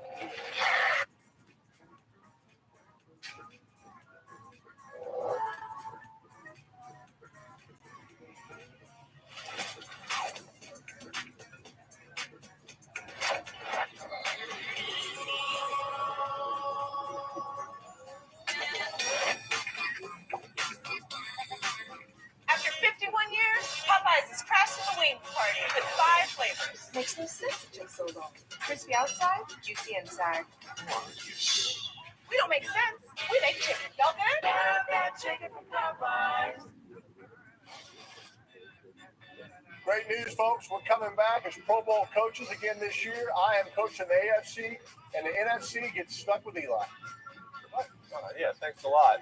Fans, the voting is open now. Go to probowl.com/vote to support your favorite players. I threw a lot of routes to Chad Johnson in those Pro Bowls, so there's still timing to Oh my gosh, route running, incredible. Could stop on a dime. Route running 101. You're teaching a class. That's what the Jaguars need right now. They need some good route running for this young quarterback, Chad. Overtime, look. You got it. If I'm the Bengals, I'm trying to make this guy make a mistake, right? I'm trying to get this ball, get a turnover, and win this thing on a quicker, right? Don't give him a chance to get his confidence. Okay, now it's kind of hard. Like not at all. He went in with the 2-minute offense. Now it's kind of like, hey, what does this guy know? Now it's, hey, this is you can run the ball. We can go play action. Now you got to feel, what does this guy know? What is he comfortable with? What are we doing here? So this is a new scenario right here. Hey, look, that was a great drive by him. He came in, all he did was just he took what they gave him. It's smart, which is smart. There you go, catch and run. Little breather play, if you will. Now Jacksonville's got to get to their breather play section, right? Plays where he can get it out of his hand. That was great poise by him on that 2-minute drive. Like I said, it wasn't super, splashy by any means, right, Chad? But he just took what the defense gave him. Yeah, that's kind of what he needs to do here on 2nd and 8, right? Don't even blitz him, Chad. No, Blue call some blitzes here. No, I get don't after him. No. Simple. I don't want to coverage. I don't want to miss him. Yeah. Again, take what they give him. 3rd down. This is a big down right here. Now you want to blitz. Blue's drawing something up. This is a fake one way, bring it the other way. Right. Oh yeah. Substitute. Bring in You Don. got to make him uncomfortable. Don package. Yeah. Press Taylor has that section of plays that CJ Beathard likes, right? He's asking every quarterback, hey, what plays do you like? He's going to some of those plays. He's showing blitz. Crossers. Might just play man. Yeah, this one man. They had a pick play up top. They got the pick. Little stack formation kind of created the natural pick there. They got a banjo that. They got a banjo it. I mean, if you know they stack like that, just call a banjo and communicate. If they switch release, you just stay whoever comes to your zone. It's simple. Yeah. Banjo's kind of that defensive word for kind of passing things off. And hey, I'll take the guy that comes in this area. They play basically lock coverage there. They were locking onto their guy. They got the natural pick. Good play call there. Like we should. It's 3rd down though. It's third down. It's defenders. You know you shouldn't try to stay with your man in that situation. You want to banjo that so when anybody comes in your zone, you're there to cover it. It makes no sense. That would have been 4th down. A lot of option there. A lot of option. I don't know if I like the option with Beathard. That was with a bad shoulder. Bad shoulder, but not run that play before. Said he put some liquid heat on his shoulder at overtime. Got it fixed. What? Oh, nice blitz there. There you go. They brought Sam, Will, unfold, all-out cover 0 in a one-back offense. We can't block both edges like that. Good blitz there by Lou. I like it. Bring some pressure. I think you got to blitz them. Yeah. They didn't block anybody. They're coming after him again. Right here. Should have got it. Right.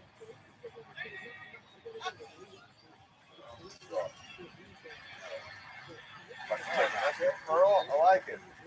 Chad, the Jaguars do a lot of these tight splits, right? The idea being the tight splits, maybe harder to have press coverage. When you have that, it gives you a little more room, possibly. Yeah, most definitely. That's the reason why the splits are condensed to get the DBs backed off already to make it easier for the quarterback to make a decision on where he wants to go with the ball. All right, here's your 3rd and 7 again. Playing zone here. Playing motion. They're not going to get beat on a pick play. A lot of talking. That's a whole record. Holding. To win it. Holding. To win it. Oh my goodness. They call the hold? Yeah, they called it. They called it. Flag. They called the holding. Holding. Holding. Oh my goodness. Again, they gave Kevin really a chance, and you saw what happened. He came down with the ball. Sure did. Chad, did you see that hold, or was that just a wishful holding call? No, I saw it right away. I saw it right away. You could tell. You could On tell the where the scramble DN, the DN body language moved. On the scramble right here. Oh, he flopped. That's a flop. Hey, Eli, that's a hold. That was a flop. You know, it's tough sometimes for those offensive linemen when they have their guy blocked, and then the quarterback kind of scrambles. You know, they don't know where they are. They don't know where he's going to be. Puts him in a tough spot. All right, 3rd and 17 here. Hey, a punt is not a bad play to put the Bengals catch and carry play. Everybody blocking. Get up here. Don't fumble. Don't fumble. Let's go. Game over. Right? I think he goes Game over. Quick. Going down You want him to get. You want him to get a little bit more over, so you can get him, out behind his blockers. Quick. It's that catch and carry play we talk about, right, where he's going to catch it. Everybody else is going to block and carry. If I watch the 3 guys up top, they're all blocking. He didn't throw it too quick. I don't know if the linemen. Why are the linemen going to the left? They had a screen. They had a screen built into the left, so they had 2 options. One, throwing the X on the drag or throwing the screen. Oh, let's go, boy. All right, here we go. Nate Browning, time to become a hero. Cincinnati. Field goal wins it. Yeah, strike up the band. Go. Let's see if we can get the win also. Nate Browning, 28 for 32. Tyler Boyd, over 1. Jamar Chase, 1 for 1. -7 yards. I like Browning. I like Browning in overtime. Has Higgins not passed yet? Yeah, everybody that way. All right, we're going to chase down here. You got to win. No. Okay.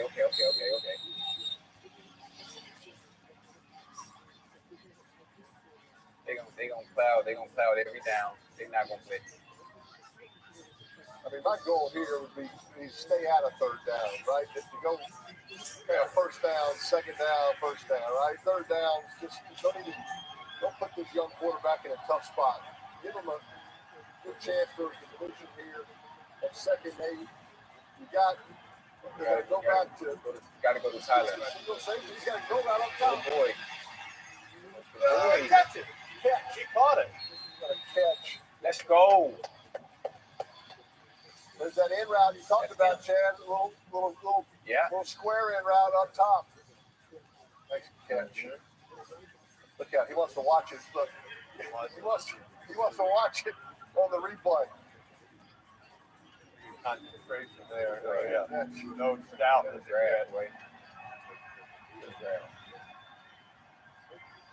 Chad, over the middle. You want that ball kind of right in here, right? You don't want it way up top, right? Kind of right in the chest. Right in the chest. Go to work. Tight in.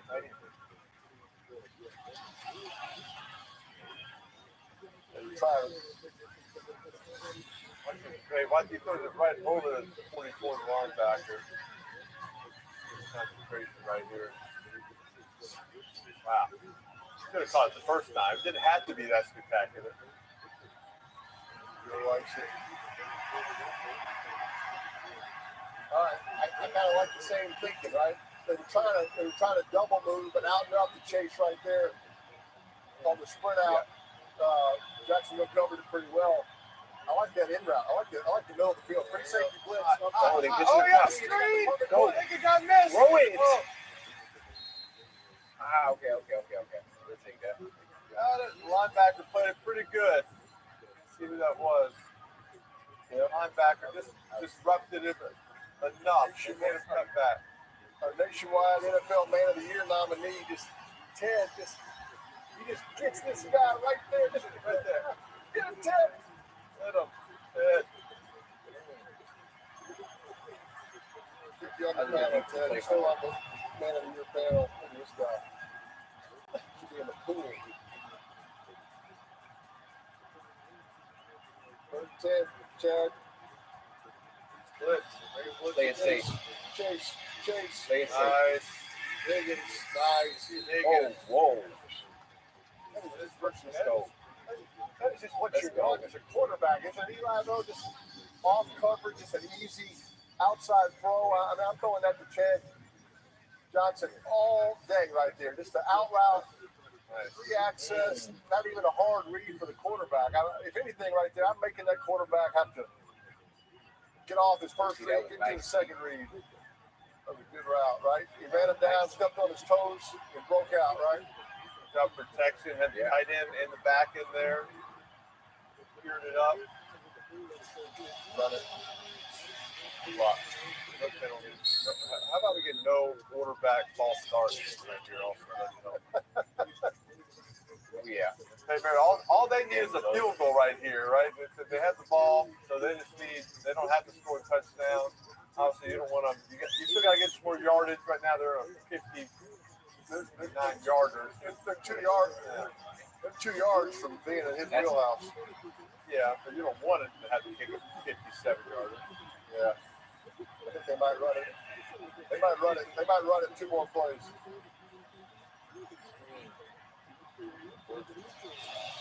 There's the screen. Nice call, Chad. There's the smoke. There it is. Wow. Let's go, Chase. That's nice. What a run. And the first down. So now you're just running it. Looks like a. Get off Talked me, about boy. that, right? Just having those things built in. Chad, you never talked out there on the field last night. You were pretty quiet. Listen, I didn't wear a mouthpiece just so I could hold a conversation the entire game. What do you like here, Chad? Pass, run, little bootleg? Where we at? We're 30. They're like the 30 yard line. 34. 3rd and 2 from the 34. 3 minutes to go. I'm trying to think what I would call. As soon as I see the formation, I'll take the play it is. All right. You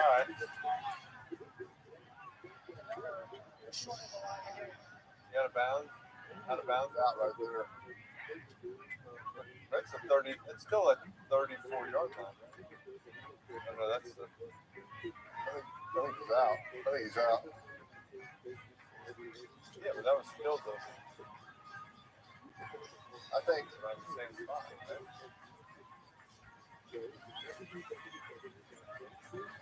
I think if they're short on 3rd and 2, I think I'm putting the ball. I'm putting the ball where the kicker wants it. Put it on the middle. Put it on the hash. Right there, he's out of bounds on the 34-yard line, man. Hey, it doesn't look like it's touch the line. See where the marker is. Where's the marker? Marker's the 31. See, he's 32. Marker's the 32. Ball's on the 34 right now. This angle's not doing much for me right here. I want to see that little right there. Is that out of bounds?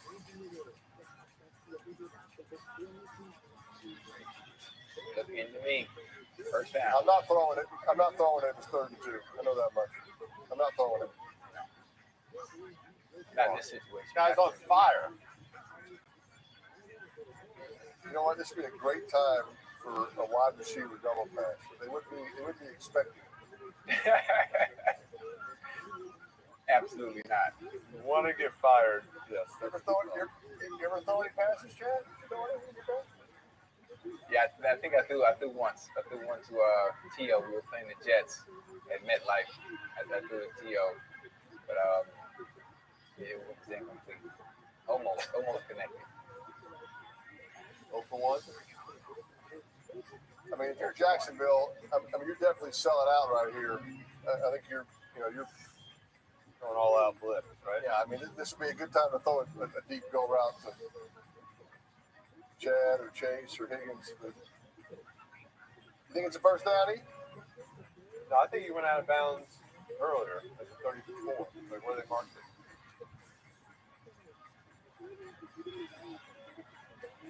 Oh, it does look very relaxed. Smiling. Peyton, Yes, yeah, what you got? I think you should implement next year when they have the Pro Bowl. They should have the Pro Bowlers, the current versus the past. What do you think? I like that. I like that. Okay, so not a true old timers game. No, but the old time All Stars play the young All Stars. I like it. Bingo. Who's your quarterback? Brady? I mean, you be my boy Carson. Carson. I mean, can't throw anymore. I mean, you like throwing 1 yard hitches all game? That's not any fun for the fans to see. I just think it would be fun just to have the players from the era before just playing the younger kid. I think it would be dope. I like that idea. I know Brady's still throwing down there. I know he's got some secret bunker where he's throwing routes. So I think he's your quarterback. All right. So look, they're gonna run the ball. Third and 1. Gain 1 yard. They moved it up a little bit. I'm curious, if the kicker wants it on a certain hash, like I think they would at least run it to that certain side, try to get the first down. Like, you know what I mean? If he likes on the right hash, keep it there, right? So, be prepared because on 4th down, you're definitely kicking it. We're great. Whoa. I like that. Wait, that's like a whole new, it's a different play call. It wasn't 1.5 yards. Now it's half a yard. I mean, is that just his decision? Just his call? Like, hey, just move it a little closer. I believe I sneak this one. Quarterback sneak to the left, to the middle of the field. All right, you got the first. That works. I think it's 3 runs. It's 3 runs here. Yeah. The rest just moved that up. You would keep yard. He would not have got the first down. So I think it's 3 runs. I definitely think it's a timeout. Jacksonville's got to start thinking about timeouts in case he misses it. Yes. Nah, Harrison didn't miss it. Not from this close. But it's run. The ball. They'll take it to the 2-minute, and then that's still a 50-yarder. It's still a guy making a second start. He's played too good. Don't even put him in this situation. Well, throw it naked or something, or you at least have someone to throw it away. It doesn't matter.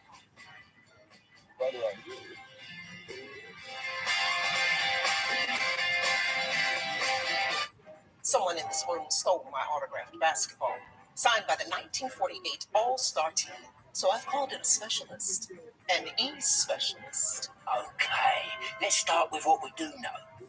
Geico makes it easy to bundle coverage for your car and home. Yeah, even purchase sports memorabilia. What a relief. Let's get back to charades. But I was also going to crack the case. Well, I'm pretty sure it's true. Me? It's easy to bundle your home and car. It's easy to Geico.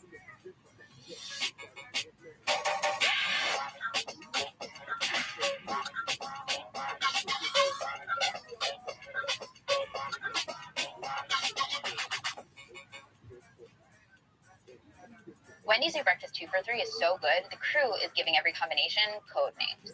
I got that sauce biscuit and some Tay-Tay. Eggman and Saucy Boy. 2 hot coffees. No matter what you call it, Wendy's breakfast is that breakfast. Choose Wendy's new 2 for $3 Biggie Bundles. I was that big. I'm calling for a naked. I'm calling for something. I don't want to kick a 50-yarder. I think a play action bootleg probably scores. I just don't think they're going to do it. Chad, don't you think it's run here? Yeah. He's a gambler. He's already talked about it. Chad, you said you're a gambler. You want to double move him. Yeah, I'm a gambler right here in this situation. I like the boot. I like the boot because I think they would bring pressure here. to try to make Browning uncomfortable. So I want to get him off the spot, and give him an opportunity to get the ball out. Hey, he could have kept that. He could have kept that.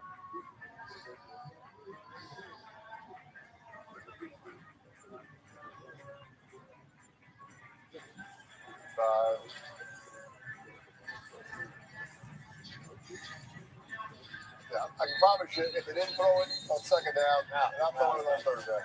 Don't throw it here. You think they bring pressure? Yeah, I don't like the not gun either. If you don't run it, I like under center and extra big Under center for sure. Yeah. Yeah, you can kind of bring edge pressure and get them in line. Right here. Got off the nickels coming. Bring it. Hold the ball. Get off me, boys. Okay, game over right here. Money back all day.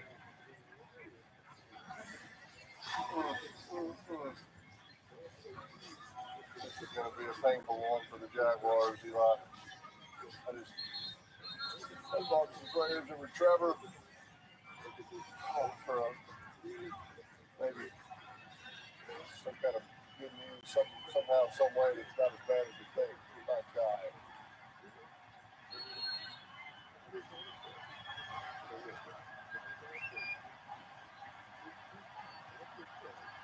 think he's drilling this one right down the middle.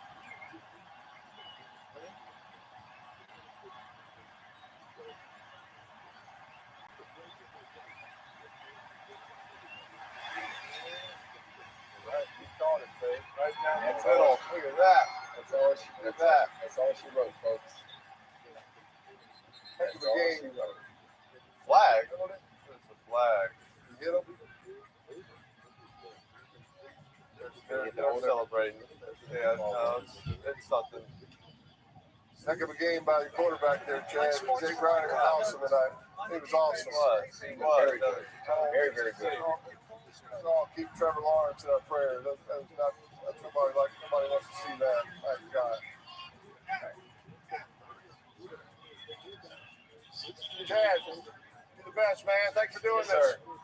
Thank you, baby. I appreciate you guys, man. All right, pal. See you, man. Merry Christmas. Good. Yo. Played great, Eli. Jake played great. I mean, he made some great throws. Big time throw at the end on a deep out. Full protection. It was like a completely different game plan as it was against Pittsburgh.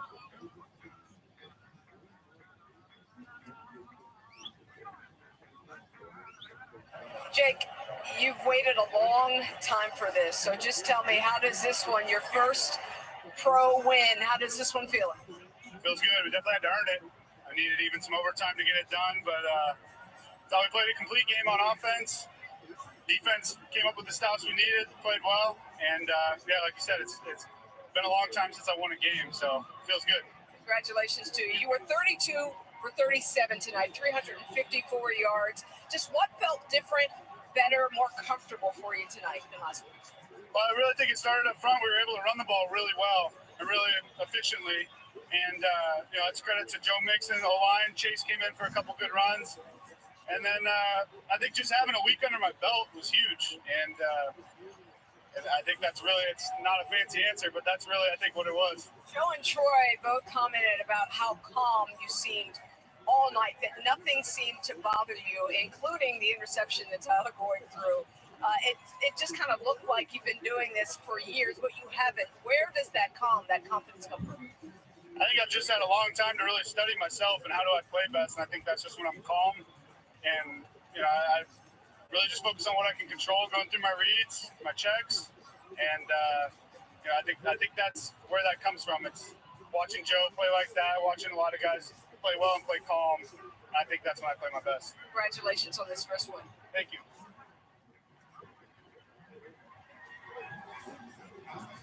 It was awesome. Yeah, like totally different game plan than versus Pittsburgh, right? I mean, something he liked, you could tell. He had a good plan, didn't make any major mistakes. Congratulations, Jake. I thought CJ came in and did a heck of a job too under tough circumstances. So Yeah, both those guys. Big all ball right, bro. See you next week. Hey, Double dipper, double header. Dipper. Two games. No. Two dragons. Let's go.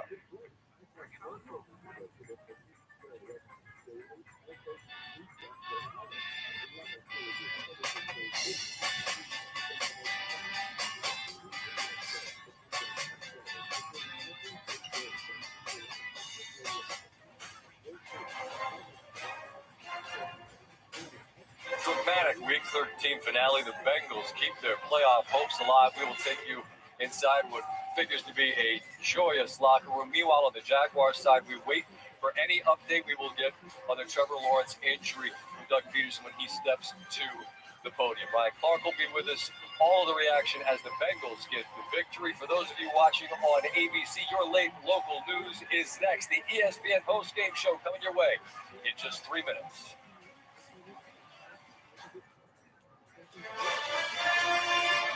ESPN thanks you for watching this presentation of the National Football League.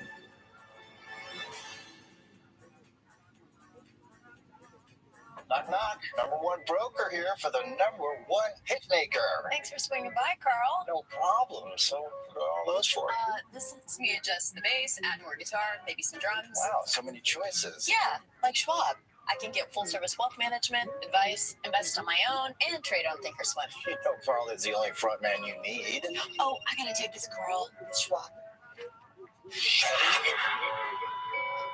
Have a choice in how you invest with Schwab. We're part of a covert special forces team. We're the only people who can keep the planet from getting blown to hell. We deserve a little fun. There's a reason we're the best. The best at what? That is good. Drinks are on the United States of America! Thank God one of us is sober. We're gonna celebrate like real American heroes. Everyone's invited. Ooh. Wendy's new breakfast 2 for $3 is so good. The crew is giving every combination code names. I got that sauce biscuit and some tay-tay. Eggman and Saucy Boy. 2 hot coffees. No matter what you call it, Wendy's breakfast is that breakfast. Choose Wendy's new 2 for $3 biggie bundles.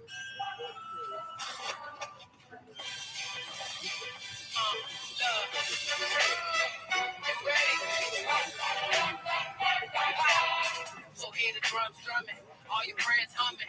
Yeah, it's a good time coming. Everything you want it, it's right here, y'all. Everything you need it, it's right here, y'all. We got the tunes bumping, got the kids jumping. Yeah, it's a good time coming.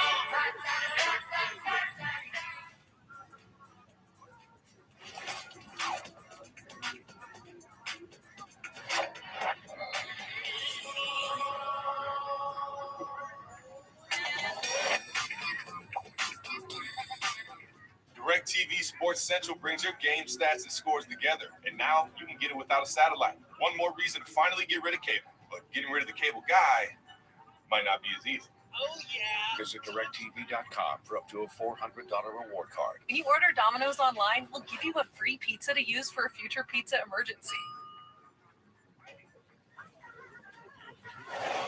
So you'll have an emergency pizza. A free pizza? There you go. Thank you. When you need it most.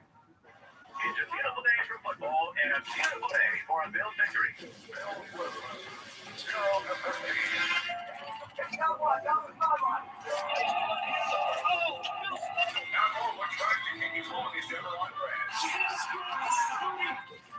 Go Bills. Thank you, Grandpa. How do I look? Extraordinary.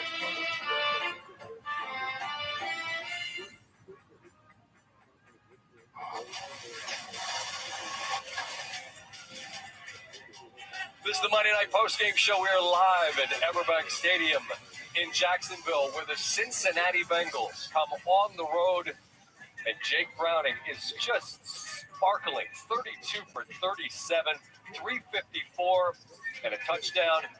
Jamar Chase You figure they might feed him.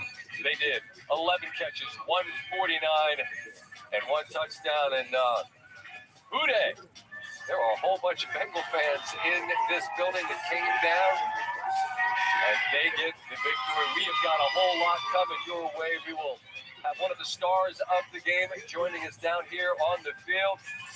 We will hear from Doug Peterson as well on the Jacksonville side with whatever update they are able to give us on the Trevor Lawrence injury that appeared to have an impact not just on this game, but perhaps down the road for Jacksonville. To change the direction of things. And here's what happened. It's 3rd and 10. This back and forth game is tied, and Lawrence is down, and his reaction is that of a guy who knows he's injured. You see the ankle rolls up, and then he rolls back over it. And he was slamming his hand on the turf, and instantly the respect from both sides as they take a knee. We actually walked past him as we walked out to the field, and that's just what it looked like. Somber, it was quiet, and unable to put any weight at all on that right foot. Meanwhile, in overtime, C.J. Beathard comes in as they were able to drive to tie this game, and then on 3rd and 7, he goes up top to Calvin Ridley, and it looks like they're knocking on the door. Maybe a pitch to ETN for the touchdown to win it. No, there was a hold called. You see it's Anton Harrison who's called here. Hands up top, and just that defenders are able to sell it right. Throw your hands up, and clearly there's a hand on that left shoulder pad, and that hold backs them up. Jags punt, and then here comes Browning and Chase, and that was just a remarkable diving grab, as Troy said. It's a heck of a throw as well, with Chase able to secure it. That got them close to midfield, and then on 3rd and 10, what a big-time throw this is to T. Higgins, who's back after he missed 3 games, and then McPherson's got a big leg. He missed one that hit the crossbar from 57 earlier in the game, but now in overtime from 48 to win it, and that is true. And the Cincinnati Bengals not given a ton of chance to win this one, but it's the National Football League. You never know, and a ton of credit to Jake Browning. And as we go up to Joe Buck and Troy Aikman, guys, there's so many layers here, and there's so much, and we will get to the Bengals' victory because they earned it. But the Lawrence injury is one that doesn't just impact tonight, potentially, gentlemen. We wait to find out the details, but this could really change the way the entire remainder of the AFC goes, and it's just another in a long line of injuries this year in the NFL. I just wanted your reaction in real time to what you saw.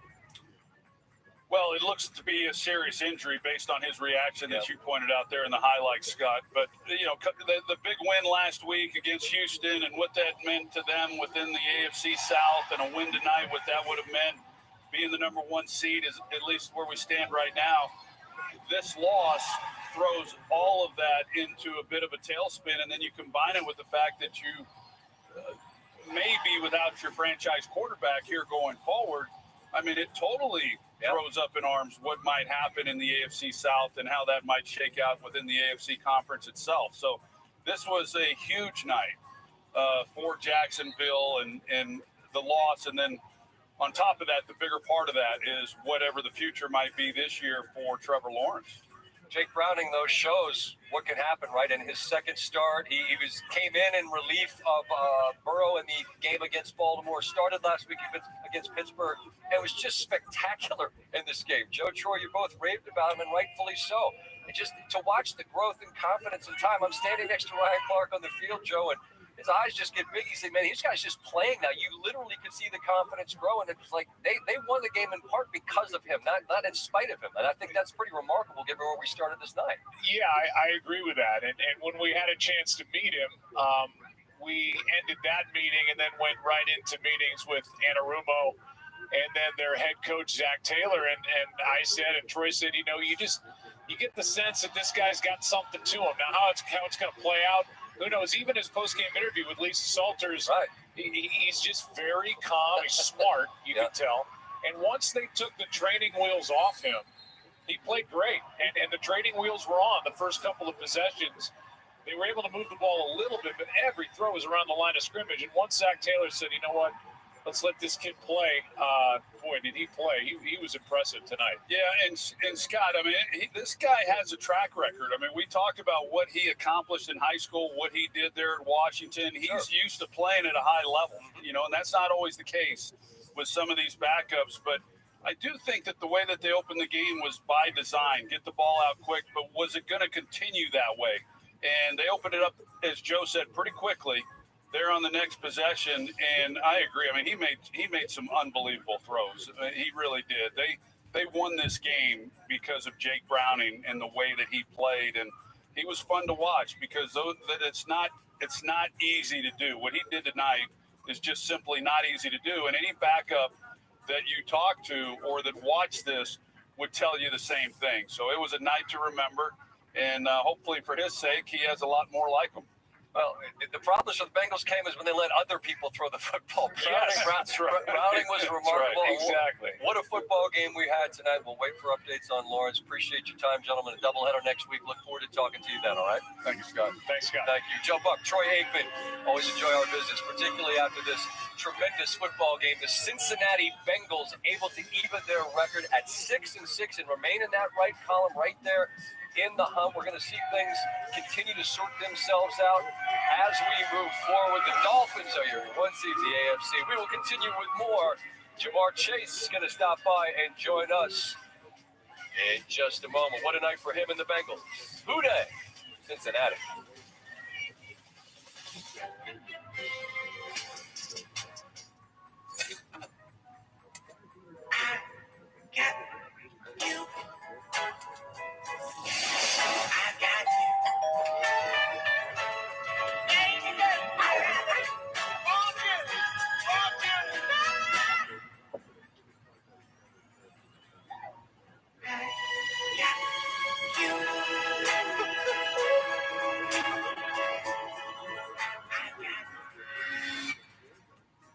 With the Game Time app, I paid 60% less than this guy. And it's not just sports tickets. It's also concerts. Performances, too! Oh, come on! Download Game Time. Last minute tickets, lowest price, guaranteed.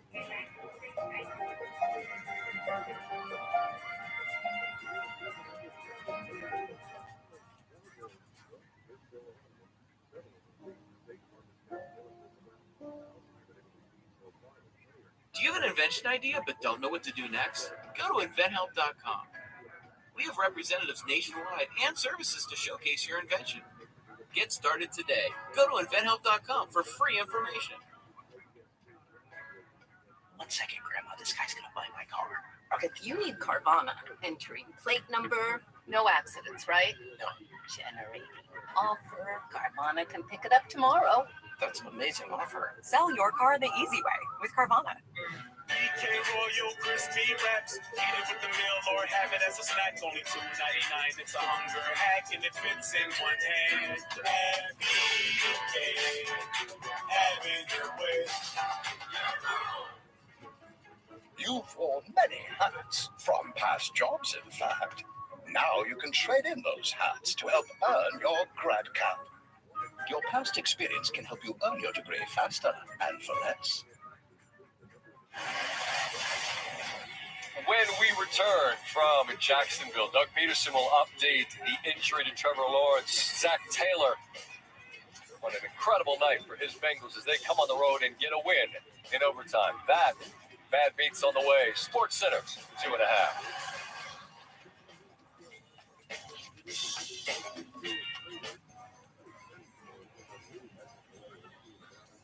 I want a smokeless fire pit. You have a smokeless fire pit. But it's not a smokeless solo stove Mesa fire pit. Imagine it, Carol. Friends gathered around. Yeah. Family getting cozy. So snug. Kids making s'mores. I can practically taste them. The neighbors laughing at my hilarious jokes. And you lost me. And the firewood says, "Don't ask me, I'm kindling." I love Simplify by Quicken. It shows me how much I'm spending and creates a personalized spending plan. I always know how much I can spend and save. How much more could you save? Take the Simplify challenge and find out. Named the best budgeting app by the New York Times Wirecutter. Start today. For muscle cramps and spasms, TheraWorks absorbs quickly for relief. So get back at it. TheraWorks works. For fast muscle relief, TheraWorks works. Try TheraWorks and get back at it.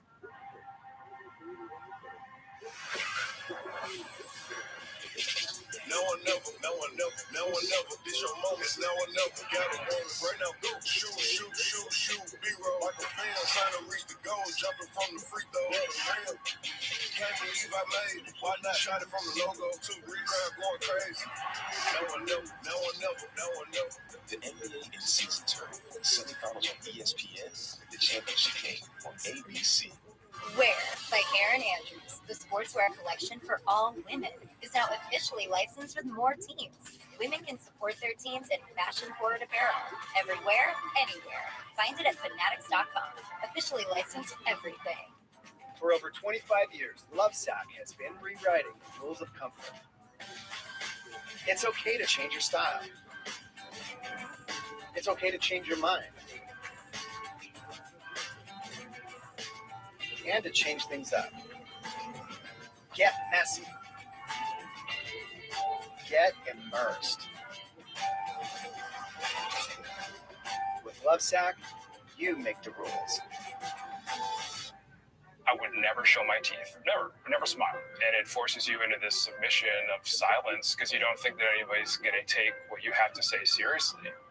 Invisalign has changed my life forever. Welcome to Baseball Tonight in December. Nashville is baseball's epicenter this week for winter meetings. Jeff Pass and Jesse Rogers, Alvin Gonzalez are in Music City. In studio, Tim Kirchin, Doug Glanville, and a very special guest. And Adam Ottavino was on the pitch for you. And the slider in there, strike three, fires, got him, side retire. He struck him out. Swing and a miss. He goes down on strikes. Struck him out. The ball game is over. Adam Ottavino with a 1-2-3 ninth for the save. Adam shut the door there, but we open it wide. No need to double check your calendars again. It's December. Pitchers and catchers don't report for 10 weeks, Adam, thereabouts. Hey, Tim, Doug, Phil, Adam. Cold weather, though, means hot stove winter meetings this week in Nashville. Adam, first, for a player like yourself, a free agent like yourself, what is this time of year like? Well, it can be very stressful, but for me, this is my 4th time through it, so I just try to unplug my brain from it, let the agent handle that stuff, and just focus on getting ready for next season. Tim, you got to be fired up for this point of the offseason. Yeah, first winter meetings for me was in '82. So just when you think nothing is going to happen, it explodes. Just when you think it's going to explode, nothing happens. Anything is possible for winter meetings. Yeah, you don't know, and you know, as a player, I remember being traded in December, and right before Christmas, and I didn't know what was going on. So you learn to adjust on the fly and just kind of roll with it. Well, like I said, we have a murderer's row here in studio and in Nashville. Joining us now from the palatial Gaylord Opryland Resort in Nashville, senior MLB insider Jeff Passan. Jeff, welcome. What is the atmosphere like right now in the Music City? The atmosphere, Phil, is that everybody is waiting for something to happen. There are 200 plus free agents right now. There are all-stars who are available on the trade market. There are going to be a lot of signings. There are going to be a lot of trades at some point. But everything this winter revolves around just one person. The most fascinating free agency in baseball history is just getting started. Shohei Ohtani has been named the American League MVP. Ohtani now free agent. The market for Ohtani services is bountiful. Best player in baseball is going to get the biggest contract we have ever seen. Hi, my name is Shohei Ohtani. No matter how slow-moving Major League Baseball's offseason is, every year the winter meetings provide a playground for action as the game's 30 teams gather in one oversized hotel and transactional chaos commences. This year's version is particularly interesting, not only because Shohei Ohtani remains a free agent, but because all of baseball's biggest spenders are planning to do something. A rare aligning of the planets bound to create bidding wars in free agency and the trade market. Complete game shutout, check. 2 homers in the nightcap, check. The Ohtani sweepstakes is barreling toward its $500 million plus conclusion. with the Los Angeles Dodgers, Chicago Cubs, Toronto Blue Jays, and Los Angeles Angels the favorites. As much as the Dodgers would love Ohtani, their most acute need is pitching. They figure to be front and center with the New York Yankees and New York Mets on Japanese right-hander Yoshinobu Yamamoto, who's expected to sign after the meetings. Boston and San Francisco, also ready to spend, could pivot to other top free agents, including center fielder Cody Bellinger for the Giants and left-handers Blake Snell and Jordan Montgomery for both. The trade market is bountiful as well. Right-hander Dylan Cease is expected to move. Swing and a miss. There was a good slider from Cease. Same with right-hander Tyler Glasnow. Throwing righties Corbin Burns and Shane Bieber, and there are top-end rotation pieces aplenty. Want a closer? Swing and a miss. Josh Hader strikes out the side of the bottom line. If Josh Hader in free agency is too pricey, Cleveland will trade Emmanuel Clase. A bat? Rays win! Arozarena hits one out. As Tampa Bay looks to shed money, its arbitration-eligible players, including Randy Arozarena and Isaac Paredes, can be had. And then, of course, there's the man with the market to himself. Soto has having 2 home runs in the first 3 innings of this game. San Diego outfielder Juan Soto, who's expected to be shipped out with 1 year to go before free agency, perhaps to the offense-starved Yankees. Hopefully, we'll be in a better position with some of the decisions that we can hopefully run into and improve the roster and improve where we're going to be sitting as we move into 24. With more than 200 free agents still jobless, plenty of players on the trade market, the action is bound to pick up.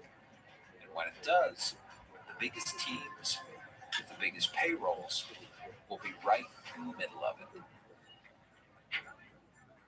Jeff, you covered a lot of ground in that piece. Names that are key pieces, all-stars, aces. But you can make a cogent argument. Ohtani is the biggest free agent storyline in a generation at least. When do we expect this biggest domino to fall? Well, it's looking less and less, Phil, like it's going to happen this week. And Ohtani meeting over the weekend with teams in Los Angeles, the idea was that he